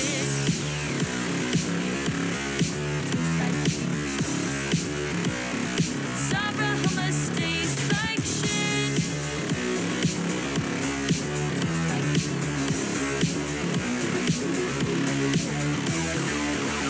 Boycott HP, their printers are shitty. Boycott Siemens, I don't even know what the fuck they do. Boycott Chevron, they steal Palestinian oil. 8A is an insurance company, just leave that shit to Luigi. Boycott Israel. Boycott Israel. Boycott Israel. What's going on, everybody? I hope everyone's having a fantastic evening, fantastic afternoon, fantastic afternoon, no matter where you are in the world. I'm Hassan Piker in this Dawson. Our broadcast coming to you live from sunny California, Los Angeles, folks. We're live and alive, and I hope all the boys, girls, and MBs are having a fantastic one because today's a beautiful day. Today's a wonderful day. Today is Newsday Tuesday, ladies and gentlemen. It's Newsday Tuesday. That's right, folks. It's Newsday Tuesday. I'm Hassan Piker, and this is the Hassan Hour broadcast coming to you live from sunny California, Los Angeles. 72 degrees and sunny here in Los Angeles, in California. 7/15/2025, 11:10 a.m. And I hope everyone's having a fantastic one because today's going to be a beautiful day. Today's going to be a wonderful day. Today is going to be an amazing day. We're going to go over education today. Yes, you're right. But yeah, I'm live. I'm alive. And that's it. That's what's popping. That's what's happening. Why is it always cooler in LA than New York City? Well, it's cooler in LA than New York City. It's also not flooding in LA as opposed to New York City. But Cinna has you beat. Yeah, I saw. Cinna's living out my dream right now. Hey, Sanju, this little cartoony pic of you from the July 5th stream. It's beautiful. It's immaculate. It's amazing. Thank you.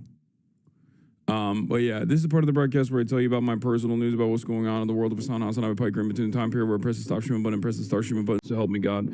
That's what I'm gonna do. That's what I'm gonna do. All right.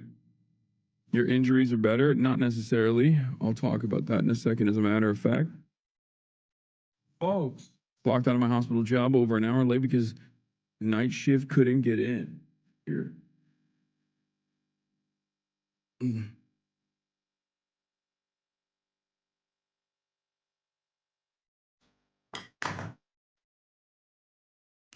Folks, Los Angeles. Can you share your workout split? Yeah, splitting my ass. That's what I'm doing. I'm fucking with the FC Pally Kid twin.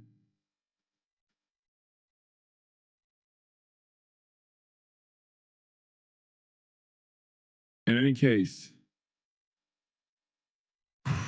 folks, we're live. We're live, and I am here. They gave me a Lithuanian Grateful Dead shirt. Hell yeah, I have one of those already. So.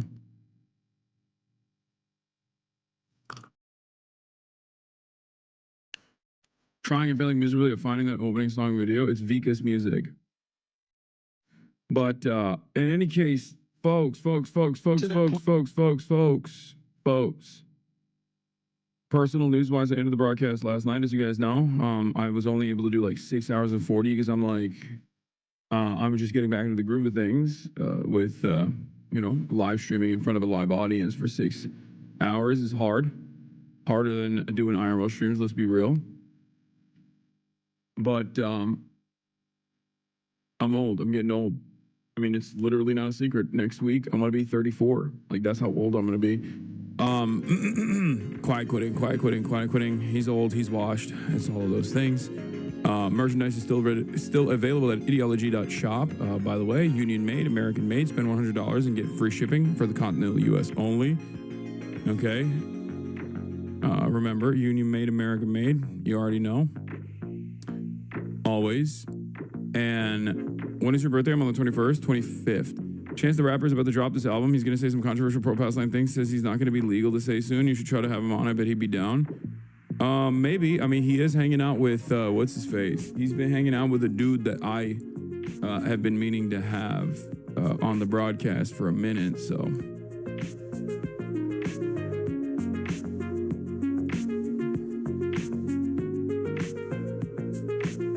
But yeah, big wife guy, hopefully.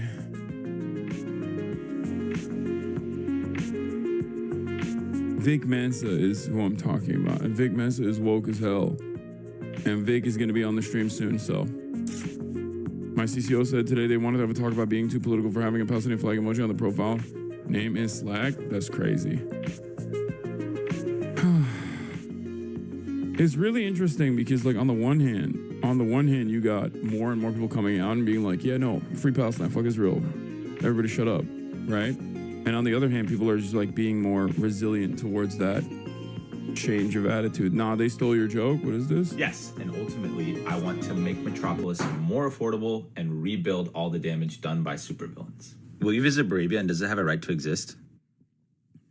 Huh. Hell yeah. You should check out the new Clips album. It's amazing. This tweet of Will Superman reviews blowing up on Twitter. I saw that this morning, which is spicy. I'll talk about this in a second. Yeah, personal news-wise, other than that, yeah, I've been watching, I watched Firewatch. I started watching Mr. Robot with my mom, and it's fine. It's like a little bit cringe anxiety. Like, there's a little bit of that, like, first Trump administration, like, cringy, I'm anxious, like, I hate commodity consumption type shit in it, but it's also, like, pretty good. It's also pretty good. And I'm gonna keep it going. Past that, beyond that, I've been watching Firewatch. I watched Kaiju number 8, the new episode that came out. The new episode was kind of mid. It was a fucking slice of life episode. No kaijus being combated, which I thought was lame. But yeah, I'm just keeping up on that side, on the content side. Fire Force, not Firewatch, sorry. Fire Force, yeah. And other than that, woke up early this morning, went to ball my freaking face off with Elam. Absolutely was lethal today.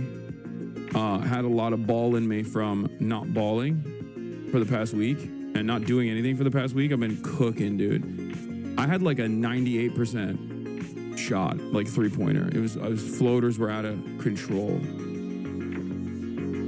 The floors are out of control. I was destroying fools on the courts. Why you don't post on a Sandpiker YouTube channel in a long time? I don't know. Ask Ostenox. He's the one who handles that.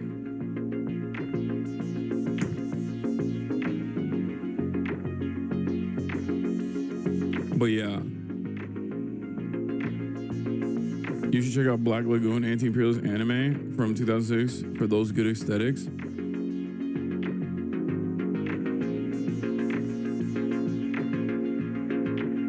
Two cops in the UK trying to stop a pro-Palestinian from calling it genocide and waving a PAL flag. Fuck this country. Yeah, it's weird, man. It's weird. It's weird out here. It's like every damn day there's more and more celebrities coming out and just being like, almost in unison being like, oh yeah, like we got the orders. We got our marching orders. We can say it now, right? But then the more people come out and say like, free Palestine, fuck Israel, you know, the more people lose their shit over it.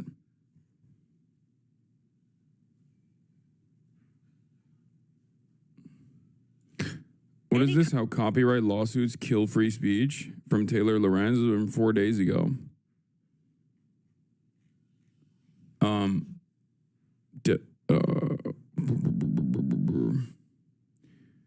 Okay. Vocal stim to star your day. Can we get some celebrities from Mamdani? Like, bro, 2% tax increase, not that bad. I mean, don't ask me. All right, let's blast off and let's get it twisted. Let's get it twisted. All right, don't get it twisted. As a matter of fact, let's blast off. Epstein saga continues driving rift in MAGA base. Republicans block Ghislaine.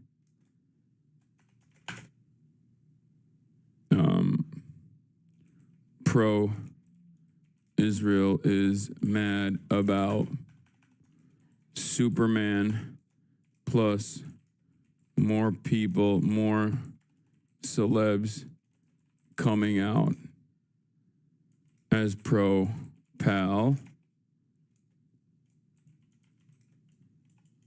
And then Trump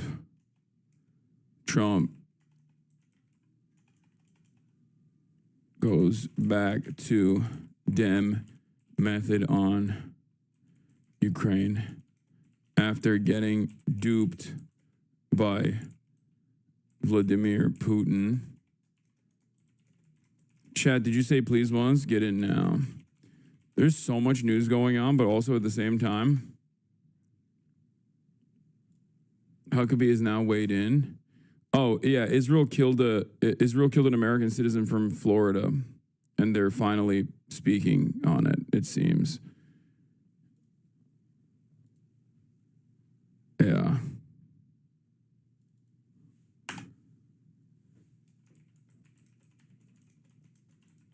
U.S. citizen again. U.S. citizen.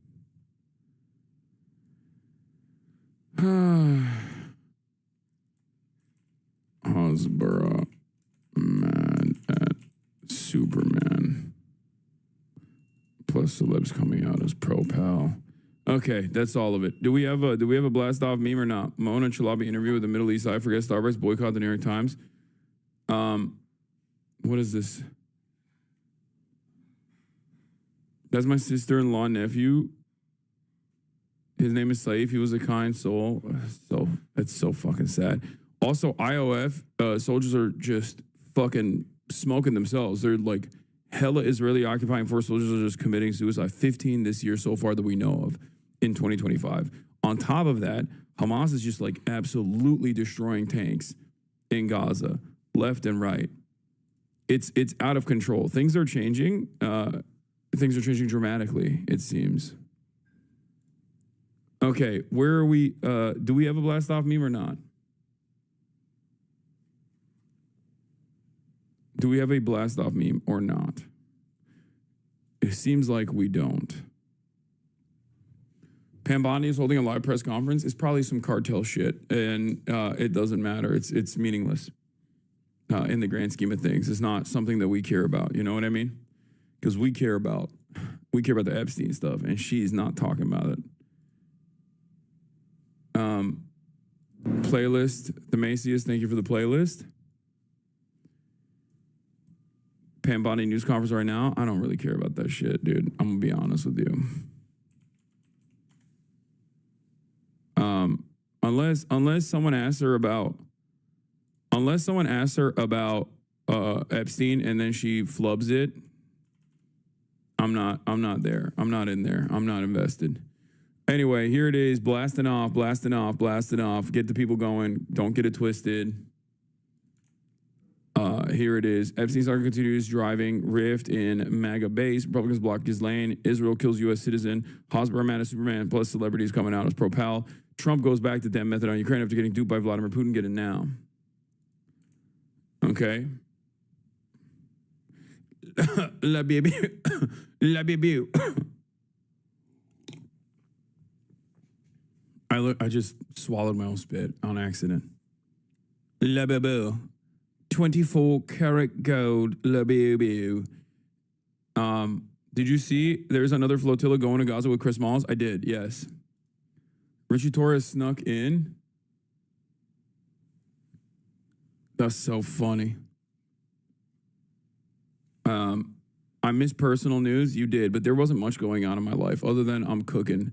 I'm balling, spectacular style. I gained a lot of weight in New York because I was not moving around. I was not working out, and I was eating a lot. And I gotta lock in. My dad is leaving soon, so I'm gonna be able to lock in on my diet finally. And my ankle is fine. It's just like still hurts a little bit, which is, it's been a while, so it's crazy that it still hurts. But yeah, that's it. All right, let's continue. Jon Stewart last night talking about Epstein files. Oh, nice. Okay. Let me guess. I think Jon Stewart and a lot of like liberals, even like I would say Sam Cedar, have been kind of treating the Epstein files not as like a real situation, but more so like a self-own by Republicans because they're so conspiratorial. And there is some truth to the fact that Republicans are hyper-conspiratorial, and that is precisely the reason why the Republican base is like really, really agitated about the Epstein shit. But that doesn't change the reality that like the Epstein stuff is real. You know what I mean? Like that's not fake. The Epstein stuff is real for sure. It's one of the few instances where like the conspiracy guys are kind of right about it, even if they think it's just like an entire thing dedicated like exclusively. Like here's the thing. Okay, with Jeffrey Epstein, and this just happened. I think Republicans unanimously just voted to block the release of the Epstein files. Okay. Now, I want you to understand something. My assessment is Jeffrey Epstein absolutely belongs to intelligence, okay? Whether it's just the FBI or Mossad, I think it's a bit of both, all right? Jeffrey Epstein belonged to numerous intelligence communities, and as a part of his operations, he was like a fixer, an in-between, a guy who connected a lot of rich and powerful people, and simultaneously was a serial blackmail operation, right? Blackmailing a lot of the super wealthy, regardless of their ideological background. It's not like a liberal versus Republican conservative type of situation. It's more so a elites that run the world type situation where there's no ideological battle lines drawn there. As a matter of fact, the lines that are drawn there are drawn along class boundaries and not, which team you're a part of. Are you a Republican? Are you a Democrat? Like, none of that matters. That's precisely the reason why you got the Hillary Clintons of the world, but then you also have like Republicans that are, and conservative political figures, including like members of the royal family, for example, that are involved in the Epstein client list. You got prolific defender of age of consent getting lowered, Alan Dershowitz, also a prominent fixture in the Jeffrey Epstein client list / also directly his lawyer, right?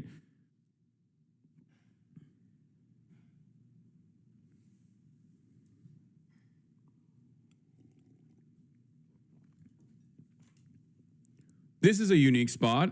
Efendim. Peki. Biliyorum canım, biliyorum, olacağım. This is a unique person that just came out. Is this actually Kevin Spacey's account? Release the Epstein files, all of them. For those of us with nothing to fear, the truth can't come soon enough. I hate to make this about me, but the media already has. That's crazy.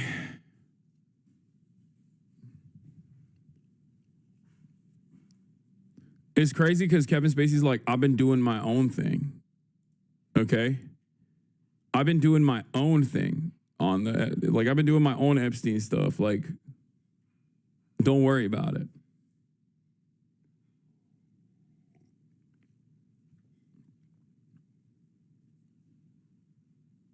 So,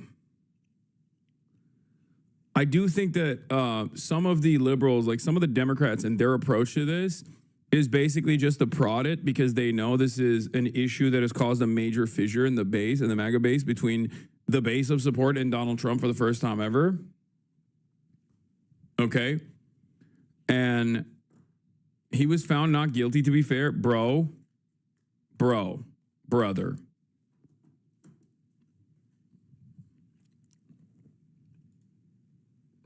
Kevin Spacey found not guilty.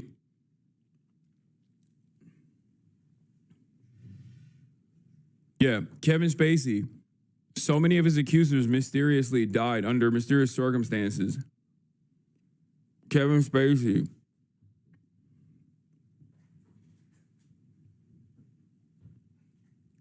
That's crazy. Was that Kevin in the chat?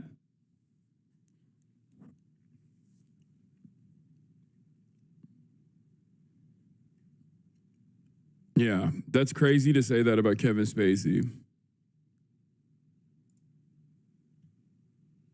Yeah, here is also Kevin Spacey being like, release the Epstein files. Epstein's alleged accomplice pictured posing on British throne with Kevin Spacey.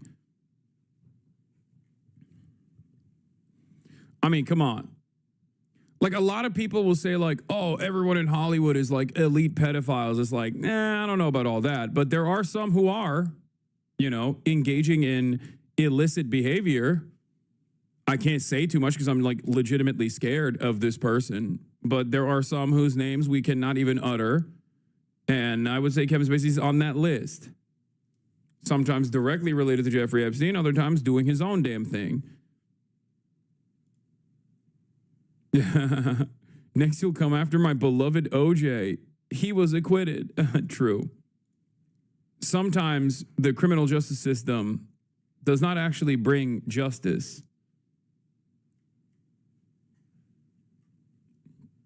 In any case,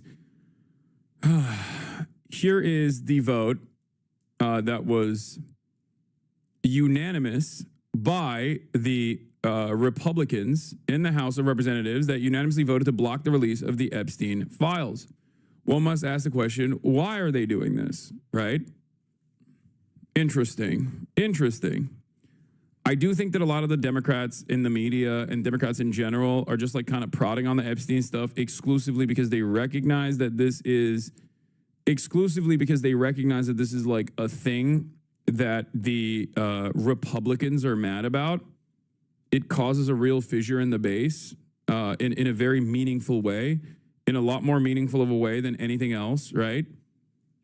But I want to know for real reasons. I want to know because this is like a prolific sex trafficking blackmail operation that implicates a lot of societal elites. These files. And I also am certainly enjoying the fissure that's happening in the base of MAGA, but more so, I'm enjoying Teflon Don flubbing on this, okay? Teflon Don is flubbing on this. I will say this much. Okay?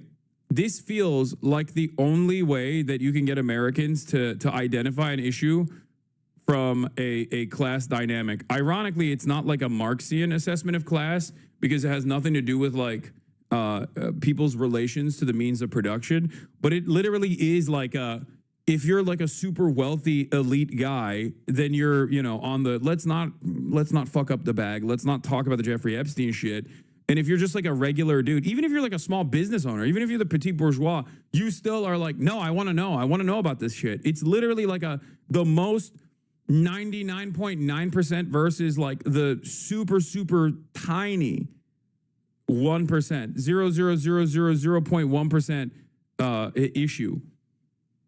Like, this is the closest I've ever seen. This is the closest we've ever gotten to the entire public unifying beyond unifying on like one singular issue. You've been covering the Jeffrey stuff, Epstein stuff for years. You didn't just hop on it. Oh yeah. No, of course, I've spent many, many years talking about not only Jeffrey Epstein, but like it's one of those, when people ask me like, oh, what's a conspiracy that you believe? It's the thing that I would always say is like, I don't think this is a conspiracy theory necessarily, but I think Jeffrey Epstein is like directly involved in with American intelligence. So it's something that I've certainly talked about quite a bit for years at this point. It's definitely one of those like unsolved issues. It's basically like the 9/11 of this generation. If 9/11 itself wasn't the 9/11 of this generation, it's certainly like this is a unifying problem, and not getting any answers on it, and especially the haphazard ways in which the administration is trying to actively push this down the line and just like have it go away, it's making things a lot worse.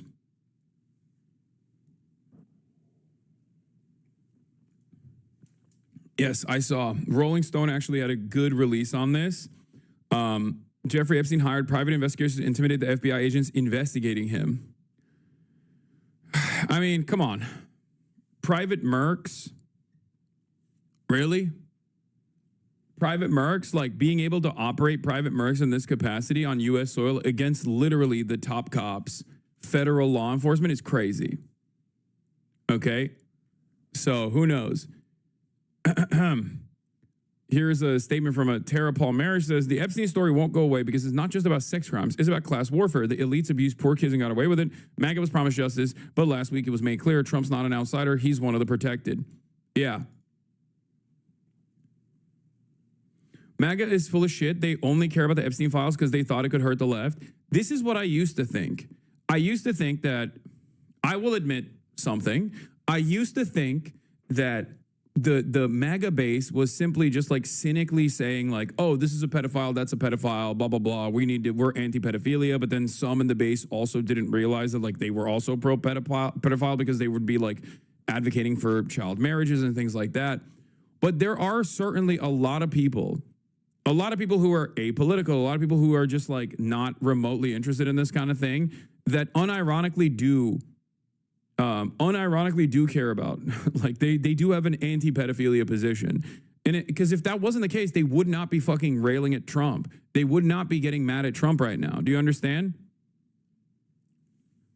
Like, I think that these guys genuinely think that like, Jeffrey, you're not wrong. Like the initial reasoning for why they were so invested in the Jeffrey Epstein stuff is because it's like deep state pedophilic elite, liberals are doing this, blah, blah, blah. They thought it would like take down the liberal network of intelligentsia and the liberal network of deep state elites, right? Like the elites on the liberal side and also the deep state working in unison to like undermine Donald Trump, whatever. But there is also like sex crimes taking place that they definitely cared about, right? So now that Donald Trump is basically saying they are getting exposed as being duped and that's what is making them angry, I think there is that for sure, but they've been fucking exposed as being duped over and over again. So why is it that this issue matters more? Because what hasn't Donald Trump hit him with? The Fell For It Again award is a permanent fixture on everyone's timeline at this point because Donald Trump literally says one thing and then does the exact opposite and then literally goes back on the initial promise that he had made 3 times in a row, making people experience whiplash in the process of trying to fucking figure out which dick they need to ride, okay?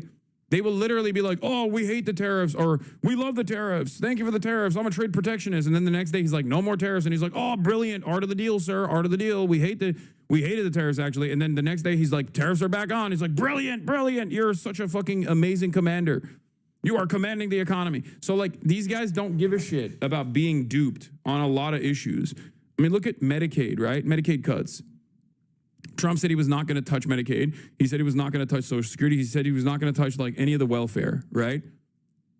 And yet they did that. They did that and everyone shut the fuck up about it. Like the base doesn't give a shit about that. They don't care about being duped on Palestine, for example. Trump, Mr. fucking peaceful dove. They didn't give a shit.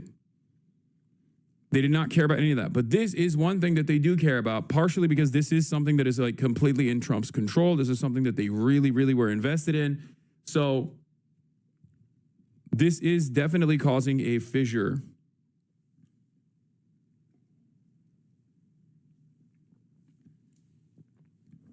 But in any case, it says, I need more hogwatch. These are the same people that will rally around religious leaders when they get caught touching kids. I agree. I think that with the Catholic Church, for example, or with like even numerous Republicans like Roy Moore, right? Like clearly they don't care about pedophilia that much because they voted for Roy Moore. They defended Roy Moore. They said, oh, the Democrats do it too, you know? They tried to find a way to like make that stick. Having said that, I'm telling you This is an issue that is staying and has staying power because it was such a fucking North Star for so many people, because it like kind of packs up. It is the one real element of like QAnon. Okay? It is the one real element of QAnon. The idea that like there is a notable out and about figure that was doing sex crimes for the elite in a blackmail operation, and we have a right to know who was involved in it, right? Let's see if the right forgets about it, but this has been an issue that has been talked about even when others in mainstream media were not talking about it. There's a reason why Dan Bongino and Kash Patel and all these other people like would even on the campaign say like, oh, vote for Trump because he's going to release the Epstein files. So now this is a direct switcheroo, and it's a switcheroo on an issue that they do care about. Some of the people care about it because they think Jeffrey Epstein is Mossad. Jeffrey Epstein is like Israel's agent, and you know they want to cope and think that like American politicians are being blackmailed by Israel, and that's the reason why they're pro-Israel, right? Like that's a little bit of a Republican cope because they have American exceptionalism in the brain. It's brain poisoning.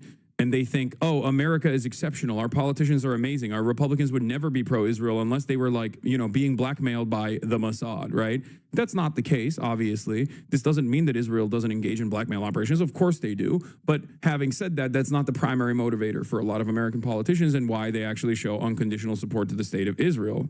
But that is part of the reason why a lot of Republicans care about it, because they think Jeffrey Epstein, he's Jewish, he was an agent of Mossad, and you know, this is like Jewish trickery is like what a lot of people's assessment is, right? But the greatest conspiracy is one that has a grain of truth. And with the Epstein situation, there is truth here. Like there is truth. There is truth with Jeffrey Epstein as far as his Israel involvement. There is no reason for Jeffrey Epstein, a fucking random New York financier, to have direct access to not one, not two, not three, but 4 different Israeli prime ministers. There's no reason for former Israeli Prime Minister Ehud Barak to visit Jeffrey Epstein's New York mansion in 2016. Like, that's insane, right?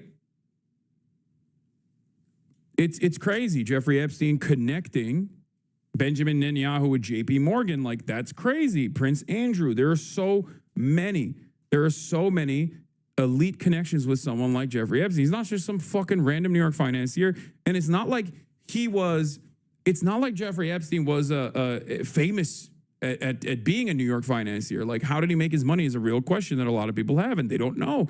They don't know how he made his money. It's not like he was cracked at fucking, the stock market or something. So because of all these questions, it's like many people ask, understandably, like many people have, unanswered questions on the matter, or rather, not even necessarily unanswered questions on the matter, but they have, they want evidence to fill the puzzle pieces, because the speculations that a lot of people have cultivated around Jeffrey Epstein, crypto maybe. What do you mean crypto? Crypto didn't exist when Jeffrey Epstein became a multi-billionaire.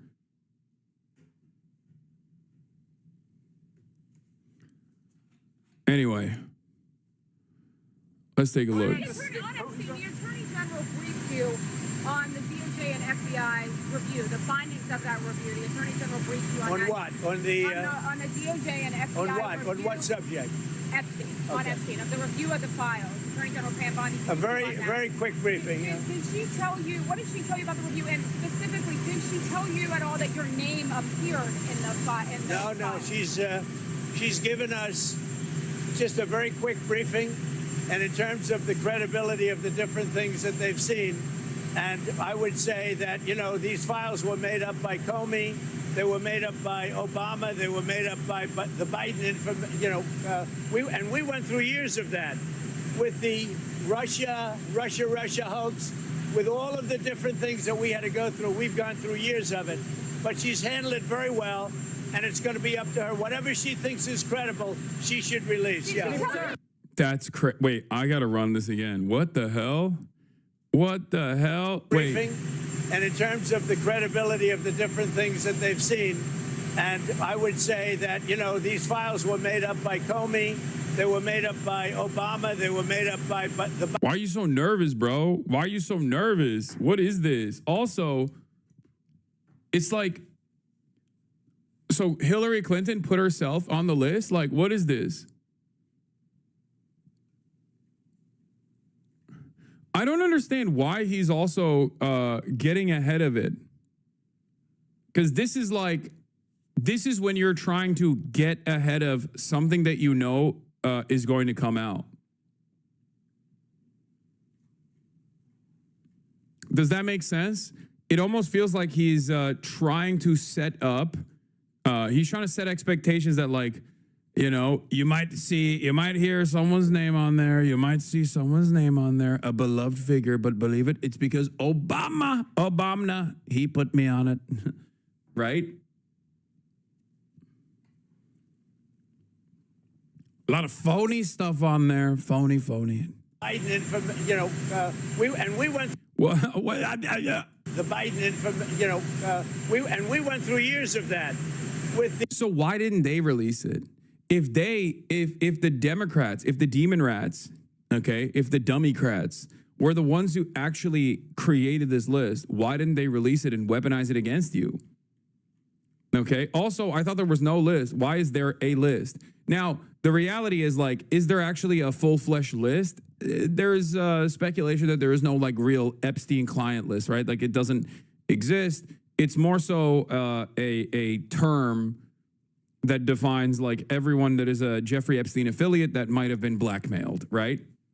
Or, like, to which degree they were connected to Jeffrey Epstein. That's what it is. I don't really care about parsing through that. I don't care about, like, being a semantics Andy on this shit, because, like, I think it's silly. Some people try to do that specifically. Some people try to do that to make it seem as though there is no list. Like, oh, you mean the black book or whatever. It's like, no, that's not it. That's like Bobby Kotick is on the black book. And not every single person on the black book is a direct client, or at least some people believe that there is not. They're not all clients. Anyway, the demon rats are so diabolical that they wrote it and left it for him to release.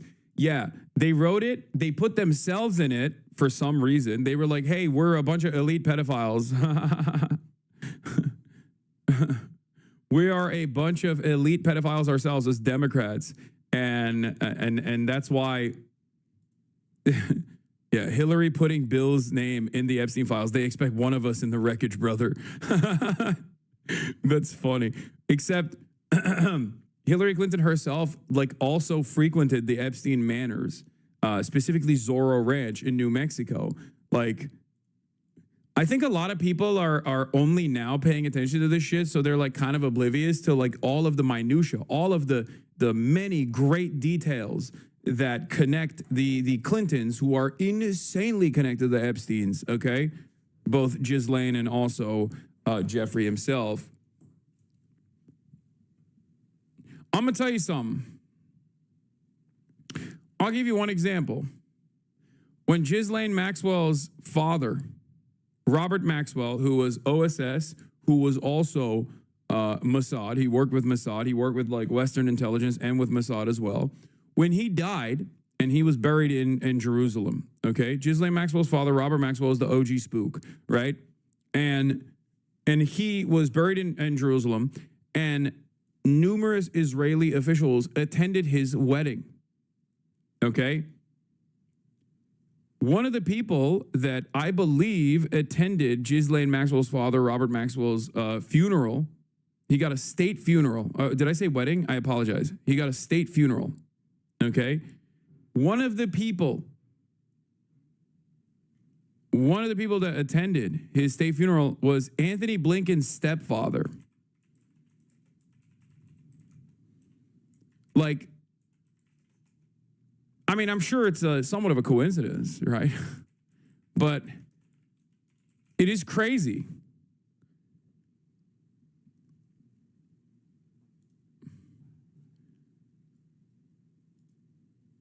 It is crazy.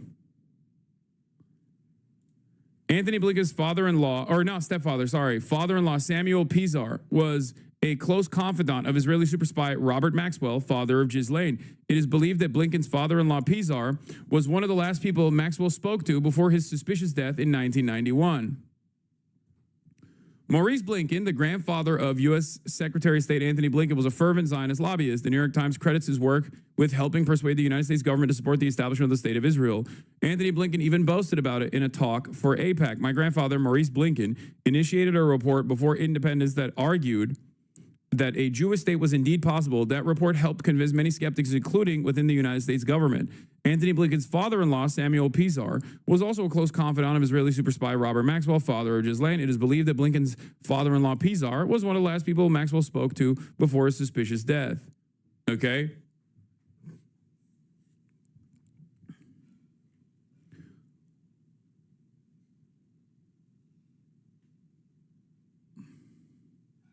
To be fair to Robert Maxwell, he was also one of the most prolific Nazi hunters in World War II. What is this? He was also one of the most prolific Nazi hunters in World War II. Naturally, also a clear-cut war criminal, but you know.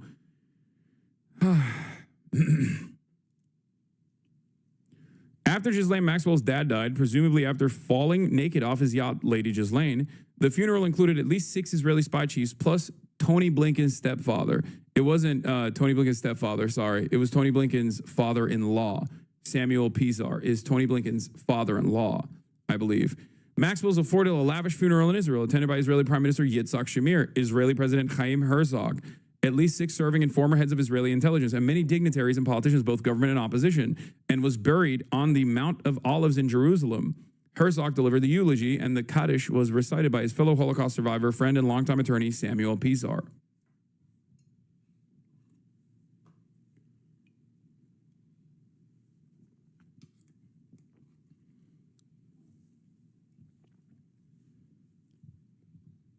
So, it's just crazy to see all this stuff. Like, my argument on this, however, my argument against this is when people basically look at the situation and go, oh no, this is all a complex blackmail operation, and that's the reason why Americans are actually totally removed from this. If it wasn't for those pesky Jewish spies and pesky Jewish mind control, that none of these guys would be doing the things that they're doing. And that's fucking bullshit. That's just cope. That's usually just like Christian nationalist cope. No, dog, your fucking favorite politicians are doing this without being blackmailed. Okay? Just understand that. That's what's so goddamn annoying about it, because people will just like try to remove American responsibility from Israel when Israel as a state would not be able to exist without American help every step of the fucking way. Just like Jeffrey Epstein was not exclusively a Mossad operation, and he certainly had CIA involvement as well. That's it. Here, this just happened. Pam Bondi was asked about Epstein. Let's see what she had to say. Question comes in, says, how do you respond to the MAGA base that has expressed a lot of frustration about Epstein? Here's what Pam Bondi's response was. Release credible files related to Mr. Epstein. Are you prepared to do that, and when would you? Our memo speaks for itself, and we'll get back to you on anything else. I haven't seen all of his statements today. Thank you. Respond to the So was it Pam Bondiddy? Pam Bongino. Base that has expressed a lot of frustration about this. We're going to fight to keep America safe again, and we're fighting together as a team. That's what's so important right now. You know, we've got a war on drugs. We've got a war on human trafficking. We've got cartels in this country, and we are going to do. We've got foreign adversaries around this world as well, and we're all. Are these even two separate things, the CIA and the Mossad? Sometimes, for sure. A lot of cross-pollination, though. But, you know, sometimes they can operate. I mean, in many instances, they operate independently. But to say that like someone can be a member of one and not the other is silly. There are plenty of people, whether it be Robert Maxwell, as we talked about just now, or Jeffrey Epstein, or Benjamin Netanyahu, that has worked in intelligence both for Israel and also American intelligence at the same time. Okay? And the only reason why this exists, the only reason why this can exist, and this is the major cope that a lot of people refuse to reckon with, is that the interests are aligned. If Israel truly was not an American vassal or a vehicle for American empire in the region, then the dual loyalty trope would work, right? Then you could say dual loyalty. These guys only care about Israel. These guys care about Israel more than they care about America or whatever the fuck. But from their analysis, and in the eyes of many people, both in intelligence, even though there are some naysayers, and the State Department, caring about Israel is caring about America. It's just caring about more America. Caring about Israel is like caring about the state of Texas, okay? Or the state of Florida. It's just another state. Going to work together as a team to fight to keep America safe again. And I can tell you that's what we're all committed to. Thank you. Thank you all for being here. And thank you for, please. Most of the CIA doesn't trust Mossad. I mean, there are, just like in the State Department, there are people who think that the relationship with America and Israel can be a little bit hostile. So there are people who very clearly look to Israel as a intelligence threat, okay? Because Israel does at times and has at times actively overstepped. But I would say that in the last, like post 9/11, on terror,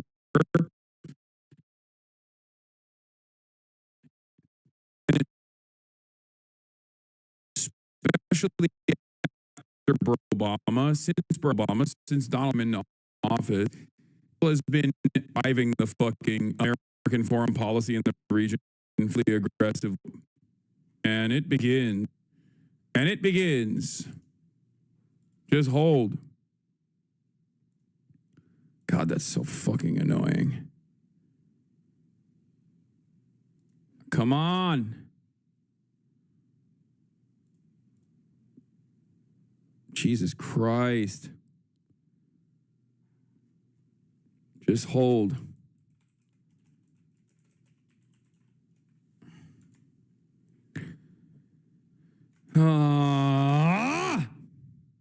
What the hell, dude? What the hell is going on?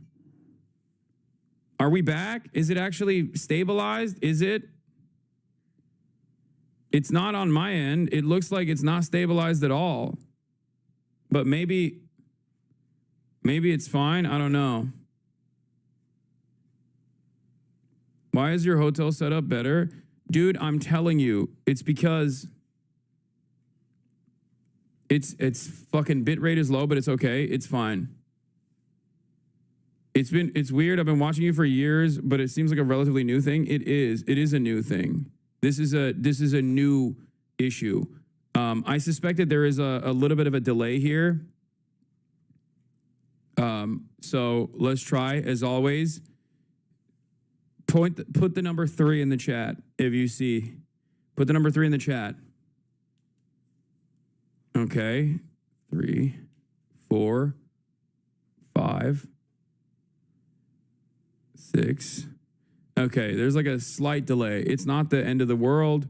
I'm gonna hit a ingest fix real quick. So you're gonna see me.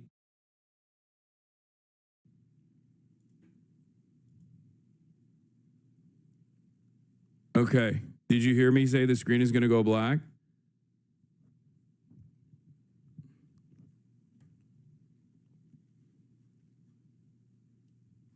Some people say no, some people say yes. Okay, well, we're back. We're good. It's fine. The delay is gone. Okay. All right. Let's finish this little clip up. The Russia hoax, with all of the different things that we had to go through. We've gone through years of it, but she's handled it very well, and it's going to be up to her. Whatever she thinks is credible, she should release. Yeah. On Texas, how many more seats do you want the Republicans to?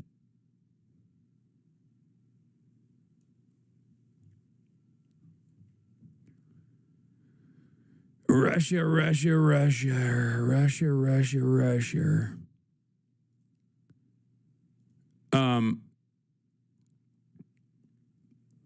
Here's another one that bites the dust, by the way. Another Mr. Conspiracy, famous for the 2000 Mules documentary that claimed that the election was stolen from our big, beautiful president, Donald Trump, because Donald Trump was going after elite pedophiles.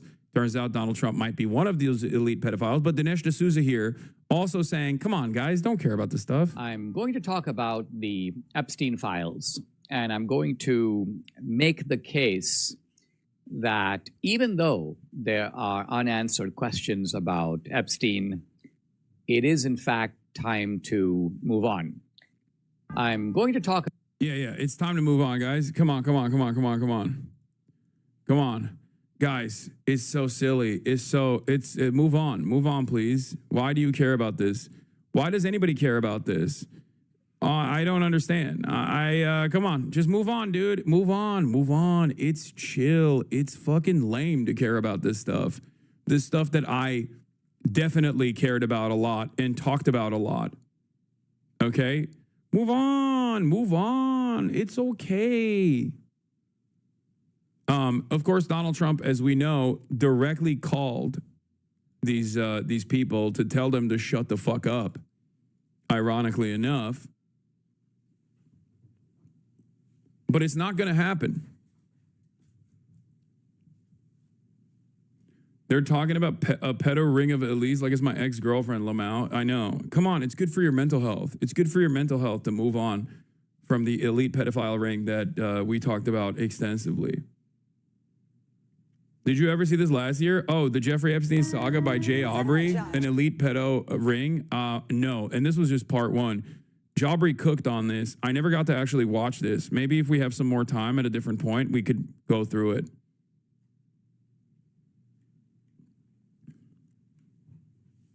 If they threaten you to move on, would you tell Chad? Dog.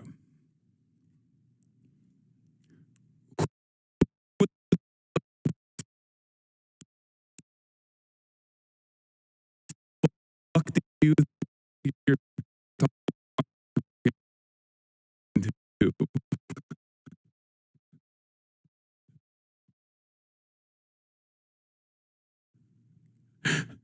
I have been threatened to move on, not by the Jeffrey Epstein stuff, but oh my God, I'm getting effed again. Oh my God, I'm getting ass fucked today. What is happening?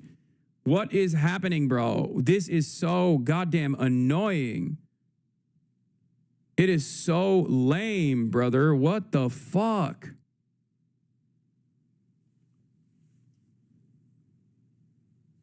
It's crazy. I'm at 900 bit rate right now. 900. It doesn't even show up on my fucking internet speed test. What is this? What is happening, bro? What is happening?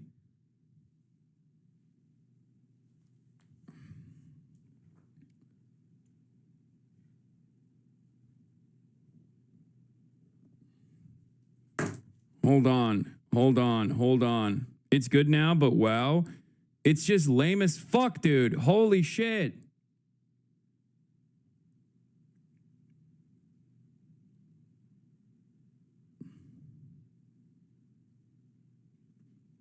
It stabilizes. It stabilizes because of the new thing that I'm using within OBS. But like my chat, I don't know what it is. I don't know what the fuck's going on, but like my upload, listen to me. Okay? My upload is at 35 or 39.5. Okay? Megabits per second, which is pretty good.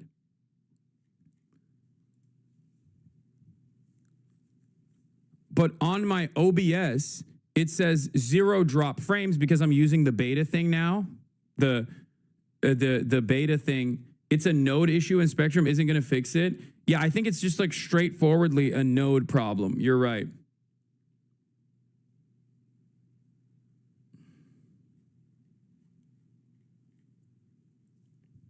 That sucks, actually. Shut the fuck up. It's good. It's good for America. It's good for Los Angeles. Shut the fuck up. I know it sucks dick, okay? I know it sucks dick for fucking every competent, first world nation, okay? But it's good for my purposes. I just need 6,000 kilobytes, okay? 6,000 plus kilobytes for upload. Oh my God, everyone is so goddamn annoying. For my purposes of streaming, all I need is 6,000 kilobytes per second on my upload. It's good for Los Angeles to have 39. It's more than I need. Okay? However, on my internet speed test, it shows 39.5, but on my OBS, the number is 900 kilobytes, not even 1K. And I don't know why. And I have a fucking business connection. Okay? I have a business connection. This is a relatively new thing, and I think it's ISP related.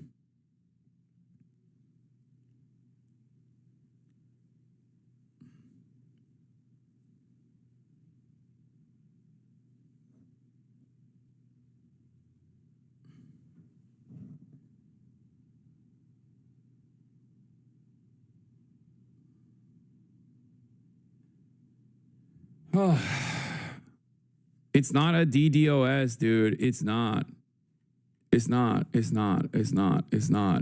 There is no fucking direct denial of service or whatever that actually only fucking tampers with your upload speed, but only on your fucking OBS in a way that like my OBS picks up.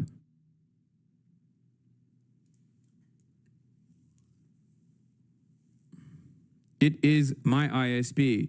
It probably is. I mean, we have looked at the ping, and we mapped it out. We showed Spectrum exactly what node is fried in the process. Okay? It is 100% a node issue. That's what it is. While the internet is pinging from the infrastructure, by the time it gets to my computer, there is like a massive fucking drop off.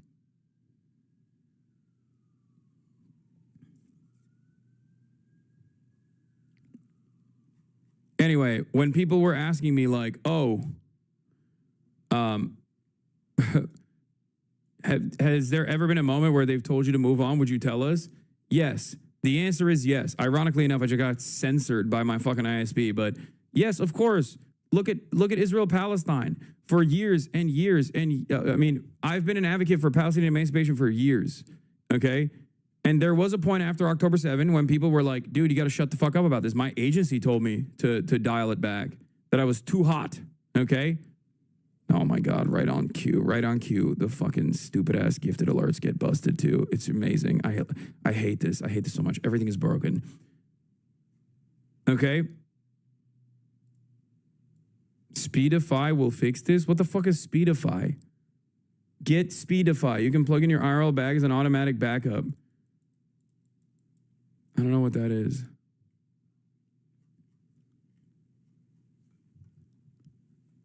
After October 7, every single day I was getting warnings over and over again to shut the fuck up. People were trying to fucking cook me. People were trying to deplatform me. They still are. Okay? It doesn't matter. I never stopped. I am a incredibly stubborn person. I'm an incredibly stubborn person, and I have my convictions, and when I laser in on something, I don't fucking ever shut the fuck up about it. That's precisely the reason why I covered Israel's genocide every single day. regardless of how many people left this community, regardless of like the repercussions, regardless of the fact that so many people now consider me to be a terrorist, you know, and just have no fucking issues flinging that statement around, even if it's like, even if it has direct consequences, like literal consequences, like criminal implications under this administration. Okay?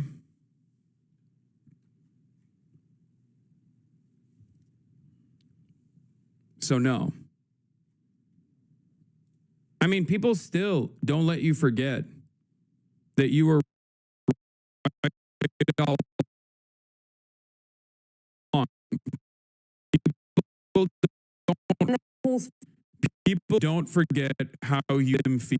Even if they eventually arrive at your position after the fact, they still don't let you forget that you made them feel stupid. You made them feel silly. Oh my God. Oh my God. Christ.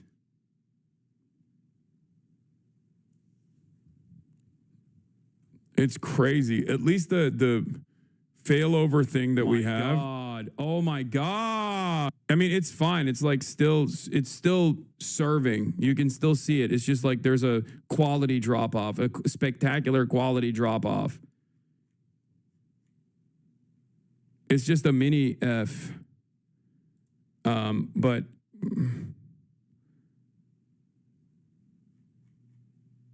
it's feeding you the okay, hopefully this will get you to see. Okay. For justice from the family of a young American man beaten to death by settlers in the West Bank. Hundreds of Palestinians turned out for the funeral of Sayfullah Musalat on Sunday. The 20-year-old was born in Florida to parents of Palestinian heritage. The Palestinian Health Ministry and eyewitnesses say settlers severely beat him in a town north of Ramallah. His family says that he was trying to protect their land. The State Department says it's aware of reports, and Israel says it's investigating what it calls a confrontation. Let's get more from our Jeremy Diamond. Jeremy, what more can you tell us about this? This is an American who also is a Palestinian from Florida. He goes to the West Bank. He gets brutalized by the settler terrorists. He gets beaten to death. He gets beaten up. And then the settlers also do the same thing that they always do, which is stop ambulances from reaching him. They've killed yet another American citizen. This time, it's not even the IDF sniping an American citizen. This time, it's the IDF protecting the settlers that killed an American citizen. This is not the first time this has happened. It won't be the last time this has happened. Okay? Understand something. It has been doing this. Stop. Odd. I have to fix this. I have to fix this. Hold on. I have to fix it. I have to. I'm so mad. Fuck.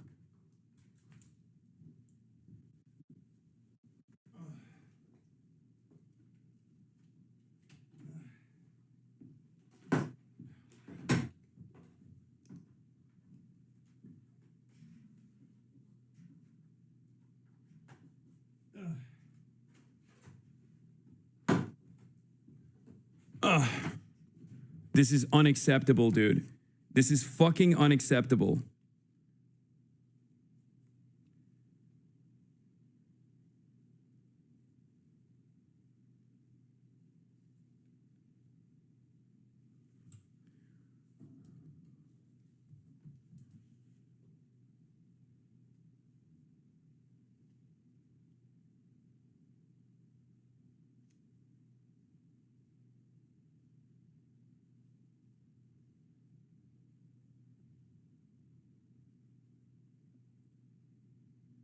Hold on.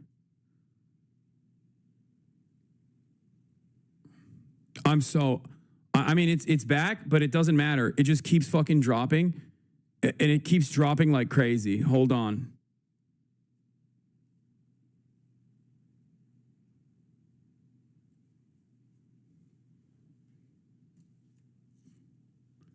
I'm gonna see if it actually, if I can like connect to it.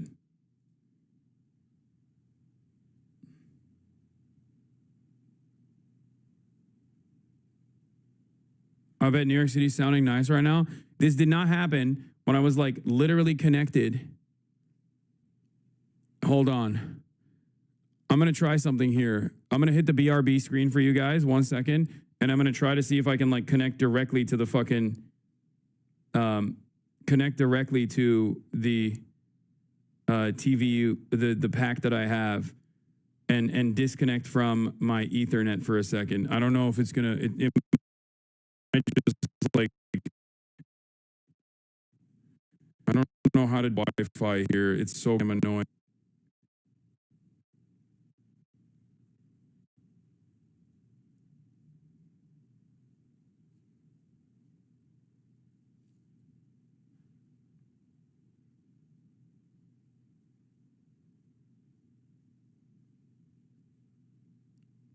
It's effing again.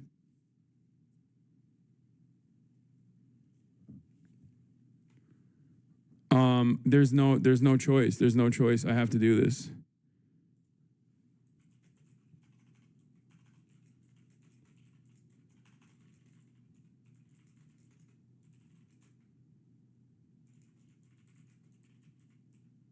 I'm getting destroyed right now.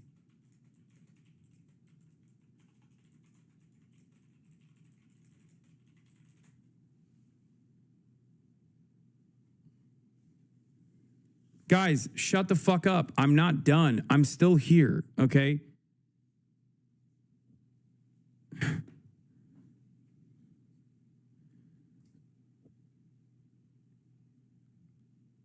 What?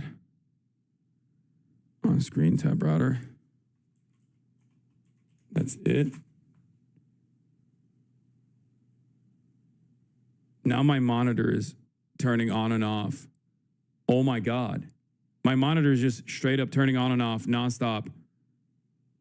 Dude, I think there might be like something wrong with my computer. I'm legitimately thinking I might be hacked. My main monitor keeps turning on and off over and over and over again. Career is over, little bro. I don't know what the fuck is happening.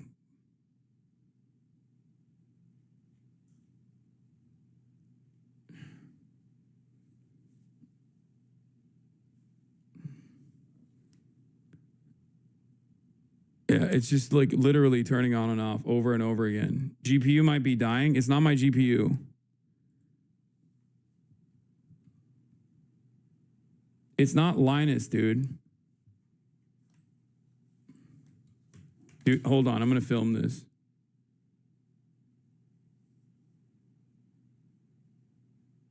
I have no idea what the fuck's going on. It just keeps turning on and off, on and off. None of the other monitors, just the main one.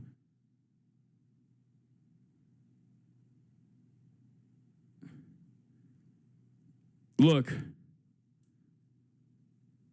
Chat, look, it's happening like right now. Look at this.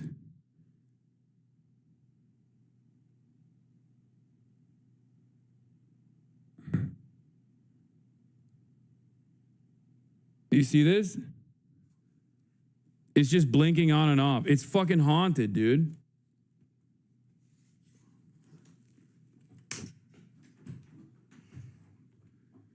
Ugh.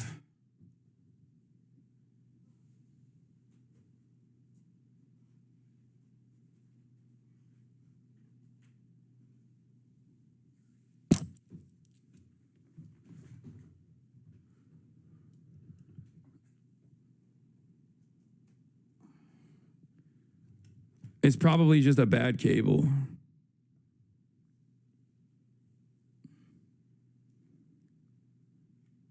It's kind of crazy that like every single day there is like a million different issues.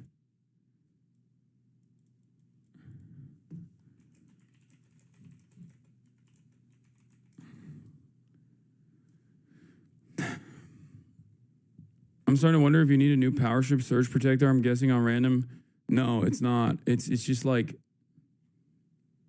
possibly loose cable when slam the fist. Maybe. I think it was a loose cable. Potentially, because I just pushed the cables back in and it stopped.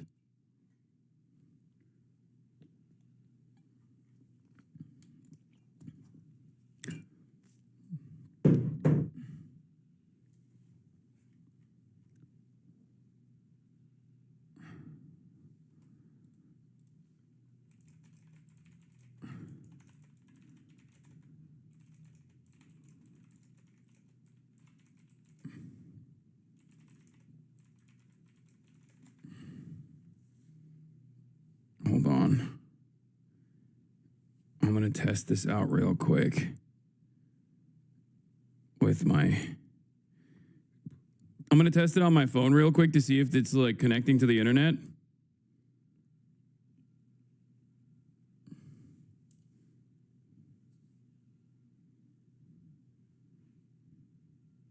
And then if it connects to the internet on my phone and I have like actual internet on my phone, then I'm going to straight up go to that.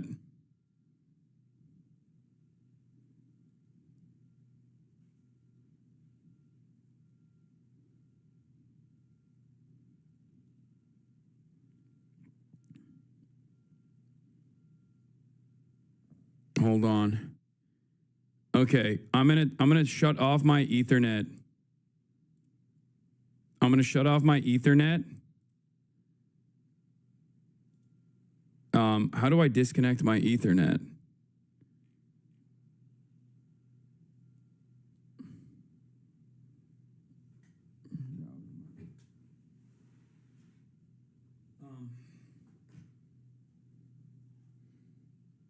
Hold on.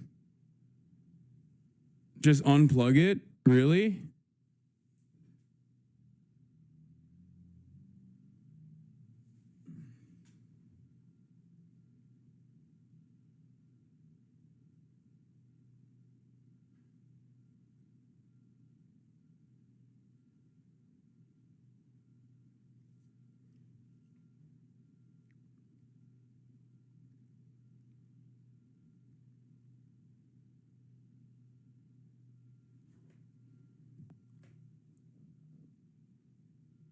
You're using an Ethernet connection, swap 5 cables, the wires can come loose. It's been fine now, but it's gonna get fucking cooked again. It's gonna get cooked again. So I'm just gonna swap over to my bag and use the bag. Unplug the Ethernet manually or swap the connection through Wi-Fi settings. No need to unplug. How do I do that though on Wi-Fi settings? That's what I'm saying. Like, I have the Wi-Fi, it's connected, it's secured. I guess manage known networks. No. How do I shut off the Ethernet without touching it? Without unplugging it? Network connections, right click. Disable. No, that's not working either. This is just Wi-Fi, network and internet. Ethernet is connected.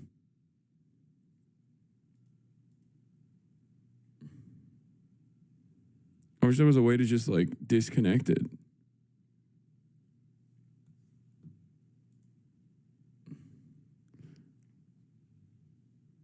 Change adapter options, right click and disable Ethernet. Okay, well, it's been fine for the time being. So maybe it's just like automatically switching over to the Wi-Fi, right?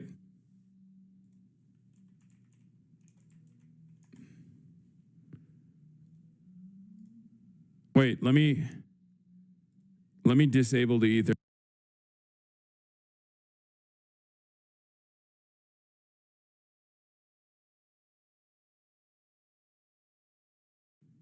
Okay. Yeah, I'm on the No, it's fine. It's fine. We're just on the bag. All right, I'm just using the bag. Okay. We're good. I disabled the Ethernet. I'm just using the bag as Wi-Fi. Successfully. And now, in order to fix the delay, you're gonna see another mini F, I think. Or wait, hold on. Press 4 if you see this. Press 4 if you see this. Press 4 if you see this. Type 4 if you see this.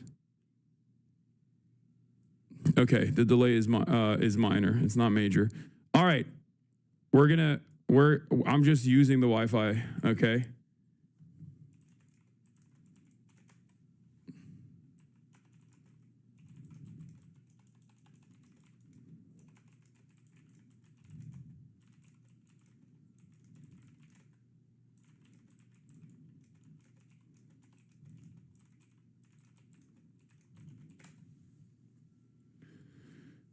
All right.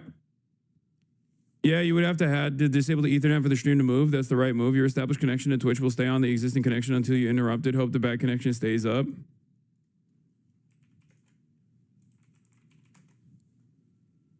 Okay. Second largest city in the richest nation doesn't have reliable internet. Yeah, it's fucking insane. It's been smooth as fuck now. It only glitches when you go back to the news. Sus as fuck. No, insane that the bag at home is better than American ISPs. Yeah, I'm currently using my Wi-Fi bag.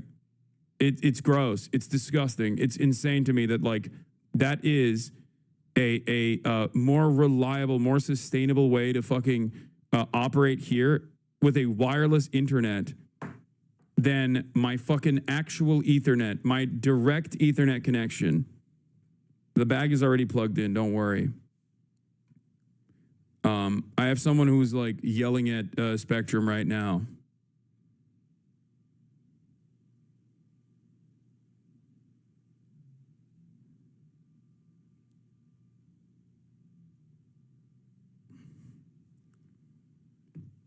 What is the speed of your home connection? I don't know. It doesn't matter. All right.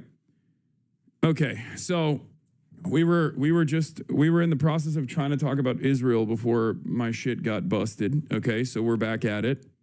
I'm going to cover it now. An American from Florida, from the state of Florida, who is of Palestinian descent as well, goes back to the West Bank and is hanging out with his family. Settlers attack him. They beat him near to death. And then they stop the ambulance from reaching him. The American dies. Okay? This is not the first, nor most likely will be the last American citizen that has been killed by Israelis or the Israeli state directly. Okay?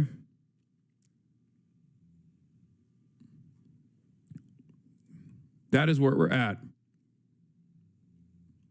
Let's take a look. It's from the family of a young American man beaten to death by settlers in the West Bank. Hundreds of Palestinians turned out for the funeral of Sayfullah Musalat on Sunday. The 20-year-old was born in Florida to parents of Palestinian heritage. The Palestinian Health Ministry and eyewitnesses say settlers severely beat him in a town north of Ramallah. His family says that he was trying to protect their land. The State Department says it's aware of reports, and Israel says it's investigating what it calls a confrontation. Let's get more from our Jeremy Diamond. Jeremy, what more can you tell us about this American that was killed in the West Bank? I know you and your team have been doing some fantastic reporting. Just bring us up to date with the very latest.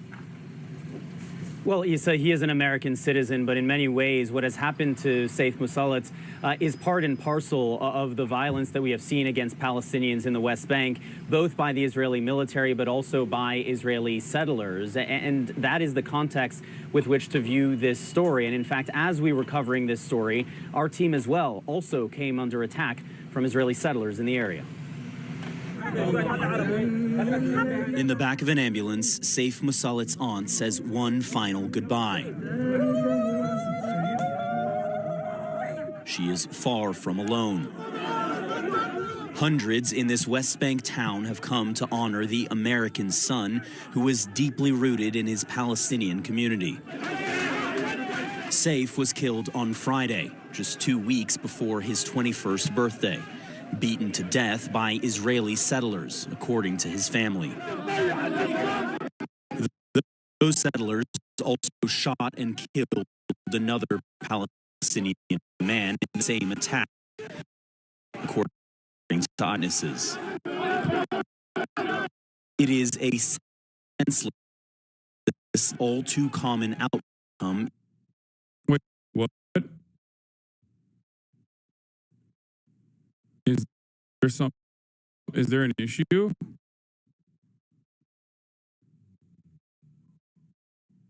What is happening? I don't. I'm not. Nothing is going on my end.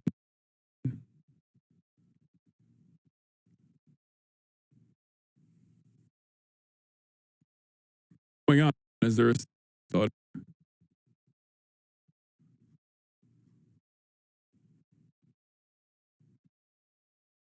Hold on.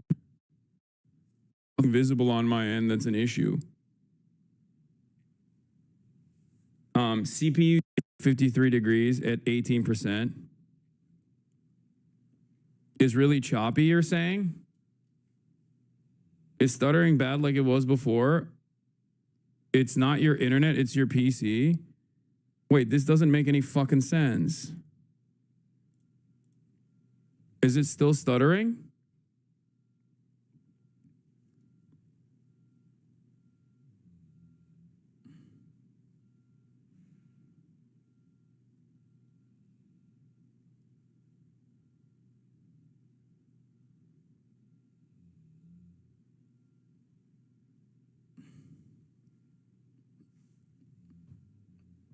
It might be like Twitch related. I don't understand. Hold on. This might be like maybe on the Twitch side then? It is a senseless, all too common outcome. What the fuck?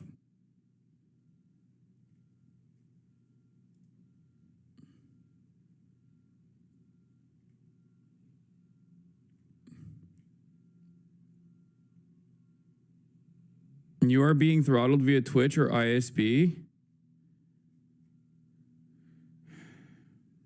It's happening worse when you play the video?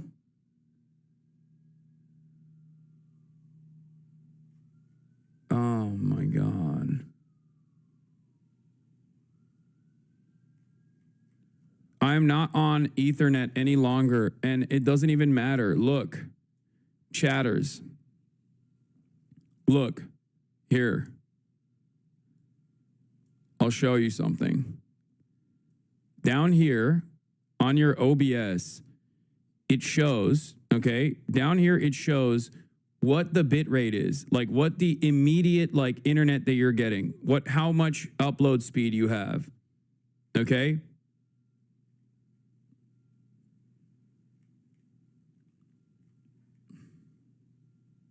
It doesn't stutter when you don't play videos. It's when the video actively plays versus is paused when it becomes choppy and stutters. You have been having this stutter for nearly a month. Hello, are the mods not talking to him? The longer you guys lie to him that it's not a hardware issue, the longer the issue goes on. It's been a month at least, Lamau. Take a week off. Stupid. This is my literal fucking job. You think I haven't had people here? You think we haven't like tested everything? Are you that stupid? Are you actually dumb? You must be, right? If you think that we haven't like tested out the hardware failures.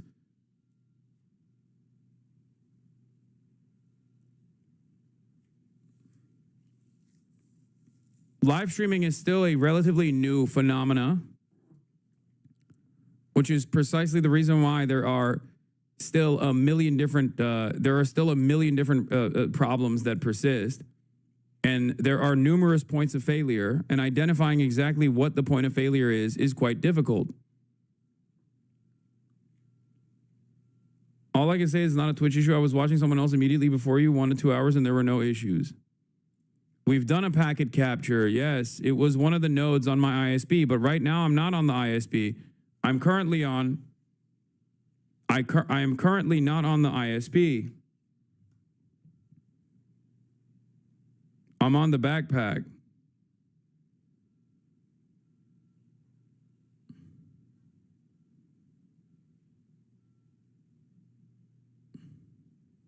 And the entire stream stutters, but on the bitrate side,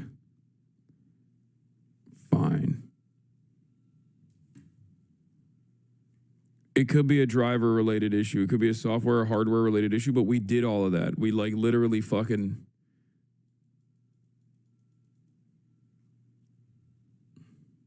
It could be that your ISP is exacerbating the issue with your CPU or drivers.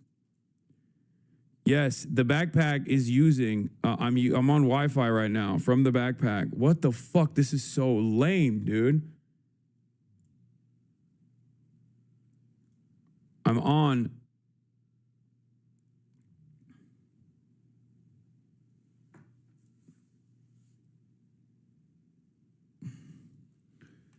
Is your CPU a 13th or 14th gen Intel CPU? It might be like, it might legitimately be the CPU, honestly. I don't know what it is, but it's so fucking annoying. All right, I'm gonna keep trying to watch the video and hope that it doesn't actually fucking stutter.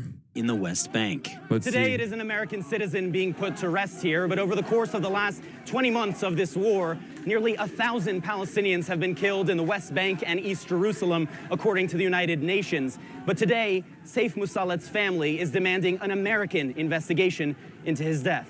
We want justice. His father, Kamel, was home in Florida, where he runs an ice cream shop with his son, when he got the call that Saif had been attacked by settlers. You never think that it's your son or anything that who is this happening to. And then I got word that it was my son. He was hit, he was beaten, he lost conscience, but nobody could get to him. Ambulance couldn't come in. Why?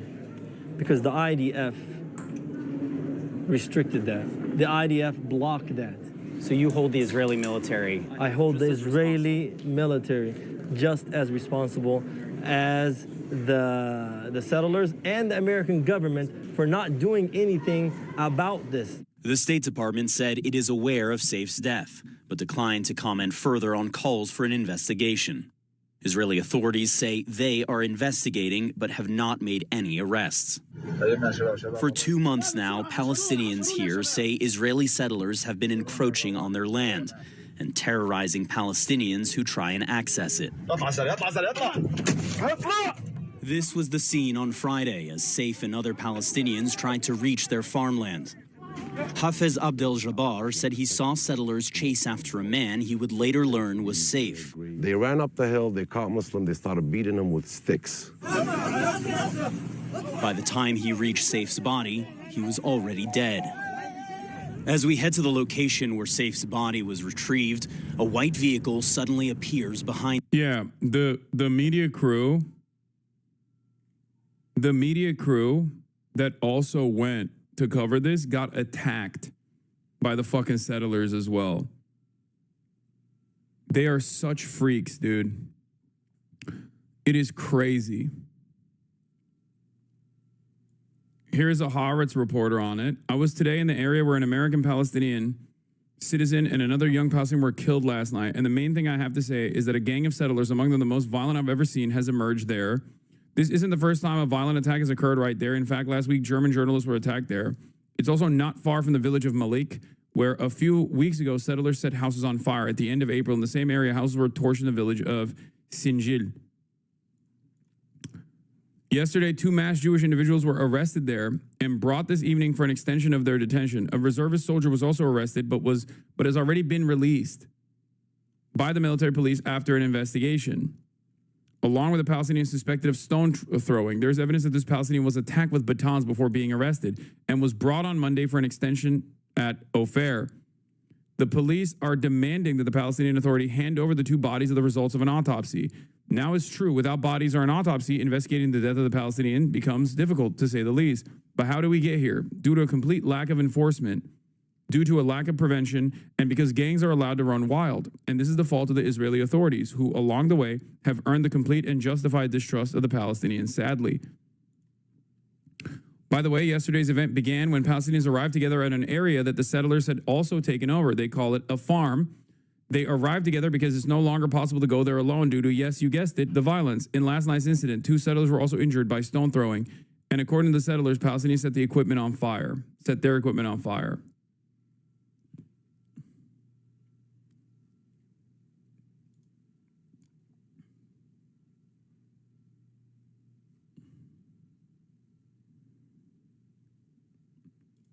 mean, this is accelerated Jim Crow South shit.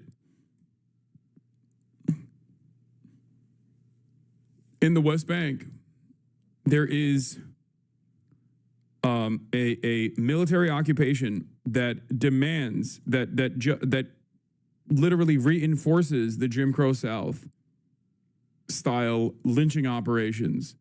The government takes advantage of this. They use the Klan, like the Jewish version of the Klan, basically, as its pioneers. It is state-sanctioned terrorism. This is a process in which they take up further and further land. They go in and they steal more land every day. It's completely insane. This is the West Bank, by the way. This is not Gaza. An Israeli settler asked Hilltop Youth terrorists how they'll punish murder of Palestinian, burning, strangling, or shooting. He gave each a prize for his answer. The lesser prize went to the one who said strangling because he considered him too gentle. נוער הגבעות, שיהיה לכם בהצלחה. אתם עכשיו בגבעה שלכם, בחווה שלכם, תפסתם מישהו, גנב לכם עז. לא יהודי. מה אתם עושים לו?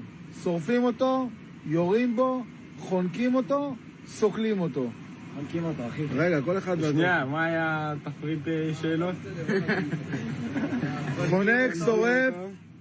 שורפים אותו, סוקלים אותו, או יורים בו. כן. שמע, זה פלילי, זה חונקים אותו. חונקים אותו, כן. מה יש לך, אחי? אתה חונק אותו, זורק אותו בתוך איזה נערה. כן. אתה? יורה בו. יורה בו? שורף אותו. שורף אותו. שורף אותו קיבלת, וחונק אותו, היית עדין, קיבלת, בסדר? יאללה, תתחדשו, חבר'ה. ביי, חברים. נוער הגבעות, שיהיה לכם בהצלחה. אתם עכשיו בגבעה שלכם,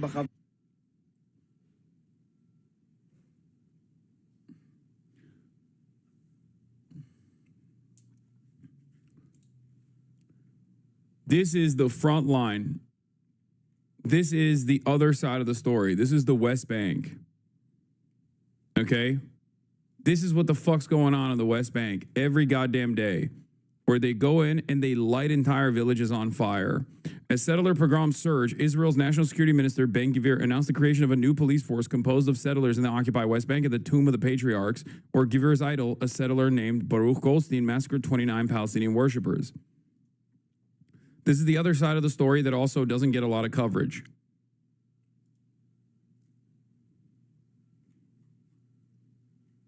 Father says, we are completely aware of all this shit, and we're letting them do it.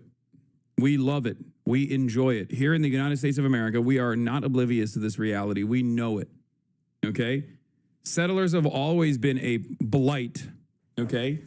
But this past year, post-October 7, they have been even further emboldened. The Benjamin Netanyahu coalition with Itamar Ben-Gvir, the incredibly right-wing coalition that they created, basically gave them carte blanche. You know these people. You know who the leaders are. You know how they operate. It's not like they hide their operations. They're very proud of their operations. As Louis Theroux, when he went and had a conversation with one of the leaders of the settlers, the settler terrorists, she very openly stated on BBC that the government was sanctioning this. The government loves that they're doing this.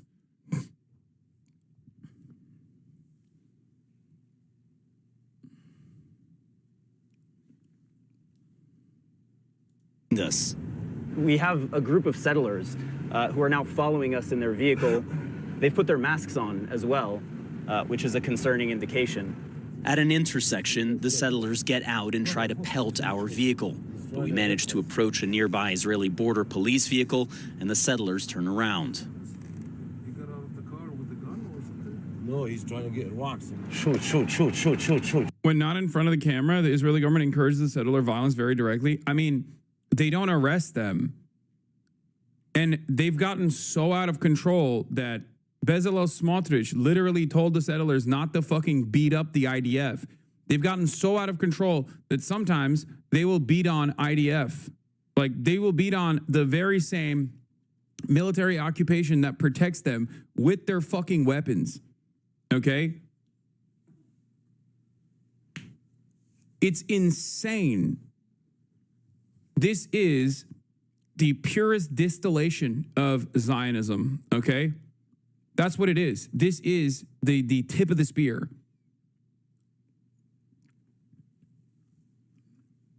Only a couple of weeks ago, they thought that the IDF was not sufficiently allowing them to kill Palestinians and do pogroms, so they fucking attacked the Israeli occupying force soldiers, who are not innocent victims in this at all. They are participants. They're willing participants in this. Important to note that this is taking place in the West Bank, ruled by the secular Fatah that has renounced violence and recognizes Israel. No matter how the Palestinians react, they are met with oppression. Exactly. And as a matter of fact, Fatah, and specifically the Palestinian Authority, is literally an Israeli security function. The Israeli government utilizes the Palestinian Authority as a part of its security apparatus. The Palestinian Authority collaborates with the Israeli government. The Palestinian Authority actively will go after anyone who is engaging in the legal right and the moral right to resist against the illegal Israeli occupation. They play a formative role. They play a formative role in suppressing any sort of legal Palestinian resistance in the motherfucking West Bank. Okay? It is crazy.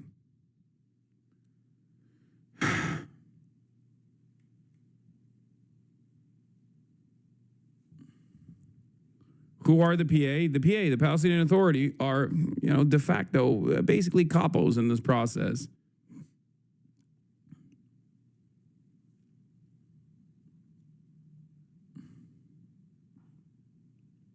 And this is before we look at the harrowing sights coming out of the Gaza Strip, where the ethnic cleansing operation is in full swing.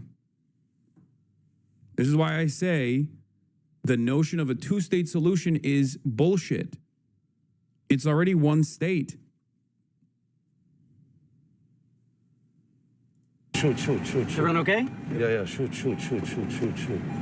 Go, drive, keep driving. The masked men smashed the rear windshield of our car, but we managed to speed off unharmed. No. They went down. They turned. It is just a small window into the reality here. If it would have took us 5 more seconds, we all would have been beaten with these sticks. You think they would have beaten us? Yes, sir. But your son was also killed. In January 2024. By a settler. Simply just being there barbecuing. What does that feel like to have to constantly try and tell the world what's happening? You scream into the whole world, and the whole world is watching. Simply silent. Seeing all these mothers put their sons that they worked so hard to raise them up for 20 years, and you pick them up and you put them in the ground under the sky, and the silence go on and on and on. And Israeli police tell us that they have opened an investigation into the attack on our team, and they say that they, quote, take such matters extremely seriously. We will... No, they don't. They fucking do not. The Israeli occupying force literally sniped a American citizen of Turkish descent who was partaking in the protest in the West Bank. And she was in the vicinity of a protest. They shot her in the head. No justice. That happened under Biden, by the way.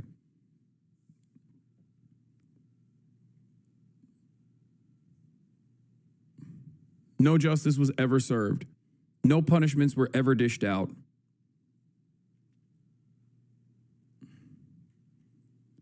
So all of these statements coming from like Mike Fuckabee, for example, where is it? He had a statement on this. I've asked Israel to aggressively investigate the murder of Saif Moussalet, an American citizen who was visiting family in Sinjil when he was beaten to death. There must be accountability for this criminal and terrorist act. Saif was just 20 years old.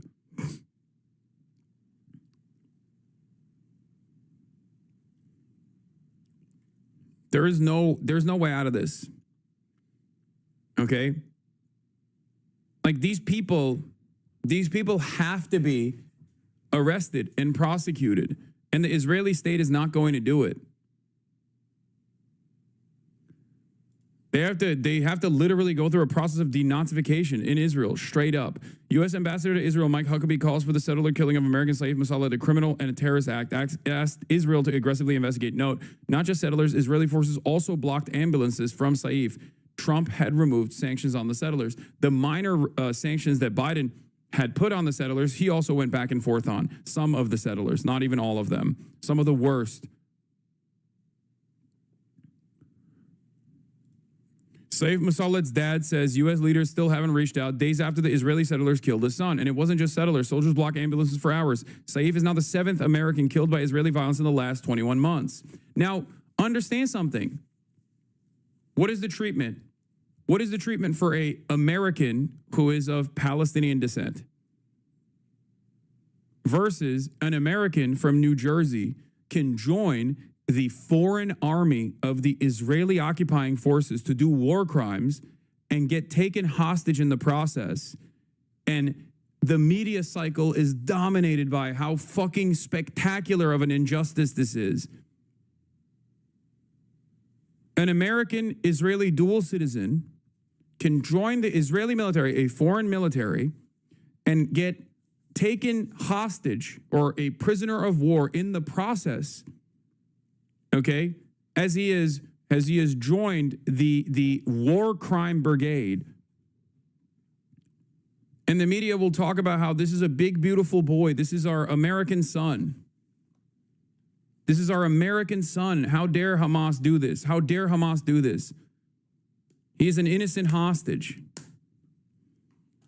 But when an American civilian is visiting their family in the West Bank and gets killed by psychopathic, far-right Jewish Nazis, the Jewish Klan, and is victim to a lynch mob, and the Israeli military and the settlers stop an ambulance from even reaching this person, as is normal practice in the West Bank, by the way, for those of you who don't know, there is no similar reaction. The state doesn't reach out to the fucking family. The state does not even reach out to the family. Nothing comes of it. No justice is ever served. Do you know how many Americans the Israeli military has killed in the past 20 months? Sorry. She's got a meeting. Thank you. No insight on the Americans killed by the Israeli military, Senator? I am pro-Israel.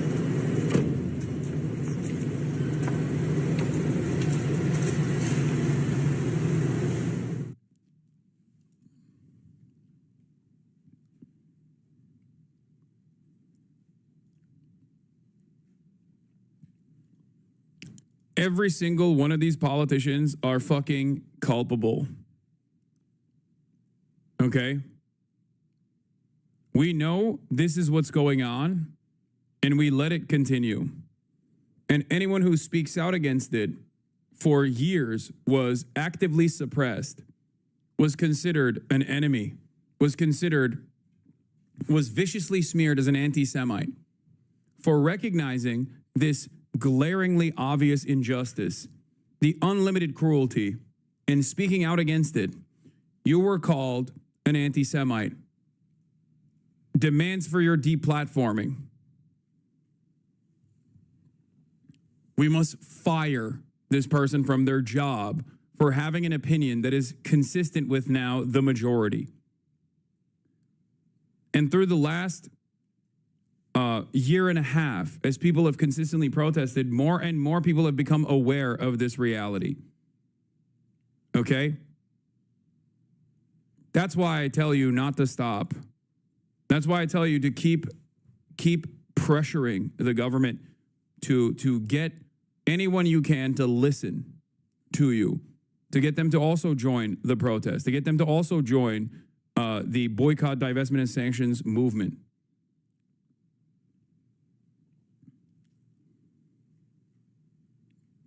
You can't stop, and you must not stop, especially now when the pressure is amounting.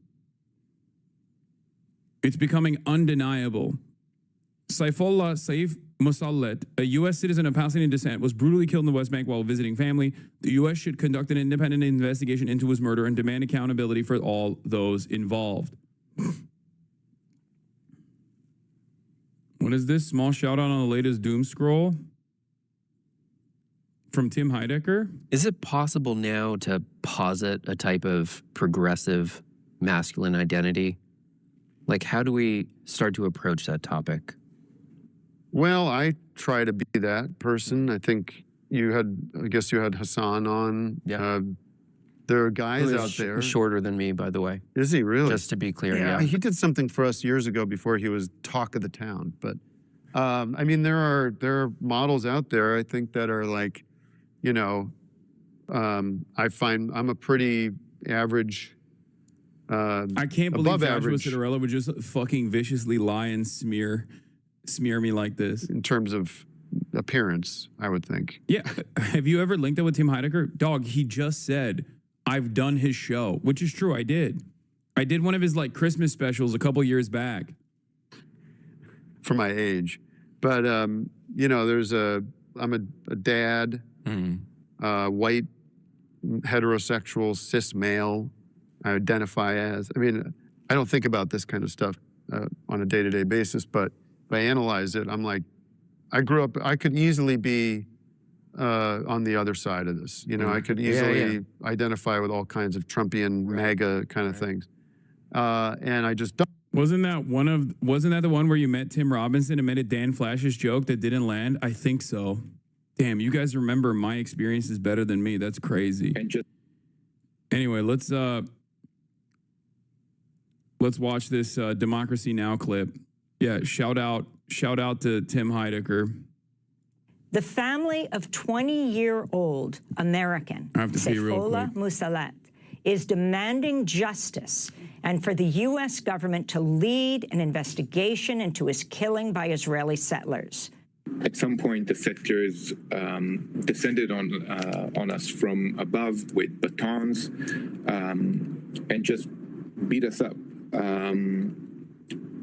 The young Palestinian men that was with me more than myself, and myself as well, is very evident from the bruises on my face. It's important to note that there were Israeli soldiers there. They literally pried us from the settlers' hands while they attacked us while we were on the floor and they were on top of us. Despite that, they've chosen to detain and arrest us and do nothing with the assailants, despite having seen everything and despite having been there. The settlers and the military don't only work hand in hand, they are part and parcel of implementing the same policy of the Israeli government, of the Israeli regime, the policy of ethnic cleansing in the West Bank, the policy of employing as much violence as possible in order to remove Palestinians from their land.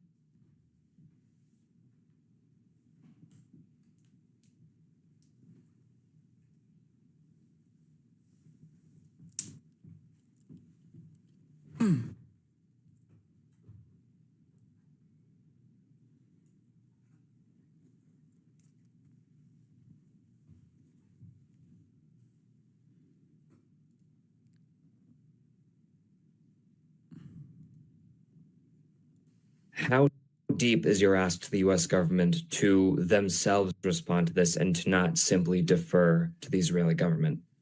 I deeply request. I feel he's an American. Like Trump says, America first. Like, so he's an American. So why are you not putting America first? An American has been killed by Israeli violence, Israeli settler violence, Israeli settler. It might be my opinion, but I call it Israeli settler terrorism. That's what it is. Dude, let's be real. Okay? It's not America first. When it comes to whatever Israel is doing, it's Israel first, okay? Straight up. No, he not legacy American, as the fash will say. It doesn't matter, bro. Rachel Corrie was a legacy American. She's a white woman from Washington.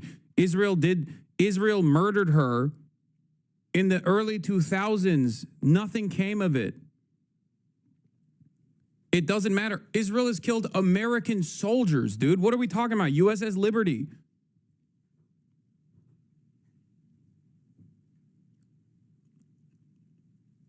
Like, there is no putting an end to this until there is so much pressure that it is undeniable, unavoidable, so much pressure from the public that the American government has to recalculate its allegiance. And they have to change direction. That it becomes unsustainable. We play our part in this. It's that simple. And it's so crazy that there are still people out there who go, oh, dude, you're calling this a Nazi state? It's really fucked up. It hurts my feelings. It's like, dude, fuck your feelings. It is a Nazi state. The fuck does your feelings do not factor into this equation at all. What do you mean? Oh, it makes me uncomfortable. It's like, okay, the reason why it's making you uncomfortable is because you cannot separate yourself and a piece of your identity from this fucking Nazi state. That's not my problem. That's your problem. You have to deal with that. What the fuck are you talking about? There is no way out of this. They're doing Fourth Reich shit over there, and we're still having a conversation surrounding the feelings of people in America in the fucking heart of empire. How selfish. How stupid. How incredibly self-interested. I cannot comprehend how you can be like this. Like, I'm sorry that you were fucking brainwashed into thinking that this state has to be this violent state, this violent entity in the region, and that like somehow is a formative part of your development, a formative part of your identity. Suck my dick.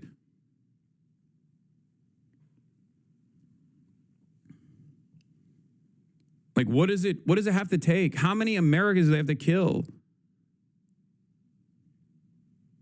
It's clear that they don't care about the Palestinians that Israel kills. Clearly, unfortunately. It's ridiculous, which is why anytime someone comes out and is like, well, you know, I've been silent on this issue, but like the reason why I've been silent is because like I don't want to hurt people's feelings. It's like, no, dude, you're a fucking moron. Okay? You're a fucking insanely selfish person. You're an unimaginably selfish person to look at this like very obvious modern Nazi movement, because that's what Zionism is, doing exactly the same shit that the Nazis did. A fucking lunatic state that is completely belligerent, that have lost the plot, that are conducting an ethnic cleansing operation in Gaza, while also simultaneously maintaining an occupation and subsequent pogroms in the West Bank. And you're just like, oh, but what about my feelings? Fuck your feelings. That's something that you need to fucking deal with on your own, silently, quietly, okay? The very fact that we even spend any time thinking about the personal feelings of Americans, Jewish Americans, Christian Americans, people who are just like, people who still hold on to this notion that like liberal Zionism is actually a reality, whether it's not just like liberal Nazism, liberal fascism, because that's what it is ridiculous.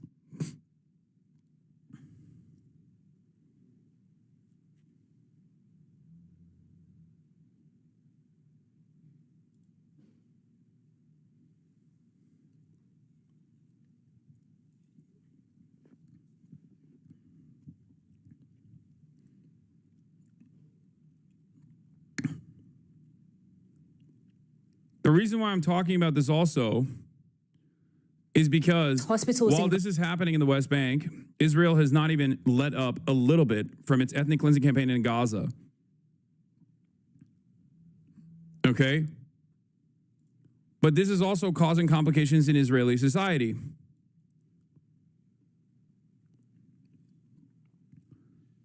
And finally, the New York Times is even writing a guest essay on their op-ed side. The paper that banned the word genocide for nearly 2 years just published this. I'm a genocide scholar. I know it when I see it. Finally, even the New York Times, which has been an incredible defender of Israel, like an insane defender of Israel, has finally come out and is allowing people on their op-ed side to basically fucking write the truth. Something that we've all seen. Something that we all recognize. It also doesn't end there. I mean, it's like Israel has still consistently bombed Lebanon and conducted acts of terror in Lebanon, on Lebanese soil throughout this entire process with very limited media coverage. Israel is also using the Druze in Syria against the current American-backed HTS Syrian government, okay? And I'm not even a fucking fan of those guys, right? I mean, that's literally Al-Qaeda. And Israel is now using, while they were associated with the ISIS-style al-Nusra formations in Syria because it was against Assad, now they're using the Druze minority groups in the area by arming them and actually fucking causing instability in Syria as well, while simultaneously bombing Lebanon. What are we doing? They are a danger to every fucking nation in the region. They're a danger to every single person in the area.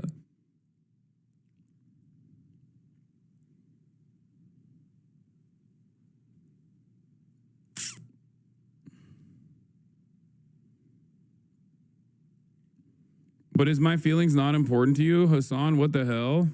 Shut up, dude. Don't even joke about this shit. But yes, the answer is simple. Your feelings do not fucking matter. I know that person is joking.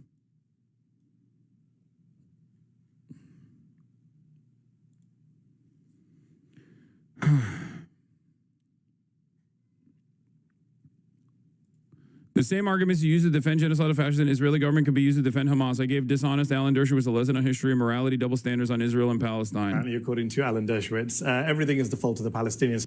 So many falsehoods in there. There was no Palestinian state offered in 1967. That's when Israel began its illegal occupation of the West Bank and Gaza. And even if we buy this nonsense that Clinton and Barack... They aren't arming the Druze. They're firing airstrikes on behalf of them. And one of the many Druze spiritual leaders is trying to align himself with Israel. Yeah, they're going to use the Druze to do more land grabs and shit in Syria. I mean, they already have occupied chunks of Syria beyond the Golan Heights that they permanently annexed. 1948. I didn't interrupt you when you were speaking. Can I say my point? You've said all your falsehoods. Now I'm going to debunk them. You said that Clinton and Barack offered a state. Not true. At Camp David, both sides turned down the deal. Shlomo Ben-Ami, who was the foreign minister, said, I wouldn't have taken that deal at Camp David, the Israeli foreign minister. Then Taba came along, and Taba fell apart because Barack went to the polls and lost the elections. Ehud Barak lost the elections. He was a lame duck prime minister. Sharon came in. So you can rewrite history all you want. No one believes that's the case.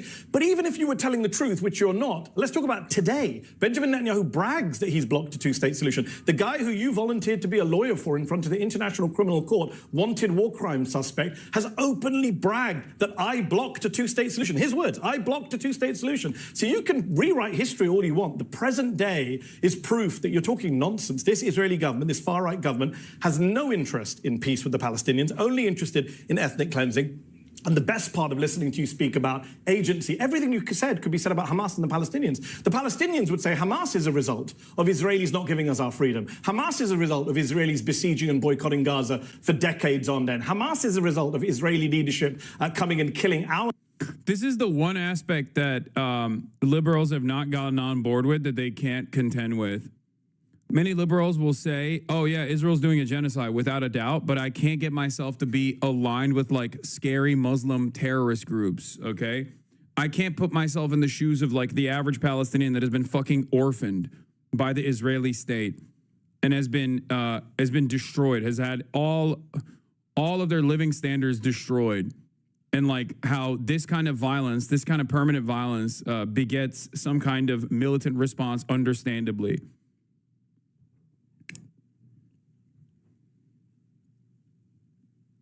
That's it. That's the one aspect that you can't like get many liberals to understand. And that is precisely the reason why so many liberals will actively say I'm a radical, dangerous, terrorism supporter, blah, blah, blah, blah, blah. They just can't.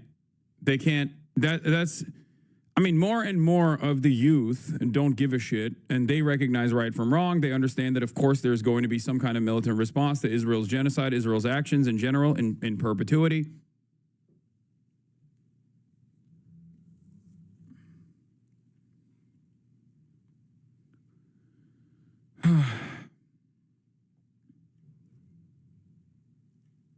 But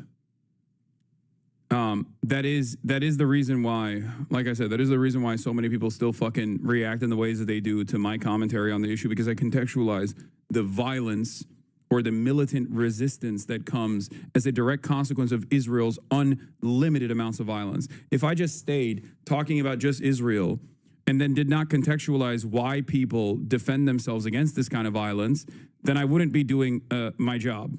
I don't think I would be giving... I don't think I'd be giving justice. I don't think I'd be giving a voice to voiceless people that otherwise will never be heard. Their perspective never shared in Western news.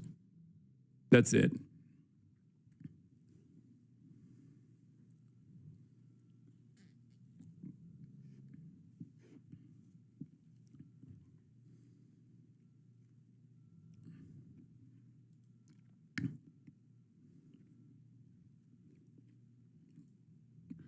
Omer Bartov is a professor of Holocaust and genocide studies at Brown University. Okay? He is the one who wrote the op-ed on the New York Times. I'm a genocide scholar. I know it when I see it. Never again. Now, remember, they are like, this is as close to... This is what you're going to get. Like, that's it. You know what I mean?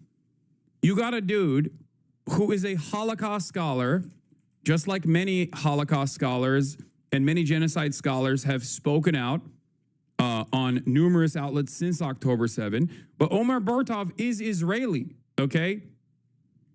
Whoa. What the fuck?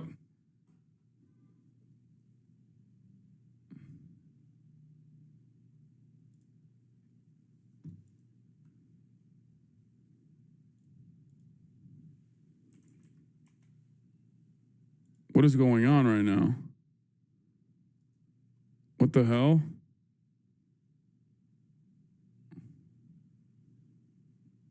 What just took place?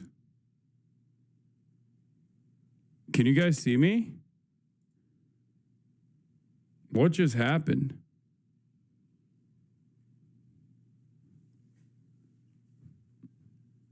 Okay, that was weird. My stream disconnected. Everything fucking disconnected. It was weird.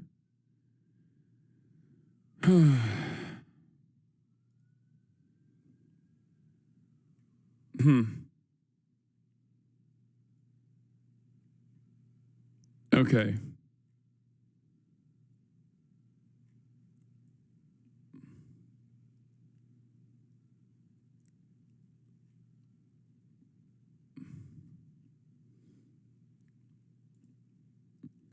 Omer Bartov is a Holocaust scholar. He is an Israeli-born Holocaust scholar. His entire life's work is reporting on, writing on, and aggressively pursuing the truth on the Holocaust and genocides. Okay? Just as Raz Segal wrote shortly after October 7 about Israel's conduct in the Gaza Strip, saying, again, that this exact same article title, Raz Segal wrote for the Jewish Currents, almost this exact same article. And now, almost 2 years after the fact, you finally have the New York Times also writing this exact same article. Obviously, things are changing.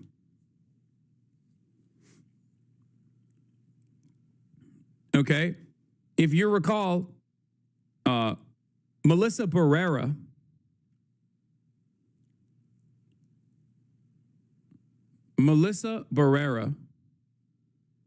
straight up got fired from her job as an actress on Scream, on the Scream franchise, because she posted a piece of the article that Raz Segal had written. This exact same article in November, okay? And they openly stated that the reason why she was fired was because she had posted anti-Semitic statements. The anti-Semitism was her posting on her Instagram story a quote from Raz Segal, a Jewish Holocaust historian, writing for the Jewish Currents magazine. It's fucking insane. A month after the Hamas attack on Israel on October 7th, I believe there was evidence that the Israeli military committed war crimes and potentially crimes against humanity in its counterattack on Gaza. But contrary to the cries of the Israel's fiercest critics, the evidence did not seem to me to rise to the crime of genocide. By May 2024, the Israel Defense Forces had ordered about 1 million Palestinians sheltering in Rafah, the southernmost and last remaining relatively undamaged city in the Gaza Strip, to move to the beach area of Mawazi, where there was little to no shelter. The army then proceeded to destroy much of Rafah, a feat mostly accomplished by August. At that point, it appeared no longer possible to deny that the pattern of the IDF operations was consistent with the statements denoting genocidal intent made by Israeli leaders in the days after the Hamas attack. Prime Minister Benjamin Netanyahu had promised that the enemy would pay a huge price for the attack and that the IDF would turn parts of Gaza where Hamas was operating into rubble. And he called on the residents of Gaza to leave now because we will operate forcefully everywhere. Mr. Netanyahu had urged his citizens to remember what Amalek did to you, a quote many interpreted as a reference to the demand in a biblical passage calling for Israelites to kill alike men and women, infants and sucklings of their ancient enemy. Government and military officials said they were fighting human animals and later called for total annihilation. Nissim Vaturi, the deputy speaker of the parliament, said on X that Israel's task must be erasing the Gaza Strip from the face of the earth. Israel's actions can be understood only as the implementation of the expressed intent to make the Gaza Strip uninhabitable for its Palestinian population. I believe the goal was, and remains today, to force the population to leave the Strip altogether, or, considering that it has nowhere to go, to debilitate the enclave through bombings and severe deprivation of food, clean water, sanitation, and medical aid to such an extent that it is impossible for Palestinians in Gaza to maintain or reconstitute their existence as a group. My inescapable conclusion has become that Israel is committing a genocide against the Palestinian people. Again, this is an Israeli Jewish Holocaust scholar writing this article. Okay? On the New York Times. It's fucking over. This is like the last bastion of defending Israel.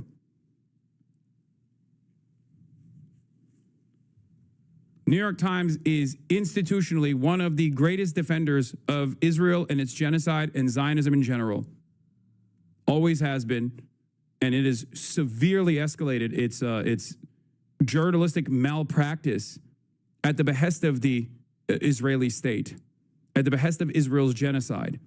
It is not an accident that they refuse to call it a genocide. This is an opinion piece on the New York Times now, finally, openly and actively calling it a genocide.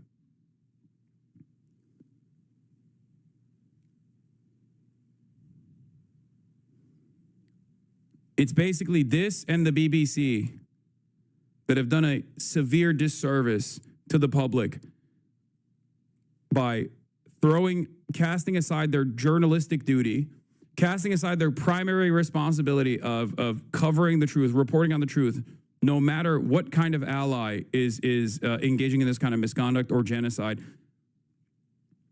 And now even the New York Times is falling.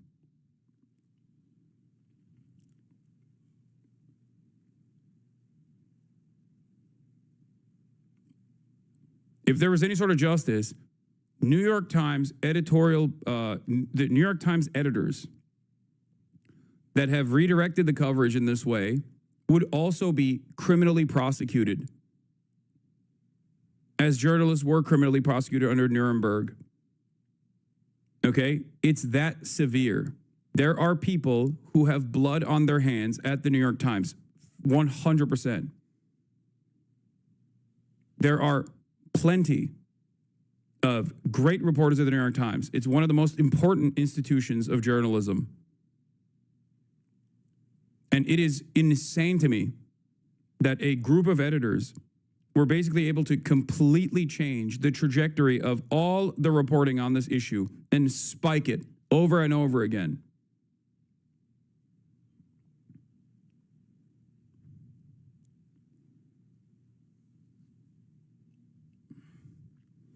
My inescapable conclusion has become that Israel is committing a genocide against the Palestinian people, says Omar. Having grown up in a Zionist home, lived the first half of my life in Israel, served in the IDF as a soldier and officer, and spent most of my career researching and writing on war crimes and the Holocaust, this was a painful conclusion to reach, and one that I resisted as long as I could. But I have been teaching classes on genocide for a quarter of a century. I can recognize one when I see one. This is not just my conclusion. A growing number of experts in genocide studies and international law have concluded that Israel's actions in Gaza can only be defined as a genocide. Ask yourself this question. If Israel is, as a matter of fact, committing a genocide, okay, because it is, right? What does it mean for the entire world to recognize it as such? Why is it that Israel is so aggressively tried to suppress this truth? Because once everyone understands, and it's in writing, once it is legally recognized as a genocide, once that reality becomes impossible to avoid,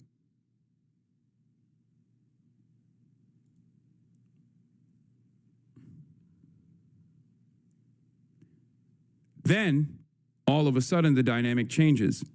Then all of a sudden you have a lot more permission to say, well, of course people are going to resist against this. What do you mean? It's that simple. This is what Israel desperately wanted to avoid all along. A recognition of its actions as genocide implies that everyone recognizes that people resisting against said genocide are actually not the bad guys that they were portrayed to be in the media.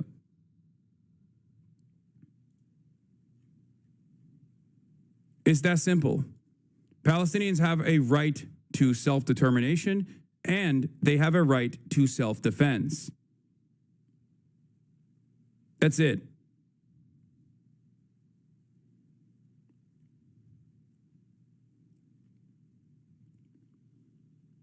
That's it. Cat's out of the fucking bag. Toothpaste is out of the tube. There is no defense for this any longer. I am in Germany, and after watching a couple of your YouTube vids, I now get ads about food help for Gaza and how great it is, but the ads link to no other website. Opening the information about the ads I get what those are placed by the Israeli government looks like watching you makes me a target audience for Israeli propaganda. I mean, it makes sense. Guy who was on the fence till reading a New York Times opinion piece, you'd be surprised Connor eats pants. And the reason why I say that is because I'm now major advocate for a lot of these human rights organizations. I think that in many instances, they serve the purpose of America. They serve the purpose of empire by consistently focusing on whoever America wants to dominate. And they say, oh, these guys are doing war crimes, so we have to intervene. We have to militarily destroy them. Having said that, however, since 2021, every single human rights group, human rights organization down to B'Tselem has openly and actively recognized that Israel is an apartheid state. This gives permission structure to people like myself. This allows people like myself, activists of all different backgrounds, to at least point to something else, a position of authority that liberals care about, to say, this is not anti-Semitic. If it didn't matter, they wouldn't so actively try to suppress this information from coming out. If it didn't matter, Israel wouldn't desperately try to stop this recognition from becoming the norm.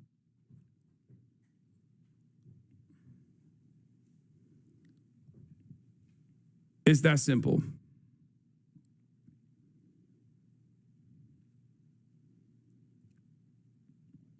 Now look, this is the way that the New York Times reported on Israel's genocide as far as close as like April 2025. This is from the New York Times style article about me. You know, the progressive mind in a MAGA body or whatever. Always unfiltered, sometimes extreme. Mr. Piker is similarly unfiltered with his viewpoints. Some can be extreme. A vocal critic of a U.S. foreign policy in the Middle East, Mr. Piker has been labeled anti-American by people across the political spectrum for saying the country deserved the September 11th attacks. His recent accusations that Israel is committing a genocide, in air quotes, in Gaza, and his diatribes against the Zionist movement have led many supporters of Israel, including liberals like Representative Richie Torres of New York, to call Mr. Piker anti-Semitic. That's how they were covering it in April 2025. This is the same Holocaust historian, Omer Bartov, back in November 10th, 2023, what I believe is a historian of genocide, which is Israel's military occupation and military operations are creating an untenable humanitarian crisis, but it's not a genocide. I believe that there is no proof that genocide is currently taking place in Gaza. That's what Omer Bartov wrote on the New York Times on November 10th, 2023, when Ross Segal was writing articles about how it was definitely genocidal. This is what Omer Bartov was writing, okay? Now 2 years have passed, and his opinion has changed because it's become undeniable. The atrocities have become undeniable. It's impossible for even people who have been brain broken by Zionist upbringing, who still have a moral compass, to deny these realities, these atrocities. It's undeniable. Omer Bartov, in his new article, says, this is not just my conclusion. A growing number of experts in genocide studies and international law have concluded that Israel's actions in Gaza can only be defined as genocide. So has Francesca Albanese, the UN Special Rapporteur from the West Bank and Gaza, and Amnesty International. South Africa has brought a genocide case against Israel at the International Court of Justice. The continued denial of this designation by states, international organizations, and legal and scholarly experts will cause unmitigated damage, not just to the people of Gaza and Israel, but also the system of international law established in the wake of the horrors of the Holocaust, designed to prevent such atrocities from ever happening again. It is a threat to the very foundations of the moral order on which we all depend.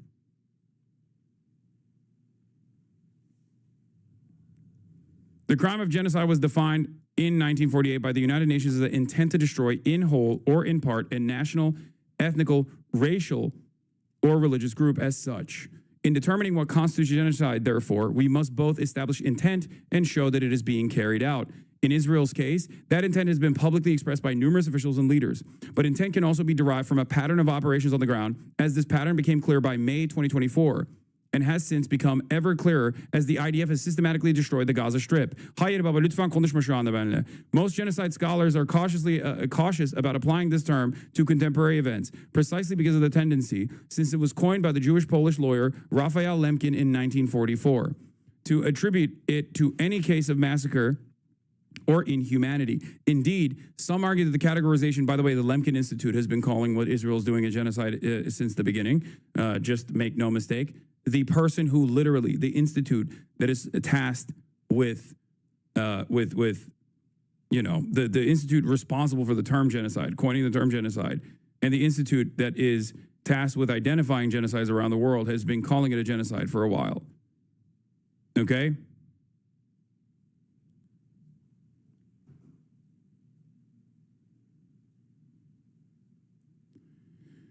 Indeed, some argue that the categorization should be entirely discarded because it often serves to express outrage than to identify a particular crime. Yet, as Mr. Lemkin recognized, and as the United Nations later agreed, it is crucial to be able to distinguish the attempt to destroy a particular group of people from other crimes under international law, such as war crimes and crimes against humanity. It is the crime above all crimes. It is one that is so horrific of a crime that the retribution does, even if it was done as a retribution, it would still be completely unacceptable. You understand? Even a genocide does not justify a genocide in retaliation. You can say violence begets violence, but it is the worst crime for this reason. Nothing justifies a genocide, even a genocide being acted out.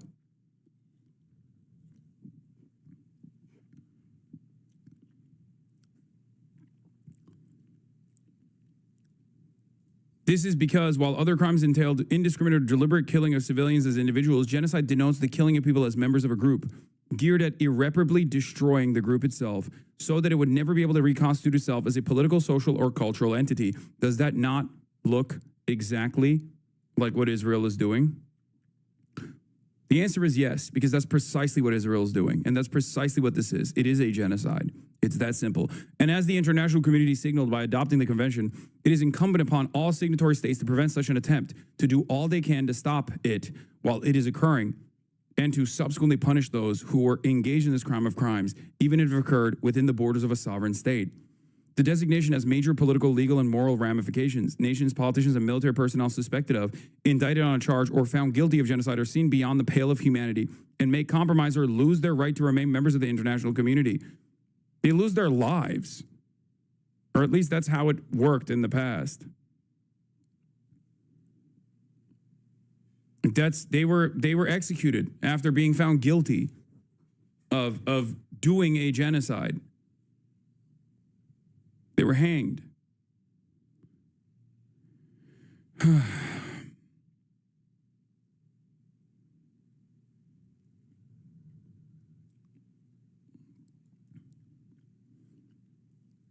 The designation has major political, legal, and moral ramifications. A finding by the International Court of Justice that a particular state is engaged in genocide, especially if enforced by the UN Security Council, can lead to severe sanctions.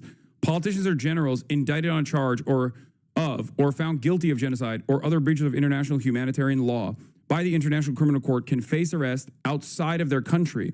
And a society that condones and is complicit in genocide, whatever the stand of its individual citizens may be, will carry this mark of Cain long after the fires of hatred and violence are put out. Israel has denied all allegations of war crimes, crimes against humanity, and genocide.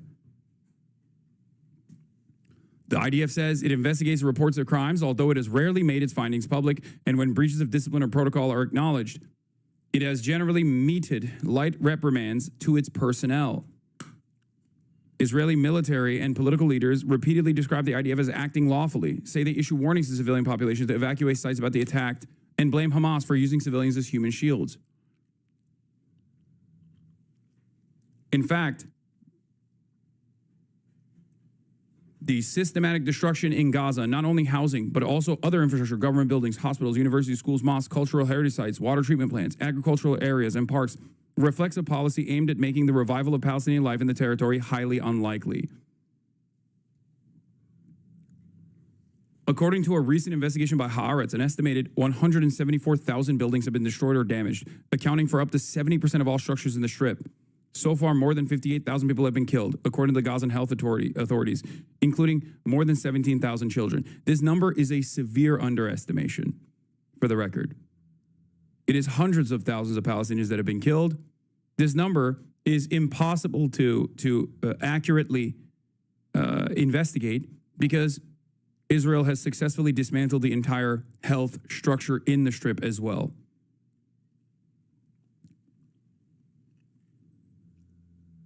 Just remember that. Who make up nearly a third of the total fatality count as the children. More than 870 of those children were less than 1 year old.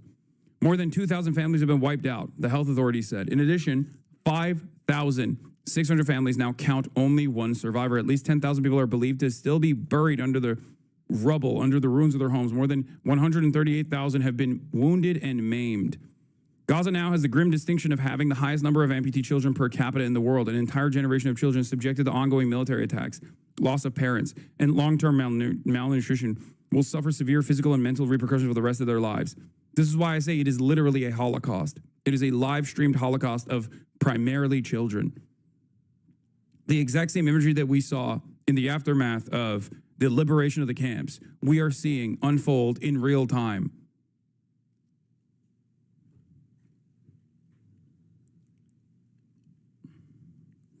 Untold additional thousands of chronically ill persons have had little access to hospital care. The horror of what's been happening in Gaza is still described by most observers as war, but this is a misnomer. For the last year, the IDF has not been fighting an organized military body. The version of Hamas that planned and carried out the attacks on October 7th has been destroyed, though the weakened group continues to fight Israeli forces and retains control over the population in areas not held by the Israeli army. Today, the IDF is primarily engaged in an operation of demolition and ethnic cleansing. That's literally been the case since day one, by the way. That's how Mr. Netanyahu's own former chief of staff, minister of defense, and hardliner Moshe Ya'alon in November described on Israel's Democrat TV and in subsequent articles and interviews the attempt to clear northern Gaza of its population. On January 19th, under pressure from Donald Trump, who was a day away from resuming the presidency, a ceasefire went into effect, facilitating the exchange of hostages in Gaza for Palestinian prisoners in Israel.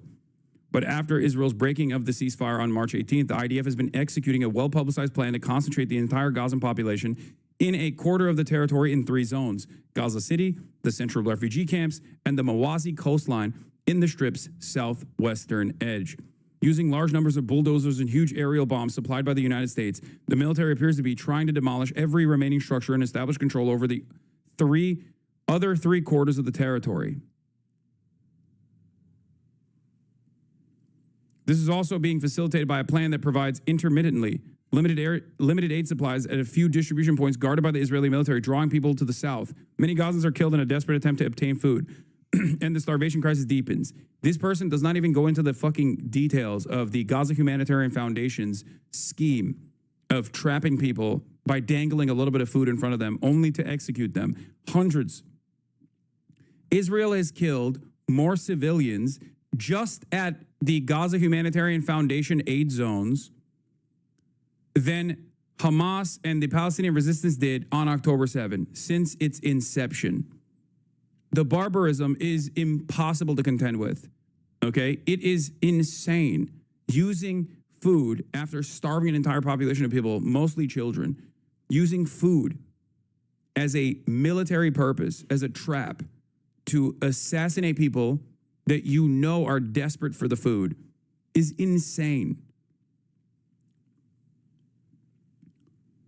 This is why I do not shy away and have not shied away from saying the truth, that Israel is a Nazi country and what they are doing is a Nazi thing. Their exterminationist policies resemble the Holocaust. What a deep shame.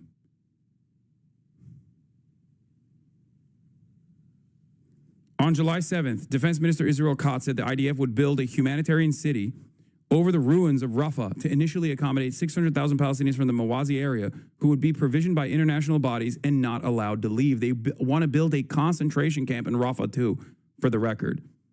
Once they have destroyed Rafah, as they have, they now want to build a concentration camp in Rafah and make these people completely stateless, packaged into an even smaller concentration camp than the Gaza Strip was. Some might describe this campaign as ethnic cleansing, not a genocide, but there is a link between the crimes. When an ethnic group has nowhere to go and is constantly displaced from one so-called safe zone to another, relentlessly bombed and starved, ethnic cleansing can morph into a genocide. This was the case in several well-known genocides of the 20th century, such as that of the Herero and Nama in German Southwest Africa, now Namibia, that began in 1904, the Armenians in World War I, and indeed even in the Holocaust, which began with the German attempt to expel the Jews and ended up with their murder. To this day, only a few scholars of the Holocaust and no institution dedicated to researching and commemorating it has issued a warning that Israel could be accused of carrying out war crimes, crimes against humanity, ethnic cleansing, or genocide. As a matter of fact, it's not even silence. They defend Israel's actions by attacking its critics, by consistently yelling about those who make any comparison whatsoever between the Holocaust and what Israel is doing right now as patently anti-Semitic.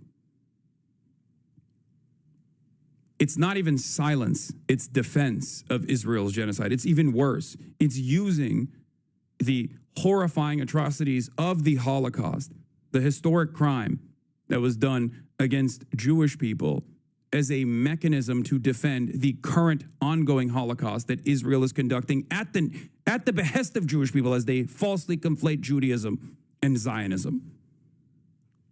It is incredible. This silence has made a mockery of the slogan, never again, transforming its meaning from an assertion of resistance to inhumanity wherever it's perpetrated to an excuse, an apology indeed, even a carte blanche for destroying others by invoking one's own past victimhood. Yeah, that's precisely what it is. Norm Finkelstein identified this in Holocaust Inc. many, many years ago. But at the time when he wrote that, that was considered a bridge too far. That was considered completely unacceptable. He wrote that decades ago about Israel utilizing Holocaust studies and using the historical atrocity of the Holocaust, or Holocaust industry, sorry, not Holocaust Inc., as a formative fixture of Zionism. Never again just for us. Israel must always remain militant. Israel has demographic concerns. Israel must be an ethno-state for Jews and Jews alone. Because if that doesn't happen, then the Holocaust will happen again.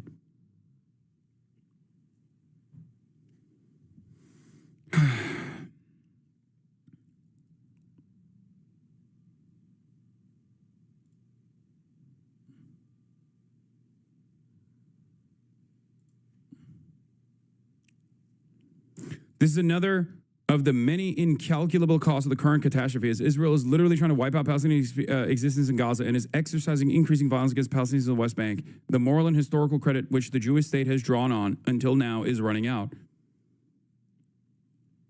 Once again, remember, this is from an Israeli perspective, so obviously their words, like Omar's words, are going to be different than what I would say, okay?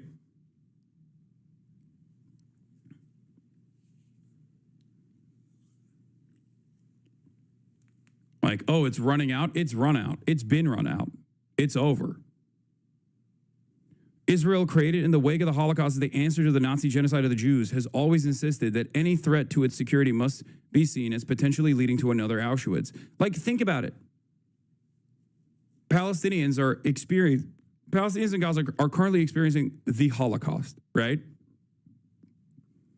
Imagine if they were to escape and then go, I don't know, to like Argentina, okay? And they set up a state in Argentina and they just started fucking slaughtering all of the Argentinians. Only a couple years after this Holocaust ends, they are shipped off to Argentina and they get weapons from other countries to basically slaughter the entirety of the Argentinian population. That's what Israel did. That's what Israel did. Like, think about how fucking insane it is. That is the inception of the Israeli state, 3 years after the Holocaust. Just going in and just slaughtering and ethnically displacing and ethnically cleansing the land of its indigenous population, a group of people that had nothing to do with the historic atrocities that Jewish people faced. Nothing at all.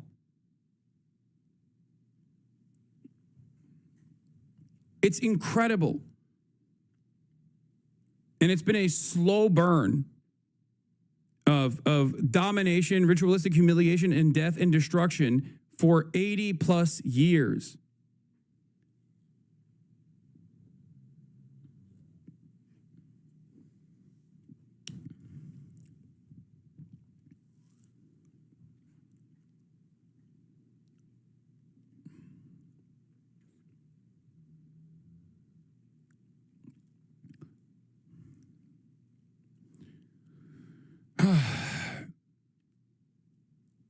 This provides Israel with license to portray those it perceives as its enemies as Nazis, a term used repeatedly by Israeli media figures to depict Hamas and by extension all Gazans, based on the popular assertion that none of them are uninvolved, not even the infants who would grow up to be militants.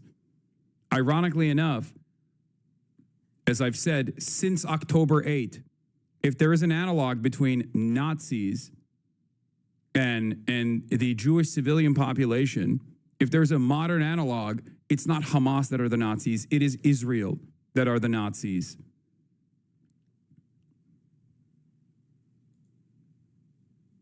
Yeah, I appreciate this piece. I appreciate peace is that, what? I appreciate this piece. Not only that it acknowledges the genocide, it also points directly at Israel's use of the Holocaust in defense. How Israel's actions will shape future understanding of the Holocaust should be a grave concern to anyone who cares about its memory. This is David Grossman says, this is about as concise a breakdown as there can be, and it doesn't even get into the horrors perpetrated by the Gaza Humanitarian Foundation or Israeli use of AI to generate endless targets.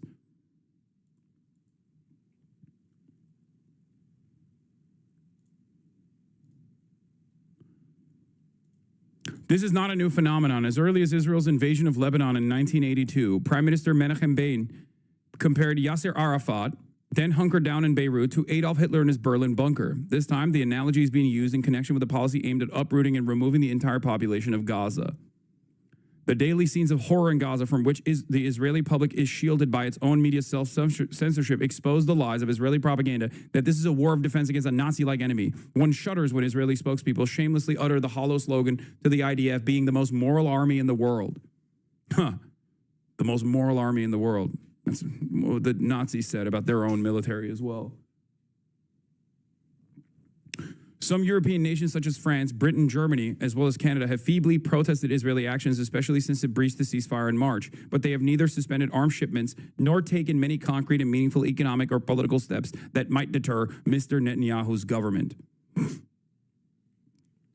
For a while, the United States government seemed to have lost interest in Gaza, with President Trump initially announcing in February that the United States would take over Gaza, promising to turn it into the Riviera of the Middle East, and then letting Israel get on with the Strip's destruction and turning his attention to Iran. At a moment, one can only hope that Mr. Trump will again pressure a reluctant Mr. Netanyahu to at least reach a new ceasefire and put an end to the relentless killing. I've said this before, but the only time Israel stands down is when it is too much of a cost for either the Israeli civilian public or too much of a cost for the Israeli military. When they lose too many lives, that's the only time, or the mere threat of losing lives, the mere threat of losing their economic standing in the world. That is the only time Israel stands down, when it is forced to do so.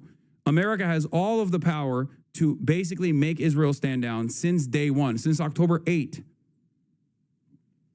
And yet they've never chosen to do so.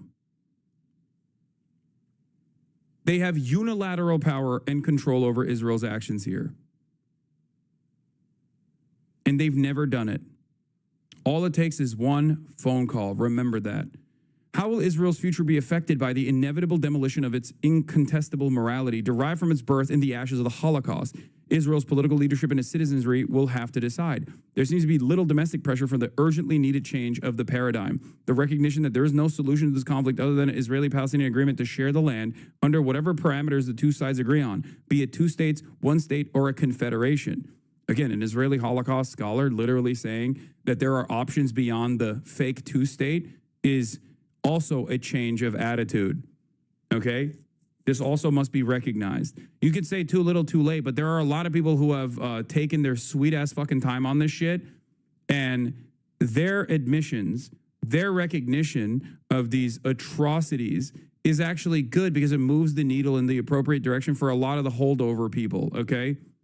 Because the only way to slowly but surely, the only way to come to a reasonable conclusion here is through public pressure. That's it. And I know you see the death and destruction and you think, fuck these people, fuck all of these people that have like turned a blind eye to this up until this moment. And I totally understand why you feel that way, but you have to suck it up, okay? You have to suck it up and you have to keep pushing. That's it. Because every new person that comes to this recognition matters, okay? That's just the way I've always seen it. I've never actually turned around and shit on people who have recognized these atrocities post-October 7. I have never actually shit on people who have come into this community after, a year after, and said, hey, you know what? This is a genocide. I agree. This is what's going on. How do we stop it? The reason why I haven't done that is because this is not about moral posturing. Okay, this is about creating a insurmountable amount of pressure that is impossible to contend with, so much so that the American government has to recalculate its undying loyalty and allegiance to the state of Israel as it's consistently continuing to conduct a genocidal campaign in Gaza. Okay? That's it. That's why I always say, if you offer unconditional support to the Palestinian population, okay, no matter at what point, if you come out and you say, I'm an anti-Zionist, I'm offering unconditional support to the Palestinians, I'm not going to shit on you. Now, of course, there's a limit to that.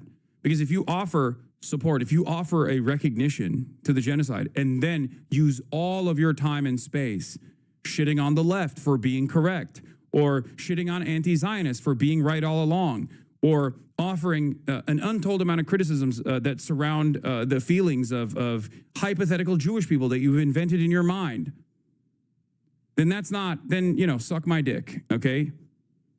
If you spend all of your time, all of your energy, all of your efforts on deplatforming pro-Palestinian voices and talking about how you recognize the genocide, but actually all of the people that are resisting against the genocide are very scary, which offers moral cover to Israel's actions.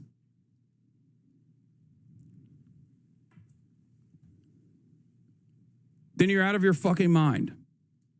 Save it.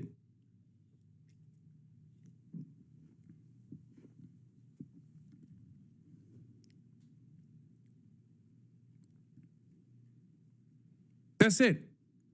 The fuck do you, what are you doing? There's only one right thing to state here. If you recognize that it's a genocide, then what are you talking about?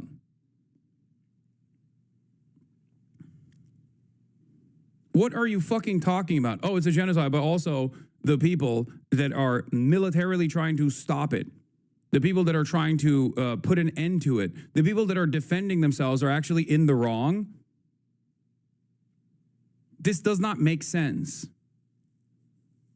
This does not make any fucking sense. You would never say that about the Jewish partisans. You would never say that about the French resistance. Oh, it's a genocide that's going on. But also, well, you know, the Warsaw Ghetto Uprising was pretty violent. There is no but after it's a genocide. And the only time I've seen people actually try to do this, because like Bernie Sanders doesn't do this, right? There are prominent liberal Zionists. Brad Lander doesn't do this. There are prominent liberal Zionists who have a difference in opinion from someone like myself. But the reason why I don't spend a lot of time fucking shitting on them actively is because regardless of their difference in opinion on this matter, they step aside. They at least have the recognition. They at least know that it's unproductive to consistently try and use their position or their platform to rail against those who do see the truth. That's it. It's that simple. At least have some shame to shut the fuck up. Okay?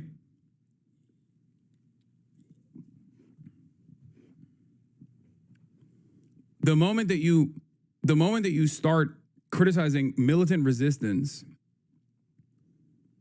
against this unimaginable cruelty is a moment where you're basically offering support to the Israeli state. You can call it a genocide all day, every day, and be like, what more do you want? I'm considering it a genocide. It's like, okay, well, you don't. You actually don't. You're just lying. You think that is giving you some kind of allowance to just also say the same shit that the Israeli state is saying. Oh, they're using human shields. It's a genocide, but Hamas is using human shields. No, the fuck they're not. That's just an Israeli lie. That's just a lie. Oh, it's a genocide, but like, don't say Zionism is Nazi ideology. Don't say Zionism is a fascist ideology. What do you mean? So how did Israel decide to do a genocide then? How did this opinion form? Do you really believe it's a genocide? It doesn't make sense, okay? It doesn't make sense. It's that simple. Simply coming to the recognition that it's a genocide or just saying that doesn't unlock protection for you so you can literally keep doing Hasbara, keep doing propaganda for the state of Israel that is conducting the genocide. No one believes this.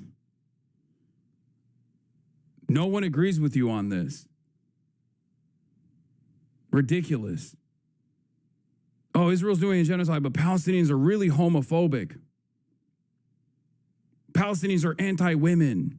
They're scary. They're terrorist Muslims.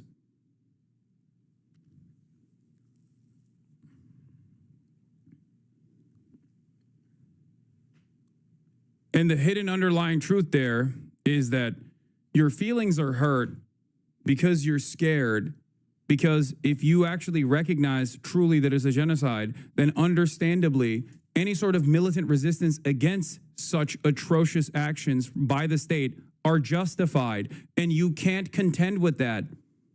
Okay? You can't.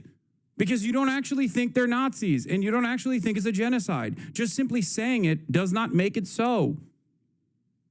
It's that simple.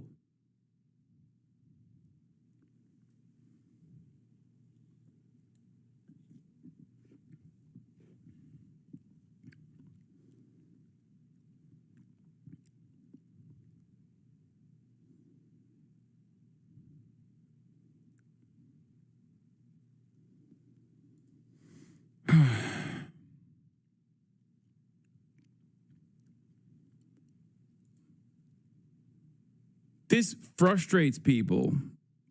This frustrates people to no end.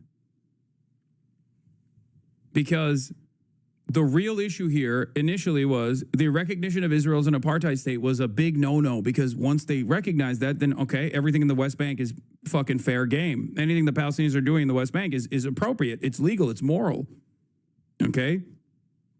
Anything that Palestinians are doing in Gaza is legal and moral against the Israeli state that is occupying their existence. Maybe not to the same degree as the West Bank. There is like some semblance of autonomy there, but it's not real, because Israel controls everything that's going in and out into the Gaza Strip, 24/7 mass surveillance, a de facto open-air concentration camp.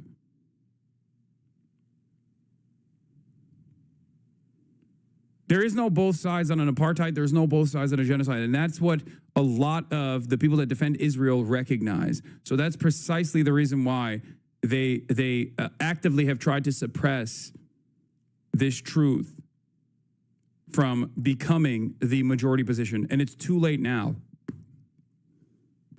It is the majority position. So if you spent every waking moment over the past 2 years actively going after and documenting and putting your statements out there in opposition to those who oppose Israel's genocide while simultaneously claiming it's a genocide, history will not look fondly at your contributions. What a spectacularly self-interested and stupid moment for those who did that.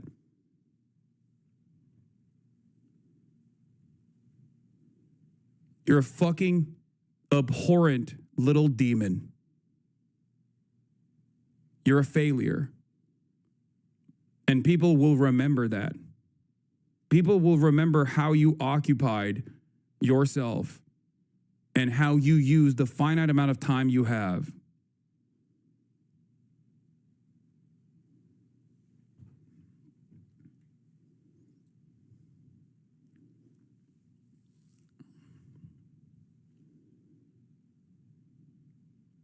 That stain will live on forever.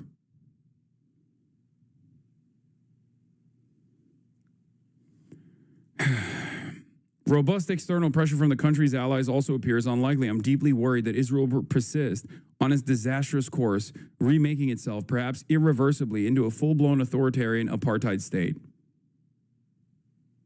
Such states, as history has taught us, do not last. Another question arises. What consequences will Israel's moral reversal have for the culture of Holocaust commemoration and the politics of memory, education, and scholarship when so many of its intellectual and administrative leaders have up to now refused to face up to their own responsibility to denounce inhumanity and genocide wherever they occur? Those engaged in worldwide cultural commemoration and remembrance built around the Holocaust will have to confront a moral reckoning. The wider community of genocide scholars, those engaged in the study of comparative genocide or any of the many other genocides that have marred human history, is now edging ever closer towards a consensus over describing the events in Gaza as a genocide. In November, a little more than a year into the war, the Israeli genocide scholar Shmuel Liederman joined the growing chorus of opinion that Israel was engaged in genocidal actions. The Canadian international lawyer William Shabbos came to the same conclusion last year and has recently described Israel's military campaign in Gaza as absolutely a genocide. Other genocide experts such as Melanie O'Brien, president of the International Association of Genocide Scholars, and the British specialist Martin Shaw, who has said that the Hamas attack was genocidal, just fucking ridiculous, have reached the same conclusion. While the Australian scholar Dirk Moses of the City University of New York described these events in the Dutch publication NRC as a mix of genocidal and military logic. In the same article, Umit Unger, a professor at the Amsterdam-based NIOD Institute of War, Holocaust, and Genocide Studies, said there are probably scholars who still do not think it's a genocide, but I don't know them.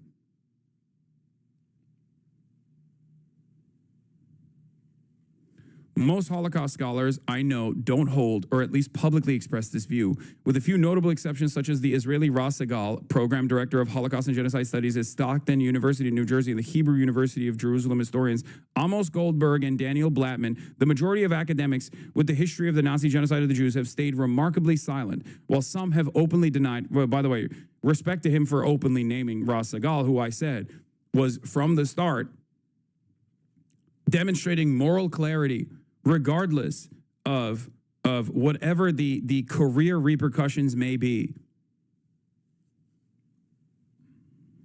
There were people who were very aware of what the fuck was going on, and they tried to put an end to it by saying the truth before it got to this level.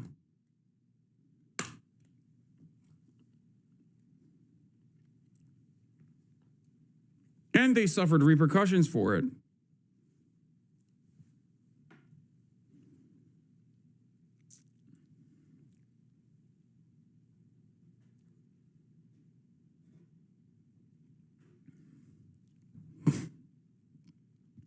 While some have openly denied Israel's crimes in Gaza or accused their more critical colleagues of incendiary speech, wild exaggeration, well poisoning, and anti-Semitism. In December, the Holocaust scholar Norman J.W. Goda opined that genocide charges like this have long been used as a fig leaf for broader challenges to Israel's legitimacy, expressing his worry that they have cheapened the gravity of the word genocide itself. This genocide libel, as Dr. Goda referred to in an essay, deploys a range of anti-Semitic tropes, including the coupling of the genocide charge with the deliberate killing of children, images of whom are ubiquitous on NGO, social media, and other platforms that charge Israel with genocide. In other words, showing images of Palestinian children ripped apart by U.S.-made bombs launched by Israeli pilots is, in this view, an anti-Semitic act. And there are plenty of people who believe that. You must understand, there are people who legitimately, including, some content creators, if I were to draw this back to like influencers with platforms, have said this. It is not the act of bombing children that is the problem here. It is the act of recognition. Because when you see that happening, if you don't immediately contextualize it and justify it as a necessity, then you might actually create an environment where people get mad. People get mad at Jewish people.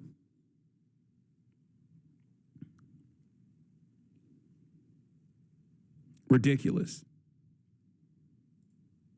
Instead of actively working to decouple Judaism from Israel's actions, if you still try to maintain this position, you are the one who is actually harming Jews around the world.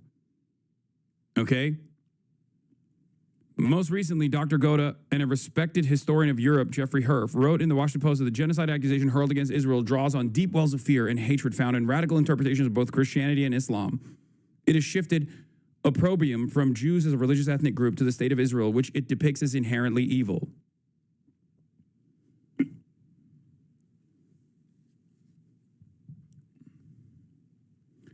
What are the ramifications of this rift between genocide scholars and Holocaust historians? This is not merely a squabble within academia.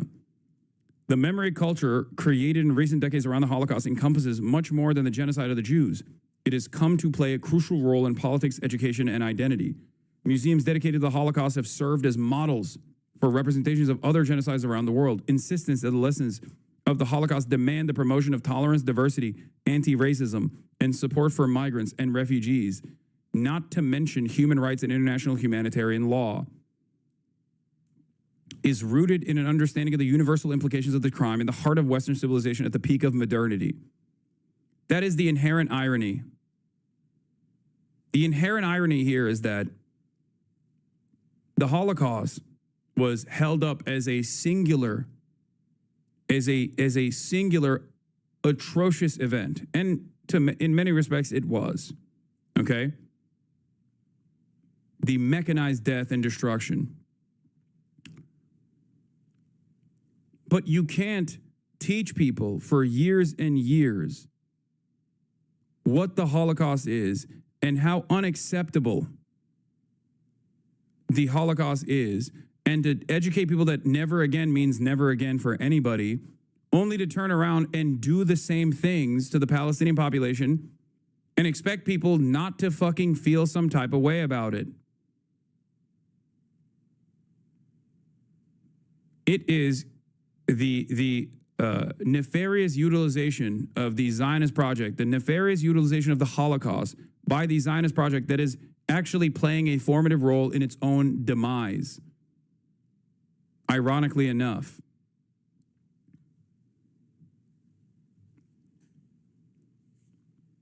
For years and years, singling out the Holocaust played a formative role in the defense of Israel.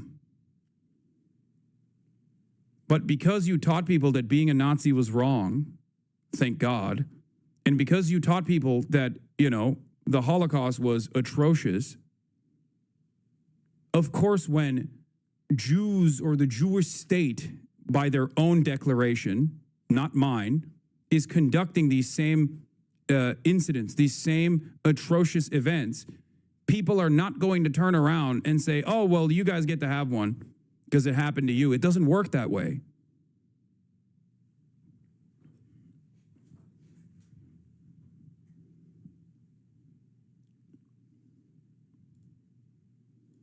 What is this?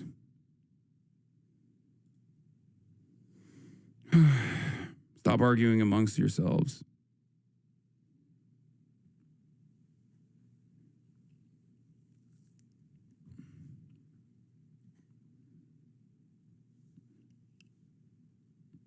For my entire life, the Holocaust was taught to me at Jewish camp and school, with the main takeaway, never again, was not just a slogan. It has been the greatest shame to see those same institutions have no understanding of what never again really means. Yeah, because for them, it was just a justification to defend the state of Israel, no matter how atrocious or how violent those actions may become. That's why.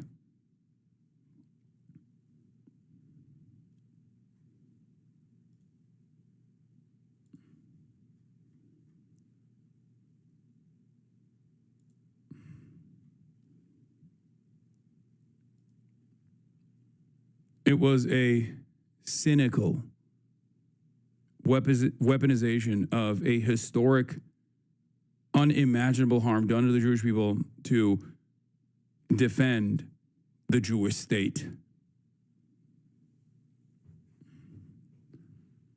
Discrediting genocide scholars who call out Israel's genocide in Gaza as anti-Semitic threatens to erode the foundation of genocide studies, the ongoing need to define, prevent, and punish and reconstruct the history of genocide, suggesting that this endeavor is motivated instead by malign interests and sentiments, that it is driven by the very hatred and prejudice that was at the root of the Holocaust, is not only morally scandalous, it provides an opening for a politics of denialism and impunity as well. That is precisely what it is. By the same token, when those who have dedicated their careers to teaching and commemorating the Holocaust insist on ignoring or denying Israel's genocidal actions in Gaza, they threaten to undermine everything that Holocaust scholarship and commemoration have stood for in the past several decades. That is the dignity of every human being, respect for the rule of law, and the urgent need to never let inhumanity take over the hearts of people and steer the actions of nations in the name of security, national interest, and sheer vengeance. What I fear is that in the aftermath of the Gaza genocide, it will no longer be possible to continue teaching and researching the Holocaust in the same manner we did before. Because the Holocaust has been so relentlessly invoked by the state of Israel and its defenders as a cover-up of the crimes of the IDF, the study and remembers of the Holocaust could lose its claim to be concerned with the universal justice and retreat into the same ethnic ghetto in which it began its life at the end of World War II, as a marginalized preoccupation by the remnants of a marginalized people, an ethnically specific event, before it succeeded, decades later, to find its rightful place as a lesson and a warning for humanity as a whole. Just as worrisome is the prospect that the study of genocide as a whole will not survive the accusations of anti-Semitism, leaving us without a crucial community of scholars and international jurists to stand in the breach at a time when the rise of intolerance, racial hatred, populism, and authoritarianism is threatening the values that were at the core of the scholarly, cultural, and political endeavors of the 20th century. Perhaps the only light at the end of this very dark tunnel is the possibility that a new generation of Israelis will face their future without sheltering in the shadow of the Holocaust, even as they will have to bear the stain of the genocide in Gaza perpetrated in their name. Israel will have to learn to live without falling back on the Holocaust as a justification for inhumanity.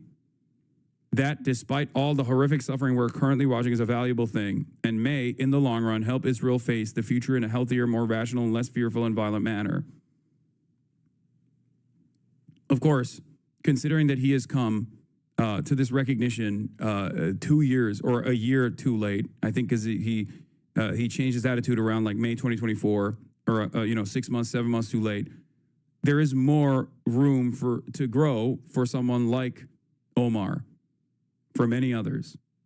But obviously, staking their reputation and their scholarly work to make a statement like this on the New York Times, I'm not going to fucking shit on them too much.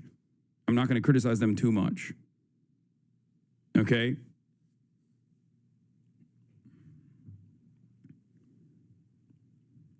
This will do nothing to compensate for the staggering amount of death and suffering in Palestinians, but Israel, liberated from the overwhelming burden of the Holocaust, may finally come to terms with the inescapable need for its 7 million Jewish citizens to share the land with the 7 million Palestinians living in Israel, Gaza, and the West Bank in peace, equality, and dignity. That will be the only just reckoning. What did Omar say that was wrong in this piece? I mean, obviously, he's Israeli. So his focus on this, his commentary on this revolves around like almost an impossibility that like Israel will come to the recognition, or maybe even focuses too much on the historical significance of the Holocaust as it shapes Jewish identity, as it shapes Israel's identity. It almost comes across as like a hidden premise that like Israel was a necessity after the Holocaust, which is the underpinning of Zionist theory. That is the underlying fundamental principle beyond that stretches from, oh, maybe Israel shouldn't be so violent, but it has to exist as a Jewish nation state, all the way to we have to massacre every single person that is non-Jewish in this area. Like it stretches all the way from I want a two-state solution all the way down to I want a one-state solution where all the Palestinians have been wiped out.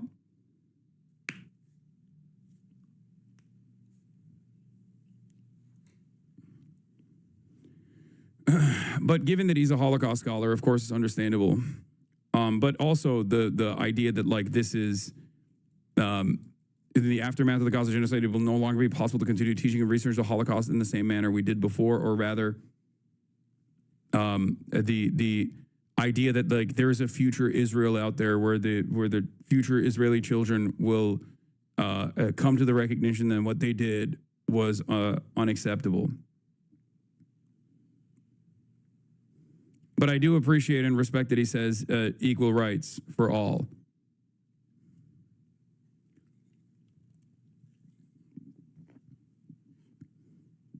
The reality of the matter is,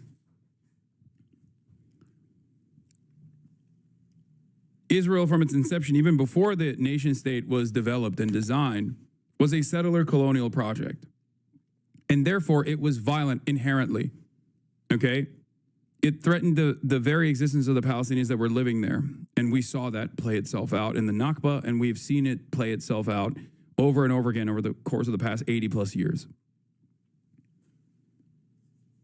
If there was a commitment to a binational singular state from the start, as Einstein also demanded from the Israeli state, as he warned that they were becoming Nazis early on, in the aftermath of some of the atrocities that led to what is known as the Nakba, the ethnic cleansing of Palestinians, okay, then this would not be a problem. There would be no issues, because that would not be Israel. It would be something else. It would be a different formation. You cannot separate ethnic cleansing from Zionism. That is why whenever people talk about Zionism being something that is really important to all Jews, a formative part of like Jewish identity, and when you're criticizing Zionists, you're criticizing all Jews, like this is a stupid fucking argument.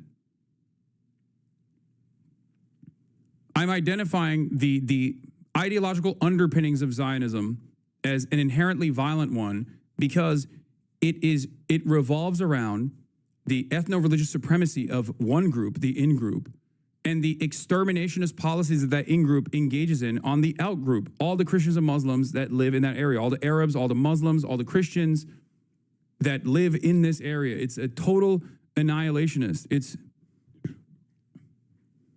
It's a complete extermination. That is the finality of this project. No ands, ifs, or buts. You should be ashamed to associate that with the entire Jewish population. And I think perhaps in the future, there will be a sense of shame with this association when all is said and done. It is up to us to put an end to it before it turns into fucking land acknowledgements that we offer to the indigenous population here in the United States or in Canada, to the First Nations people. Oh, well, you know, it was bad when it happened, but also, you know, what are you going to do?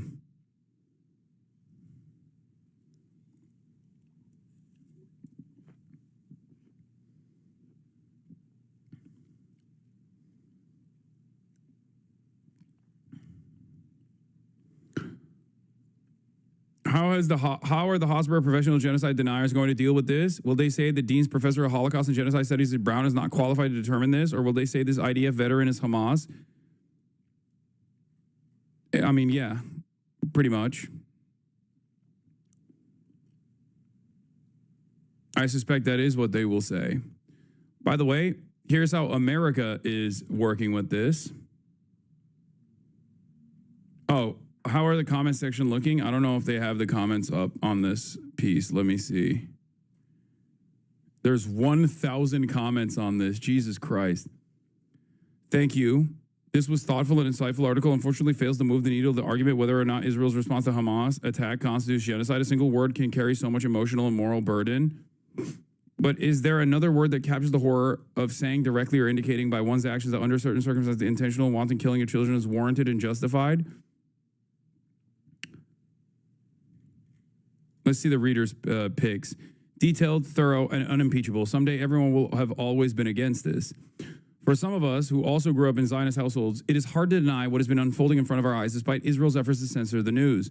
Israel's actions in Gaza and the West Bank are a betrayal of Jewish values. The country under a present leadership is using its undoubted military process to effect a long-held goal of territorial expansion and a final resolution of what it perceives as a Palestinian problem. The country is in moral decline and in the process of dragging the U.S. down with it. Rather than putting an end to the atrocities, Secretary of State Rubio's only response has been to sanction the critics of Israel's actions like the ICC judges and Francesca Albanese. Shame on him and all of us for allowing this crime to occur yet again.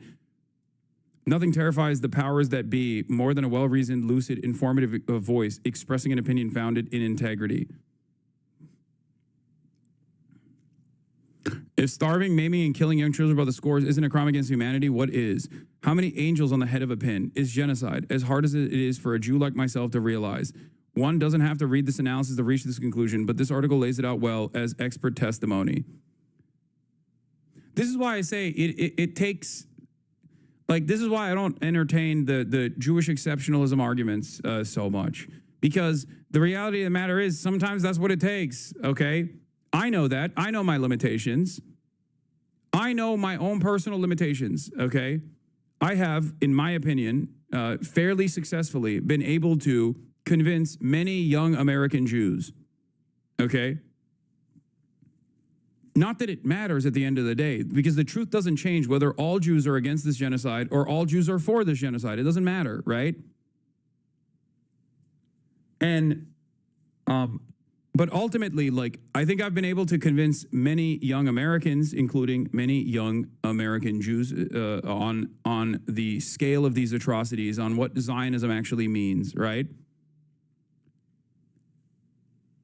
Having said that, there are still limitations, especially given my background.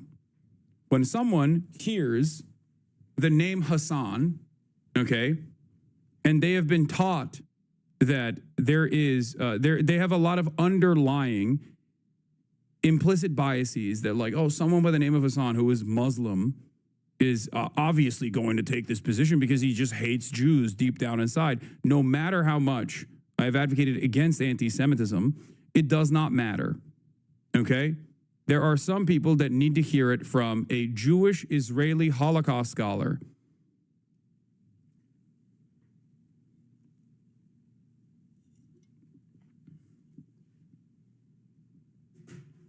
It's that simple. There are some that need to hear it from a white guy who's Christian. There are some who need to hear it from a Jewish guy who's in Israel. It is what it is. When I was younger, I was just sort of, what is this? Oh, fuck, hold on. That person in the replies is posting some imagery that might be TOS. When I was younger, I was just sort of passively aware that there's something wrong with Israel. The thing that helped me see it was more than just a state that behaved poorly, was reading accounts of settler lynchings like this. It is very, very difficult to think of a worse group. Yeah, I do think so. I think that, like, actions in the West Bank cause a lot of people to actually contextualize the violence as, like, personal violence. Many people have been taught that entire building blocks coming down is just normal. It's just like Arabs kind of deserving of that. It's collateral damage. As an American Jew, your initial coverings of the settler lynchings in Palestine pre-October 7th got me to understand. Yeah, I think for a lot of people in the Western world, when they see the horrible actions of the West Bank settlers, that causes them to recognize exactly what's going on, that this is an unsustainable, supremacist, fascist ideology.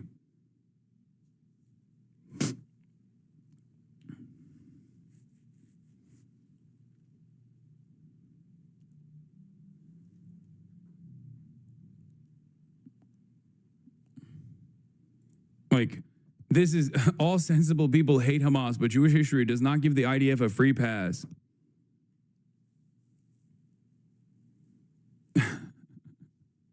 There's that. And I don't think that will be able to, I don't think people will be able to fucking ever decouple that. I want to see the replies to it. What's your urban warfare strategy when the enemy holds your people hostage and uses his own civilians as human shields, Roy? Apparently sensible. He okayed the funneling money of Hamas through Qatar. He doesn't get a free pass either. The Hamas leaders were all safely in Lebanon, Syria, Qatar, Dubai, other places by the time the IDF attacked. None of it is true, by the way. This is not true.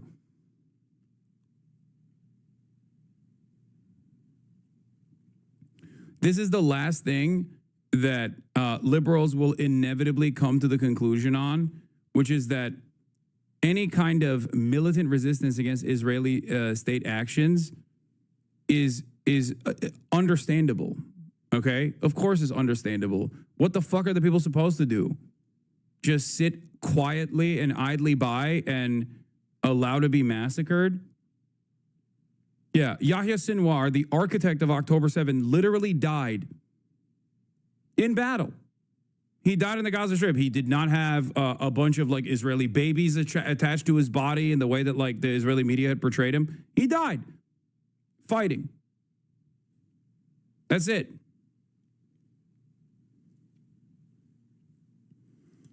As an American Jew, prior to 10/7, I used to agree with 90% of your views, but turn off the stream when you covered Israel. Post 10/7, I came back and you helped me completely reshape my worldview to be firmly anti-Zionist. Thank you for that. Of course. Thank you for your understanding. It is not easy to go against a shit ton of social conditioning. Okay? It's not easy. I get that. I recognize the position that we are all in the United States of America. I recognize, like, where we're coming from. That's why I try to actively communicate to people in similar, incredibly privileged conditions that we have. That's why I also always say everyone has a different role, okay? Everyone plays a different role here. This is what I have seen my role to be. That's why I don't criticize Mehdi Hassan all that much. Zateo has done phenomenal work, obviously, but it's understandable that some people get a little disturbed or a little angry with Mehdi Hassan when he routinely will pay the piper, if you will, and regularly, with regular frequency, criticize the militancy against Israel, right? But ultimately, someone's got to fucking be in those rooms. Someone's got to be in those rooms defending the humanity of the Palestinians. It's that simple. And you can't be in those rooms defending the humanity of the Palestinians if you don't, constantly condom hummus, over and over and over again. And even then, he still lost his job. He still lost his position at MSNBC, even though he played ball, if you will.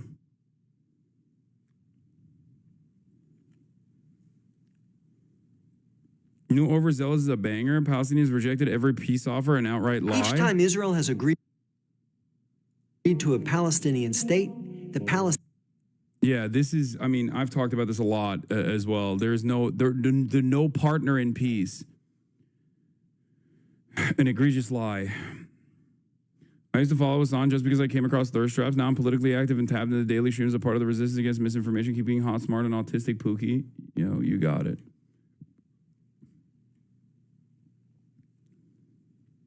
This post really shows those settlers live in an entirely different world. Oh, yeah, I saw this. Jewish settler Ruth Azulai mourned her husband, an Israeli soldier killed in Gaza in July. She recalled how he so wanted to be in Gaza and would recount all the houses he destroyed to make progress in their mission. She vowed to occupy and resettle Gaza in his memory.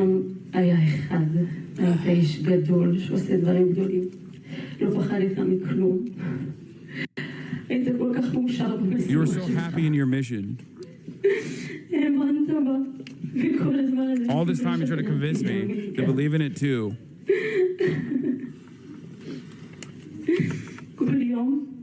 Every day you would come back from Gaza to sleep next to me. You would tell me how many houses you destroyed today and that you were making more progress in the mission to end this war. You wanted to be in Gaza so badly. Your friends know what a journey you went through to get there. You were happy and you were enlightened. And my heart expanded to see you like this. You were a crazy fighter. I always trusted you in everything that happened. That's a Nazi. That's the Nazi wife of a fucking Nazi soldier who got smoked, okay? Get the fuck out of here, dude. Get the fuck out of here. Like, I do not have even an ounce of sympathy for this lady, okay? She's literally like, oh yeah, right next to me. Every night you laid in bed and you talked about all the fucking Palestinian homes you demolished. Like, that's foreplay? Get the fuck out of here, freak. Like, not embarrassed to say this shit is crazy.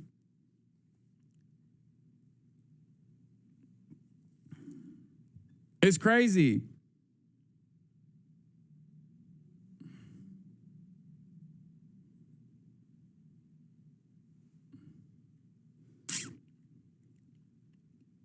Just so fucking shameful. Shameless, really. נתת לי ביטחון שלא ידעתי מעולם, והייתי שלווה. הייתי מוכן למות כדי שהמלחמה הזאת תסתיים כבר. אני אומרת לכם, תסיימו כבר את המלחמה הזאת, תסיימו אותה.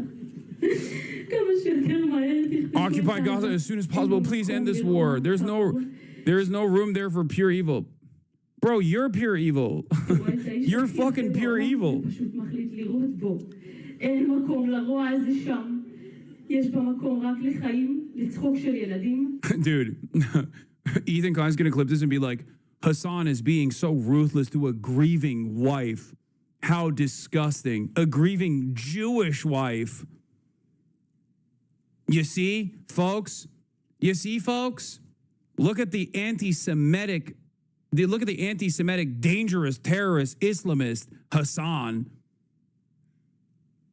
לשמחה למשפחות יהודיות וקדושות שחיות בשביל לחיות, שמתרגשות מכל גרגר באדמה הזאת.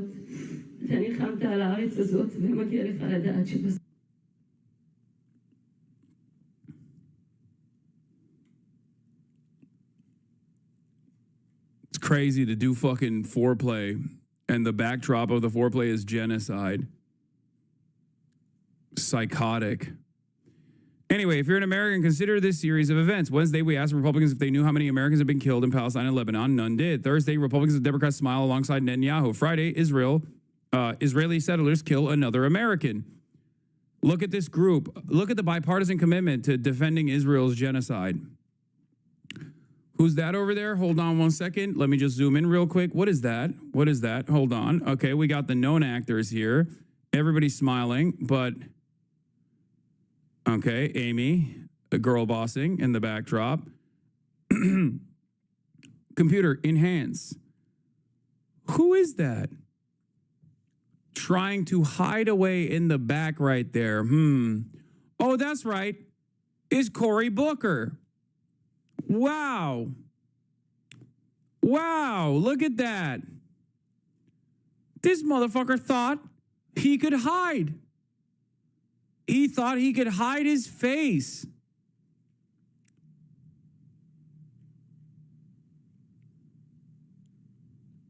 Piece of shit.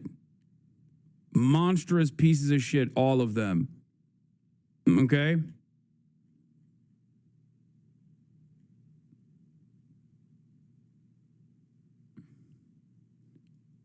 What? I agree with you on like 99% of positions, but I feel like you should prevent your chat from spamming the Chad face emo whenever you bring up militant violence directed against civilians. What? Man, shut the fuck up. What the fuck are you talking about, dude? People getting to that level, people trying to fucking find anything that they can be like, you know, I agree with you, but like, honestly, your chat spamming something that I'm attributing to like something that's bad is just like the maximalist virtue signaling position. Would you fucking say that? Would you say that about fucking Nazis getting smoked? No, you wouldn't. Shut the fuck up.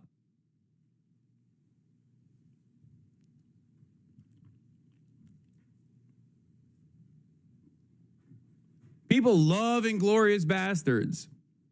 I love Inglourious Bastards. But the moment that like someone else you identify with is actually doing is the villain in this story, you're like, oh well, I don't know about this. Can you give me 10 Hamas condemnations, please?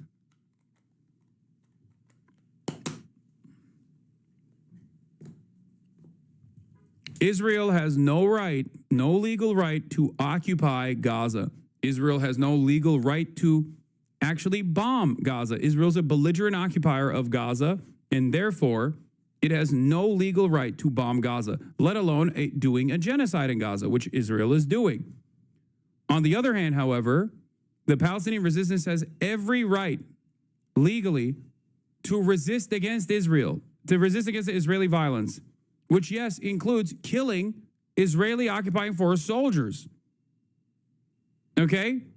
Oh my God, Mom. Jesus Gaza say at Christ. least 20 people are dead after Israel continued to bombard the territory on Monday.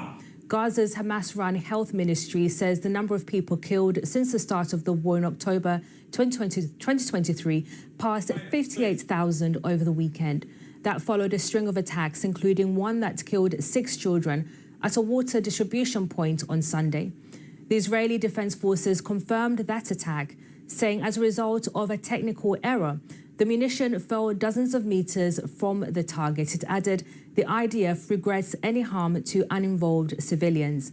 It comes as Israeli politicians criticize Benjamin Netanyahu's government over its proposal to force all 2 million Palestinians in Gaza into a single so-called humanitarian city.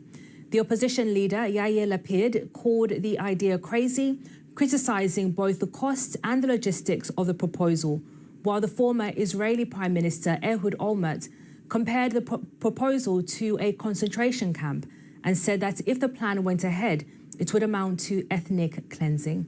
Israel says its mission remains to destroy Hamas and bring home the hostages. International news organizations, including the BBC, are not allowed to report from Gaza. So Nick Bick has sent this report from Tel Aviv and a warning some viewers may find it distressing. Monday morning rush hour at a Gaza hospital. A deluge of the dead and injured. Victims of the latest Israeli strikes in the southern city of Khan Yunis. Mohammed explains that his mum and dad survived the attack, but then he found his brother in pieces in the street, he says. How many thousands of children? How many thousands of their mothers? Israeli former Prime Minister Ehud Olmert has been a fierce critic of the continuation of the war in Gaza. There is nothing that we can achieve that deserves or that justifies this terrible cost of human lives, us and Palestinians. The Israeli government is looking to build a camp in the south of Gaza, which would contain all 2 million Palestinians. People have said that is a concentration camp. Is it? Okay, I mean, I think it was attributed to me that I said it. I didn't use this word. But what I say is very simple. The building up of a camp of 600,000 and with a... This guy. You saying this now and been, which is good, but you deadass said, even if a bit offhandedly, early in the genocide in late 23, when 5 iOS soldiers were blown up by their own trap, that we shouldn't celebrate it, and I remember deadass, many here being sympathetic. Dog. Read the fucking room, okay? Read the fucking room, dipshit. What do you want me to say and do? Yeah, in 2023, are you fucking kidding me? Do you know the knives were out for even saying that Israel was doing a genocide? Are you fucking out of your mind?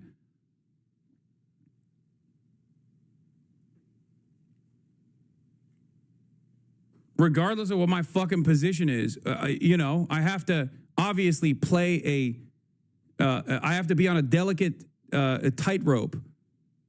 Some of you are anonymous online, and you're too stupid to recognize that obviously things are a little bit different for someone who is a fucking media figure. You literally think, oh, I have the red triangle on my fucking Twitter account, and I celebrate Hamas's greatest fucking W's, and you think like everyone else should also be able to do the same. Like, what are you, fucking stupid? Are you dumb? Obviously, coming out of the gates, fucking swinging as a Muslim dude named Hassan with statements such as that one, when the Overton window was not actually slammed in the direction of the truth, would have made things a little bit more difficult, don't you think? It's still difficult regardless. But there's a reason why I haven't been fucking banned for this shit. Because I'm very careful about what I say. Like, you're in the chat of a person who's been targeted by the American government, and you're over here being like, why are you careful about the way you speak on these issues? There is a lot more liberties that you can have, especially if you're a Jewish American, if you're a white American, you have a lot more liberties, okay? Even if you have a platform.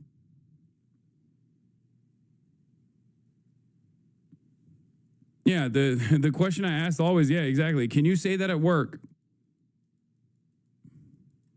Can you say that at work? No? Well, then you have to understand.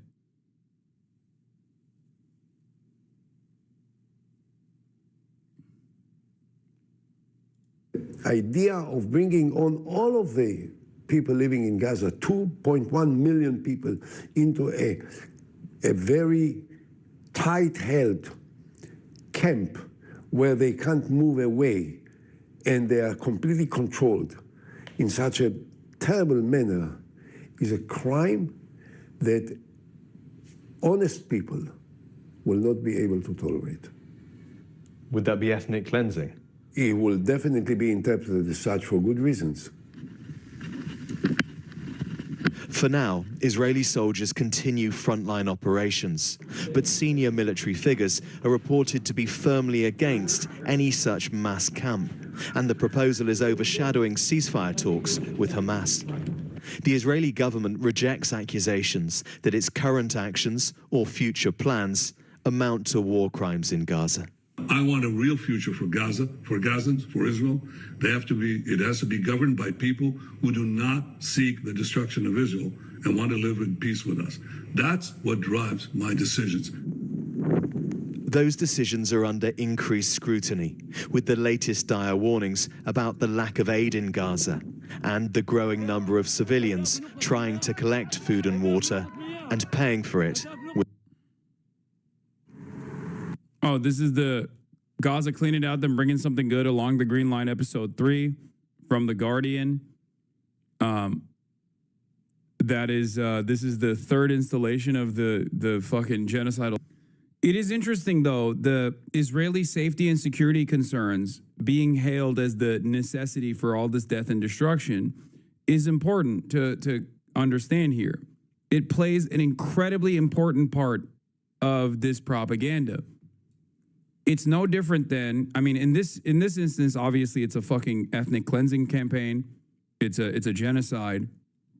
But in America, even speaking out against this is oftentimes matched with the safety and security concerns of these hypothetical Jewish people, okay?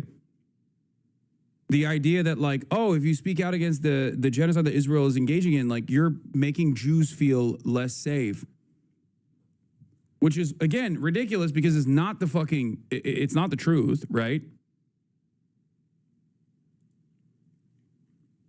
Like people feeling uncomfortable because of their own personal association with Israel does not mean we can't speak about the atrocities that Israel's engaging in.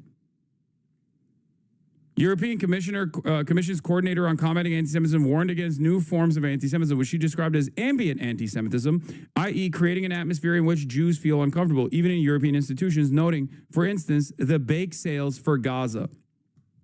Saying that making a bake sale, like children going out and doing a bake sale for Gazans, for people living in Gaza that are victim to genocide, is considered a